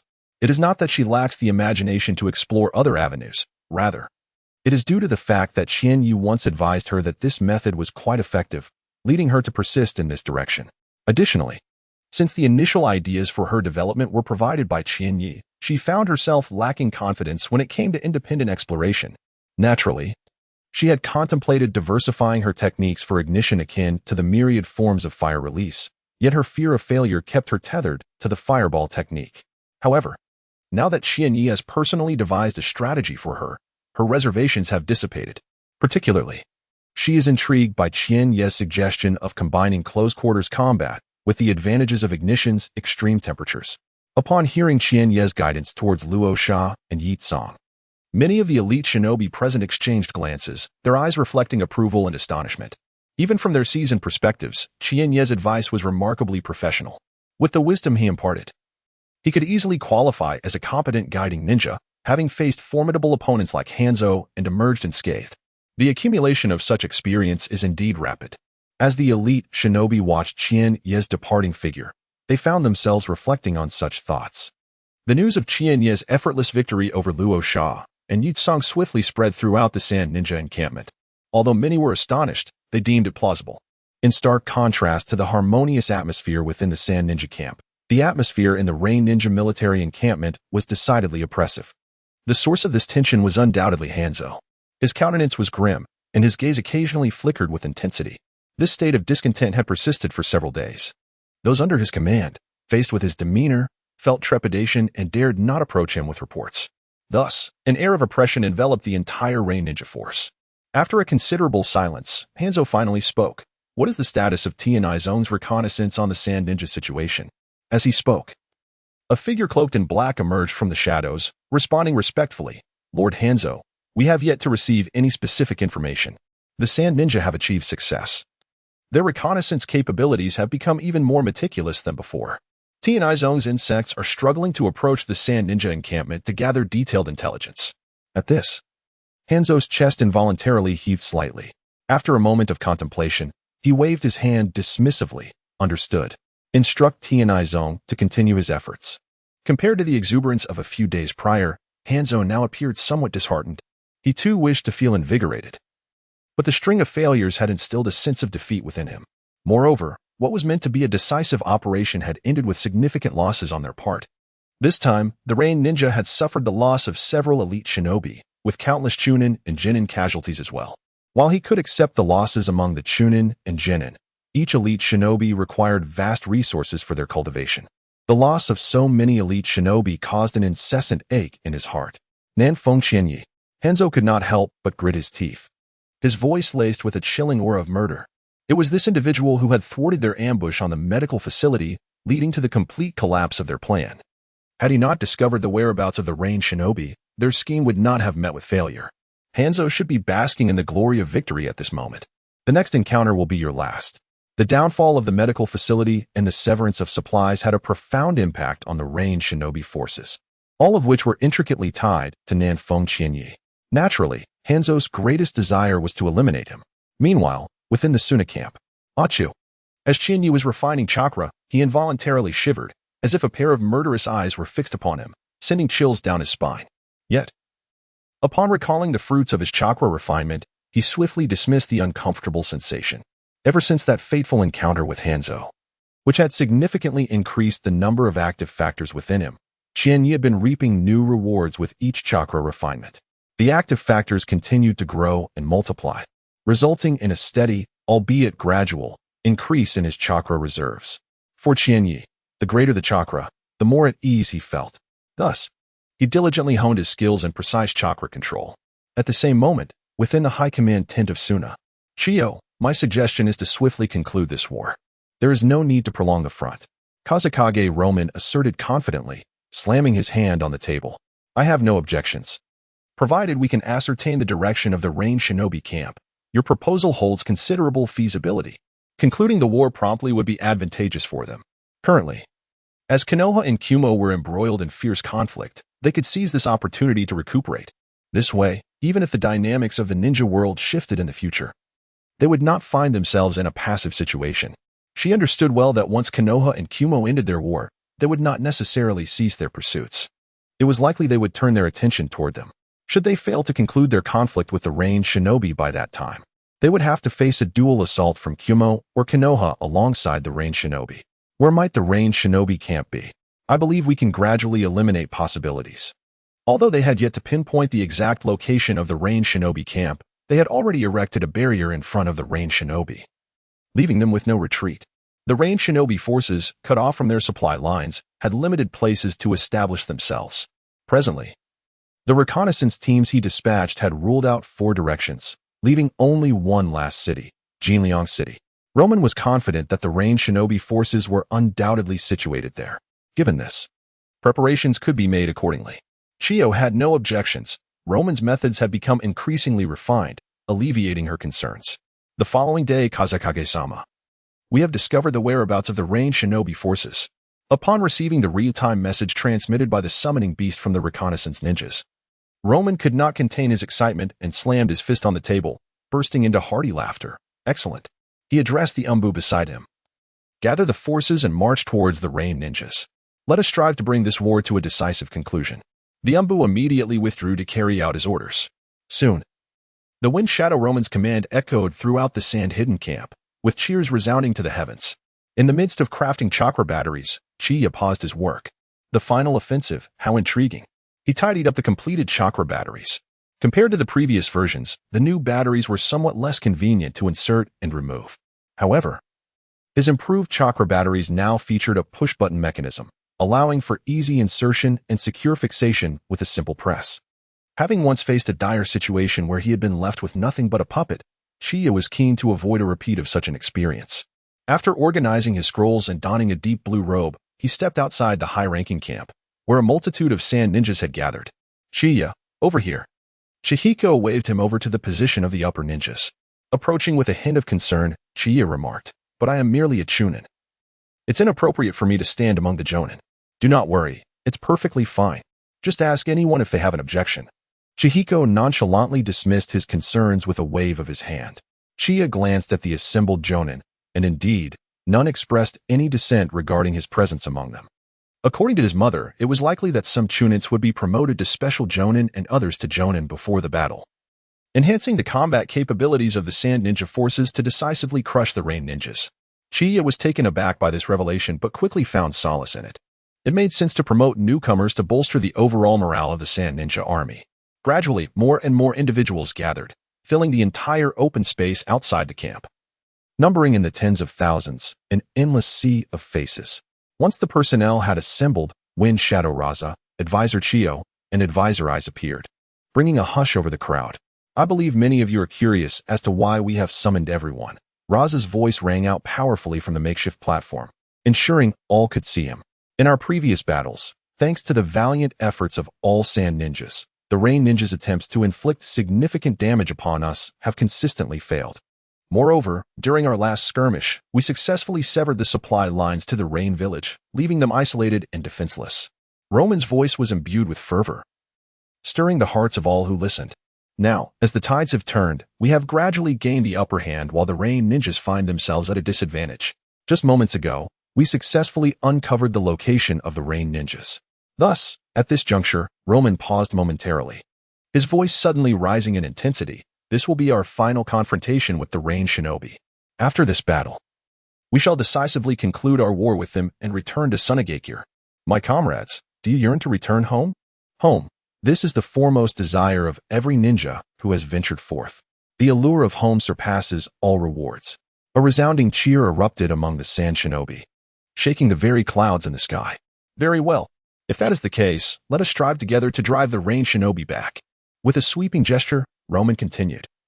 In order to maximize the combat prowess of our Sand Shinobi and to fill the vacancies left by those who sacrificed themselves in previous battles, I shall implement some adjustments to the ranks of our ninjas.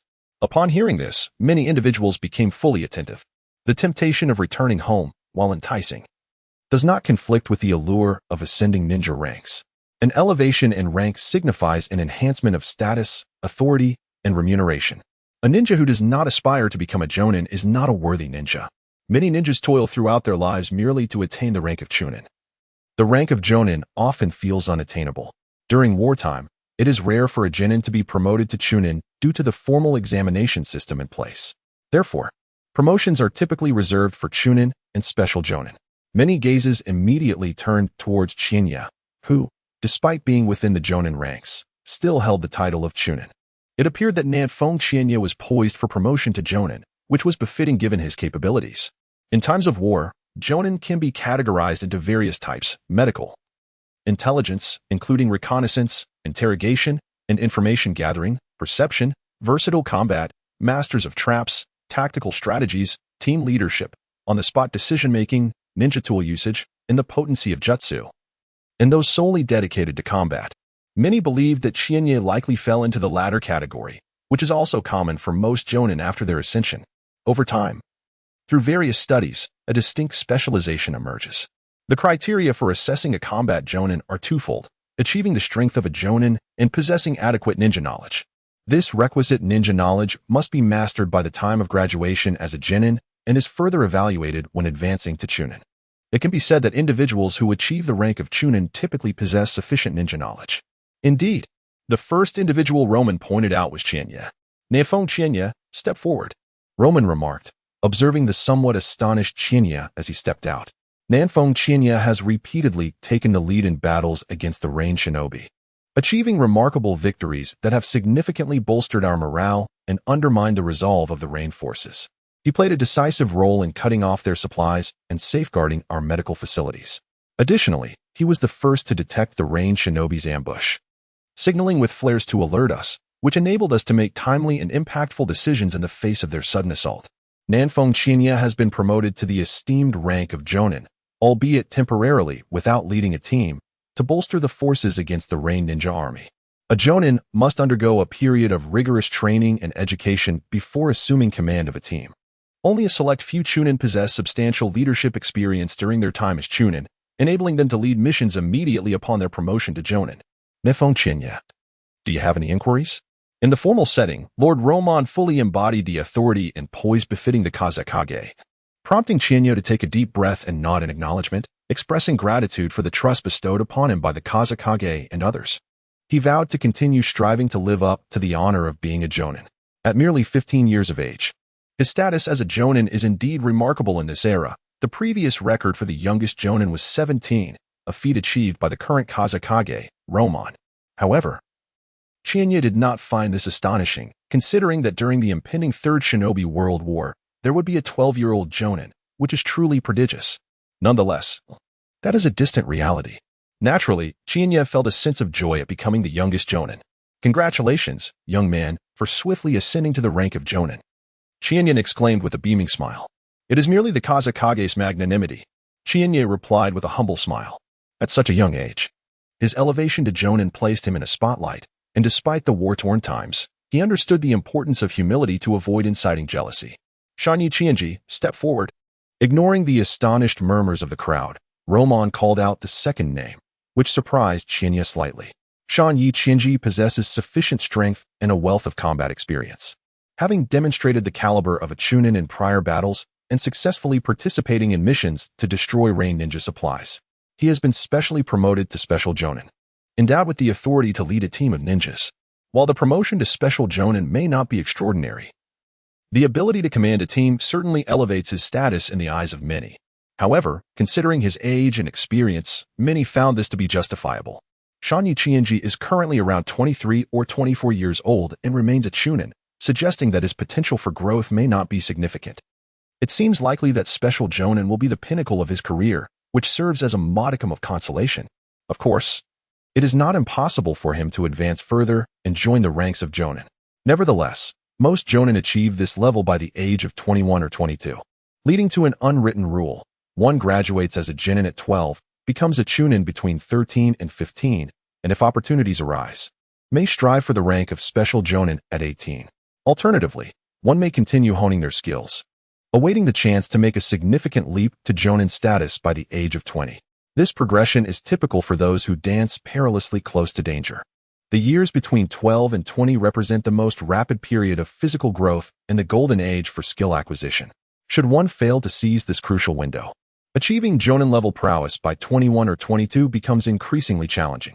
In the ensuing decades, one's strength is unlikely to see significant improvement. After the age of 30, individuals generally need to focus on nurturing their bodies and healing past injuries. Otherwise, their chakra state may experience a decline. However, most ninjas compensate for this disadvantage through experience, resulting in only a subtle decrease in strength. Yet, the endurance they once possessed in their youth is undoubtedly diminished. The world of ninjas is indeed harsh, a profession that heavily relies on youth. At the age of 23, Asano Senki became a chūnin at the mere age of 14. His wealth of experience accrued over the years has earned him the trust of Roman, who appointed him as a team leader. Subsequently, several chūnins were promoted to Special Jonin. Although Senki was not well acquainted with these chūnins, their formidable presence was unmistakable, each having displayed remarkable prowess in the recent conflict. Undoubtedly, this marks a significant advancement in the strength of the Sand Ninjas. The promotion ceremony concluded swiftly, lasting merely half an hour.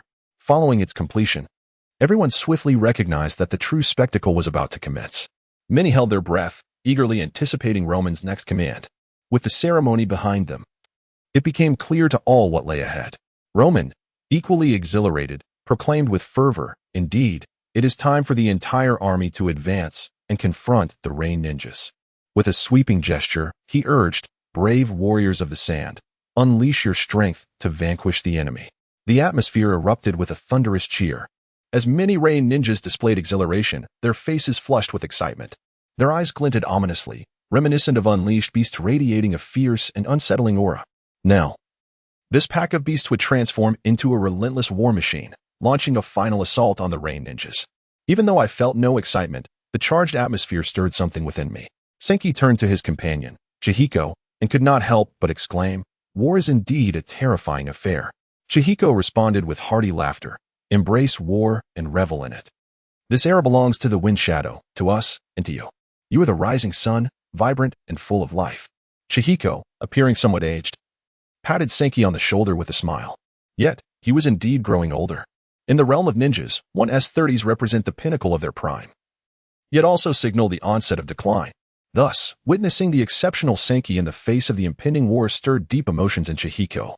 "Brother Chihiko, there's no need to feign old age. You are still youthful. Pretending to be older is futile," Senki playfully pointed out, prompting Chihiko to chuckle in agreement. "You are right. I'm still quite young." Tsuji City. As the formidable Sand Ninja army surged forward, the Rain Ninja sensed their approach from afar. Consequently, the Rain Ninja camp was immediately thrown into disarray, swiftly organizing a timely defense.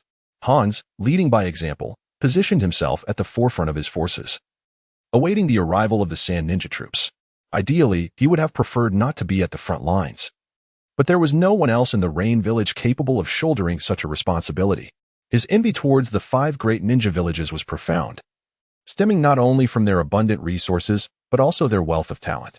Beyond the village leaders, there existed numerous capable ninjas who could take on significant roles. This abundance fostered a positive cycle of growth, empowering the village and cultivating more leaders. This was one of the pivotal reasons behind his desperate ambition to elevate the Rain village to the status of the 6th great ninja village. Otherwise, why would he risk incurring the wrath of the 5 great ninja villages?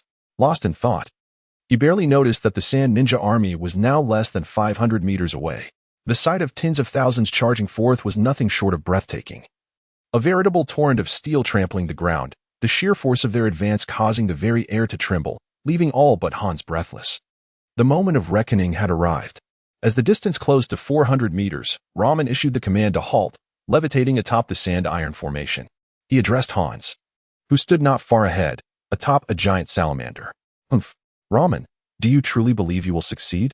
Hans was acutely aware of the likelihood of Ramen's success, yet he would never concede such a possibility aloud. To do so would shatter the morale of the entire Rain Ninja force in an instant. "Ha ha, Hans. There's no need to put on a brave face. I am well aware of your current predicament," Ramen laughed heartily. "At this juncture, your Rain Ninja are merely holding on by a thread. In terms of numbers and top-tier combat prowess, you hold no advantage. What do you intend to use to withstand our Sand Ninja army? Surrender now, and you may mitigate your losses. Otherwise," Ramen unleashed an overwhelming aura, instilling fear in many within the Rain ranks. "Do not blame me if your village is utterly annihilated." Hearing this, several Rain Ninja could not help but display signs of trepidation. They exchanged glances with their comrades, recognizing the shared apprehension in each other's eyes. A testament to their belief in the Sand Ninja's capabilities. "Ramen, anyone can boast. Let's see if you can back it up," Hans retorted, witnessing the fear manifesting in his own ranks even before the battle had commenced. Frustration welled within him, yet he had no choice but to bolster their spirits. "Ha ha, let us see if we can." Ramen bellowed, then issued a loud command. "Sand Ninja, charge." Boom. As the multitude of Sand Ninja surged forth like a flood breaching its dam, Hans found himself momentarily taken aback. "No, Ramen, are you truly going through with this?" Yet the war had commenced, leaving him no time for contemplation. He immediately commanded, "Kill." He surged towards the Rain Ninja, for only he could thwart their advance. It was imperative that he obstruct the Rain Ninja, otherwise his forces would suffer a catastrophic dimensional strike. This marked my inaugural battle since ascending to the rank of Jonin. With fervent intensity, Chinya licked his lips, a mysterious smile gracing his features. "I must not falter." Knight's secret technique, thunderous white bullets, continuous rain. The tiny lightning projectiles cascaded forth with the ferocity of a tempest. Previously, due to limited chakra, he had to conserve his energy judiciously. However, now, with an augmented quantity and quality of chakra, his endurance had significantly improved, liberating him from past constraints. Puff, puff, puff. The approaching Rain Ninja were utterly unprepared for Chinya's relentless barrage. Consequently, whether they were chūnin or genin, they were caught off guard. Swiftly felled or incapacitated by the peanut-sized lightning bullets, rendered momentarily paralyzed by the electric assault. The puppet, transforming into a chilling specter, wielded a lightning-encased blade that mercilessly claimed the lives of these Rain Ninja. In an instant, the space around Chinya had thinned, with at least 5 Rain Ninja dispatched. Witnessing this scene, the surrounding Rain Ninja were visibly taken aback.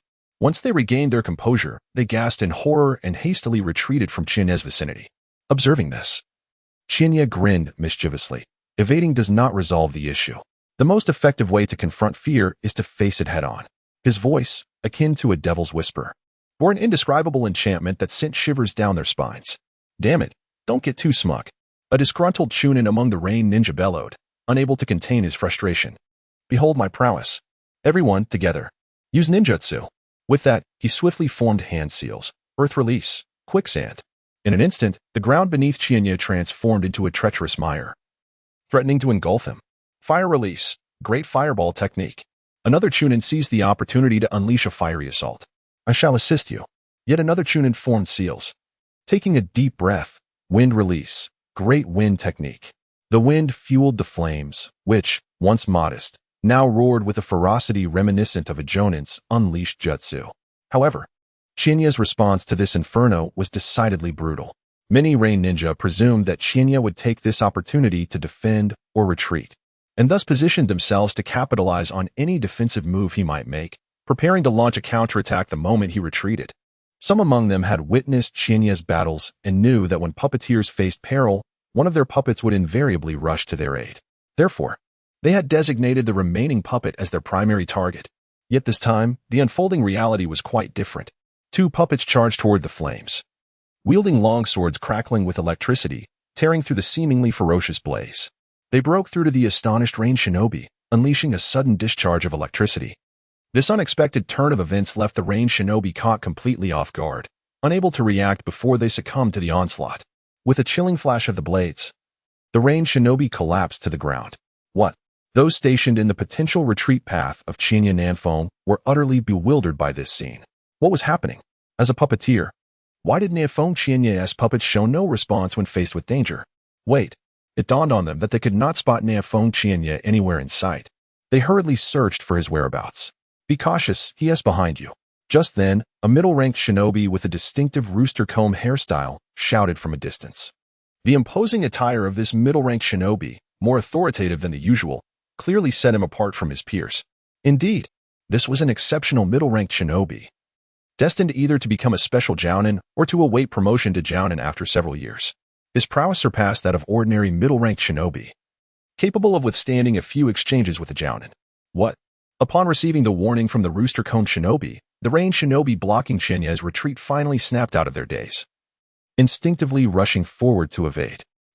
Since you've already obstructed my path, why the haste to flee? Chinya chuckled, extending his hand. Universal pull. A peculiar force descended, drawing back the Rain Shinobi who had surged forward as if pulled by an invisible hand. Magnetic force activation. Just as these individuals were about to reach Chinya, his voice shifted, and a subtle wave of energy enveloped the area, resulting in an astonishing phenomenon. The Rain Shinobi, drawn from all directions, suddenly clung together like magnets, utterly unable to break free. Yet this was not the crux of the matter. The essence lay in Chinya's calm demeanor as he retrieved shurikens from his ninja tool pouch, artfully casting them into the air like petals from a celestial maiden. However, soon after, the shurikens were drawn in by the magnetic force, accelerating toward the immobilized Rain Shinobi. No. Witnessing this, the trapped Rain Shinobi erupted in desperate cries. Yet, their pleas fell on deaf ears. With a series of punctuating sounds, the shurikens embedded themselves firmly into their bodies, sending sprays of crimson into the air. The shurikens were not lethal. They typically served to injure and weaken the opponent. However, if they were laced with poison, the outcome would be drastically different. As a master of toxins, Chinya had every reason to apply poison to his shurikens. Thus, within mere moments, the Rain Shinobi emitted agonizing screams, their faces turning a rapid shade of purple before they succumbed to their fate. The unfolding scene elicited a collective gasp from both the Rain Shinobi and Sand Shinobi surrounding it. Was this not utterly wild? When had slaying foes become so effortless? What a jest! Was this individual not a puppet master? How had he suddenly acquired combat prowess? Pray, who can elucidate what has transpired? This is infuriating. Had he been concealing his true capabilities all along? Their intelligence regarding him had just become woefully inaccurate, leaving them at a loss for how to respond effectively. Initially, among the Rain Shinobi, there were specialists who had dedicated their studies to Chiyo, devising countermeasures to mitigate casualties when confronting him. Yet now, Chiyo had unleashed such a spectacle. A puppet master suddenly endowed with independent combat capability was undeniably terrifying. What was even more alarming was their ignorance of the nature of Chiyo's newfound close combat abilities. This disruption had completely derailed their plans. Nevertheless, Chiyo paid no heed to the astonished Rain Shinobi, continuing to manipulate his puppet, the battle puppet, as it charged into the ranks of the Rain Shinobi. Knight's Secret Technique, Emerald Poison Mist. Knight's Secret Technique, Emerald Needle Rain. Discharge. Knight's Secret Technique, Thunderous White Shot, Multi-Fire. Unlike the previous harmonious, yet relatively genteel collaboration, the current synergy between the puppet and battle puppet retained its coherence while adopting a more ferocious demeanor. Various skills cascaded forth as if unleashed without restraint. Most terrifying of all was the long blade enveloped in lightning wielded by the puppet and battle puppet. Possessing a strength that rivaled any skill, it could cleave through chūnin level ninjutsu with a single strike, a spectacle to behold. Even when besieged by numerous chūnin, it could swiftly break through and retaliate with lethal precision. When had this fellow acquired such formidable strength?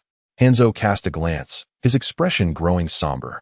Through his discerning eyes, he recognized that the power Chiyo exhibited surpassed that of an ordinary genin.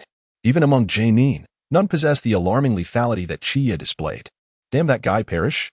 After 2 more minutes of carnage, a dozen ranged shinobi lay defeated at the hands of the puppet and battle puppet. Behind Chiyo, a chūnin gripped a colossal blade imbued with chakra, charging forth with a savage slash, moving at such velocity that it granted Chiyo scarcely a moment to react, closing the distance to less than a finger's breadth from his waist.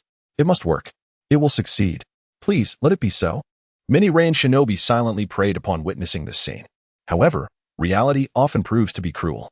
Facing the impending attack from the ranged shinobi behind him, Chiyo calmly uttered, "Shinra Tensei." A formidable force surged from his being, repelling the oncoming assault. The assailant felt an overwhelming repulsive force acting upon him. Though he could have struck Chiyo in the blink of an eye, that minuscule distance transformed into an eternity. The pompadoured chūnin was sent flying far away. Thunderous white shot. With a swift motion of his hand, Chiyo commanded the combat puppet to unleash a lightning projectile, no larger than a fingertip, aimed directly at the chūnin with the rooster crest. Hiss. The chūnin felt every hair on his body stand on end as he desperately altered his trajectory in midair, narrowly avoiding a deadly strike to his heart. Nevertheless, he was still pierced through the arm, blood and flesh splattering as the thunderous explosion rendered him completely paralyzed. Such a prime opportunity was not to be squandered by the combat puppets. They relentlessly pursued their target, their electrified blades thrusting with ferocity. With the 2 puppets attacking in unison, the chūnin found himself with no chance of escape. After dispatching him, the puppets surged into the ranks of the ranged shinobi, as if they were entering an unguarded territory, completely disregarding the ranged shinobi's presence. Damn it! How infuriating. They are too arrogant. Do not let them revel in their triumph. The sight of this scene made the ranged shinobi grit their teeth in anger, rallying to surround Chiyo. Brothers, we cannot allow Chiyo to fight alone. Let us all join forces. Seeing this, Chiyo raised his arm high, urging others to assist Chiyo. Although Chiyo was indeed formidable, facing multiple foes was an insurmountable challenge. Chiyo dared not let Chiyo take such risks. Oh! A multitude of sand shinobi gathered in response, their spirits buoyed by Chiyo's impressive display of strength. The arrival of the sand shinobi immediately alleviated the pressure on Chiyo.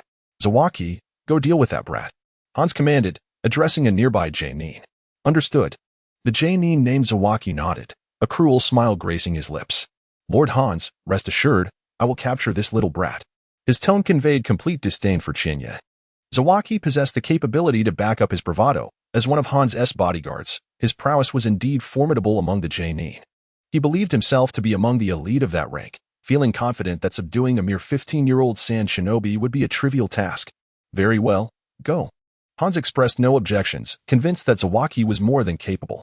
No matter how strong Nanfeng Chiyo was, he could not possibly match the prowess of his bodyguard. No one's strength could advance so rapidly. Whoosh! In the midst of battling against mid-level and low-level shinobi, Chiyo suddenly sensed an overwhelming sense of peril approaching. The combat puppet instinctively slashed towards the source of the threat. Clang! The sharp, jarring sound of metal clashing erupted as Zawaki, with a face twisted in brutality, swung a jagged katana with a menacing grin. "Little brat, your good days are over. I am here to end you." Unperturbed, Chiyo replied, "Is that so? Then I shall await your arrival to claim my life." The combat puppet surged with electricity, prompting Zawaki to retreat instinctively. However, the weapon puppet did not afford Zawaki the opportunity to regain his footing and unleashed a cloud of toxic mist. The weapon puppet was abundant in toxins, capable of spewing forth a volume equivalent to several water tanks, allowing it to release poison for an extended duration. Disperse mere poisonous mist. With an air of calmness, Zawara formed a series of hand seals, water release, water flow wave. Suddenly, a resounding roar echoed, and torrents of water surged forth, dispersing the toxic fog and enveloping the puppets in its wake. Had Chiyo's speed faltered even slightly, he would have been consumed by the deluge. Truly, the elite among Jonin are remarkable in their prowess. Yet, this was merely the beginning. Zawara altered his hand seals once more. Water release, water iron bullet. From the flowing water, a multitude of water bullets shot forth. Though composed of water, they were incredibly dense, akin to iron spheres, exuding an undeniable might. Mechanism shield. The sheer breadth of the water bullets overwhelmed the puppets, forcing Chiyo to assume a defensive stance. The sound of impact was thunderous. The water bullets, heavy and destructive, would have surely fractured the joints of the puppets had they not undergone enhancements. These projectiles bore no resemblance to typical water bullets. They felt as if solid steel was hurled at high velocity. Chiyo could not help but marvel at the elite Jonin's extraordinary strength. The magnetic field sensed everything with meticulous precision. Seizing the moment, Zawara performed yet another set of seals, water release, grand water arm technique. Suddenly, a formidable stream of water coalesced behind Chiyo, transforming into an immensely thick water arm, launching forward with tremendous force. In earlier times, Chiyo might have struggled to evade such an assault. However, he had since evolved beyond those days. After deftly sidestepping, he commanded his puppet to conjure a spiral sphere, enveloped in crackling lightning. Instantly, the sphere's hue shifted from a translucent blue to a more radiant white before being hurled at Zawara. Yet, as it soared through the air, the spiral sphere vanished with a soft pop, leaving Zawara momentarily stunned, who had braced himself for defense. He erupted into laughter, mocking, "Ha! You amuse me. You dare to use a technique you're still mastering against me?" His expression darkened, revealing a malicious intent, since you can't even wield your techniques proficiently. Prepare to meet your end. Just as he was about to close the distance toward Chiyo, an unexpected turn of events transpired behind him. The previously vanished spiral sphere reemerged, almost at point-blank range, just 2 centimeters from Zawara's back. At such proximity, evasion was impossible. Zawara's body went cold, shock and disbelief washing over him. Yet, being a Jonin, he swiftly recalibrated his mindset and vanished in an instant. Boom. The hidden spiral sphere detonated upon losing its target, engulfing several chūnin from the Rain Village, whose agonized screams echoed as limbs were obliterated, utterly erased from existence. The sheer ferocity of the explosion sent shivers down the spines of those nearby, prompting a hasty retreat. However, Chiyo's thoughts were far from this moment. His magnetic field was firmly locked onto Zawara. The other hand of the battle puppet had begun to accumulate chakra, causing the surrounding air to tremble slightly, emanating an oppressive aura. Soon, Chiyo sensed a fluctuation of energy emanating from the 9 o'clock direction. The battle puppet immediately aimed in that direction. In an instant, when Zawara emerged, a brilliant cold gleam erupted in Chiyo's eyes. Now is the moment. A sharp, piercing sound sliced through the air as a chakra beam, reminiscent of a miniature-tailed beast bomb, surged towards Zawara. What? Zawara had never anticipated such a terrifying attack could erupt from Chiyo so suddenly. Just as he made his appearance, the chakra beam loomed before him, drawing inexorably closer. There was no time to evade. He felt as if his very soul had solidified, time slowed to an agonizing crawl. And a chilling sense of impending doom washed over him. He knew that this strike would spell his demise, yet escape was impossible. Despair and resentment welled up within him. After years of following Hans, when had he ever struggled against enemies? He had endured countless hardships and faced death numerous times on his journey to this point. Now, having finally begun to enjoy a life of comfort, he found himself confronting an unavoidable death, stirring intense turmoil within him. This emotional upheaval ignited a potent surge in his chakra. Every individual may face death, and in that moment, experience a sudden escalation in strength. Now, propelled by an overwhelming sense of defiance, Zawara experienced a fierce chakra explosion. His body surged with vitality, and the blow that had seemed unavoidable moments ago now felt within his grasp to evade. In a miraculous turn, Zawara deftly sidestepped a fraction of a distance, just enough to transform a fatal strike aimed at his heart into a mere graze of his arm. Though his arm was instantly severed, flesh and blood splattering, his life was spared. This was an immense stroke of fortune for Zawara. Did he actually evade it? Chiyo was equally astonished by this turn of events. He had calculated that, given Zawara's reaction time, evasion was utterly impossible. Indeed, one must never underestimate an elite among Jonin. Though the debate over his elite status was still open, his reaction speed left no room for hesitation. Otherwise, he would be in peril. With renewed resolve, Chiyo thought, take advantage of the moment of weakness. The battle puppet unleashed a series of lightning projectiles. The sound of impact echoed as Zawara, having barely managed to evade the chakra beam, now faced the onslaught of the lightning orbs. He dodged the first 2, but the subsequent projectiles rained down upon him relentlessly. Although the bullet possessed limited power, it penetrated deeply into his body, unleashing a surge of lightning that instantly paralyzed him while wreaking havoc upon his meridians. Already injured, he found himself in a state of exacerbated suffering, his mobility severely compromised. All of this transpired in the blink of an eye. Many onlookers had yet to comprehend the situation when it was already over. Witnessing the once unscathed Zero, now gravely wounded and on the brink of death. Expressions of disbelief spread across their faces. How could this be real? Zero, a seasoned jonin, had been so swiftly bested by the young Southwind Chiyo? Among the jonin, one from the Rain village gritted his teeth, utterly refusing to accept this reality. Zero was not merely a jonin of their village, he was also a guardian of Hanzo. The esteemed protector of the demigod Hanzo reduced to such a fragile state, defeated by a mere 15-year-old boy, what a disgrace this would bring upon Hanzo.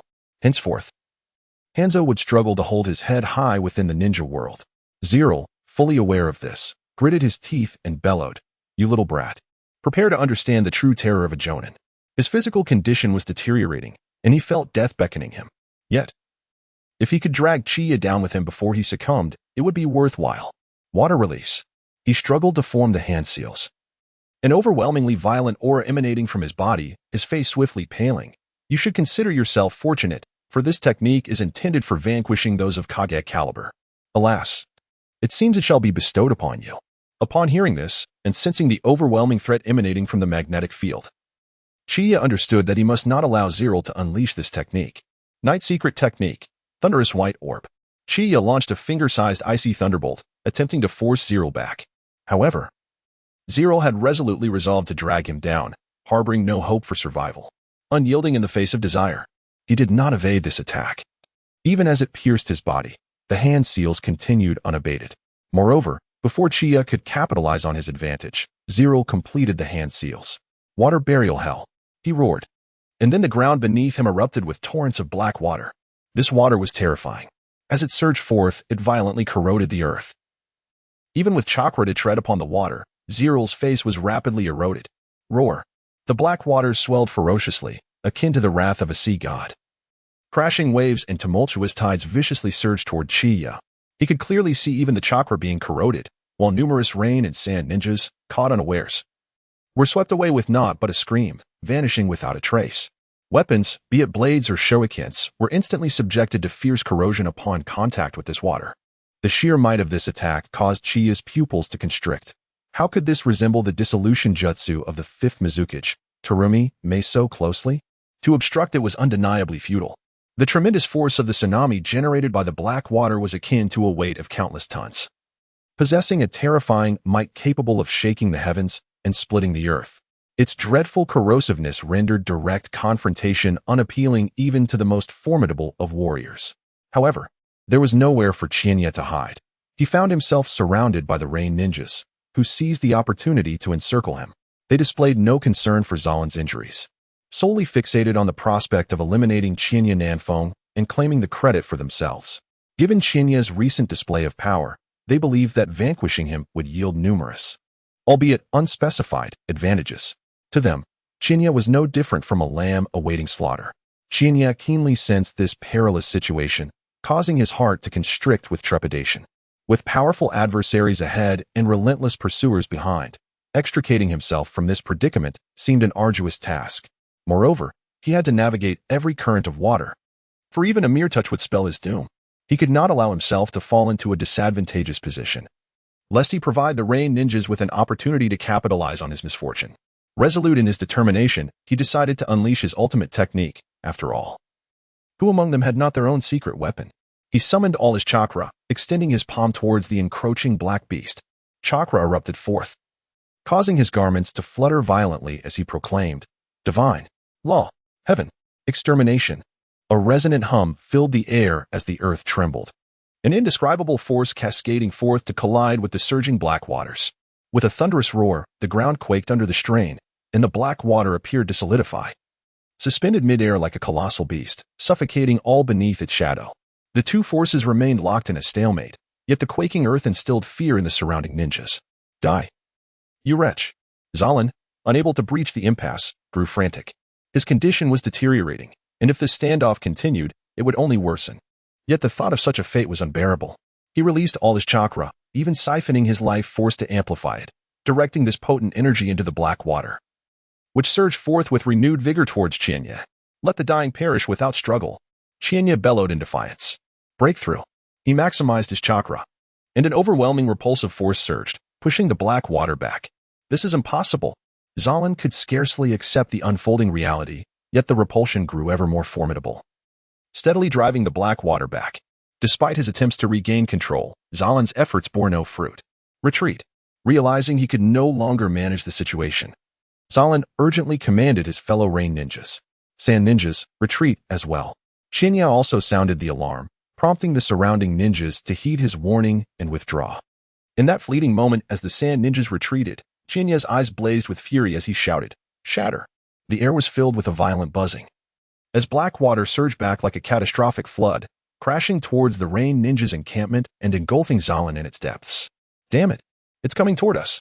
Quickly, move aside. Do not let this black water taint you. The expressions of several elite J-nin and Ch-nin among the rain ninjas turned grave as they shouted, dispersing their bewildered comrades. Simultaneously, they formed hand seals to conjure defenses. Earth release. Water release.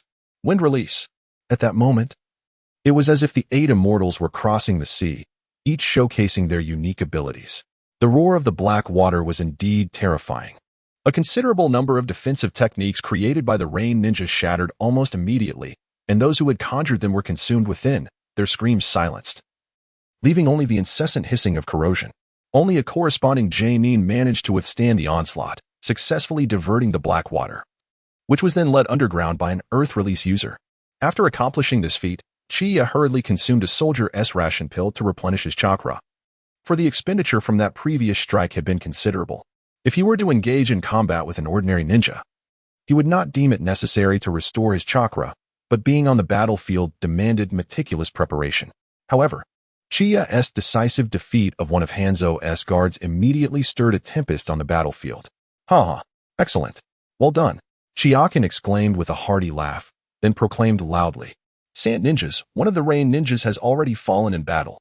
This signifies that heaven is on our side. Charge!" The sand ninjas understood without needing further encouragement. Chiyo's elimination of J-nin was a resounding morale booster. They already believed themselves to have the upper hand, and now their confidence soared even higher. In stark contrast, a shadow of despair crept over the hearts of the rain ninjas. What a joke! That was a guard of Hanzo, one of the top-tier J-nin. How could he be taken down so easily by Chiyo? Just how powerful is he? And how many others like him exist among the sand ninjas? With such thoughts, many rain ninjas found themselves enveloped in pessimism. Hey, rain ninjas, it's not too late to surrender.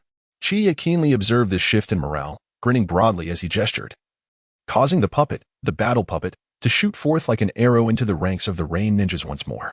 This time, bolstered by the recent victory over J-nin, many rain ninjas felt a twinge of trepidation towards Chiyo, leading to a rout.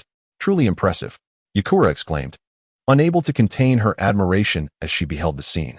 Her expression quickly turned serious. In that case, I cannot fall behind. Flame release, fire stream.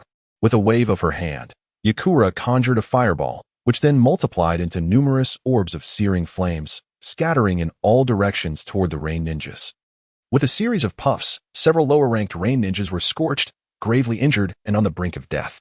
Though the fireballs were small, their temperatures were exceedingly high, causing severe burns upon contact. Although the chūnin managed to block the attack, they were left in a state of utter disarray, suffering considerable injuries.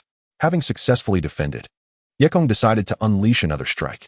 Calmly, she summoned a fireball and thrust it forward. Scorch release, scorching dragon dance.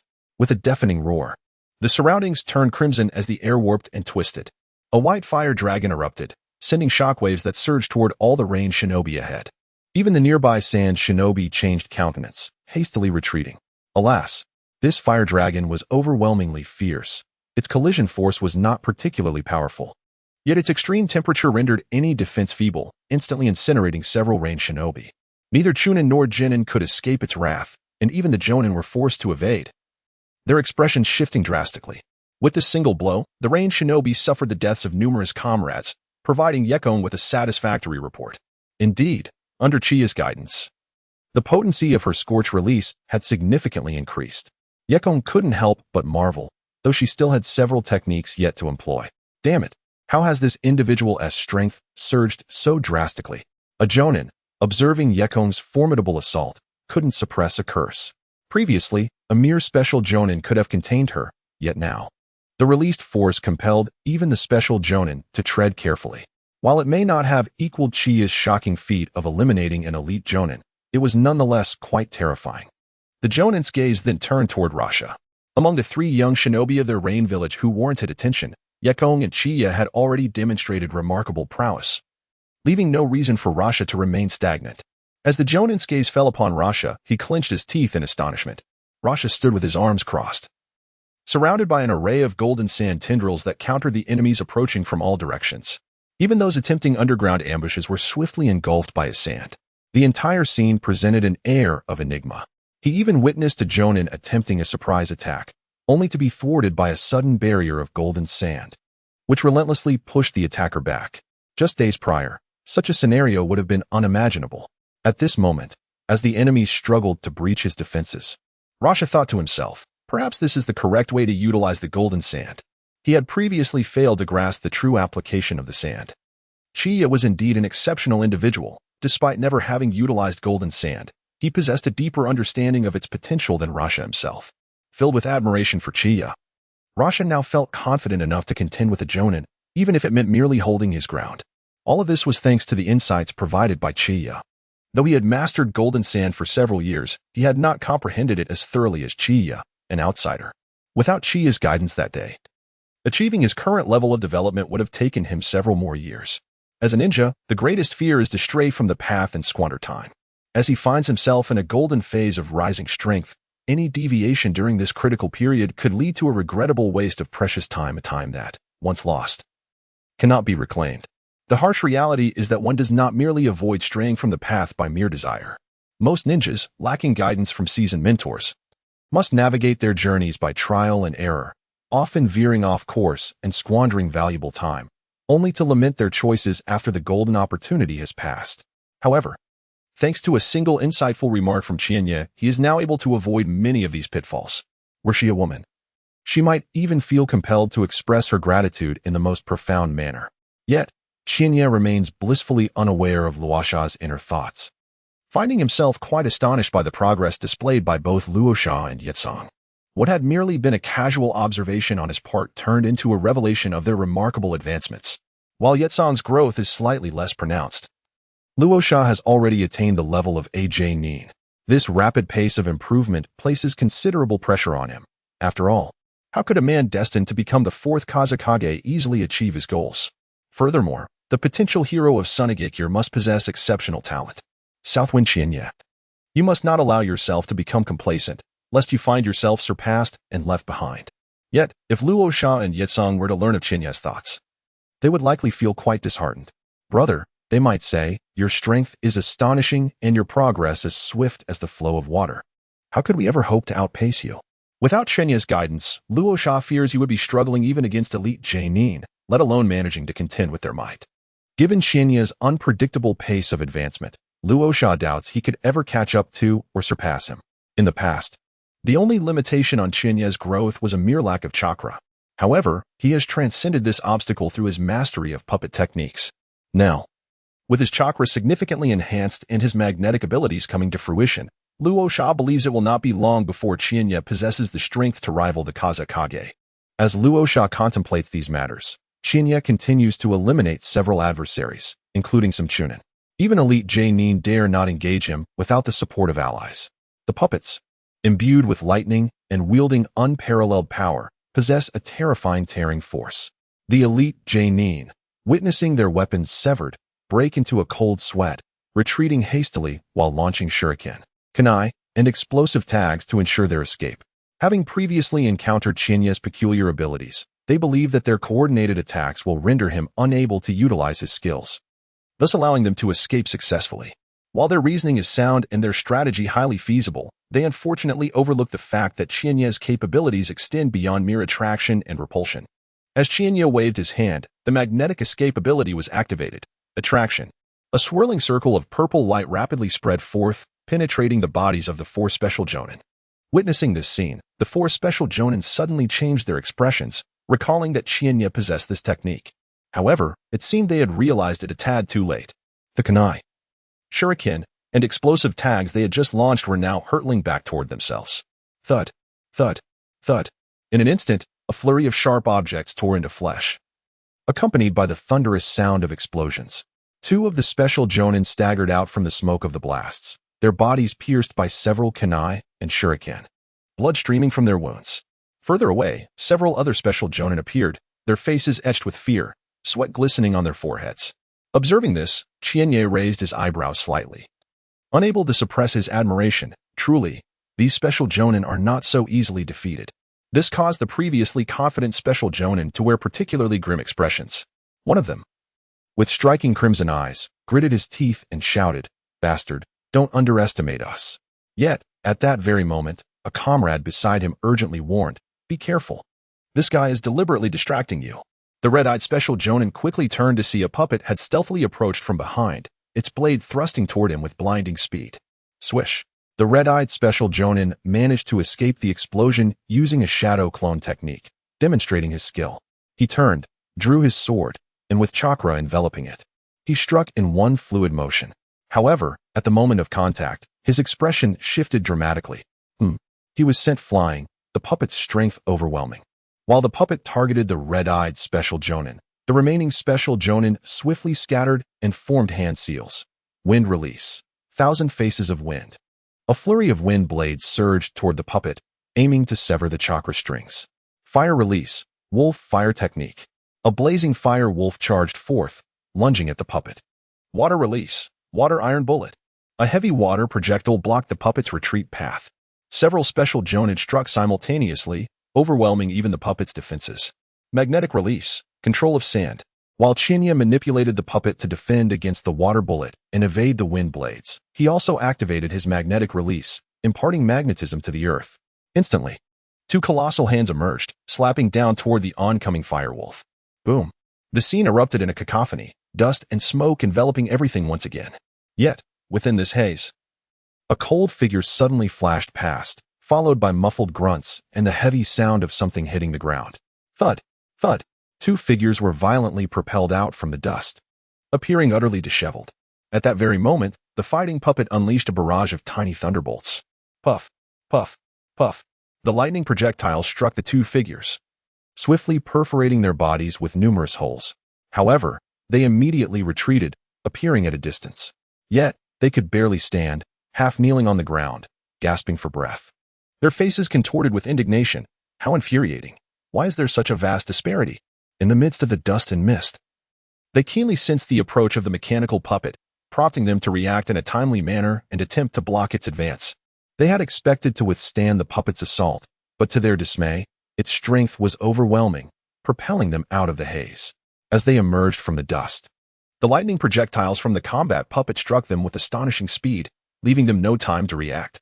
In the distance, two severely burned special jonin could not help but reveal their alarm.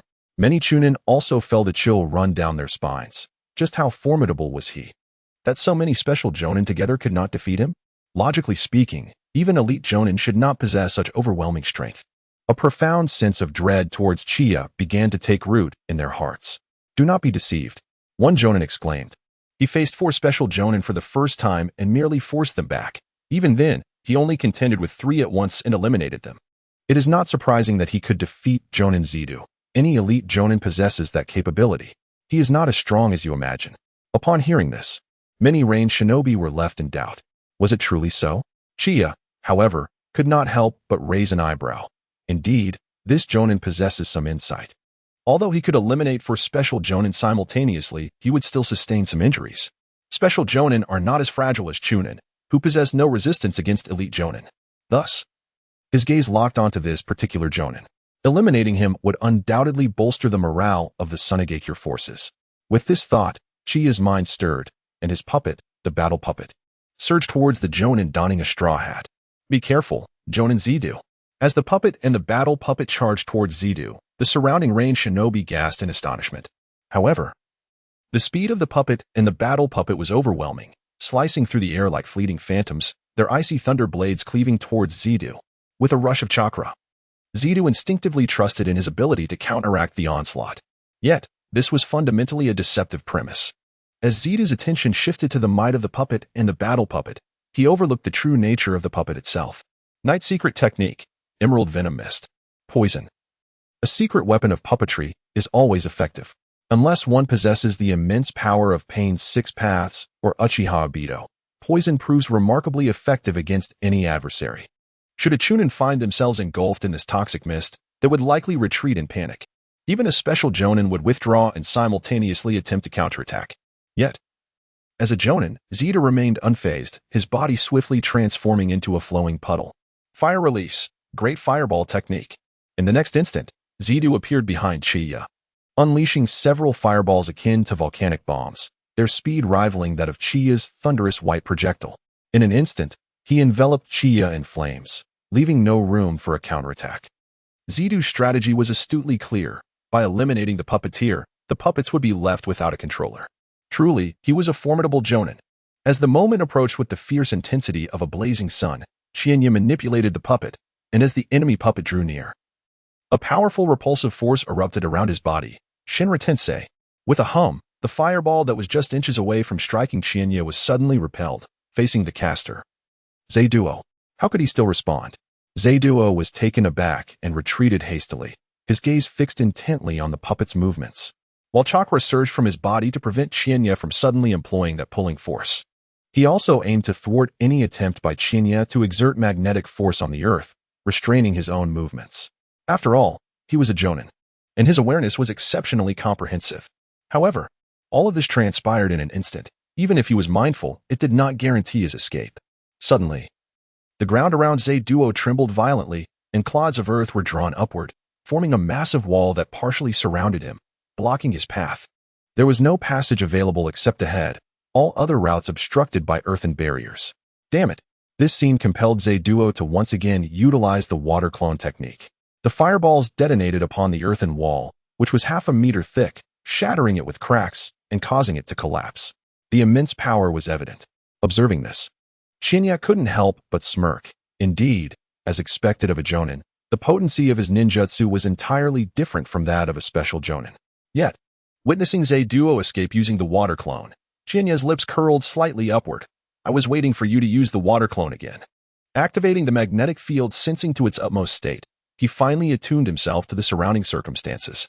The puppet and the enemy puppet were poised to strike, one wielding a long blade enveloped in lightning, the other gathering energy for a Rasengan. In the next moment, a wave emanated from Zeduo in the northwest direction. The puppet and the enemy puppet surged forth like phantoms. The instant Zeduo appeared, he sensed an intense feeling of crisis. The long blade, shrouded in lightning, lunged forward. Zeduo's body tensed, every hair on his skin standing on end. He hastily sidestepped to evade the puppet and prepared to affix explosive tags to the passing puppet. However, zzz. Upon hearing the abrupt, high-velocity tearing sound behind him, Zeduo's expression changed dramatically as he realized the danger. Rasengan! Boom! Though he intended to evade, he could only retreat half a step before the Rasengan struck heavily against his ribs. Zing! In an instant, blood and flesh erupted, a large portion of his side vanishing, along with parts of his internal organs, leaving him in excruciating pain that distorted his face and severely affected his consciousness. Zing! The next moment, two incredibly swift earthen spikes shot up from the ground, piercing through Zeduo's chest at an angle. Ugh! Zeduo spat out a mouthful of blood, unwilling to believe that he would meet his end in such a humiliating manner. As a dignified jonin, how could he die so pathetically? Silence. Suddenly, the surroundings fell into an eerie silence. Many of the Rain ninjas stood in stunned disbelief, their minds blank as they witnessed the scene unfold.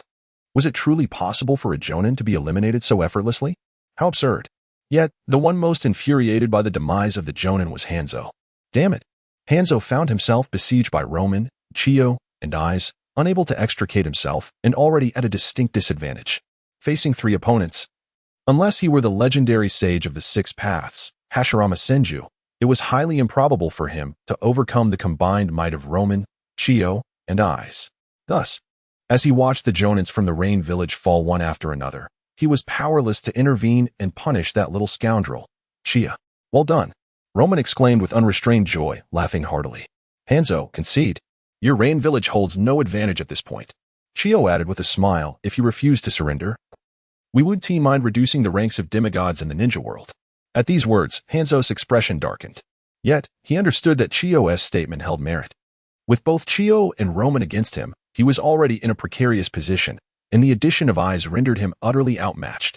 The current situation was dire. The war had only just commenced, and his summoned beast, the salamander, had already been forced to retreat due to injuries. Hanzo was left to fight alone. However, he could surmise the reason behind their reluctance to eliminate him despite their evident strength. Any of the 5 great shinobi villages would carefully consider their approach before attempting to obliterate the Rain Village. In the balance of power within the ninja world, the Rain Village played a significant role. For Sunagakure, the Rain Village served as a buffer zone against Iwagakure. Should the Rain Village be annihilated, Sunagakure would find itself directly facing Iwagakure without any respite, inevitably exacerbating the already tenuous situation in the ninja world. This was something the higher-ups of Sunagakure were decidedly unwilling to witness. Chaos signified uncontrollability, having experienced the tumultuous era of clan warfare during the Warring States period. Both Chiyo and Hanzo understood the dire consequences that chaos could bring. It could very well lead to the downfall of Sunagakure amidst the turmoil, resulting in its obliteration within the ninja world. After all, there were numerous factions coveting the resources of Sunagakure. Humph, do you think I would concede? Hanzo scoffed. Despite the unfavorable circumstances, as a prominent figure in the ninja world, if he surrendered without the slightest fight, how could he maintain his authority and lead the Rain Village in the future? A true warrior must possess pride. It seems the losses are still not significant enough, Hanzo. Roman grinned coldly, then let us continue. With that, an unending barrage of sand-iron projectiles surged towards Hanzo, compelling him to swiftly evade. As for Chiyo, having once again dispatched a Jonin, his stature among the sand ninjas soared dramatically. Meanwhile, the Rain ninjas regarded Chiyo with a newfound trepidation. 2 esteemed Jonin have fallen one after another at the hands of Chiyo, whose prowess has now far surpassed the capabilities of their fellow chūnin and genin. Even the gaze of several special Jonin directed towards Chiyo is laden with gravity. Just as Chiyo was preparing to maneuver his puppets for another assault, a sudden loud cheer erupted from behind him. There stood Rasha, panting heavily, with a deep wound across his chest, while not far ahead, a Jonin had lost an arm. This sight caused Chiyo to raise an eyebrow in intrigue, and without a moment's hesitation, he commanded his puppets to charge toward Rasha. His injuries were severe, and his breath was weak. He was vulnerable to being swiftly dispatched. As the puppets approached Rasha, many Rain shinobi finally realized that they had squandered an excellent opportunity. Had they seized the moment, they might have eliminated a future elite from the sand. Yet, considering that Rasha had inflicted such grave harm upon a Jonin, many felt it prudent to refrain from action. After all, should Rasha unleash his fury, dragging them down with him, they would not be as fortunate as the Jonin, who had merely lost an arm. Impressive. Even a Jonin has lost an arm to you, Chiyo praised as he appeared before Rasha without turning back.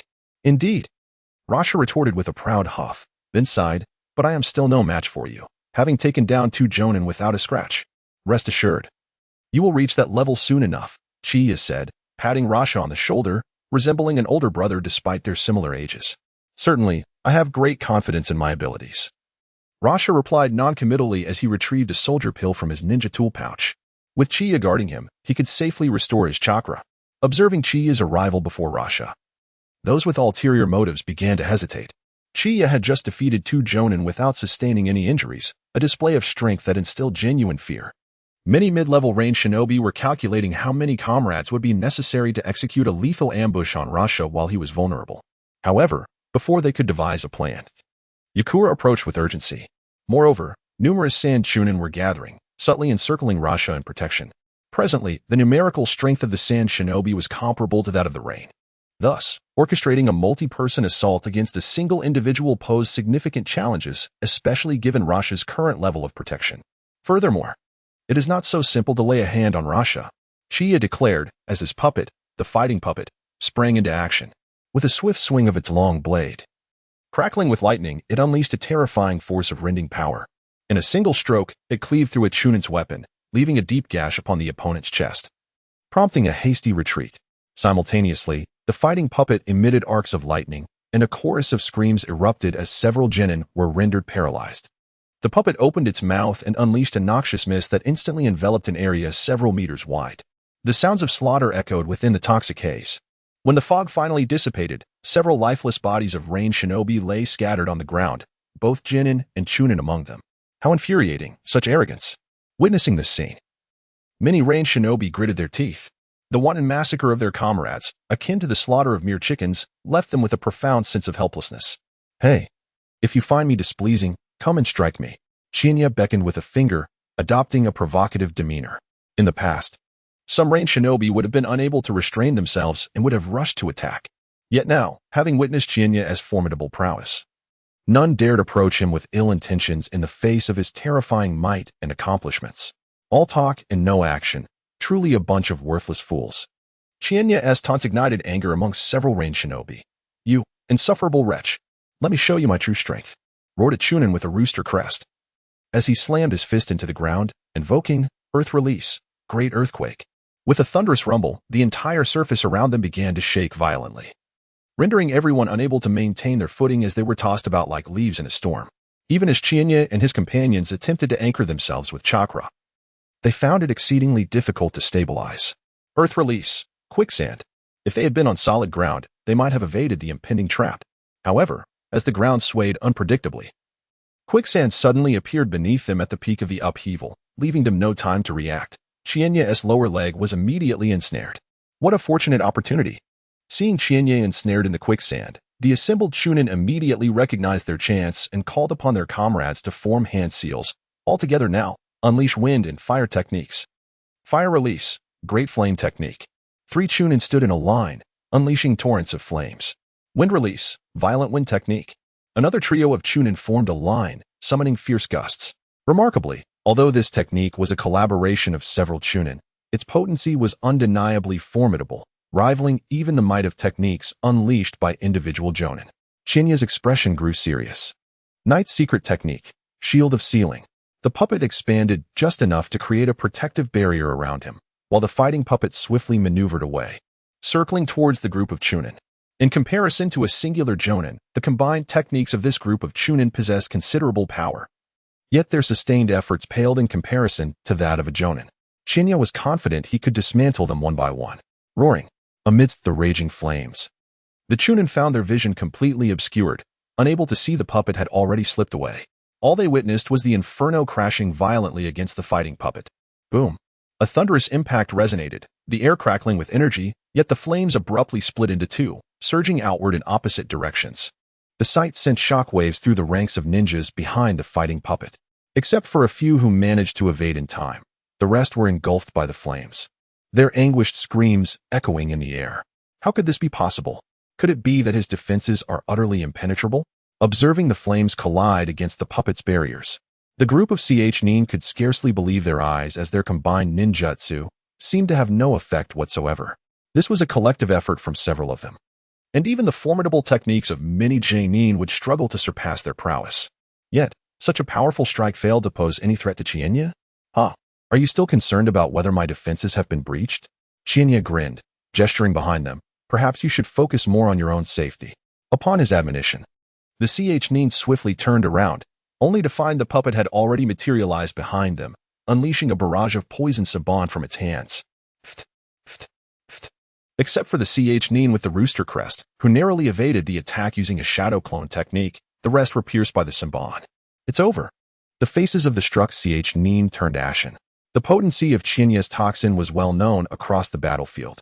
Indeed, within merely a second, they felt their strength waning, breath becoming labored, their vision blurring rapidly, and their bodies feeling as if they were being relentlessly pounded, engulfed in excruciating pain. In less than 2 seconds, they lost consciousness entirely. Sizzle, sizzle, sizzle. Chiyo, ever considerate, manipulated the earth, transforming it into several earthen spears that pierced through the chests of these chūnin, delivering the final blow. Witnessing this scene, the rooster-crested chūnin silently rejoiced at his swift actions that had spared him from the poisoned sabon. However, in my battlefield, there are no such things as overlooked prey. Chiyo's voice rang out suddenly, and behind the rooster-crested chūnin, the puppet followed him like a shadow. This realization sent shivers down his spine. Before he could react, swish, swish, swish. The puppet opened its mouth, and with a surge of chakra, a flurry of shuriken was launched towards the rooster-crested chūnin. The strength of the rooster-crested chūnin was clearly distinct from that of the others. He was evidently more powerful. As the shuriken penetrated his body, he immediately transformed into a puddle of water. A water clone. Evading was futile. Chiyo seemed to anticipate exactly where the rooster-crested chūnin would appear, his smile widening as he directed the puppet's palm towards a specific location, positioning it as if forming a peculiar formation, suggesting that the rooster-crested chūnin was already ensnared.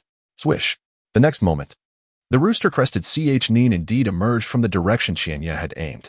Bang! A chilling lightning bolt erupted forth, causing the recently appeared rooster-crested chūnin to feel an immediate chill. Without a second thought, he attempted to dodge to the side. Yet, by sheer coincidence, his retreat led him directly into the path of the puppet. By the time the rooster-crested chūnin realized this unfortunate turn of fate, it was far too late. A long blade, entwined with lightning, effortlessly pierced through the chest of the rooster-crested chūnin. The chūnin with the rooster crest let out a blood-curdling scream as the lightning from the blade surged through his body in an instant, wreaking havoc within him. Even if I die, I will drag you down with me. Yet, before he could finish his words, the puppet had withdrawn the blade and unleashed a bolt of lightning, the thickness of a finger, piercing through his heart once again. The chūnin collapsed to the ground with a resounding thud, his eyes wide open, filled with resentment. This scene instilled even more fear in the gazes of the surrounding rain ninjas directed at Chiyo. Ha ha ha, splendid work, Chiyo. You executed that perfectly, exclaimed Chinyan's voice. Startlingly close to Chiyo, before him stood several elite rain ninjas, their teeth clenched in fury as they glared at Chiyo. Shin Puppet Ninja, do not overstep your bounds.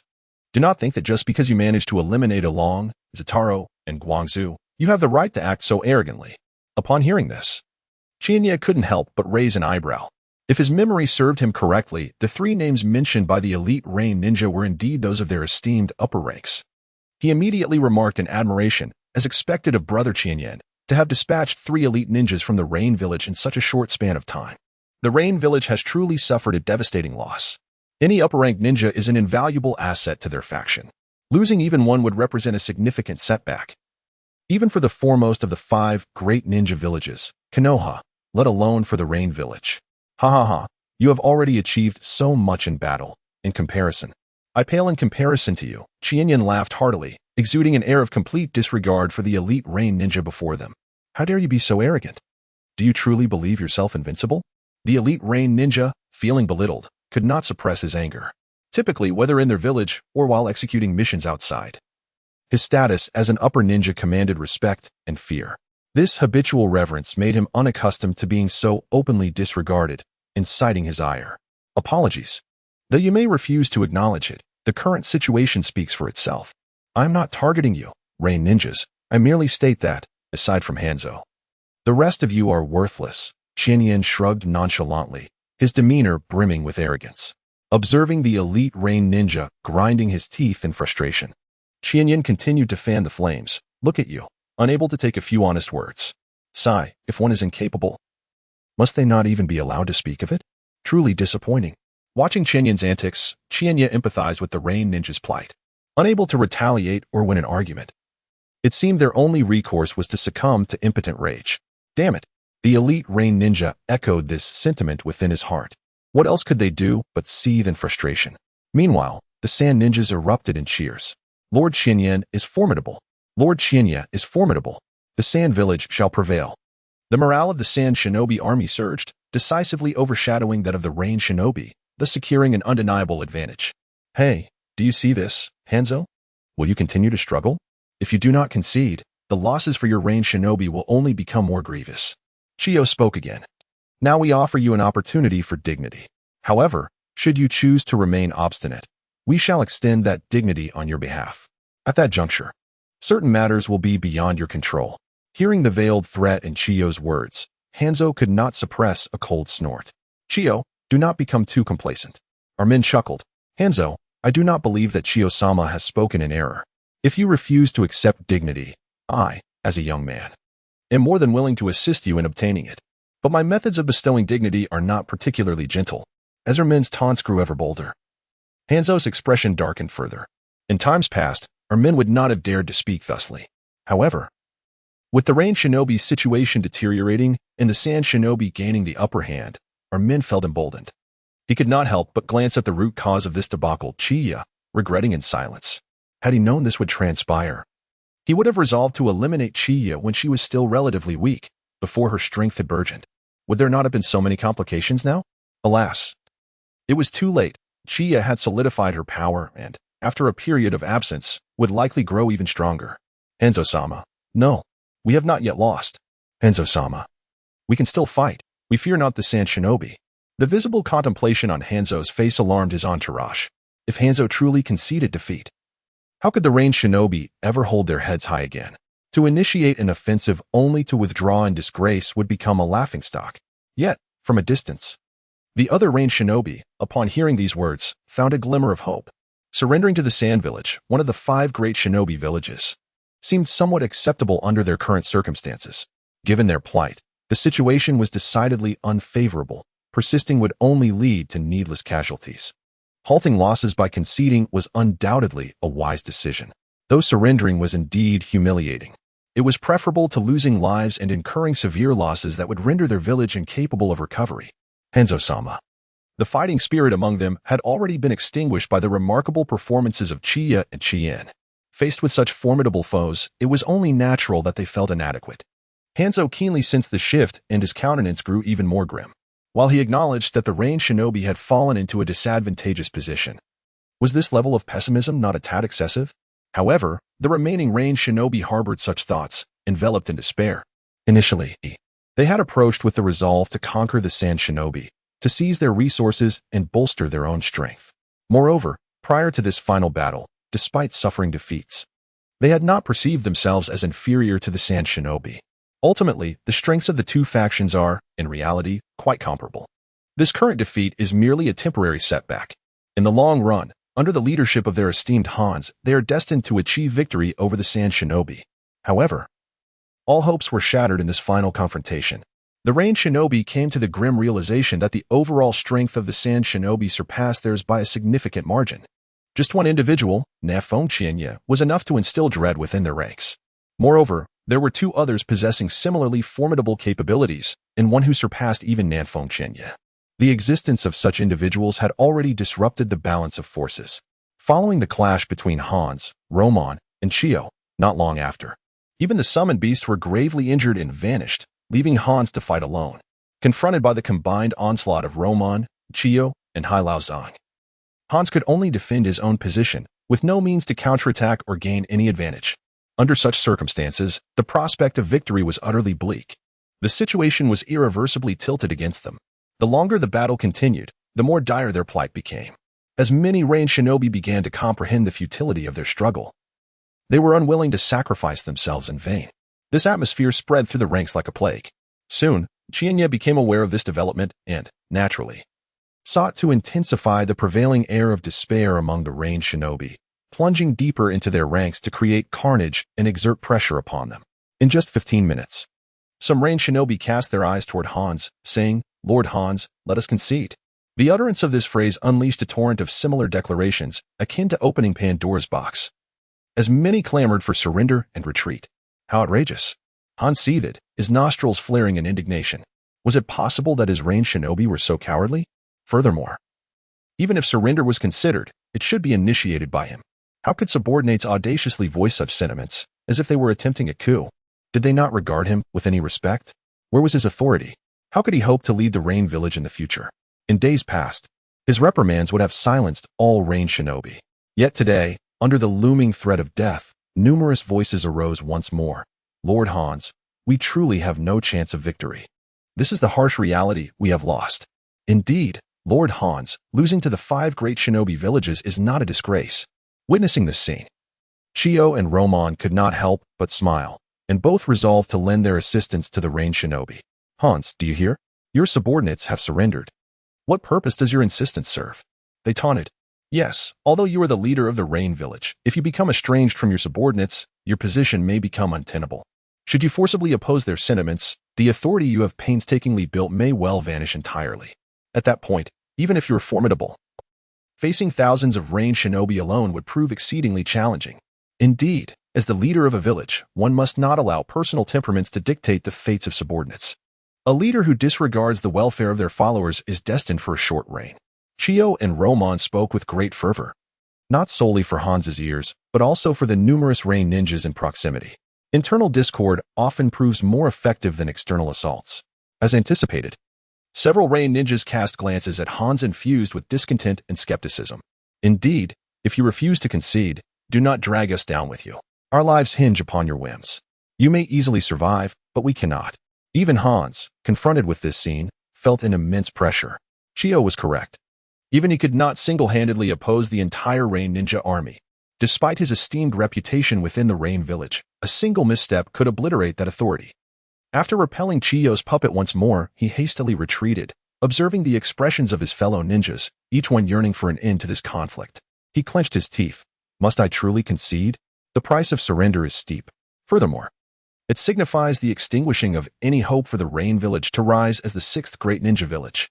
Most critically, would the Sand Ninjas truly allow them to capitulate without consequence? Should they declare surrender and the Sand Ninjas turn against them, attacking the now complacent ranks? The losses would be catastrophic. Such losses are burdensome even for one as formidable as Hans. Fear not, Hans. Our Sand village is one of the 5 great ninja villages, and we would not resort to treachery. Romon astutely perceived Hans's inner turmoil and immediately grasped his hesitation. How can I be assured that you speak with integrity? Hans scoffed. Yet it was evident that he was wavering. This shift was apparent even to Hans's close guards, igniting their anxiety. My lord, this cannot be. This consideration is not only for Hans, but also for the Rain village and for ourselves. Should we concede, would we not be scorned and deemed inferior in the ninja world? However, their voices held little sway over Hans's decision, for their opinions paled in comparison to the sentiments of the broader assembly of Rain ninjas. Romon, can you guarantee that you will not act treacherously? Hans inquired, signaling his readiness to surrender.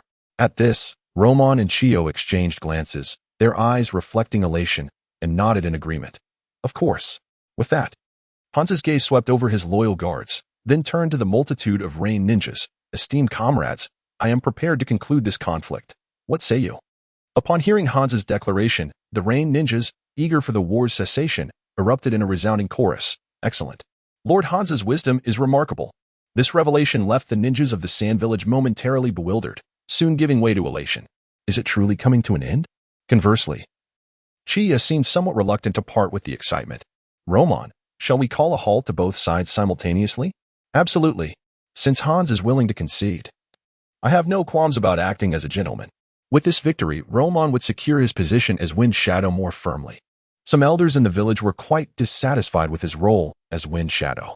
Now that the war has concluded, he ought to properly address the internal affairs of the village upon returning. Rain ninjas, Sand ninjas, cease hostilities. At the simultaneous summons of Romon and Hans, both factions of ninjas halted their combat. Yet, given the battlefield's nature, the deep-seated animosity between the two sides made an immediate cessation nearly impossible. It took a full 2 minutes for all minor skirmishes to finally subside. Then let us commence the signing of the truce agreement.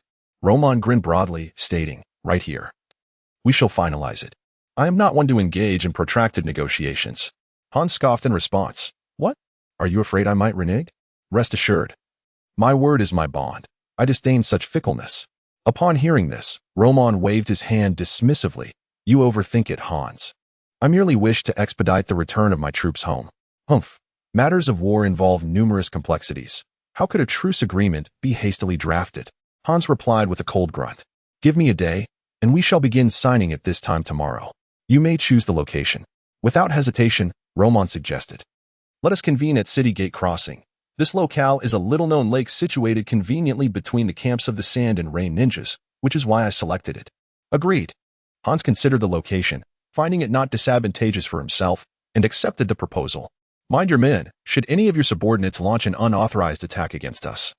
Do not blame me for tearing up the truce agreement. Rest assured, that will not happen, Romon confidently asserted. He had just led the Sand ninjas to victory in an external conflict, thereby significantly enhancing his authority. Even if there were individuals among the Sand ninjas who belonged to different factions, they would likely not dare to defy his commands. What a dramatic conclusion.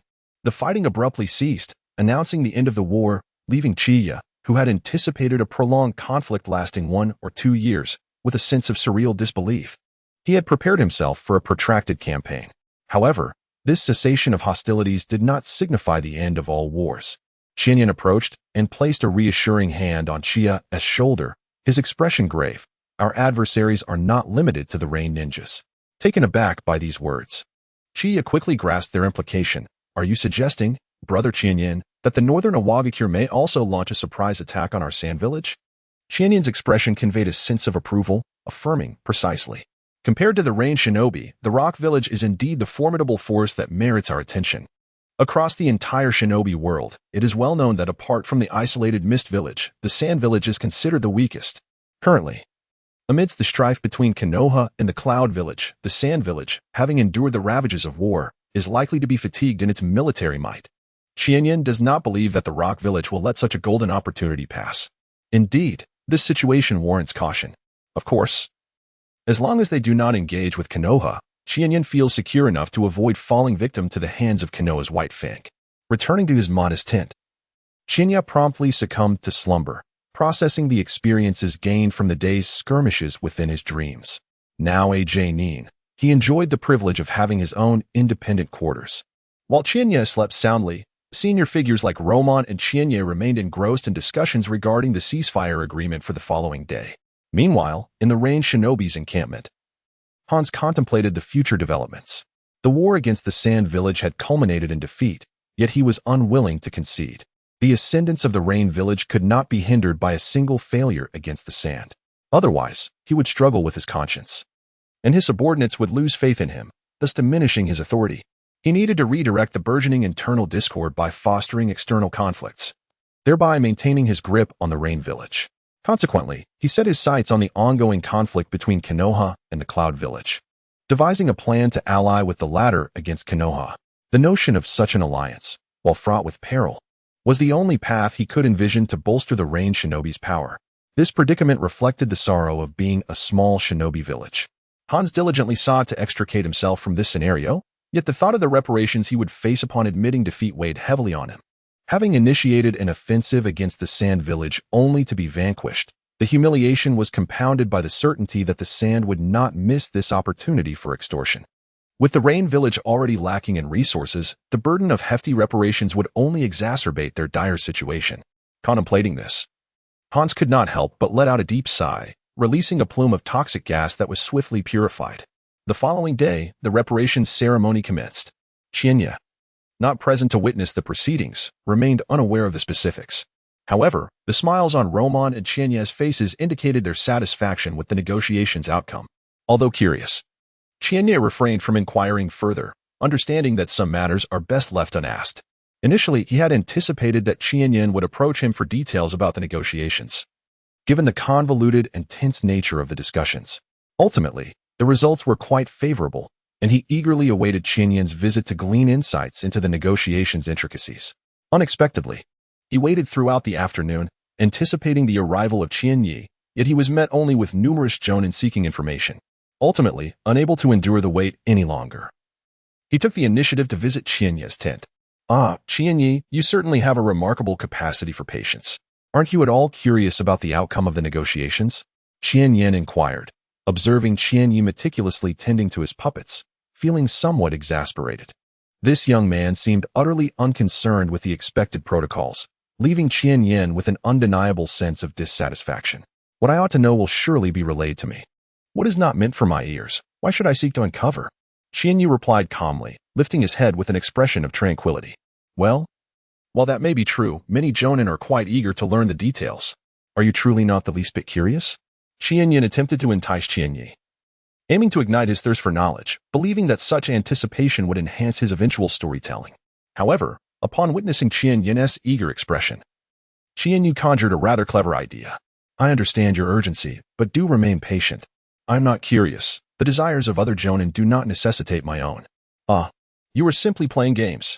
Refusing to adhere to conventions only adds to my discomfort, Qianyan remarked, yet he could not help but recount the events to Qianyi. Indeed, after hearing Qianyi's response, Qianyan appeared somewhat exasperated. Is it conceivable that you, of all people, are utterly disinterested in such significant news? He gazed at Qianyi as though he were a creature of intrigue, succumbing to a long sigh. Alas, you are truly challenging my patience. Very well. If you do not wish to know, I shall remain silent. With that, he turned to leave. This left Qian-Yi momentarily taken aback before he resumed his work on the puppets. Truly, as a jonin, he too relished in defying expectations. If Qian-Yi was disinterested, then even Qian-Yan's desire to share would be quelled, though Qian-Yin claimed he would depart. His pace was slow enough that even a snail might have found it comical. Clearly, he was engaging in a psychological game, wagering that Qian-Yi's patience would wane and prompt him to call him back. Yet, even as Qian-Yin reached the threshold, Qian-Yi remained utterly indifferent, displaying no signs of interest.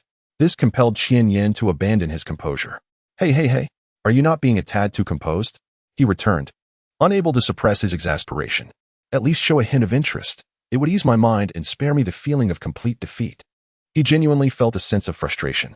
How could someone so young possess such unshakable resolve? In contrast to Qian-Yi, he felt woefully inadequate. Perhaps it is because I know, dear brother Qian-Yin, that you will eventually share the details, which allows me to maintain my calm. Qian-Yu mused after a moment of contemplation. This revelation left Qian-Yin even more disheartened.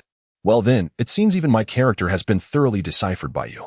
Alas, the comparison is truly disheartening. He sat down opposite Qian-Yin and began to speak. In today's negotiations, He eloquently recounted the entire process in a concise manner for over 10 minutes. In the end, although our demands greatly displeased Hanzo, he still signed the agreement. Oh. By the way, Qian-Yin's expression shifted playfully. Hanzo remarked that his greatest regret in this battle was not the war he initiated against us, but rather that he did not eliminate you before you grew powerful. He claimed that the swift conclusion of this war owed half its credit to you. This statement caused Qian-Yu to momentarily halt his actions, bewildered as he pointed to himself. I have read little. Do not deceive me. Did Hanzo truly say that? Does he overestimate my worth? I am but a mere genin. Would he truly consider me significant enough to personally eliminate? He felt no joy from the praise, only a deep sense of vigilance. He was acutely aware of his own abilities. Although he was already strong among the younger generation in the vast realm of shinobi, his strength was hardly noteworthy. Did he possess the capability to alter the course of a war? What a joke. The credibility of the author being the universe's most handsome man was higher than that assertion. Ha. Lord Kazekage thinks similarly, saying you are merely a child with no capacity to change the tide of battle. Qian-Yin smiled briefly, then his expression turned serious. However, such words have spread throughout the shinobi world following the signing of the agreement, so you must exercise caution. Jealousy may lead others to act against you. Qian-Yi had already contemplated this upon hearing Hanzo's flattery. He nodded. Indeed, that Hanzo, even in defeat, seeks to stab me in the back. Truly ruthless. As expected of a pinnacle figure in the shinobi world, a monster of both strategy and strength, there remains a vast chasm between Hanzo and myself. Nevertheless, there is no need for excessive worry. The village will protect you, and no one dares to harm you. I hope so. Qian-Yi sighed, then his gaze sharpened. Resolute as he declared, when my strength reaches a certain level, Hanzo, I will settle this score with you. This revelation surprised Qian-Yin, who inwardly mused. This boy, though seemingly gentle, is indeed one who holds grudges fiercely. Hanzo, you have perhaps truly miscalculated this time. A person who can elevate from a ch-nin to an elite j-nin in just over a month will surely not fall short of Hanzo in the future. After a few more exchanges with Qian-Yi, Qian-Yin departed. With the surrender of the Rain Ninjas, he, as one of the higher-ups, needed to partake in the ensuing matters and could not simply be a hands-off manager. After escorting Qian-Yin out of the tent, Qian-Yi resumed his maintenance of the puppets. He also disassembled and reconfigured the previous puppets, replacing old parts to ensure they bore little difference from the currently utilized ones, especially since he could now employ bloodline limits.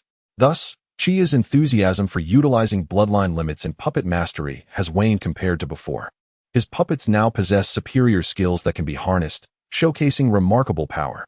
He has shifted his focus towards the study of electromagnetic manipulation techniques for his puppets. Once he masters this technology, in conjunction with fixed target recognition techniques, he will be capable of creating autonomous puppet robots. When combat ensues, should any ninja approach Chiyo or his puppets, they will immediately face the onslaught of these puppet robots. This advancement will further ensure Chiyo's safety while amplifying his threat level.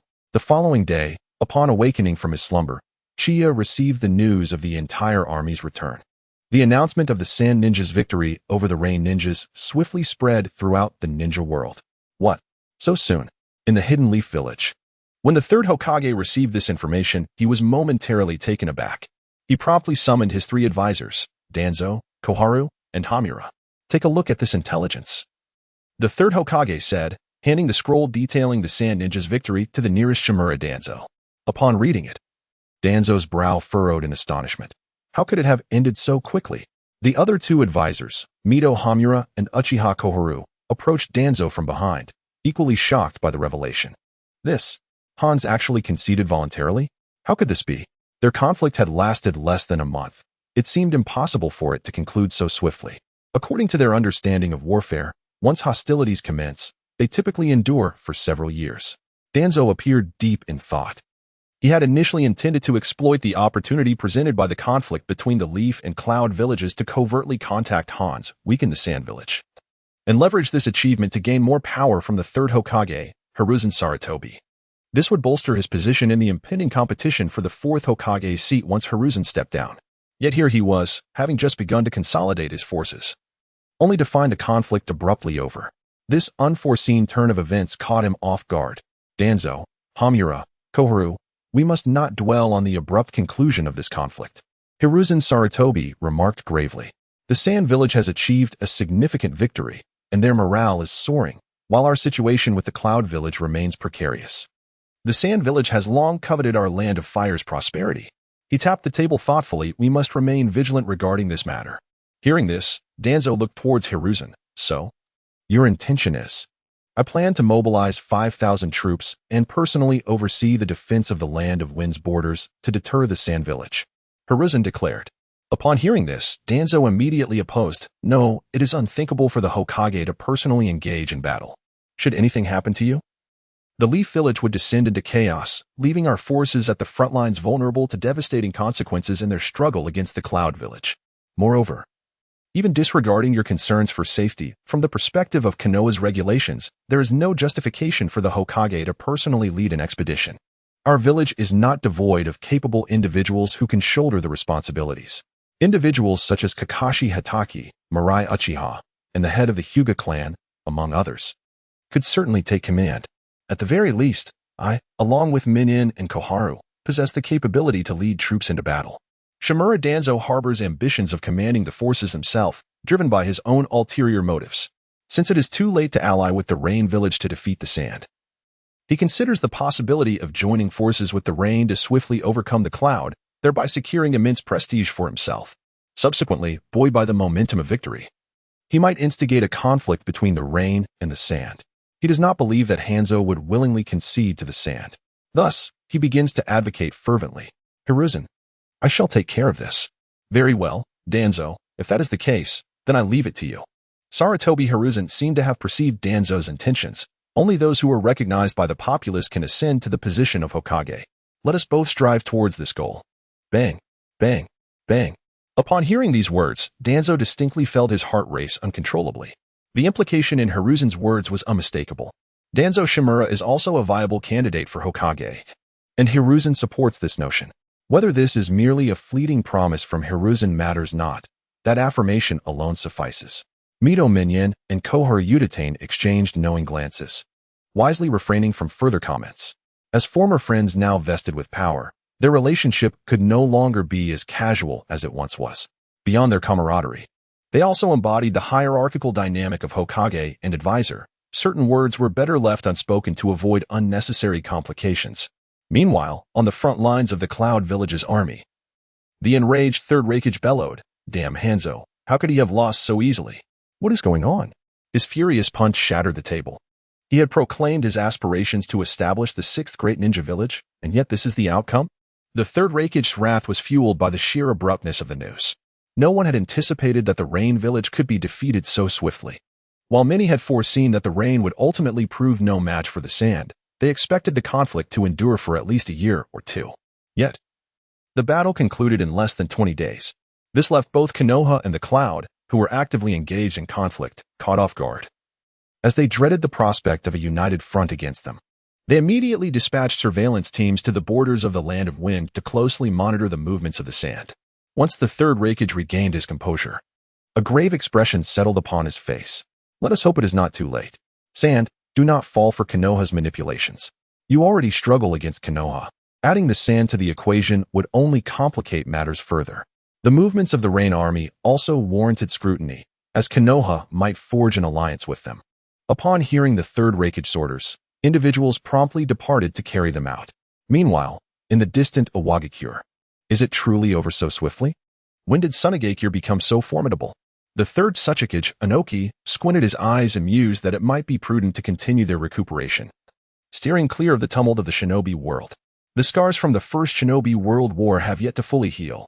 He must exercise caution in restoring his strength. To recklessly involve themselves in the conflict between Sunagakure and Kumogakure could prove disastrous, potentially resulting in further injury. As the Kazekage, our man, and his team arrived at the village, they were met with jubilant cheers from the citizens of Sunagakure. It has not been an easy journey. For years, Sunagakure has not tasted victory in external conflicts.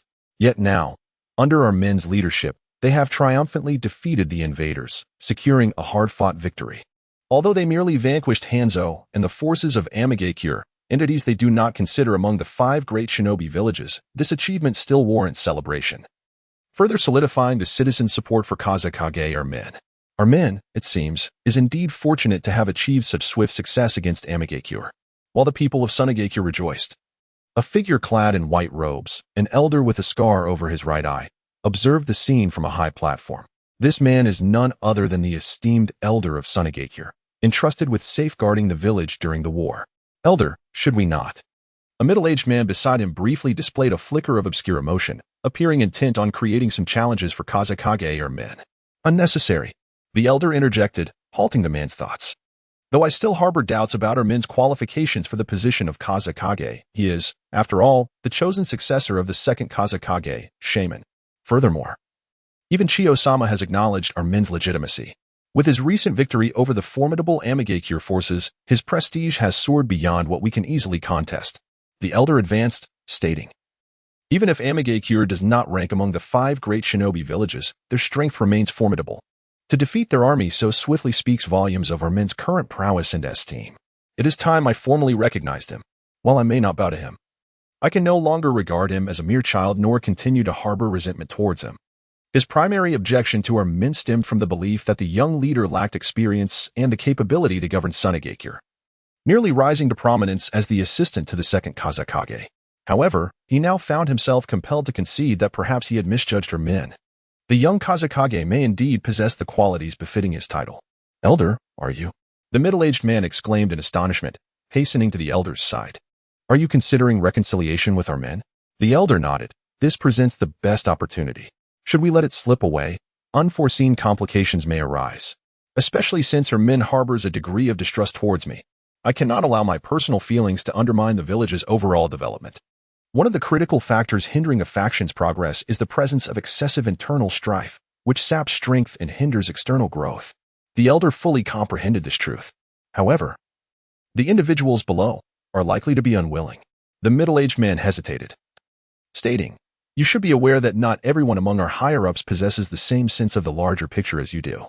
Upon hearing this, the elder paused, turned to the middle-aged man, and inquired earnestly how many would resist. The middle-aged man's expression revealed a struggle after some contemplation. He replied, I estimate that around 40% might be opposed. This revelation caused the elder to furrow his brow. Such a significant proportion? The middle-aged man appeared uncertain. Perhaps it is not that many. After all, I am unaware of the current sentiments of those who accompanied us into battle. Have they come to accept Lord Romon, or do they still doubt his capabilities? Never mind, pondering this is futile. I shall personally gauge the situation when the time comes. Let us proceed to welcome Lord Romon. With that, the elder continued onward. As for Romon, he addressed the crowd. Everyone, you may disperse. I have received your sentiments. He gestured toward the people with a beaming smile. Yet, as he scanned the crowd and noted the absence of the elder and others, a twinge of disappointment crept in. As the leader of Sunagakure, having achieved victory, it was disheartening not to be greeted by one of the senior figures, the elder. Welcome back, Lord Windshadow. Just as he was about to turn away, a voice, though aged, resonated with vigor. Romon's footfalls halted abruptly, a flicker of surprise crossing his features. The elder approached with a confident stride, soon standing before Romon. After bowing respectfully, he smiled and said, now that Lord Windshadow has returned, I can finally breathe easy. I entrust all matters of Sunagakure to you. He grasped Roman's hand sincerely, expressing, I hope we can build a stronger village under your leadership. Caught off guard by the elder's gesture, Roman momentarily lost his composure. This was a moment he had awaited for many years, yet its arrival felt surreal. The elder, who had always regarded him as a junior, was finally acknowledging him. Chiyo quickly reacted, interjecting with a smile. The elder jested, your contributions have been monumental as well. The village will still require your guidance, as Wind Shadow still lacks experience. With your assistance, Roman will manage the village with greater ease. Chiyo's words instantly accentuated the elder's significance, preventing any notion that his relinquishing of power to Roman would diminish his own authority and respect. Roman quickly regained his composure, cheerfully patting the elder's arm. Indeed, elder, you cannot abandon your responsibilities. There are numerous matters in the village that I will still need your wisdom on. You must not hesitate to guide me. Upon hearing this, the elder nodded. Lord Chiyo, I shall certainly do so. Then he cast his gaze toward the Wind Shadow clan, expressing his hope for their guidance in the future. Observing this scene, Qianyan and Qianyi exchanged glances, both taken aback by the unexpected turn of events. Although they were unclear about the elder's sudden change in demeanor, it appeared to bode well. Qianyan stroked his chin thoughtfully, surmising that the Wind Shadow's recent triumph in external warfare had influenced the elder's perspective. Qianyi narrowed his eyes and turned to Qianyan, both acknowledging simultaneously that the elder's faction might not universally endorse this development. However, neither felt inclined to elaborate further on the matter. They trusted that with Luo Min's capabilities, coupled with the support of Qian Dai and the elder, any dissenters would struggle to make significant waves. The group was soon dismissed, returning to their respective homes. 2 days hence, a meeting would convene to address post-war affairs. As a newly appointed Jonin, Qianyi finally had the opportunity to partake in the discussions. All matters following the conflict, including rewards, spoils clearance, compensations, personnel promotions, hospitality for the range shinobi, and negotiations for bounties and land tax arrangements, would be deliberated in this assembly. Following these discussions, the Jonin would have the floor to speak on village development. Each Jonin could voice their thoughts, and if deemed viable, proposals would enter collective discussion for implementation. This framework was universally applied throughout the shinobi world. Ah, my little courtyard, how I have missed you. Qianyi pushed open the door. Gazing upon the familiar and unchanging abode, a sense of tranquility and acceptance blossomed within him. Indeed, it is only within one's own home that one can truly experience such grounding. No, rather, it is only when one possesses sufficient strength that this sense of security arises. Without power to lean on, such feelings are utterly unattainable. There remains much to study. I must swiftly master electromagnetic manipulation techniques. In doing so, my strength can ascend to new heights. Concurrently, I shall diligently hone my physique, enhancing the vitality factors within my cells. Otherwise, by the time I reach 20, the secretion of these factors will significantly diminish, rendering any future attempts to augment my chakra reserves mere folly. Age is currently Qianyi's greatest advantage. In the subsequent days, Qianyi immersed himself in physical training, the study of puppet techniques, and electromagnetic technology. This dedication left Yi Tsong, who sought to coax Qianyi into leisure. Feeling quite helpless, can you not allow yourself a moment of relaxation? You are already so formidable, yet you strive tirelessly to enhance your prowess. It truly makes me feel like a slothful failure. In response to Yi Tsong's lament, Qianyi merely smiled. Each individual has their own habits. I am simply more accustomed to striving for greater strength. Otherwise, I am often left with a sense of insecurity. Yi Tsong rolled his eyes and departed, setting off to engage in his own training. I absolutely cannot afford to fall too far behind Qianyi. Meanwhile, Luo Sha was equally dedicated to his training. He sensed a bottleneck in his progress, convinced that with continued effort, he would soon break through. Similarly, the Scorpion, who had eagerly awaited Qianyi's return, yearned to learn puppet techniques from him. However, Qianyi, overwhelmed with busyness, could only decline, leaving the Scorpion feeling quite disheartened. Qianyi promised that once his obligations were fulfilled, he would certainly teach him. Thus, the day of the meeting arrived. Qianyi polished the large puppet blade he had crafted and stored it in a scroll before heading to the Wind Shadow building. Along the way, numerous individuals waved at him, offering respectful greetings and addressing him as Lord Qianyi. He reciprocated each acknowledgement to avoid being perceived as arrogant or haughty. Upon finally arriving at the Wind Shadow building, fatigue washed over him, leaving him more exhausted than if he had battled hundreds of foes. Observing his condition, Qianyi's companion, Qianin, teased him. So, how does it feel to suddenly gain fame? Chinya could only smile wryly in response. If possible, I would prefer not to be so well known. Such social interactions were not his forte. He much preferred engaging with adversaries. As the time drew near, Chinya urged, "Let us proceed. We must not be late. This is your first time attending such a meeting, and it is best not to leave a poor impression." Chinya found wisdom in Chinyan's words. Thus humbly and patiently acknowledged everyone who greeted him. After all, what he feared most was being perceived as overly arrogant. In the conference room, a grand hall accommodating over 1,000 individuals was arranged in a circular tiered formation. Chinya and Chinyan chose a seat near the center.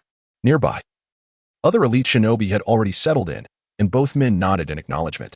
The shinobi, recognizing their stature, one being Chiyo's son, the foremost shinobi of the village, and the other her grandson, a leading figure among the younger generation, responded with respectful nods, knowing better than to offend either of them.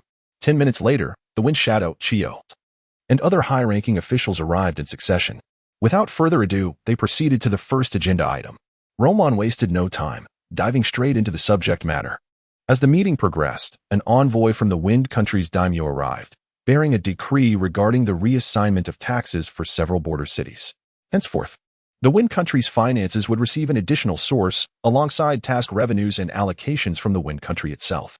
This was undoubtedly a tremendous boon for Sunagakure, which grappled with harsh conditions and financial strain. Though the daimyo had unexpectedly reneged on his earlier promise, reducing the previously assured perpetual taxes to a mere 10-year term, this was still more than sufficient. A decade's worth of funding would enable Sunagakure to flourish significantly and allow Roman to undertake numerous initiatives. After respectfully seeing off the Wind Country's envoy, discussions of compensations, post-war rewards, and promotions swiftly commenced. Moreover, with newfound wealth, every attendee wore genuine smiles that radiated joy. There is a certain sense of having never engaged in such a prosperous endeavor. Before long, the pertinent matters concluded, and the clock struck 4 in the afternoon. However, the crux of the meeting was yet to unfold. The higher-ups were required to begin presenting their suggestions. Who shall be the first to speak? Roman inquired with a cheerful smile, surveying the gathered elite. Having gained the approval of the elder and received a substantial influx of funds from the daimyo, Roman felt his face nearly split from smiling. Yet, upon hearing his question, the assembled shinobi exchanged glances, hesitant to voice their thoughts. Though many ideas swirled in their minds, they were at a loss for how to articulate them. Roman, not taken aback by their reticence, turned his gaze towards the center of the group, fixing it on Chiyo. Chiyo, as this is your first time attending such a meeting, perhaps you might share your thoughts first? The moment he spoke, all attention in the room swiftly converged upon Chiyo. Unfazed by being called upon, Chiyo remained composed, having been frequently summoned to answer questions in his previous life. He felt no panic or disarray in this instance. Observing Chiyo's calm demeanor, many of the higher-ups silently nodded in approval. Such poise in the face of such circumstances was indeed commendable. They reminisced about their own inaugural experiences in similar settings, where they had stammered and struggled to find their points, their voices trembling with uncertainty. Yet here was Chiyo, attending for the first time, displaying remarkable composure. "Allow me to humbly share my perspective," he began. "Given our newfound financial resources, it may be prudent to focus on addressing the dire environmental conditions surrounding our village." At this, several individuals raised their eyebrows in intrigue as Chiyo continued. "I recall from the scrolls that our Wind Country possesses an abundance of subterranean water. Yet the lack of vegetation, coupled with the flat terrain, results in the relentless winds carrying away moisture from the surface, rendering the land increasingly desolate.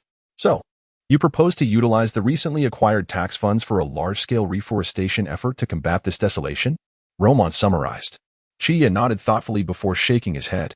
"While I believe reforestation is indeed beneficial, we must first address the challenges posed by the flat landscape. We need to find a way to retain the moisture. To achieve this, we require the presence of nearby mountains." Chiyo then looked at Roman. "I propose we use our village as a pilot site to explore potential methods for altering the topography. If we can successfully retain moisture, it will gradually lead to the formation of rivers, significantly improving the environment around Sunagakure. Consequently, the task of planting trees will become much simpler.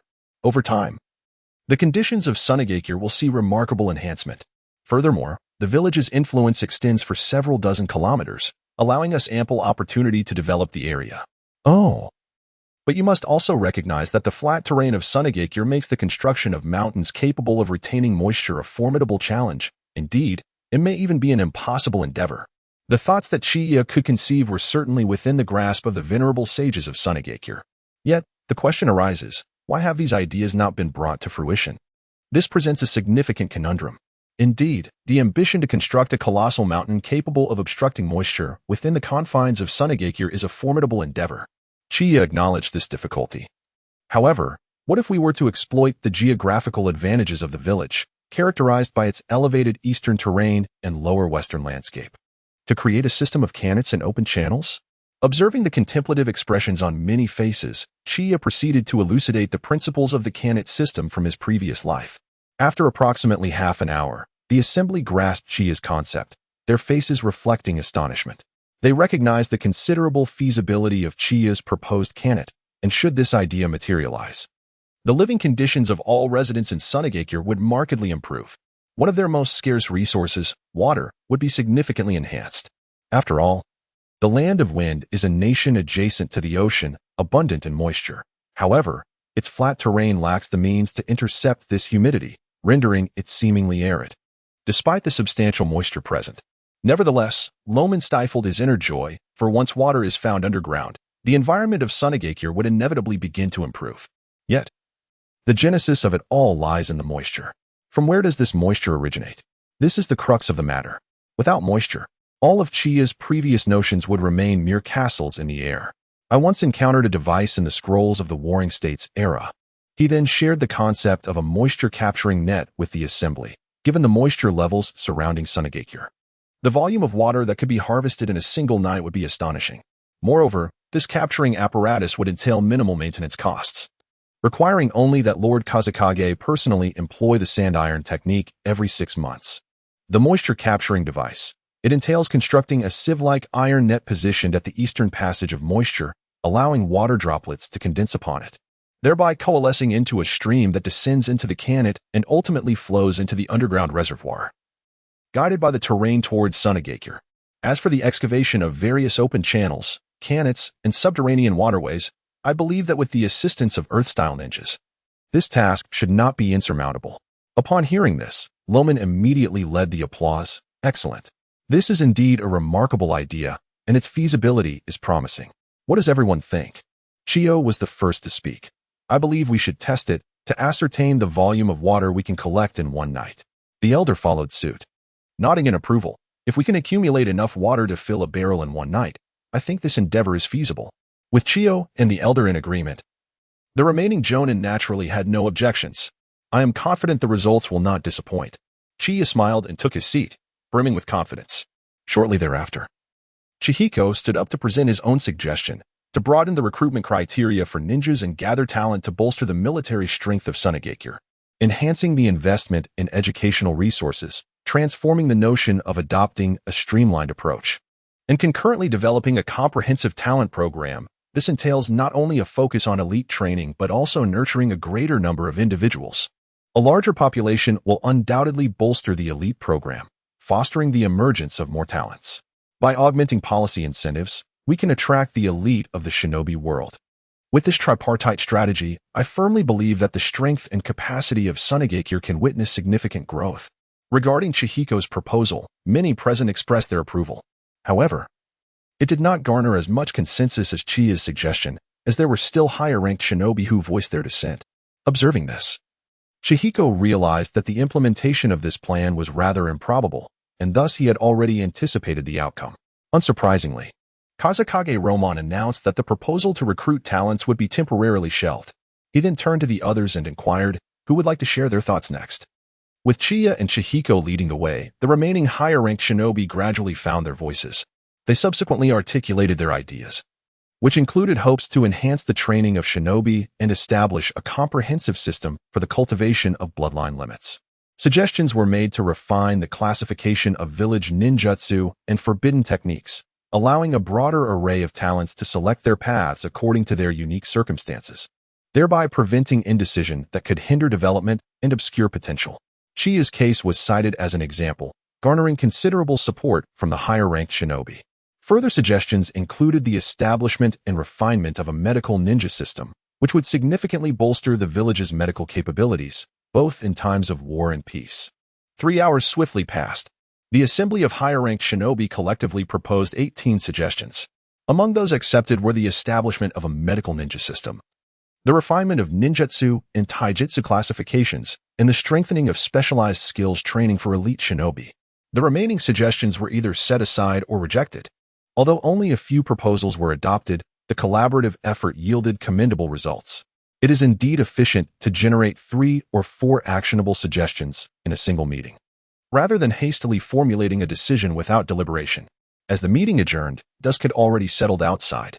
Children played joyfully in the streets, the slanting sun casting a golden hue over the village, as if enveloping it in a glimmering layer of gold. This may have been an ordinary day, yet it was also a day of tranquility that countless individuals longed for. Hey, laggard, don't waste your efforts. You lack the talent for ninjutsu and genjutsu, and you are even weaker in taijutsu. Someone like you, who is only adept with a pen, should not harbor any illusions of becoming a shinobi. You have no chance of ever becoming one. As Chiyo turned a corner, he heard this scornful taunt.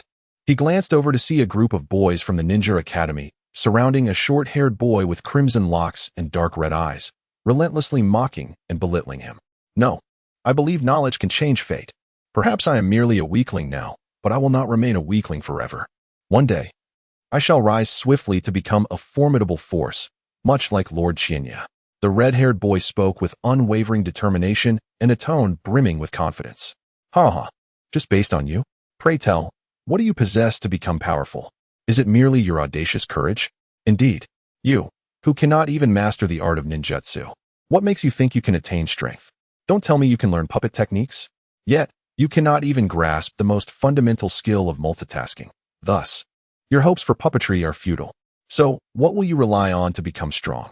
Faced with this barrage of inquiries, the red-haired boy's expression flickered momentarily with struggle and self-doubt. Nevertheless, he stubbornly bit his lip and declared, I believe there must be other skills that can empower me. Very ambitious. Just as this group continued to mock the red-haired boy, a voice of praise from Chiyo resonated through the air. Upon hearing Chiyo's voice, the group of boys excitedly turned around. When they confirmed it was indeed Chiyo, they erupted with exuberance. Greetings, Lord Chiyo. Hello there. Chiyo replied with a warm smile, observing the group of 7 or 8-year-olds, akin to an amiable older brother. Did you hear that? Lord Chiyo greeted us. Yes. Who would have thought we'd encounter Lord Chiyo? This is delightful.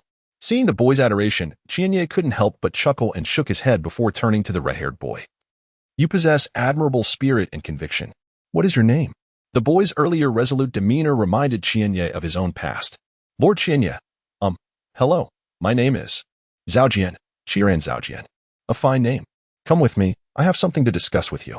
Upon hearing this, the eyes of everyone present widened in astonishment, gazing at the red-haired boy with envy. Why weren't they chosen by Chiyo? Meanwhile, Zhaojian felt somewhat dazed by this unexpected stroke of fortune. How could luck arrive so suddenly? In the future, if the opportunity arises, I would be delighted to engage in some discussions and spar with you all. Observing the mixed expressions of admiration and slight disappointment among the others, Chiyo unhesitatingly painted an enticing prospect for the boys. Really? That is wonderful. Instantly, the previously disheartened boys were invigorated with excitement. Zhaojian followed Chiyo into his courtyard. Brother Chiyo, you have finally returned. Scorpion emerged with a beaming expression. But upon noticing another person accompanying Chiyo, her little face fell slightly. Who is this individual? Brother Chiyo? Did you bring him here for a reason? Children are often candid. Their emotions laid bare on their faces without pretense. This is Zhaojian. I intend to discuss certain matters with him. Scorpion, you should listen in as well. Chiyo introduced Chiran Zhaojian to Scorpion, then reassured Zhaojian, don't take it to heart. Scorpion is like this, but she is quite amiable. You both will likely find common ground. In regard to this matter, Chiranai did not share the same sentiment in the morning. He had certainly heard of Scorpion, the most renowned prodigy of the Sand Village. Having only just embarked on his academic journey, he had already set the highest records for both theoretical knowledge and practical performance. Each time, his scores in both categories were remarkably superior, leaving others far behind. Chiranai felt that as someone who excelled solely in theory, he had little common ground with a genius like Scorpion. Oh, Brother Chiyo, what will you speak of? Is it that knowledge of firearms you mentioned before? Scorpion instantly forgot his earlier discontent. To him, nothing could bring him more joy than the words that flowed from Chiyo's lips. Hiki. I believe you will find it quite enjoyable, Chiyo replied with a mysterious smile. Upon entering the room, he instructed the two to take their seats and stated, I have a question for you both. Given your impressive theoretical skills, let us see who can solve it first. This proclamation caused both Scorpion and Chiranai to sit up straight, their full attention now fixed on Chiyo as they awaited the question. Chiyo then proceeded to present a simple theoretical problem concerning firearms and their destructive potential. Without a moment's hesitation, both Scorpion and Chiranai utilized their knowledge to begin solving the problem. Stealing a glance at Chiranai, Scorpion silently urged himself, I must answer faster than this guy, or I shall be looked down upon. Meanwhile, Chiranai also cast a furtive look at Scorpion, feeling a competitive spirit arise within him. I must solve this before Scorpion does, or he will forever hold me in contempt. With such thoughts in mind, the two engaged in a fierce race against time towards the ultimate answer. 15 minutes later, they finished. Scorpion and Chiranai raised their hands in unison, both taken aback by the unexpected synchronicity of their actions, their gazes reflecting a shared astonishment. Impressive. You both solved it in just 15 minutes, surpassing my own efforts, which took 20, Chiyo praised, filling both with immense satisfaction. The fact that even Chiyo was slower than them filled them with pride. Now, reveal your answers. At Chiyo's prompting, they almost simultaneously exclaimed, 48. 64J. J, designated as the value of destructive power. A standard punch from a lower-ranking ninja inflicts 10 damage. Well done, young men. Your answers are remarkably accurate. Chiyo commended once more, noting that their answer was quite close to the precise figure of 48. 57J. However, at that moment, Chiyo suddenly turned to Chiranai and inquired, what do you think of this pistol's power? If employed in combat, could it guide a person who cannot even pass the genin exams onto the path of becoming a formidable warrior? Boom. Upon hearing this, Chiranai's mind felt as though it had been struck, a resounding buzz echoing within. He quickly regained his composure and implored Chiyo, yes, please, Lord Chiyo, teach me how to become stronger. If he cannot discern that Chiyo has the intention to nurture him, then he truly has squandered his formidable theoretical prowess. Ha ha ha, splendid. I shall impart my knowledge to you. Chiyo laughed heartily, yet swiftly shifted his tone. However, should you harbor any intentions of harming the village in the future, I will not hesitate to eliminate you. Do you understand? Rest assured, I would never entertain such thoughts, Chizai Eizane firmly assured. Such words are uncertain from anyone. I only hope you can remain steadfast in your convictions and honor yourself. Chiyo was acutely aware that the formidable knowledge of firearms, the further one delves, can easily lead to a sense of superiority and a loss of reverence for life.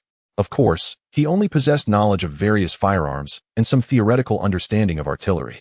Thus, even if he imparted all this to Chizai Eizane, it would not pose a significant problem. Scorpion, would you care to learn as well? Combining firearms with puppetry could yield remarkable results. Imagining the future technology of Scorpion's 100 machines manipulation, if each puppet were equipped with firearms. The very thought of it sent shivers of excitement down his spine. Yes, I absolutely want to learn. Scorpion replied without hesitation, chuckling, at that time. I too shall possess puppets as impressive as yours, Chiyo brother. Chiyo nodded, and then produced a scroll from his person. Handing it to Eizane, take this foundational knowledge home and study it. It contains my personal annotations. He added, I too learned about firearms through this. Upon hearing this, Chizai Eizane's face lit up with determination. Chiyo's current accomplishments were evident to all, and if he had grown stronger through this theory, then Eizane could certainly do the same. Lord Chiyo, fear not.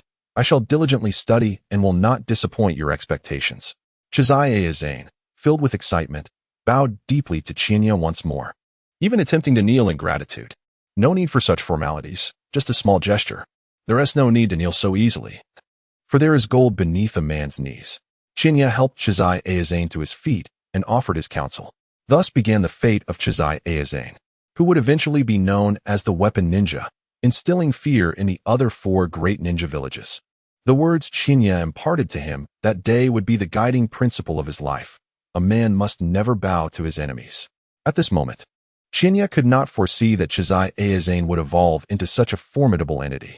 He merely saw in Eizane a reflection of his former self, and thus resonated with him, offering a modicum of assistance. Ultimately, the achievements would depend on the individual. After Chizai Eizane departed, Chiyo turned to Scorpion. Come. Let me see how much your puppetry has progressed during my absence in the war. Hearing this, Scorpion proudly lifted his head. Brother Chinya, just watch. I will surely astonish you. Upon reaching the courtyard of the inner house, Scorpion immediately retrieved his puppet scroll, forming seals with a resounding bang, and 2 puppets, inscribed with the character for brother, materialized before him. Brother Chinya, I shall begin now, Scorpion declared, extending 2 puppet strings from his hand, causing his puppet to rise. In contrast to Chinya's puppet, which resembled advanced mechanized armor, Scorpion's creation remained closer to traditional puppetry. It bore evident joints and a rather crude design, even appearing somewhat unsightly, emitting a clattering sound as it moved. However, Chinya would not underestimate it for such reasons. Nodding at Scorpion, he grasped the kunai in his hand and said, "Come on." Scorpion. Whoosh. As soon as he finished speaking, the red puppet on the left opened its mouth and exhaled a plume of crimson mist. It was evident that this was toxic. Having taught Scorpion the art of poisons, Chinya understood the danger of inhaling such fumes. He launched the kunai directly at Scorpion while retreating. Scorpion, however, remained unfazed. The dark red puppet swiftly raised a shield from its back to intercept the kunai. Meanwhile, the red puppet seized the opportunity to charge behind Chinya, its chest suddenly gaping open like a cavernous maw, lunging toward him. Isn't this the ability of the pufferfish and the black ant? At that moment, Chinya pondered whether Scorpion had conceived this strategy already. He deftly evaded the red puppet's attempt to engulf him and countered with a swift slap. Bang! Although Chinya was not particularly adept at combat and did not exert much force, the red puppet still swayed precariously, prompting Scorpion to stabilize it hastily. Yet, one should not dismiss Scorpion's prowess. At merely 6 years of age, his ability to create puppets was remarkable. The combat effectiveness and agility exhibited by his creations were truly commendable, marking him as a prodigy. Indeed, Scorpion, renowned in the original narrative as a genius puppeteer who established his own school, seemed destined for this art. As these thoughts crossed his mind, Chinya approached Scorpion from behind, ruffling his hair and stating, "It's over now." This left Scorpion feeling immensely defeated. "What? I lost just like that? I thought I could at least exchange a few moves with you. After all, I've worked hard for so long, and yet I was bested by you so swiftly. It's too disheartening." "Come now, achieving this level is already quite impressive," Chinya remarked, playfully flicking Scorpion's forehead. "Do not forget, you are only 6 years old. To create puppets at your age surpasses 99% of your peers, not to mention the formidable offensive capabilities of your creations. Scorpion, you are undoubtedly a more talented puppeteer than I." "Really? Am I that remarkable?" Scorpion's spirits lifted at Chinya's praise. "Of course. When have I ever deceived you?" Chinya laughed heartily, affectionately tousling Scorpion's smooth hair. "You should also reflect on the reasons for your defeat this time. Next time we meet, I will assess your progress." "All right, it's settled then." Scorpion's eyes sparkled with renewed passion. This was an exhilarating challenge he relished. "Now, let us continue our study of puppetry." Chinya stepped into the room and unfurled a scroll, commencing his instruction of Scorpion in the intricate arts of puppet mastery. This endeavor served not only to enlighten Scorpion, but also to allow Chinya a thorough review of his own skills, a process that often yields unexpected insights. Such practice proved immensely beneficial for Chinya. Not long after, Chinya arrived. Observing his son diligently following Chinya's teachings, he felt an overwhelming sense of satisfaction. Scorpion's eagerness to learn signified a substantial augmentation of the ranks of puppet masters, a boon for the lineage of their craft. Initially, he had heard rumors of Chinya taking on an apprentice, prompting him to inquire about the peculiar merits of Chiranai, who seemed to have caught Chinya's attention. Having discreetly observed Chiranai for an extended period, Chinya had seen nothing exceptional. In fact, he doubted Chiranai's potential to become a ninja at all. Lacking proficiency in the 3 essential ninja disciplines, he had heard that Chiranai possessed considerable theoretical knowledge, perhaps making him suitable as a teaching ninja in the future. But he could never aspire to be a formidable warrior. Chinya prided himself on his keen perception and was certain he would not be mistaken. Thus, he was curious about what qualities Chiranai possessed that would captivate Chinya. Upon Chinyan's arrival, Chinya instructed Scorpion to practice the newly acquired knowledge before he approached Chinya. "Brother Chinya, what brings you here?" he inquired. As a prominent jonin, Chinya would not come to him without a significant purpose, especially in these critical post-war times. "It is nothing of great importance," Chinya replied. "I merely wish to ask what makes Chiranai special enough to have caught your eye. It has already spread throughout the village that you have taken him as your apprentice." "Really? What an absurd rumor!" Chinya exclaimed, perplexed. How could such news spread so swiftly? Since you have brought it up, I shall speak candidly. What I admire in Chiranai is his theoretical aptitude, Chinya stated, noticing Chinyan's puzzled expression. As you know, the knowledge I possess regarding firearms is quite profound and requires significant theoretical ability to comprehend. Upon seeing someone so apt for learning about firearms, I could not overlook the opportunity. Should he develop further, he could become a pillar of support for our Sunagakure in the future.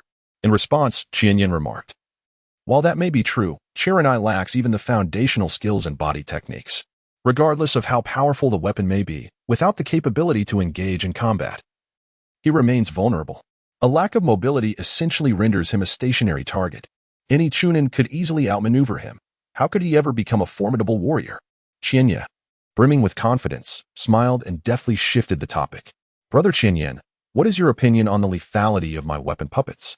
Though puzzled by Chinya's sudden change of subject, Chinyan responded earnestly, they are indeed impressive, marking a significant innovation in the history of puppetry. With merely 2 puppets, an astonishing combat prowess has been unleashed, shattering the historical notion among puppeteers that strength is solely determined by the number of puppets one can control.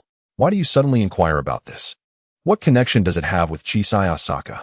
Chinya responded with a calm smile, saying, if I were to use such a puppet as a foundation, outfitted with numerous firearms, and subsequently create a puppet capable of accommodating a person for manipulation, what do you think, Chinyan? Would this puppet possess considerable lethality? Are you suggesting? Chinyan's eyes widened in disbelief. Chisai Asaka could actually create such a puppet? Chinyan nodded. Indeed, I believe he will successfully develop this kind of puppet. Hiss. Chinyan couldn't help but gasp, his expression turning grave. So, once Chisai Asaka succeeds in this endeavor, our Sunagakure will gain a ninja of at least Jonin level? Chinyan nodded. Quite so. Chisai Asaka possesses a remarkable amount of chakra, and at such a young age, his chakra capacity is already comparable to that of a chūnin. Once he matures, his chakra will undoubtedly be substantial enough to manipulate such a puppet without concern for chakra deficiency. Upon hearing this, Chinyan was deeply moved. You truly have an extraordinary vision. Someone we deemed unlikely to become powerful could indeed be transformed into a formidable force by you. I must admit, I am growing old. It is worth noting that nurturing a Jonin typically requires a minimum of 7 or 8 years, involving various selections and resource allocations. Moreover, individuals with the potential to become Jonin are scarce, making the selection process quite arduous. Yet, Chinya's approach simplifies this significantly. He directly selects an individual, imparts knowledge, and simply awaits 7 or 8 years for a high likelihood of acquiring a Jonin-level powerhouse. It would be hard to believe if this were shared with others. Brother Chinya, rest assured, I too shall become a formidable puppeteer in the future. Observing Chinya's high regard for Chisai Asaka, Sia immediately asserted his determination not to be outdone. He absolutely cannot allow himself to be overshadowed by Chisai Asaka. Very well, I believe in you, Sia. You will undoubtedly become the most formidable puppeteer. Chinya chuckled, affectionately ruffling Sia's hair, seizing the moment to cherish this time before Sia grows taller and becomes out of reach. Time passed, and 2 days went by. Who? Chinya gasped heavily, lying sprawled on the ground, greedily inhaling the oxygen in the air. Over these 2 days, Chinya diligently honed his physique, and indeed, upon refining his chakra, the active factors significantly increased, enhancing his chakra capacity considerably, nearing the level of a Jonin. The speed of chakra growth is truly gratifying. Simultaneously, he did not neglect to bolster his combat experience as a ninja. You are indeed a prodigy. In just 2 days, your battle experience has become sufficient to contend with a Jonin. Chinyan sighed as he retracted the puppet, acknowledging, indeed, you possess experience in manipulating puppets to eliminate elite ninjas, alongside your quick reflexes and corresponding combat experience. Replicating these abilities within yourself poses no insurmountable challenge. Furthermore, your prodigious development of magnetic release is truly exceptional, making your capability to contend with elite ninjas rather unremarkable. In response, Chienyi merely smiled and said, I am still not strong enough, Brother Chienyi. In the presence of true powerhouses in the ninja world, I am but a mere pawn. At that moment, a member of the Umbu suddenly appeared before them, respectfully stating, Lord Chienyi, Lord Wind Shadow request your presence for a meeting. Upon hearing this, the two did not hesitate and promptly made their way to the Wind Shadow building. Upon their arrival at the conference room, they discovered that the Wind Shadow, the Elder, and Chiyo were present, alongside several elite ninjas. This prompted a knowing glance between them, signaling an awareness of the unusual nature of the situation. Indeed, as soon as they took their seats, the Wind Shadow began. Yesterday, we detected the presence of forces from both Konoha and Sunagakure at the borders of the Land of Wind. Konoha has deployed 5,000 troops, led by the second Hokage's apprentice, the current Hokage advisor, Shimura Danzo. Sunagakure has stationed 3,000 troops, commanded by the elite ninja Dukai, who has previously faced the tailed beast Eight Tails and emerged unscathed. The expression on the Wind Shadow's face was particularly grave. The sudden appearance of these two factions at our borders likely indicates their intent to guard against a potential alliance between us and one of them, aimed at confronting the other. Although this is merely a show of force, we must not underestimate the situation. Therefore, we must swiftly dispatch our troops to the borders to confront both Konoha and Sunagakure, to prevent them from launching a surprise attack against us. Simultaneously, we must be vigilant to ensure that the Rain Village does not take advantage of this opportunity to collude with either Konoha or Sunagakure to strike us again. Upon hearing the Wind Shadow's words, both Qian Yi and Qian Yan's expressions grew serious. Thus, I have decided to dispatch two forces, a contingent of 3,000 troops, led by KZ, to monitor the movements of the Rain Village, and a 5,000-strong army, led by Granny Chiyo, to oversee the activities of Konoha and Sunagakure. Qian Yi. Qian Yan, will you accompany Granny Chiyo? Both nodded in unison. No problem. Qian Yu couldn't help but think to himself. The name of the three ninjas seems destined to emerge soon. I wonder if during this confrontation with Konoha, I might encounter the future leaders of Konoha. Perhaps a certain prodigious ninja known for his speed. However, he quickly chuckled at the thought, realizing that Minato Namikaze was likely just a few years old at this time. Since there are no objections, we shall depart this afternoon, our men commanded, unaware of Qian Ye's musings. Understood. Qian Yi replied, having no qualms about the impending departure. However, upon hearing that Qian Yi was to return to the front lines so soon after his recent arrival, Scorpion was decidedly displeased. Ah, must we return to the front lines once more? I have scarcely spent a few days with you, brother Chiyo. In response to Scorpion's discontent, Chiyo could only shrug. War is as such. It cannot be orchestrated at your whim. Fortunately, although Scorpion felt a pang of reluctance, he was not one to throw a tantrum. If only the ninja world were devoid of conflict, I could then cling to you, brother Chiyo. And you could teach me the art of puppetry every day. With a look full of hope, Scorpion spoke, prompting Chiyo to gently pat his head. I believe that day will come, so you must strive to grow stronger. Only then will you possess the capability to achieve this goal. Indeed, rest assured, brother Chiyo, I shall diligently work to become exceptionally strong. Thus, it is settled. After sealing their pact with a pinky swear, Chiyo packed the chakra batteries, corresponding poisons, and maintenance supplies for the puppets into scrolls and proceeded to the assembly point. As expected, both Rashi and Yukura were among the ranks. Chiyo also spotted Asano Kanjiki, who, as a special jonin, now commanded a ninja squad. Noticing Chiyo's gaze, he returned a courteous nod. Naturally, Chiyo's arrival drew the attention of many present. Although they shared the same battlefield, numerous jonin and chūnin had yet to witness Chiyo's prowess firsthand. They only knew of his past exploits, having once wreaked havoc on the battlefield and thus earned the title of the youngest jonin. Consequently, gazing upon his youthful countenance, many were left curious. Is Chiyo truly that formidable? An hour later, with the team assembled, Chiyo wasted no time and announced their departure. At the border of the Land of Wind, a report came, and Umbu entered the command tent at the Konoha camp, reporting to the seated Shimura Danzo, Lord Danzo. We have detected the traces of the Sand Ninja Army 100 miles away. The leader is the puppeteer master, Chiyo of the Sand. Hearing this, Danzo remained impassive, his expression unchanged as he calmly replied, Understood, continue the reconnaissance. As one of the 5 great ninja villages, Konoha possessed sufficient strength to remain unfazed, even by someone of Chiyo's caliber leading her forces. He turned to the man beside him, who sat poised like a drawn sword, a man with light yellow hair. Sakumo, what is your perspective? I have no objections. The forces of the Sand Ninja do not pose a threat to us at this point. However, the man referred to as Sakumo was none other than the legendary Konoha White Fang, Hatake Sakumo, the father of Kakashi, who would become a significant figure in the ninja world. His eyes narrowed slightly. We ought to regard the Sand Ninja's responsiveness with greater gravity. From the moment we arrived at the border of the Land of Wind to their mobilization towards us, merely 2 days have elapsed. Such a capacity for mobilization is a marked improvement compared to the First Ninja War.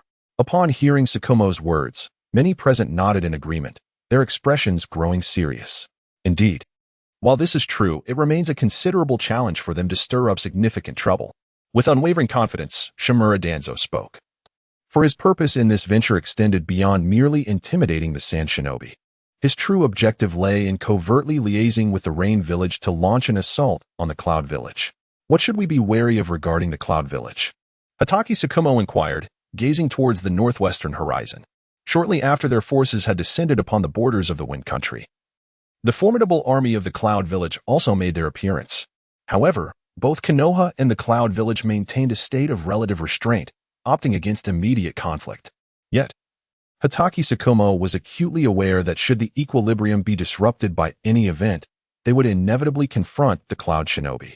It was essential to keep a vigilant eye on the movements of the Cloud Shinobi to prevent them from swaying the Rain Village to their side. Danzo interjected. Hanzo is no fool. He is well aware of which alliance would be most advantageous for them. In comparison to Konoha, the Cloud Village possesses relatively lesser strength. An alliance between the Rain and Cloud Shinobi to oppose Konoha is a choice any leader would make. However, I, Shimura Danzo, am confident in persuading Hanzo to ally with Konoha. If I promise Hanzo that, upon defeating the Cloud Shinobi, I would assist him in vanquishing the Sand Shinobi, he would be unlikely to pass up such an opportunity for redemption. Furthermore, if I assure him that the Rain Village shall receive half of the war reparations from the Sand Village, Hanzo would be even more inclined. The Cloud Shinobi, having traveled from afar, would surely not dare linger even if they allied with the Rain Shinobi to defeat Konoha. Thus, the Cloud Village lacks the means to support the Rain Village in seeking revenge, rendering their competitive advantage significantly lesser than that of Konoha.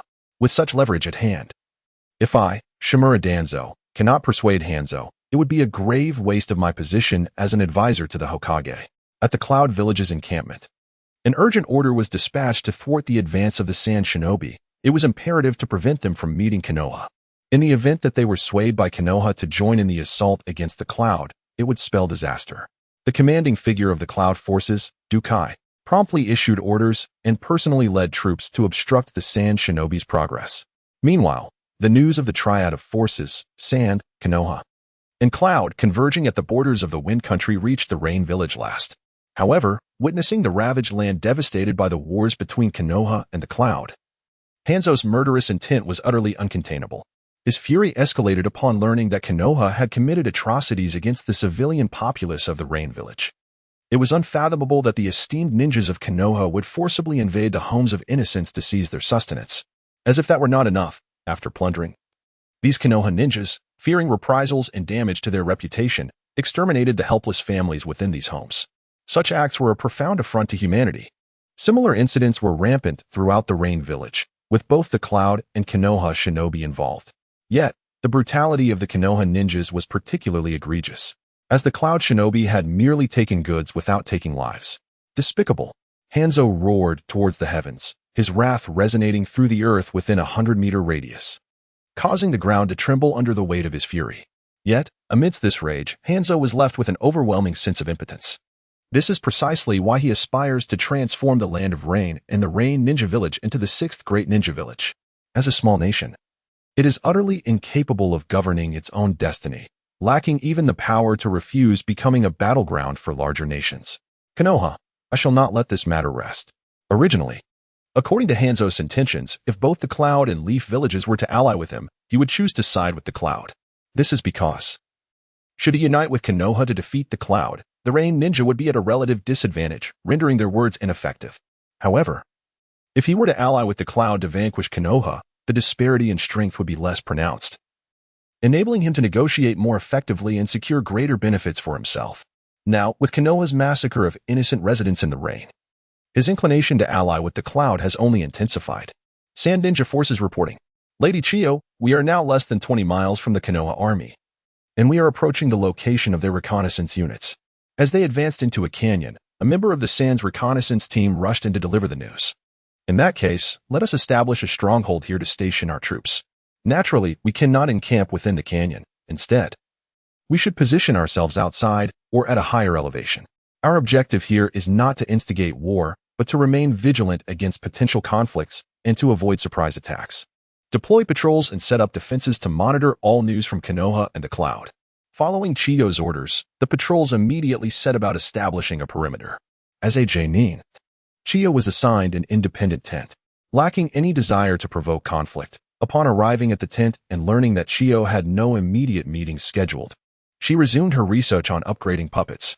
The puppets would utilize bloodline limits, electromagnetic manipulation, and precision strike capabilities, coupled with her increasingly refined strength. Her overall power would undoubtedly see a significant rise. Time passed in this understated standoff, and a day slipped away. On the following day, just as Chiyo awoke, a sudden and violent rumble echoed from deep within the mountains, accompanied by flashes of lightning in the sky. Though the distance obscured her view, Chiyo sensed something amiss. It seemed a conflict had erupted. Indeed, shortly thereafter, an umbu appeared, requesting her immediate presence in Chiyo's tent for a council. What had transpired now? Suppressing her concerns, Chiyo quickly brushed her teeth and washed her face before hurrying to Chiyo's tent. Upon arrival, she realized she had just missed the gathering. According to the reports from the patrols, earlier that morning, Konoha and the Cloud had clashed once again. The conflict arose from the formal alliance between the Cloud and Rain ninjas, with Konoha attempting to dissuade the Rain from this alliance. However, they were met with derision from the Cloud's leader, Dukai, which escalated into a regional war. Upon hearing this, the expressions of those present varied. Some remained calm, others displayed surprise, while a few were visibly stirred. Chiyo turned to Chiyo and inquired, "What are your plans, Lady Chiyo?" He believed that there was no necessity to intervene in the conflict between the Cloud and Rain shinobi. Focusing on recuperation and developing the village was the undeniable truth. "I would like to hear your thoughts," he said, inviting open discussion. Chiyo tossed the question back to Chiyo. "Since you were the first to inquire, please share your perspective." Chiyo showed no reluctance in responding. "Personally, I believe it is unnecessary for us to become embroiled in the battle among Konoha, Cloud, and Rain shinobi. Our Sunagakure is already at a disadvantage compared to the other 4 great villages, and after our recent conflict with the Rain shinobi, our forces have been further diminished. Having just triumphed over the Rain and acquired significant resources, we should seize this opportunity to develop our village, as such tranquility may not last long." After Chiyo spoke, he received immediate agreement from Chihiko. "Indeed, I find Chiyo's reasoning quite sound." However, some felt that they should take advantage of the situation to assert their strength against Konoha, Cloud, and Rain, demonstrating to these villages the prowess of Sunagakure, thereby deterring any rash actions against them. Yet, this view was not widely supported. Consequently, Chiyo swiftly made a decision. "In that case, we shall refrain from intervening." Sunagakure's decision to remain passive greatly surprised Danzo. How could they forsake such an advantageous opportunity? Shouldn't they intervene to exacerbate the situation, preventing the Cloud and Rain from uniting? Only in chaos could they hope to gain the most favorable outcome. Danzo furrowed his brow in disbelief. When did Sunagakure become so unpredictable? Similarly, the leader of the Cloud shinobi, Dukai, was taken aback upon receiving intelligence from the reconnaissance team. Why had Sunagakure suddenly abandoned all reason? Only Hanzo of the Rain shinobi breathed a sigh of relief. He feared that Sunagakure might disrupt his alliance with the Cloud. A day later, the Cloud and Rain shinobi officially formed an alliance and mobilized against Konoha. Upon hearing this news, Chiyo momentarily felt a weighty seriousness before setting it aside. However, unbeknownst to her, after the alliance between the Rain and Cloud was established, Hanzo secretly received a letter from Danzo. Unyielding in his ambitions, Danzo sought to achieve a significant feat to bolster his claim for the Hokage position, thus he suggested to Hanzo that they unite with the Rain shinobi to confront Sunagakure, offering Hanzo a chance for redemption. To this proposal, Hanzo did not deliver it as Danzo had anticipated. Instead, he merely scoffed and promptly incinerated the letter, his rejection unmistakably clear. Hanzo believed that as long as he and the Cloud shinobi could vanquish Konoha, the resources they acquired would suffice for the Rain shinobi to flourish once more. At that point, their village would be adequately prepared to confront the Sand Village, rendering any alliance with Konoha unnecessary. Moreover, he pondered the risks associated with allying with Konoha against the Sand. He would rather seek an alliance with the Rock Village. The danger of collaborating with Konoha was excessively high, as Hanzo perceived a vast disparity in strength between Konoha and the Rain. He doubted that he would reap significant benefits post-conflict. A weak nation lacks influence, a notion that Hanzo profoundly understood. Furthermore, partnering with the scheming Shimura Danzo was akin to playing with fire. Hanzo would never commit such a blunder. What? Hanzo has refused? When Shimura Danzo received this news from his subordinate, his previously expectant expression darkened. How could this be? Why would this individual refuse? Did he not wish to redeem his past failures? It made no sense. Danzo was baffled and seething with anger. Yet, for the Sand Village, this was merely a fleeting concern. Once Konoha, the cloud, and the rain had withdrawn from the borders of the Wind Country, the Sand too prepared to depart. However, an unexpected incident forced the Sand to halt their return. That morning, when Chiyo ventured outside the camp to engage in physical training, he sensed an unfamiliar chakra presence several kilometers away. The trajectory of this energy was remarkably erratic, weaving left and right, up and down, as if meticulously surveying the terrain of the Wind Country's borders. Upon realizing this, Chiyo promptly concluded his training and rushed to inform Chiyo of the situation. What? An unknown ninja? Chiyo was taken aback and quickly summoned the patrolling shinobi. What? The presence of an unknown ninja was detected just 2 kilometers away? The captain of the reconnaissance team looked bewildered. I have not observed any anomalies here. However, considering Chiyo's exceptional perceptive abilities, the captain dared not dismiss the claim. Chiyo, esteemed Jonin, please guide us. I shall lead the team to ascertain the situation. Observing this, Chiyo appointed Chihiko as the team leader for the mission. 20 miles away, a rock shinobi gazed hesitantly at a superior Jonin and inquired, Captain, is it truly safe to approach the borders of the Wind Country so overtly? What are you afraid of? We have entered clandestinely, evading all paths and ensuring we remain undetected. The towering Jonin, with one arm bared, commanded decisively, enough of your doubts. Let us hasten our journey and infiltrate the Sand to ascertain their current strength. The Sand Village had recently proclaimed its openness to attracting talent from afar, offering generous conditions that stirred the interest of many wandering shinobi. Numerous individuals, driven by a sense of adventure, began to make their way toward the Wind Country. As the neighboring village of Sunagakure in the Land of Wind, they naturally wished to seize this opportunity to probe the true strength of Sunagakure. If Sunagakure were indeed feeble at present, then Awagakure would certainly refrain from involving themselves in the Second Shinobi World War, allowing the shinobi world to descend further into chaos. Initially, Awagakure had no intention of waging war. Noki contemplated the merits of peace and recovery, but the sudden alliance between the Cloud and Rain shinobi compelled him to reconsider. He could no longer remain passive, otherwise, Awagakure risked falling behind the other 4 great shinobi villages. Moreover, Noki was genuinely envious of the resources acquired through warfare. For the spoils of war were abundant. This was a truth well understood by the entirety of Awagakure, having once participated in the First Shinobi World War. Hence, this situation unfolded. However, just as the robust Jainin and his contingent of IWA shinobi arrived at a patch of grass, his expression abruptly shifted, prompting him to halt. Before him stood Chihiko and Chihaya, grinning, accompanied by a cadre of Sand shinobi, patiently awaiting their arrival as if they had foreseen their approach. How could this be? The formidable man felt a surge of disbelief, his mind swirling tumultuously. They had consciously avoided the main thoroughfares, making it statistically improbable to encounter even ordinary travelers, let alone Sand shinobi. Furthermore, it appeared that Chihaya and his comrades had long since detected their presence, positioning themselves strategically along their path. Ah, esteemed Awagakure members, what brings you to the borders of our Land of Wind? May I interpret this as an intention to invade? Chihaya inquired with a cheerful demeanor, stepping forward while 2 puppets behind him raised their arms, aiming at the IWA shinobi. The moment the puppets targeted them, even the robust Jainin felt a chill run down his spine, as though he too could be injured by their assault. This realization sent another wave of turmoil through his mind, prompting an urgent mental review of all known powerful shinobi. Soon, he arrived at a startling conclusion. Such youth, yet possessing formidable strength and the ability to manipulate puppets, it could only be the recently ascendant Thunder Puppet Ninja from Sunagakure, who had emerged triumphantly from the recent conflict with the Rain shinobi. You are Thunder Puppet Ninja, Nanpuff Chihaya. The J-Nin's voice carried a hint of astonishment. And as his gaze shifted to the back, where Chihiko stood, his pupils constricted in recognition. He was familiar with Chihiko, for the latter had achieved renown long ago. Unlike Chihaya, who was still relatively unknown to many in the shinobi world. How could this be? Not only had he encountered the Thunder Puppet Ninja, but he also faced the illustrious Brilliant Puppet Ninja. He was confident that if only Chihaya were present, he could withstand him based on his own strength. He did not perceive Chihaya as particularly formidable. As one of the elite Jainin of Awagakure, he ranked just below the Tsuchikage, the 2 Jinchuriki. and several other superior genin.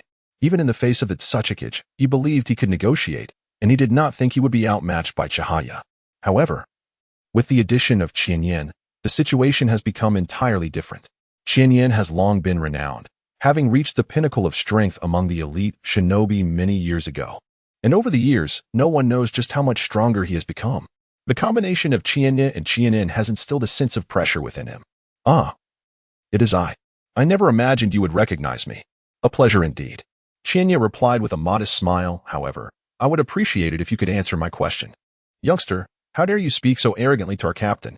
Do you wish for death? Not everyone was familiar with Qianyan's reputation, and upon hearing his brazen words, a stout man nearby, a nin from a Wagakure, immediately shouted in anger. Stand down. The burly man was taken aback, swiftly placing himself in front of the nin, and then turned to Qianyan to explain, the youth's ignorance is unfortunate. I hope you will not take offense. Upon hearing this, a faint, sardonic smile graced Qianyan's lips. We would not concern ourselves with such trivialities, but should you not disclose your intentions to us? Otherwise, we may have no choice but to treat you as intruders. I am aware of your formidable strength, but should I ally with Qianyan, I believe it would be quite difficult for you to depart unscathed. The stout man recognized that Qianyan was indeed showing him some courtesy. Otherwise, given Qianyan's capabilities, he could easily subdue all of them without needing to rely on the recently famous Qianyan. He promptly articulated the purpose of their visit, albeit without revealing the truth. We were originally en route to the Land of Rain to monitor the movements of the Rain Shinobi, wary of any sudden actions against our Wagakure. Unfortunately, we lost our way and inadvertently trespassed into the Land of Wind. Rest assured, we shall take our leave immediately and will not cause any trouble for your side. Hearing the stout man's response, Qianyan and Qianyan exchanged glances. They clearly did not believe his fabricated story. However, in this tense moment, they dared not act against a Wagakure for fear of igniting a new war for Sunagakure. Thus, they sought only an answer and a gesture of goodwill from a Wagakure, allowing both parties to retreat gracefully. Ah, so you were merely lost. Such an occurrence must not be repeated, otherwise, it could prove exceedingly perilous. Not every Sunagakure shinobi is as understanding and accommodating as we are, Qianyan said with a smile, turning to Qianyan and the reconnaissance team. Well then, we have clarified the matter. Let us ensure the safe departure of a Wagakure shinobi from our Land of Wind. The captain of the Sunagakure reconnaissance team could not help but breathe a sigh of relief, wiping the cold sweat from his brow. It was fortunate that Qianyan had recognized the situation in time. Otherwise, his team would have committed a grave error today. The thought of a Wagakure successfully infiltrating their Land of Wind sent shivers down his spine, for it would have meant the end of his tenure as captain. Moreover, he would have to pay with his life for such a failure. It is worth noting that during the war, the former captain of their reconnaissance team was dismissed immediately after the conflict for failing to adequately monitor enemy movements. That occasion seemed to have been averted from numerous crises solely due to Qianyan's timely discovery of the enemy's tracks. Hiss. Upon reflection, a chill ran down my spine. Naturally, Qianyan was oblivious to the thoughts of the reconnaissance team's captain. Observing the departing rock ninja, he could not help but exclaim, "Indeed, it is a tumultuous autumn." The previously quiet rock ninja had unexpectedly begun to stir. Fortunately, this time the threat was detected. Yet, what if there had been a time when it went unnoticed? The situation would have truly been dire. Hearing Qianyan's musings, Qianyan nodded in agreement. Indeed, it appears necessary to bolster our vigilance along the borders upon our return. We cannot always rely on such fortuitous discoveries of the enemy. This sentiment resonated deeply with Qianyan. The group made their way back home, recounting the matter to Qiandai. What? Such a thing exists? Qiandai had initially presumed that the unidentified personnel were merely rogue ninjas. To her astonishment, they turned out to be rock ninjas. Her expression instantly shifted to one of gravity. It seems the rock ninjas are becoming increasingly restless. The situation within the ninja world grows ever more chaotic. Furthermore, with Sunagakure recently recruiting talents widely, the turmoil will only intensify. Given these circumstances, Qianyan and Qianin, you two shall be responsible for monitoring the rock ninja activities. Maintain a vigilant watch over all movements originating from that direction. Neither of the two objected to this assignment, as they had long anticipated such a responsibility. Beyond the two of them on the front lines, no one else was deemed suitable for this task. I will allocate 4,500 personnel from my 5,000 to you. The safety of the rock ninja front shall rest in your hands. No problem, they replied in unison. Qiandai promptly summoned the other high-ranking ninjas to discuss this matter. The others had no objections to Chiyo and Chiyo leading the team. As their prowess was well recognized, they were undoubtedly capable of upholding the esteemed reputation of Sunagakure. Now, I look forward to your guidance, Captain Chiyo, said Chiyo. As the commander of the Rock Ninja Front, Chiyo naturally assumed the role of the highest authority. Meanwhile, Chiyo served temporarily as a regular high-ranking ninja, participating in the deliberations. Strength does not always equate to capability. Chiyo, still youthful, had much to learn in terms of leadership skills. Hastening his exposure to command would not be beneficial, but rather detrimental to him. Chiyo understood this principle well. Ha ha ha, well said. I have complete faith in your abilities, young man. I believe it won't be long before you surpass me as a commander. In response to Chiyo's flattery, Chiyo smiled and replied, then I must strive diligently, lest I fall short of your esteemed heights, brother Chiyo. As the Rock Ninja Village came into view, Chiyo led the 4,500 sand ninjas to the border of the Wind Country to establish defenses. Meanwhile, a robust rock ninja, accompanied by several of his subordinates, arrived at the Rock Ninja Village. What? We have been discovered? The report startled the third Suchikage, Anoki. How could this be possible? Logically speaking, the route you have chosen should be exceedingly covert, rendering it nearly impossible to attract attention. How exactly were you exposed? The burly man immediately began recounting the events surrounding Chiyo. Do you believe your exposure is likely linked to this Nanfeng Chiyo? Lord Suchikage, I am 70% certain that our infiltration of the Land of Wind has failed due to this Nanfeng Chiyo. This revelation plunged Noki into deep contemplation. After a lengthy pause, he remarked, it appears I have underestimated this Nanfeng Chiyo. I initially thought him merely a minor nuisance, perhaps with some formidable strength, but I did not anticipate his keen perception. Should this individual continue to grow, he will undoubtedly become a significant threat to the 4 great ninja villages, aside from Sunagakure. Noki immediately found himself in agreement with Hanzo. Eliminate Chiyo. Do not allow him to mature. Our recent recklessness is sure to alert the sand ninjas. It is entirely possible they are already at the borders of the Land of Wind. Just as Noki finished speaking, a member of the Umbu entered to report, Lord Suchikage.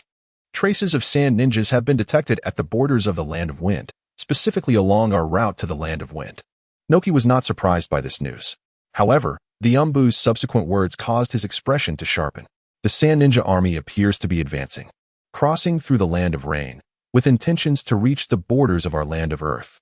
Upon hearing this, Noki scoffed coldly. They dare. As long as they have the audacity to approach, I am confident I can ensure they do not return. He indeed did not wish to instigate war at this juncture. But if the sand ninjas were to become too arrogant, he would not hesitate to demonstrate that the IWA ninjas are not to be trifled with. Lord Suchikage, please remain calm. I believe the sand ninjas are merely exhibiting this tendency. They would not dare to truly encroach upon our Land of Earth. The burly man analyzed. The leader at the borders of the Land of Wind is that Chiyo from Sunagakure. I am confident she would not easily initiate hostilities with us IWA ninjas. Upon hearing this, Naki's expression softened slightly. However, he underestimated Chiyo's ability to manipulate concepts. At the juncture between the Land of Rain and the Land of Earth, there exists a location that extends deep into the Land of Earth, resembling a bridge, allowing one to be within the borders of the Land of Rain while gaining insights into the situation in the Land of Earth. Most importantly, this place serves as a convergence point for various wandering ninjas, rogue ninjas, and underground factions from both the Land of Earth and the Land of Rain, making it exceptionally well-informed. As long as one has the means, virtually any information can be obtained. Currently, the destination for Chiyo and his companion is precisely this location. Chiyo, are you afraid? In a certain underground bounty house at the border of the Land of Rain, Chiyo looked at Chiyo beside him. Hey, brother Chiyo, if you are not afraid, why should I be? Chiyo grinned, both of them masked, concealing their true appearances. However, Chiyo felt that with the current strength of the two, any action they took would likely reveal their identities. Whether they concealed their faces was, in truth, inconsequential. Yet, Chiyo believed that by masking their identities, they could evade numerous troubles before their true selves were disclosed. After some contemplation, Chiyo agreed, recognizing the wisdom in this approach. At that moment, within the bounty station, a cacophony of voices filled the air, a veritable melange of individuals. Have you heard? That prodigious puppeteer from Sunagakure, Nanfeng Chiyo, has been offered a bounty of 40 million taels by an unknown party. Nanfeng Chiyo, the very one personally honored with the title Thunder Puppet Ninja by Hanzo of the Salamander? Indeed. That is him. Hiss. If I recall correctly, he is merely 15 years old. Such a staggering bounty at such a tender age is truly tempting. At this juncture, a robust man, his arms covered in dark hair, caught Xianye's attention with his animated discussion. Xianye, overhearing the conversation, could not help but smile with intrigue. You, my friend, seem quite valuable. Have you ever considered capitalizing on your worth during times of need? Xianye stroked his chin, the mask slightly hindering his motion. Yet he mused that a bounty of 40 million taels was indeed enticing. Hey, what are you two whispering about? Just then, a menacing figure approached, licking his lips with ill intent as he scrutinized the pair. You two appear rather unfamiliar. I presume you are unaware of the rules here. Oh, rules? Please enlighten us. We are but newcomers, ignorant of the customs, Xianye replied with a friendly demeanor. The imposing man exuded the aura of a chnin, yet his physique seemed notably depleted, likely the result of an indulgent lifestyle. Hearing Xianye's words, the brutish man's expression swelled with arrogance, contemplating the prospect of extorting yet another newcomer. It seems I can easily fleece you for a meal tonight. Thus, he feigned authority and declared, every newcomer must contribute 70% of their earnings for task assignments to us, the veterans. This is to foster a better understanding of the industry's customs and to enlighten you on the harsh realities of this world. The man seized Xianye by the collar, his breath reeking and his yellowed teeth repugnant. Of course, you can refuse. But then you must ponder whether your frail frame can withstand the likes of us B and C-grade bounty hunters. Upon hearing his words, those previously engaged in discussion erupted into sinister laughter, their grins reminiscent of ravenous wolves eyeing a delectable lamb. 70%? TSK. That means if I undertake a task worth 10 million, I would owe you 7 million. Oh dear, how unbearable. Haha, you may find it unbearable, but you can certainly try. Let us see if you can walk away with that sum from this bounty station. As he spoke, the robust man exuded a fierce and intimidating aura, a surge of murderous intent erupting from him. He relied on this display to instill fear in many young hunters, and he believed that the figure before him, Xianye, would be no exception. Are you not going to intervene in this situation? This is blatant extortion. However, Xianye turned his gaze towards the task board at the bounty office. Here, as long as the safety of the bounty office was not compromised, I shall remain indifferent to all other matters. The law of the jungle prevails in this place. If you perish, it is merely a consequence of your misfortune and lack of strength. Nothing more. Do not expect my pity. This is not a realm for the weak like you. Upon hearing this, the fierce man laughed heartily, his tone now laced with arrogance. Did you hear that? You shall receive no assistance.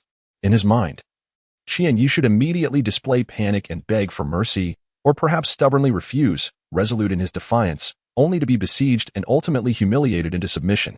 This had been the pattern with those he had previously coerced, and he was convinced that Xianye would follow suit. Yet, he saw not a trace of fear on Xianye's face, nor any inclination to reject firmly. Instead, Xianye displayed an expression of anticipation. So, in this place, strength reigns supreme. As long as one is powerful enough, they shall wield the ultimate authority, correct? A commendable system, one I greatly admire. With that, Xianye picked up a metal skewer, resembling a grim harbinger of death. Thank you for enlightening me. In recognition of your contribution, I bestow upon you a swift and painless demise. In that instant, the man was suddenly gripped by a visceral fear, compelling him to flee from Xianye. However, before he could make a move, the skewer in Xianye's hand had already reached him, seemingly transcending space itself, poised to pierce through his skull. No, he screamed in terror, attempting to evade, but at the very moment he uttered those words, everyone present heard a sickening thud as a vivid spray of blood erupted from the back of his head. With a sickening sound, the bloodied skewer embedded itself deep into the counter, the tip still quivering. The man, his eyes wide with shock, collapsed to the ground in a resounding thud. What just transpired? At that moment, the previously malevolent group stood utterly bewildered, their gazes fixed on Xianye, now filled with horror and dread. Ah, my dear friends. Weren't you eager to witness my downfall just moments ago? The show hasn't even begun, and yet you are already retreating? Upon hearing this, the crowd that had anticipated a spectacle quickly panicked, hastily waving their hands. It's a misunderstanding, all a misunderstanding. Oh, a misunderstanding? How can I not perceive it as anything but intentional? Xianye's smile grew even more radiant. Moreover, it is I who decides whether it is a misunderstanding or not. And I deem what just occurred as anything but. Certainly, I am quite agreeable, as long as you are willing to heed my words and act on my behalf. I can acknowledge that what transpired earlier was merely a misunderstanding. Upon hearing this, the individuals present could not help but clench their jaws, their gazes turning stern. Do you truly intend to eradicate us completely, leaving no room for negotiation? We concede your strength, yet you are but two, while we number over a dozen, giving us the advantage. Even when faced with a formidable opponent, we could retreat unscathed. I advise you both against a mutual destruction. I trust you do not desire such an outcome. At these words, Chiyo and Xinyan exchanged glances and could not help but chuckle. Ah, mutual destruction? An intriguing term. With a casual wave of his hand, Chiyo unleashed a surge of purple energy that rapidly expanded outward. The bounty hunters soon sensed an unsettling shift. Their bodies seemed to lose control, drawing them inexorably toward the iron pillar in the bounty hall. But that was not all. Chiyo arranged a multitude of shurikens on the table and tossed them forth. With a series of piercing sounds, the shurikens, as if endowed with a tracking ability, simultaneously pierced through several individuals' chests, delivering fatal blows. As Chiyo prepared to throw again, those who had not yet met their end hastily capitulated. We agree to your terms. These individuals were utterly stricken with fear. From the brief skirmish, they comprehended the vast disparity in strength between themselves and Chiyo. They realized that resisting Chiyo was futile. Disobedience would lead only to demise. This is as it should be. True strength lies in knowing when to yield. Chiyo declared with a radiant smile as he collected the shurikens. The survivors felt as though they had been granted a second lease on life, their backs drenched with sweat. How terrifying. Thankfully, they had exercised prudence. Chiyo was thoroughly impressed by Chiyo's ability to swiftly amass a following. He had initially pondered where to seek assistance in gathering intelligence on the rock ninja's movements. Now, with Chiyo's prowess, his dilemma was fortuitously resolved.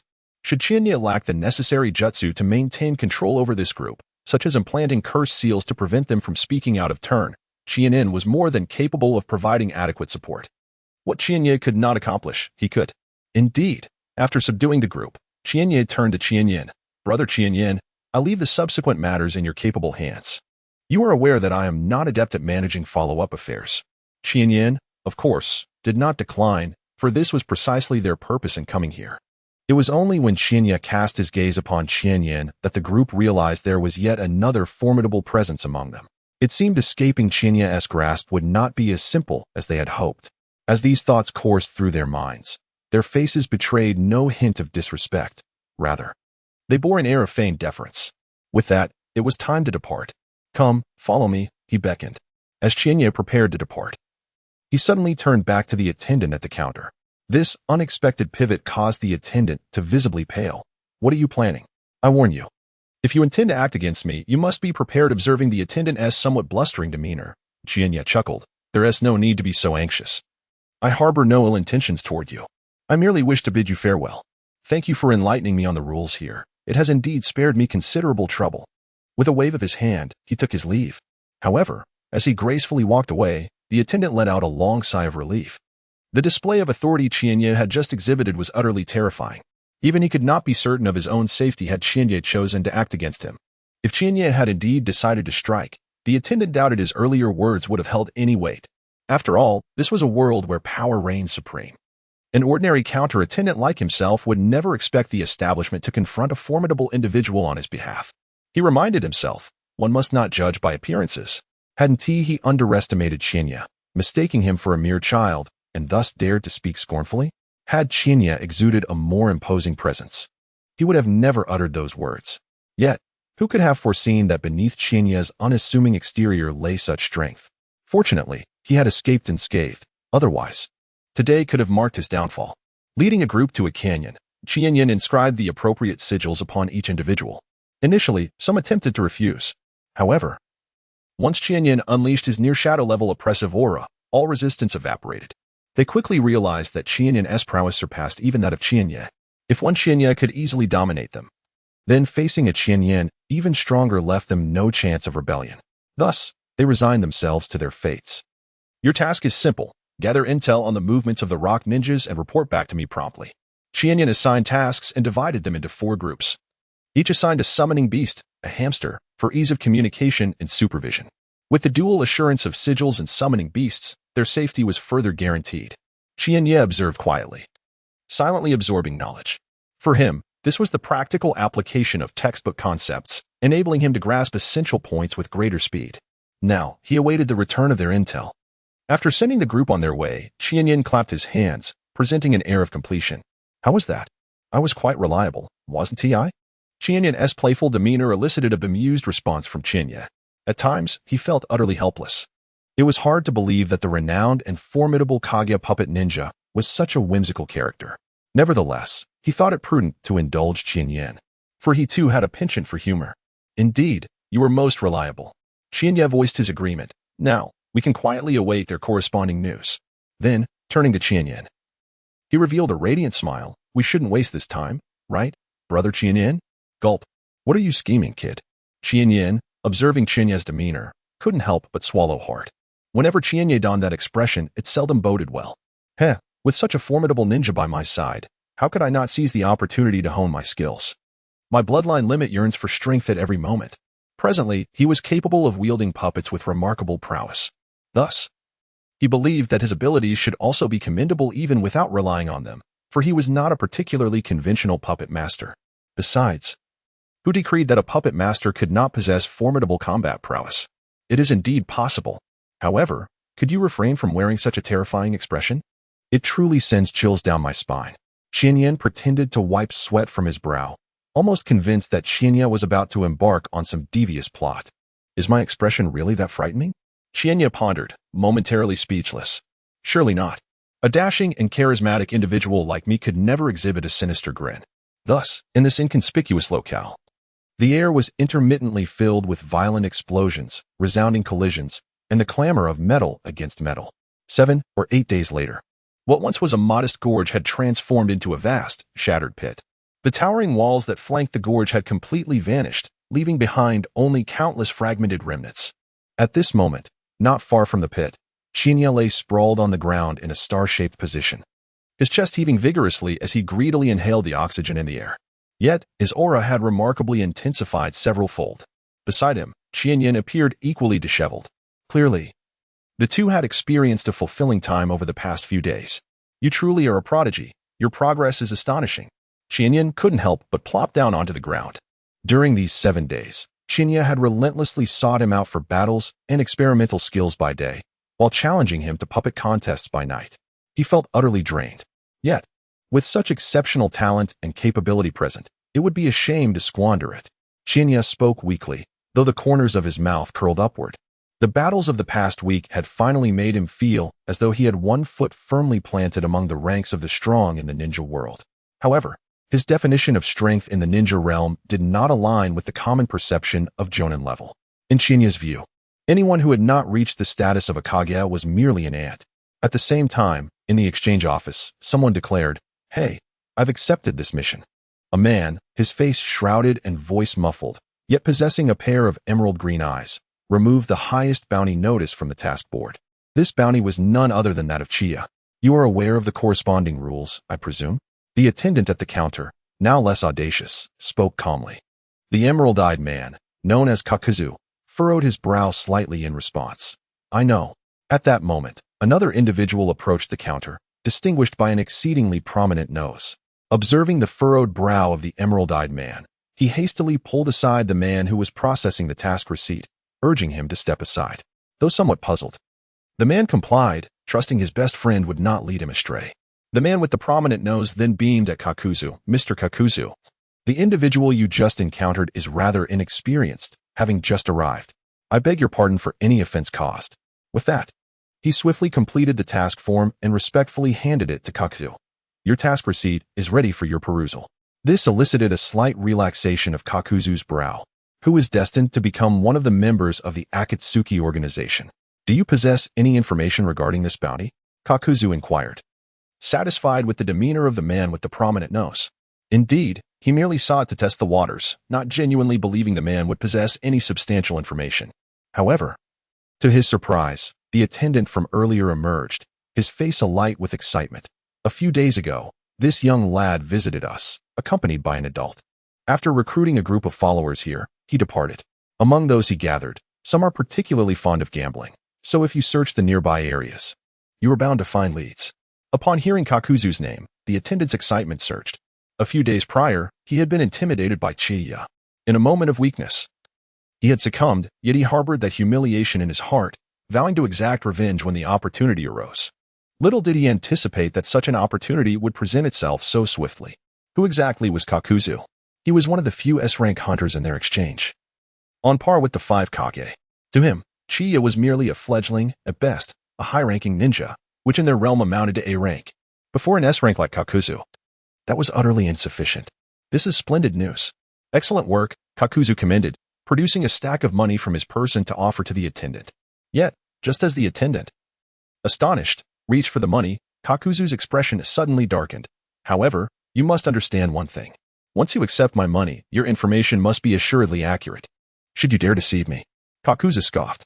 Believe me, you will regret crossing me. The words uttered by the man caused him to involuntarily swallow hard. Yet almost immediately, steeling himself, he confidently proclaimed, "Of course, my information is absolutely accurate. I witnessed it firsthand. It cannot be false. If you doubt me, consult others. They too have seen it with their own eyes." Upon noticing Kakuzu's gaze sweeping over, many present who had encountered Chiyo nodded eagerly. Excellent. Observing this, Kakuzu departed with satisfaction. Achoo! Just as Chiyo had risen from a brief respite, an unexpected sneeze escaped him. Who could be thinking of me? He mused playfully. Feeling no unusual sensations, he dismissed it as a mere physiological reaction. Little did he know that he had caught Kakuzu's attention. The following day, while Chiyo was engrossed in studying puppet techniques at a certain inn, Chihiko suddenly entered, exclaiming, "There's news. Within Iwagakure, 2 factions have emerged. One, led by Tsuchika Janoki, advocates for seizing the opportunity to engage in the war. The other, comprising several high-ranking officials, believes we should recuperate and wait until the other forces are thoroughly weakened before we deploy, thus conserving considerable energy. This perspective faced substantial opposition, as many felt that refraining from involvement now left the future perilously uncertain. They might not be able to await the day when others were utterly exhausted. The unpredictability of such a situation was too daunting. It would be wiser to take the initiative and seize control of the situation. Listening to Chihiko, Chiyo inquired, "So, Iwagakure is merely awaiting the final confirmation on whether they will unexpectedly launch a war, correct?" Chihiko nodded affirmatively. Indeed. Moreover, the faction led by Anoki is considerably more powerful, and they are likely to persuade the other side swiftly. Upon receiving this information, Chihiko's expression turned grave, as he relayed that Iwagakure did not intend to involve themselves in the conflict between the Rain, Cloud, and Leaf villages. Chiyo's demeanor also shifted to one of seriousness. If Iwagakure chose not to engage in the war against the Cloud and Leaf, the remaining options for them would be limited to 2, the Sunagakure and the distant, isolated Kirigakure. Clearly, attacking Sunagakure would be far more convenient than targeting Kirigakure. Undoubtedly, should Iwagakure decide to deploy their forces, Sunagakure would once again face the specter of war. Given their current capabilities, defeating Iwagakure would pose a significant challenge. Iwagakure was far more formidable than Rain Village. Thus, this would inevitably lead to a protracted conflict.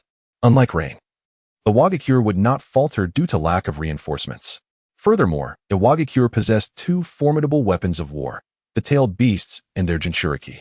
This was one of the crucial advantages that elevated the 5 great shinobi villages above the lesser ones. Once the tailed beasts were unleashed, even the strongest of shadows would be compelled to retreat. This is a creature born entirely for war. When faced with the rock shinobi, particularly the 2 Jinchuriki of the IWA shinobi, the sand shinobi must at the very least hold them all at bay. In such a scenario, when confronted by Anoki, who leads the IWA shinobi, the odds for the sand shinobi appear grim. Anoki, a figure who has endured the Warring States period, witnessed the establishment of the ninja villages, participated in the First Shinobi World War, and possesses abilities surpassing even the bloodline limits, known as the bloodline elimination. He is a seasoned warrior of formidable strength. Such an adversary is far more challenging than Hanzo. Currently, the Sand Shinobi do not hold an advantage in elite combat power. After all, the Jinchuriki of Sunagakure, the monk Fumifuku, is one who can only defend the village and cannot emerge on the battlefield. Thus, any confrontation between the Sand and Rock Shinobi would inevitably devolve into a protracted struggle. The situation is dire. Chinya sighed, wishing he could be stronger, thinking that such strength would alleviate his worries. Upon hearing this, Chinyan gently patted Chinya's shoulder, saying, "What are you talking about? Sunagakure is not your village alone. Even if the sky were to fall, I, the tall one, would bear the brunt. Let us strive together." As long as the two of us can swiftly ascend to the level of the Kage, we shall fear no other ninja village apart from Konoha. Chiyo took a deep breath and nodded in agreement. Indeed, let us work hard together. Relying on his puppetry and his bloodline abilities, he was already capable of rivaling Chūnin. He was merely a step away from achieving a breakthrough to the Kage level. With his bloodline abilities alone, he had already slain a Jonin. His progress and strength was truly remarkable. However, just as the two reached the entrance of the inn, a figure fixated on them. In that fleeting moment, both Chiyo and Chūnin felt an icy chill run down their spines. Such strength. This was undoubtedly the caliber of a Kage. Damn it. When did we offend a Kage-level powerhouse? Countless thoughts flashed through Chinyin's mind.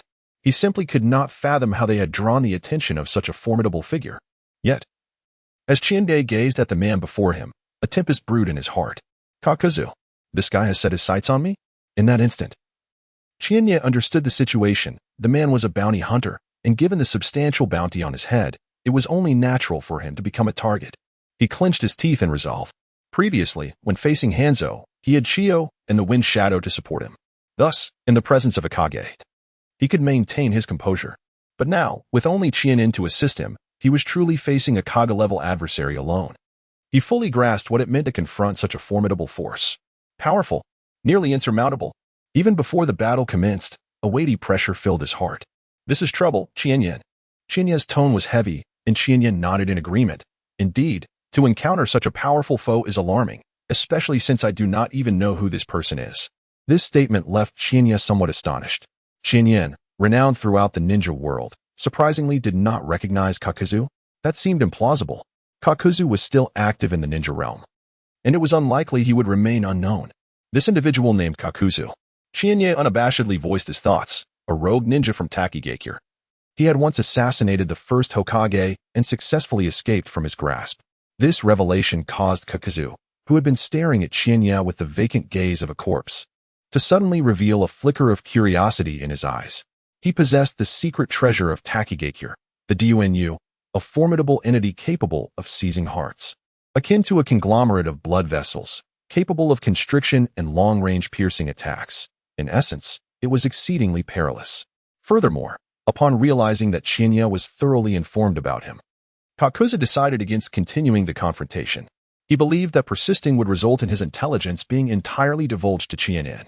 Knowledge of one's weaknesses diminishes one's advantage. He had no intention of waiting for others to fully comprehend the situation before engaging in battle. Caution was warranted.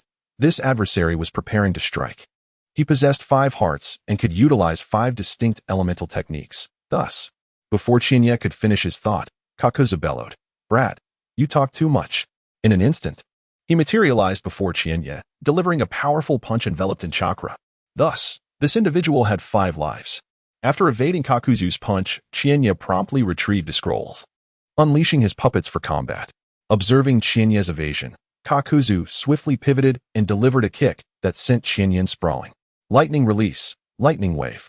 At the very moment he kicked Chiyo back, Kakuzu had already completed his hand seals, unleashing a torrent of violent lightning that surged forth, ensnaring the ground like a celestial net, advancing towards Chiyo with blinding speed, leaving him no opportunity to retreat, let alone summon his puppets. Universal pull. Chiyo immediately employed gravitational manipulation to draw Chiyo closer, simultaneously commanding his puppets to unleash a lightning projectile, night secret technique, thunderous white bullet. Yet, in the face of such a formidable lightning projectile that would instill fear in even seasoned Jonin, Kakuzu did not flinch, bracing himself for the oncoming impact.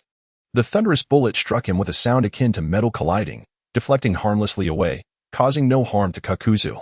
After dodging the projectile, Kakuzu surged forward once more, unleashing a multitude of black, vascular tendrils from his arms, lunging towards Chiyo. Shinra Tensei, night secret technique, verdant poisonous mist. As long as one was not an entity like pain, even the most formidable ninja would still harbor a fear of poison, with a resounding surge of repulsive force. The advancing tendrils were repelled violently, sending Kakuzu flying. Moreover, the toxic mist expanded outward, enveloping Kakuzu within its grasp. Seizing this opportunity, Chiyo swiftly summoned 10 puppets. Incredible! This individual. Chiyo's expression grew particularly grave. If he had indeed battled the first Hokage, he should be of a similar age to his mother now. Why did he seem so ageless? He commanded 10 puppets to scatter, encircling the entire area of toxic mist, poised to deliver a devastating blow should Kakuzu make his appearance. In a certain sense, as long as one of his 5 hearts remained unweakened, he was immortal. Moreover, he could continuously replace his hearts. Just as Chiyo was about to elaborate further, he suddenly manipulated the earth to form a mound of sand, lifting both himself and his companion. While simultaneously the weapons in the puppet's hands erupted with lightning. In the next instant, a mass of black, vein-like tendrils surged forth from the very spot where Chiyo and his companion had just stood. Had Chiyo reacted even a moment slower, they would have found themselves in dire peril. Meanwhile, Chihan swiftly detected Kakuzu's movements. With a swift motion, a figure suddenly burst forth from the toxic mist in the southwest direction. The azure and cerulean puppets positioned in that area immediately advanced, brandishing their blades. However, Kakuzu was, after all, a shadow-level warrior with an abundance of combat experience. A sharp sound of air being sliced echoed as the black tendrils ensnared the puppets' weapons, swiftly extending to wrap around their bodies. With a crack, one of the puppets had its arm twisted off by the tendrils. Thankfully, Chihan sensed the impending danger and promptly withdrew the azure and cerulean puppets. Otherwise, the losses would have been far graver. Yet the crisis for Chiyo and Chihan had not dissipated.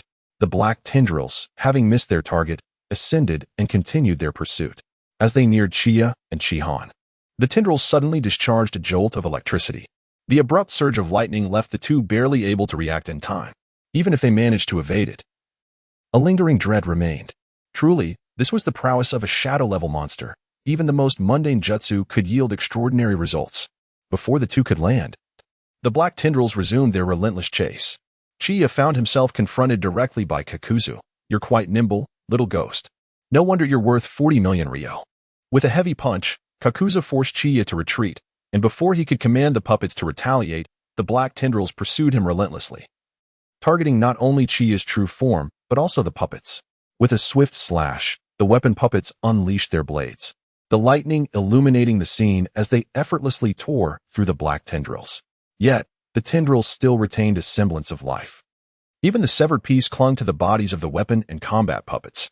As the weapon and combat puppets appeared poised to meet the same fate as the azure and cerulean puppets, the scarlet and orange puppets charged towards Kakuzu from behind. "You despicable fiend, perish!" Chion roared, believing that the scarlet and orange puppets would force Kakuzu to evade and thereby alleviate Chiyo's danger. However, Kakuzu showed no inclination to dodge, confronting the two puppets' blades head-on. To Chihan's astonishment, the long blades of his puppet struck Kakuzu as if against an impenetrable wall, failing to pierce his flesh even a fraction. Futile. Yet, in that fleeting moment of distraction, Chiyo seized the opportunity. From the bodies of the weapon and combat puppets, a surge of lightning erupted, instantly tearing apart the black tendrils that had ensnared them. Empowered by magnetism, in a rapid withdrawal, Chiyo unleashed his puppets, simultaneously engaging in combat while emitting a radiant light that imbued objects with magnetism. This violet glow was to be avoided at all costs. Jiaodu suddenly sensed an intense feeling of peril.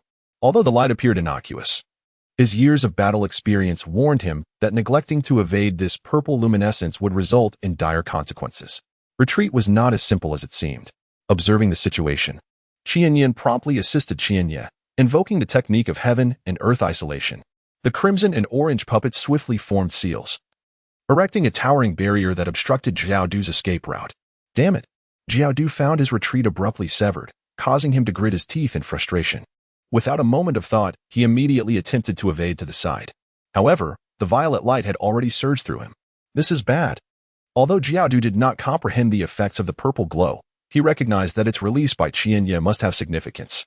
Brother Qianyan, use lightning ninjutsu to attack him. He previously was impervious to physical strikes, bolstered by earth techniques for defense. Upon hearing Qianye's suggestion, Qianyin understood why his earlier puppet assaults had inflicted no damage on Jiaodu. "Cursed brat, you talk too much," Jiaodu bellowed, as more of his earthbound blood vessels erupted forth, surging towards Qianye like a tidal wave. "Shinra Tensei," Qianye uttered, unleashing a torrent of chakra. With a resonant hum, all incoming appendages were repelled instantaneously. But that was not the end. At that moment, with a flick of his right hand, Qianye's combat puppet concentrated an immensely violent chakra beam, shooting forth toward Jiaodu like a beam of light. Jiaodu felt a sudden shift before an unimaginable sense of dread overwhelmed him. How was this possible? He found it hard to believe that a mere child could unleash such a perilous attack. It was utterly illogical, and yet, he found himself unable to evade it. Earth Release, Earth Spear Technique. Jiaodu, feeling a tingling at the back of his head, quickly activated his earth techniques to harden his defenses. However, the situation did not unfold as he had anticipated. The attack pierced through his body directly. How can this be? Jiaodu shouted in disbelief, spitting out blood. A golden opportunity. Observing this, Qianyan's eyes lit up as the crimson, orange, yellow, and green puppets encircled him, simultaneously forming seals, ninjutsu, heaven and earth isolation. With a swish, a remarkable barrier materialized, trapping Jiaodu within. Qianyan, seize the moment. Qianyan urged as the 4 puppets continued to form seals, causing the barrier to rapidly constrict, seemingly intent on reducing Jiaodu to mere pulp. Seizing the chance, Qianyan hurled a poison bomb directly into the barrier. The red puppet formed a seal, creating an entrance within the barrier. Once the poison bomb was inside, the entrance sealed shut. Jiaodu, within the barrier, was left with no time to mourn the destruction of his own heart. After extracting a blue mask from within the body of the earth grievanceau, he found himself confronted by the suddenly erupting toxic bomb, releasing a terrifyingly corrosive mist that made the air sizzle ominously. He did not dare to underestimate it. Lightning release, heaven-splitting thunder. He held his breath, quickly forming hand seals before unleashing his lightning technique. Boom! The sky instantly darkened, and bolts of lightning rained down with wild ferocity, targeting Qianyan, and the 4 puppets clad in red, orange, yellow, and green. Bang! The earth was bombarded, riddled with countless wounds. The power of this lightning was so formidable it felt as though it could obliterate all foes with the force of a billion. Simultaneously, a red-masked earth grievanceau clone emerged from Kakuzu's shoulder, gathering an astonishing amount of heat in its mouth, transforming it into a line of destructive fire release, great dragon fire technique. Bang! Like a high-temperature welding torch slicing through steel, the barrier was swiftly breached, allowing Kakuzu to escape. You two are impressive. To have me lose a heart so swiftly. Kakuzu's eyes glinted with cruelty, his tone chillingly menacing. He unleashed a chaotic tempest, wind release, pressure damage. The surroundings blurred as if a Category 12 typhoon had descended. The heavens and earth transformed amid the roar of a demonic force. But this was not the end. The red mask on Kakuzu's shoulder spewed forth flames once more. Fire release, head hardening, roar. In an instant, the world morphed into a red sea, searing and despair-inducing. Not good. Qianyan's expression shifted dramatically as the 6 puppets, red, orange, yellow, green, blue, and purple, formed a hexagonal formation, shielding Qianyan behind them. Boom. It felt as though the fire god had descended, shaking the barrier with terrifying tremors, threatening to collapse. Inside the barrier, Qianyan involuntarily gasped, the dreadful heat robbing them of oxygen, pushing them towards suffocation. Yet, compared to the struggle for breath, facing the flames directly would surely result in being reduced to ashes. The flames raged for 10 seconds before finally subsiding. Just as the flames dispersed, before the two could catch their breath, Kakuzu descended once more. Earth release, swamp. A vast swamp emerged from beneath the ground, threatening to engulf both the barrier and its inhabitants. Without hesitation, the two prepared to dash out. However, Chiyo was already ready, activating magnetic force.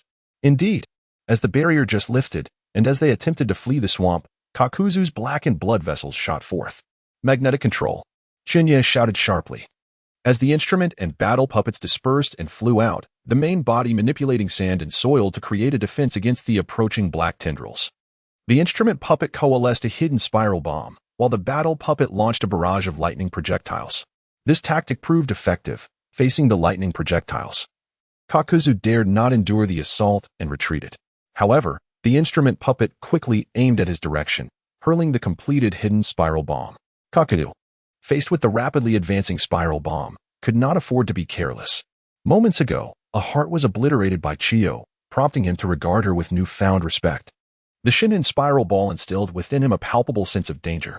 Instantly, he activated the Earth Release, Earth Spear technique to fortify his defenses. However, just as he prepared to evade the chūnin spiral ball, it vanished with a sudden pop, leaving Kakuzu momentarily stunned. Yet, Chiyo had no time to react. Through the previous skirmish, he had gleaned Kakuzu's combat patterns, aside from the blue puppet with its severed arm. The remaining blade-wielding puppet swiftly slashed through the pursuing tentacles of the vengeful spirit before lunging at Kakuzu. The puppets approached from various angles, their strikes exceptionally cunning. Even though Kakuzu had fortified his defenses, he could not afford to underestimate Chiyo. His survival over the years was predicated on caution. While his hardened Earth Release defense was formidable, it was not without vulnerabilities. He feared that among Chiyo's puppets, one might wield Lightning Release.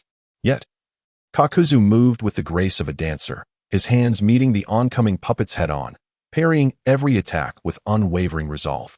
Kakuzu's keen eyes darted about, tracking the assaults from all directions and responding with flawless defense. It must be noted that as a seasoned elite of the original narrative, Kakuzu's physical prowess was exceptionally solid. Facing 6 knife-wielding puppets, he not only repelled 3, but also caused 1 to crack under pressure. Hey, little brat. Do not assume that mere numbers can overwhelm an old man like me. Witnessing this, Kakuzu felt a swell of pride. This meticulous physical technique was honed during his battle against Shinja Hashirama. However, hey, do you think I attacked you on a whim, Kakuzu? It seems you have misjudged the focal point of your attention. Chiyo grinned, and the 9 puppets surged forward once more, launching a coordinated assault. Kakuzu, upon hearing Chiyo's words, was struck by an ominous premonition. He immediately pondered if he had overlooked something crucial. Then, the key realization struck him. It was the previously vanished chakra sphere.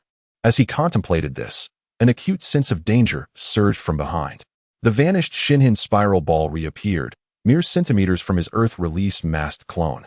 Under normal circumstances, Kakuzu would have remained unperturbed, confident in the defensive capabilities of his Earth Release, Earth Spear technique. However, having recently experienced Chiyo's formidable breakthrough, he dared not be complacent. Thus, he braced himself to evade the impending strike. Yet, in that very instant, Chiyo's puppets initiated their assault. Ninja art, heaven and earth isolation. 5 barriers manifested, sealing Kakuzu from all sides, left, right, above, below, and in front, almost enveloping him entirely. Thus, Kakuzu found himself with no avenue of escape, seemingly destined to be struck by the God-hidden spiral sphere. However, he roared defiantly, "You underestimate me, little brat." Instantly, his back began to writhe rapidly, and numerous earth grudge fear tendrils burst forth, forming a defense that collided with the God-hidden spiral sphere, forcefully pushing it away. "Hey, Mr. Kakuzu, I've told you. Your focus is misplaced." The mocking voice of Chiyako echoed, sending a jolt of alarm through Kakuzu. What could he possibly be overlooking? It wasn't he until his gaze fell upon Chiyo that realization dawned upon him. Indeed, his attention should have been on Chiyo, who posed a significant threat. Yet, as he prepared to act again, calamity struck. With a piercing sound, a blazing chakra beam pierced through Kakuzu's chest, revealing that the puppet master had stealthily positioned himself behind him. In that moment, Kakuzu comprehended that his focus should have been on the whereabouts of the puppet master. Crack! The Earth Release mask shattered. Ugh! Kakuzu coughed up blood, his eyes instantly turning crimson once more. Damn it! Losing 2 hearts in a single blow was a rarity, only comparable to his encounter with Hashirama Senju. He had never been so thoroughly cornered. Lightning Release, electromagnetic wave. A ferocious surge of lightning erupted around Kakuzu, expanding rapidly to a radius of several dozen meters. Chiyo reacted swiftly, maneuvering the puppet to unleash the chakra beam before immediately ascending with Chiyako. Yet, despite their haste, they were still grazed by the lightning, leaving their bodies momentarily paralyzed. Chiyako, facing the full brunt of the lightning, found the puppet's barrier unable to withstand the onslaught, resulting in a similar paralysis. Wind Release, pressure damage. Kakuzu ground his teeth as the wind attribute Earth Grudge Fear clone opened its mouth to unleash a tempest that swept across the heavens. This is bad. Both Chiyako and Chiyo, now airborne and recently stunned by the lightning, turned pale at the approaching gale, struggling to formulate any effective defense. They could not afford to be engulfed by this storm. Otherwise, they would undoubtedly meet a gruesome end, their bones shattered and flesh torn. As the wind intensified, it became akin to a high-velocity iron wall crashing down, capable of obliterating any living entity. Anyone caught in its fury risked being reduced to mere pulp. Chiyo gritted his teeth. Magnetic control. Fortunately, his magnetic powers did not require hand seals. Buzz. A powerful gravitational force emanated from the ground, swiftly pulling Chiyako and Chiyo downward. Simultaneously, Chiyo's puppets, in shades of red, orange, yellow, green, blue, and black, were also drawn towards the earth. The remaining puppets, however, were beyond saving. Crack! In an instant, the 4 puppets, gray, blue, and purple, were obliterated by the tumultuous winds, reduced to mere fragments. Humph, little brat, do you think this is the end? Upon witnessing that Qianye had miraculously evaded the onslaught from above, Xiaodu's resolve to eliminate Qianye immediately intensified. As a formidable figure of the shadow level, it would be laughable if he could not defeat two mere children. Lightning release, gratitude wave. A vast surge of thunder raged forth, sweeping toward the two. Oh no. Qianye felt a prickling sensation at the nape of his neck. He was being inexorably pulled toward the ground, unable to halt his descent. With the lightning crashing toward him, there was nowhere to hide. He could not afford to be struck. Gritting his teeth, a profound sense of pressure enveloped him, causing his blood to surge, heightening his senses to an extraordinary clarity. His abdomen ignited with a searing heat, a force roared forth like thunder, slender yet potent, a chakra quality entirely distinct from before. It was as if he had undergone a metamorphosis, dispelling the previous urgency he felt. Shinra Tensei, an unprecedented and terrifying repulsion erupted with a thunderous roar. In an instant, it seemed as though the very heavens were in uproar, and the lightning that could easily pierce through Qianyan's barrier was halted mid-air, forced to retreat. What is this? Qianyan gazed at the formidable Qianye, feeling the aura radiating from him. His eyes widened in disbelief as he stammered, shadow level. At that moment, he found himself at a loss for words. Just 10 days prior, Qianye's chakra level was merely that of a high-ranking ninja. During their 7-day battle, his chakra had surged to that of an elite high-ranking ninja, which was already quite formidable. Yet now, he had astonishingly broken through the barriers of the high-ranking level. Stepping into the realm of shadows. How can this be tolerated? Countless individuals spend their entire lives yearning to achieve this very step, only to be trapped and never attain it. This guy, has he grown stronger again? Xiaodu was equally bewildered. He had been on the verge of defeating Qianye and Qianyan, or at the very least, forcing them into a dire predicament. How had Qianye suddenly experienced such a breakthrough? Sensing the intensity of Qianye's aura, he hesitated, despite the distance that still lay between them. A glance at Qianyan behind Qianye filled him with trepidation. To Xiaodu, it seemed only a matter of time before Qianyan would take that critical step forward. Perhaps in 6 months, perhaps in a month, or even instantaneously under immense pressure. At that moment, facing two shadow-level adversaries, Xiaodu felt he would not survive, even if he possessed 10 lives. The mere combination of Qianye and Qianyan was already a formidable challenge, let alone the fact that he was left with only 3 hearts, even with 5. He doubted his ability to triumph over the united front of Qianye and Qianyan at their shadow level. Hey, little brat, how about this? Let us both retreat.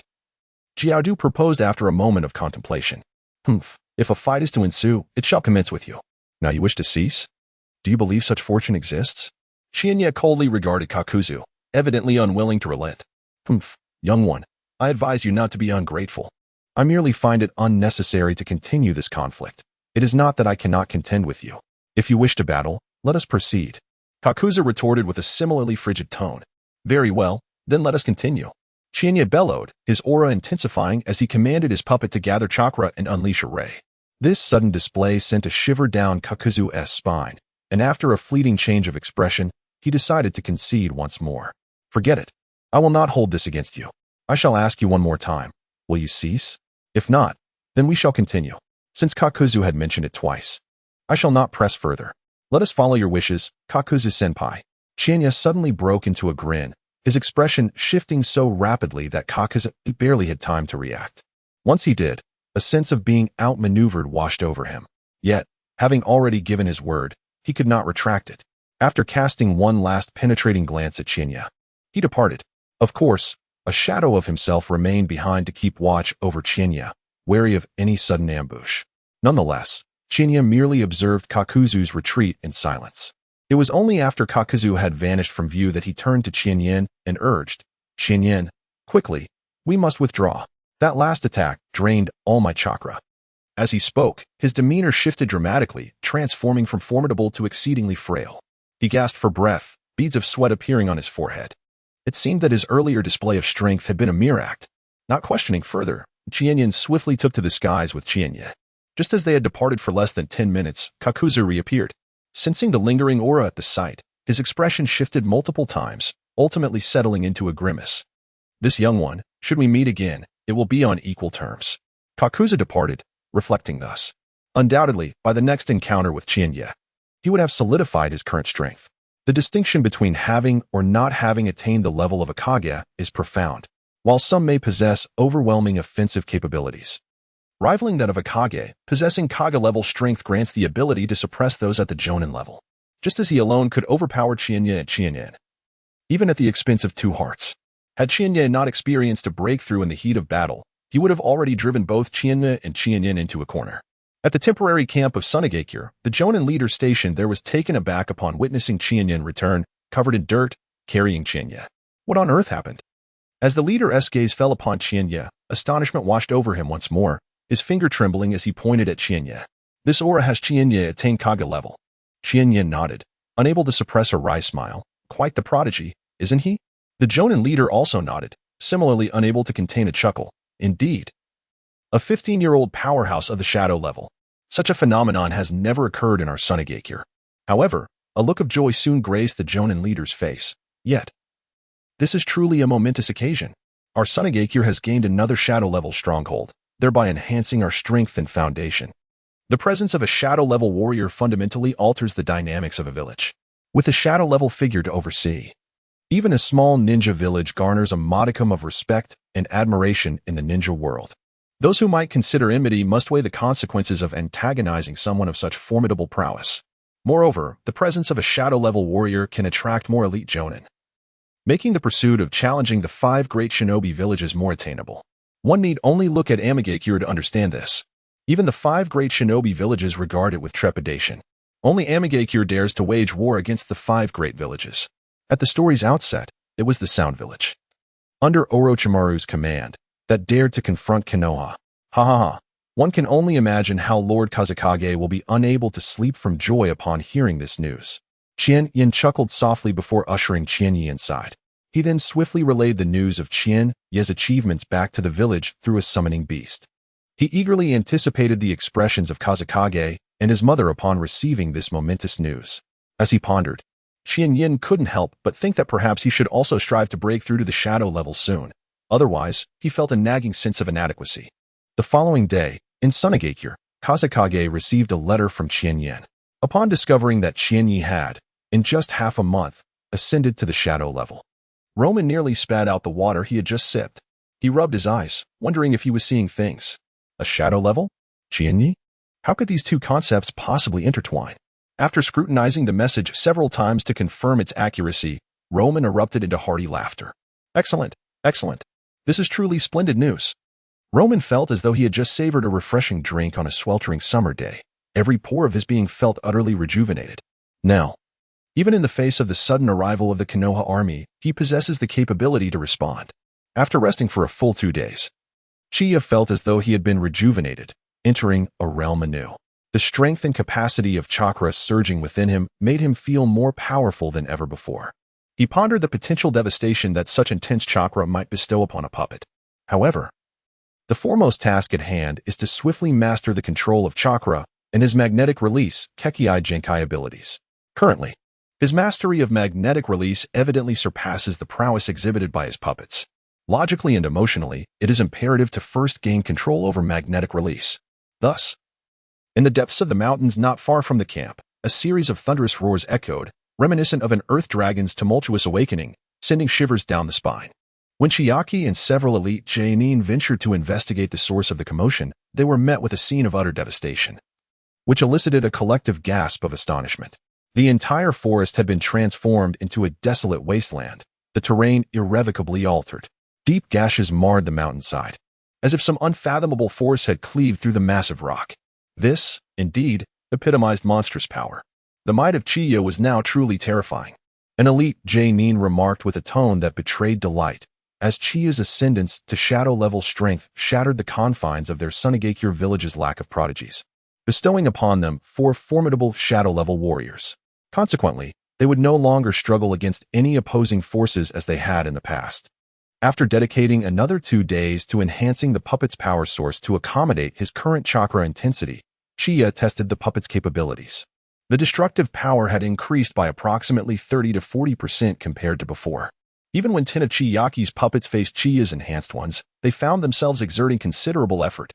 On that very day, the once dormant Awagakure, rife with internal turmoil, finally reached a consensus to deploy an army of 18,000, their sights set firmly on Sunagakure. The third Suchikage, Anoki, would personally lead the charge. This news swiftly reached Chiyo and his companions stationed at the border of the Land of Rain. So, they have indeed taken action? War is upon us once more. Chiyo's expression grew solemn. War signifies death, bloodshed, and enmity. Even shadow-level warriors cannot claim immunity on the battlefield. They promptly relayed this alarming information back to Sunagakure, igniting a tempest of turmoil within the village. Initially, panic and insecurity reigned supreme, particularly as they had just emerged from a grueling conflict with the Rain village, leaving them battered and bruised. Now, they faced the even greater threat of Awagakure. A daunting prospect indeed. However, once the news of Chiyo's elevation to shadow-level strength circulated, the initial disbelief and skepticism soon dissipated, replaced by a renewed sense of courage and determination throughout Sunagakure. War. Repel the enemy. Many inhabitants of Sand-Hidden Village are indeed formidable warriors. The disparity between those at the pinnacle of strength is immense. Consequently, after Romon once again entrusted the governance of the village to the Grand Elder, he mobilized an additional 15,000 troops, accompanied by Chiyo and HC. Meanwhile, Chiyo and the others awaited their rendezvous with Romon at the front lines. As anticipated, the conclusion of war would not come easily. Standing atop a high vantage point, Chiyo gazed down at the dense jungle below and expressed his thoughts to Chiyo beside him. Born in tumultuous times, lacking the ability to pacify chaos like the first Hokage, one cannot escape the ravages of war.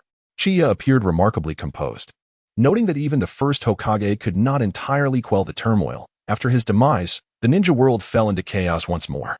What we can do is strive to become stronger, thus securing a greater foothold and voice amidst the turmoil, ultimately safeguarding our own safety.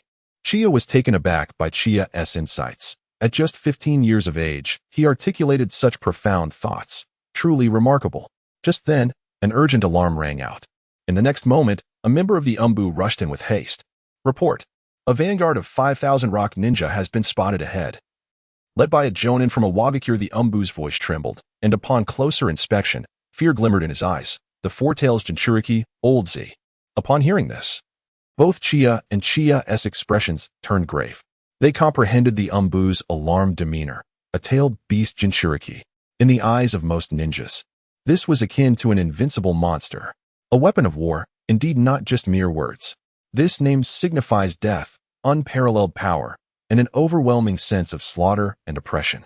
With our numbers outmatched and the presence of a tailed beast Jinchuriki, how audacious of the rock ninja.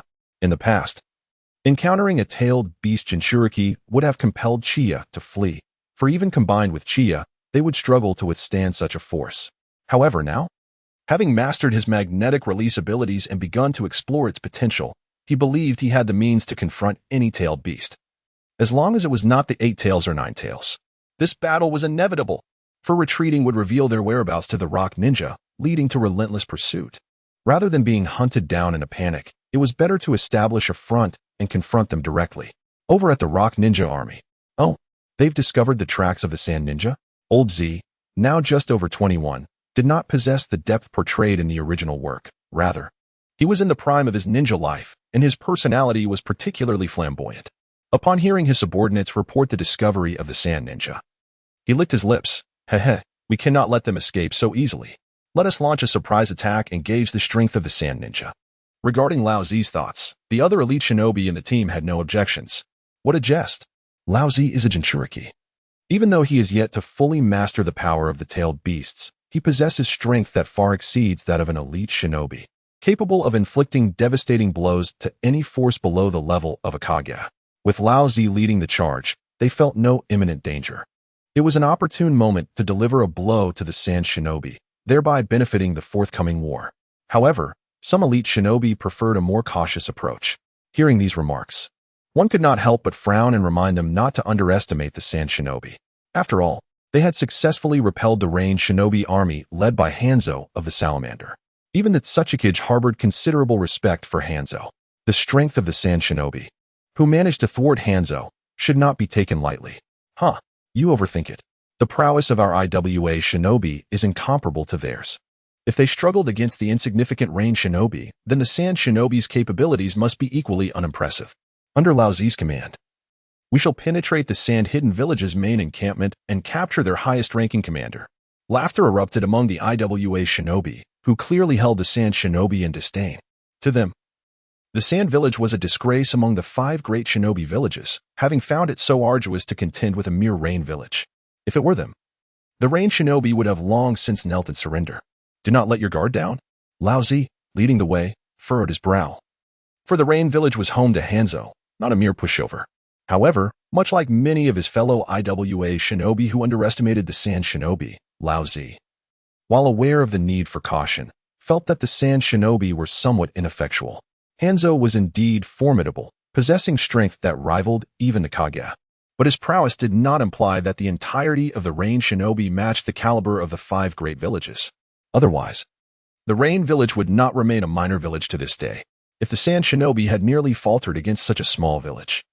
Then defeating the Sand Hidden Army would be a straightforward endeavor. Lao Zi exercised caution. Some middle-aged elite shinobi within the IWA army could not help but advise. Having survived 2 great ninja wars and emerged from a sea of corpses and blood, they approached warfare with great prudence. They did not regard the Sand Shinobi, who struggled against the Rain Shinobi, as mere weaklings. To have secured a place among the 5 great shinobi villages in this era of rising powers, the Sand Shinobi were certainly no easy prey. While one should not underestimate the Sand Shinobi, you are overly cautious. Lao Zi dismissed their concerns.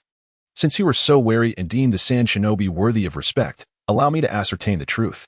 He unleashed his sensory abilities, and before long, a smile crept across his lips, taking on a somewhat menacing quality. I sense it. I sense the presence of the Sand Shinobi.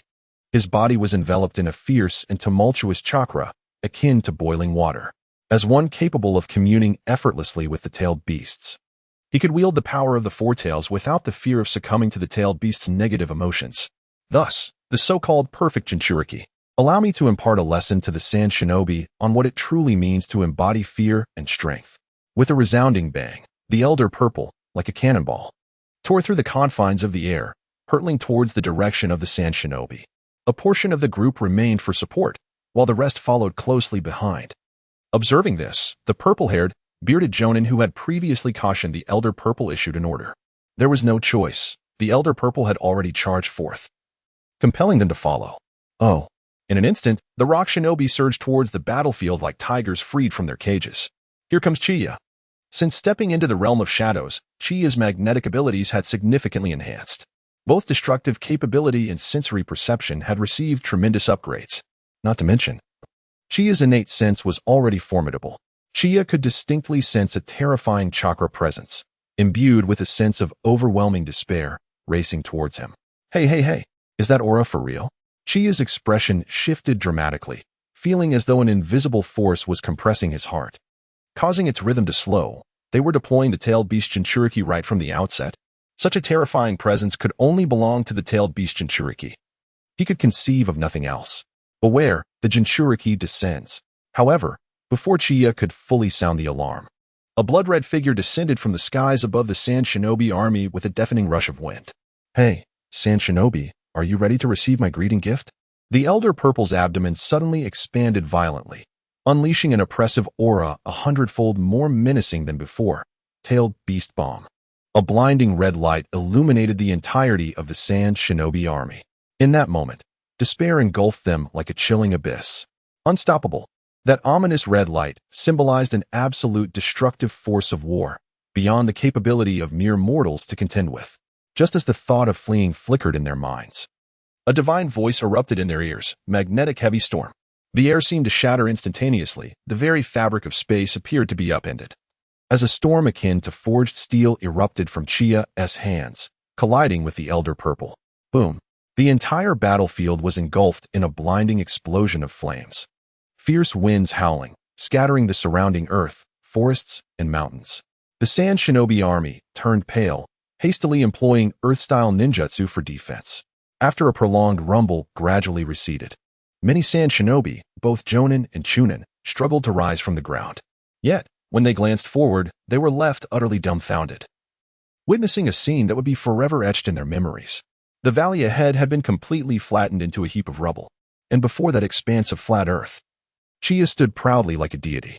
Little brat, that hurts. Just as they were engulfed in shock, a cold, furious voice suddenly erupted not far from Chiyo. The crowd felt a flash before their eyes as a crimson shadow swiftly approached Chiyo. It was the Elder Purple. At this moment, he appeared rather disheveled, his body marked by several chaotic wounds, blood oozing profusely, and his clothing tattered, resembling that of a beggar. Be careful. A group of sand ninjas exclaimed in alarm as they witnessed Old Purple unleash a furious punch towards Chiyo's head, who remained unresponsive. Magnetic force of the earth. Just as he was about to be struck, Chiyo calmly uttered 4 words. A hum resonated as Old Purple felt an invisible, immense pressure suddenly enveloping him from all directions. As if he were ensnared within a terrifying force field, every cell in his body seemingly on the verge of being crushed. How is this possible? Gritting his teeth, Old Purple summoned a greater power from within to break free from the confines of this force field.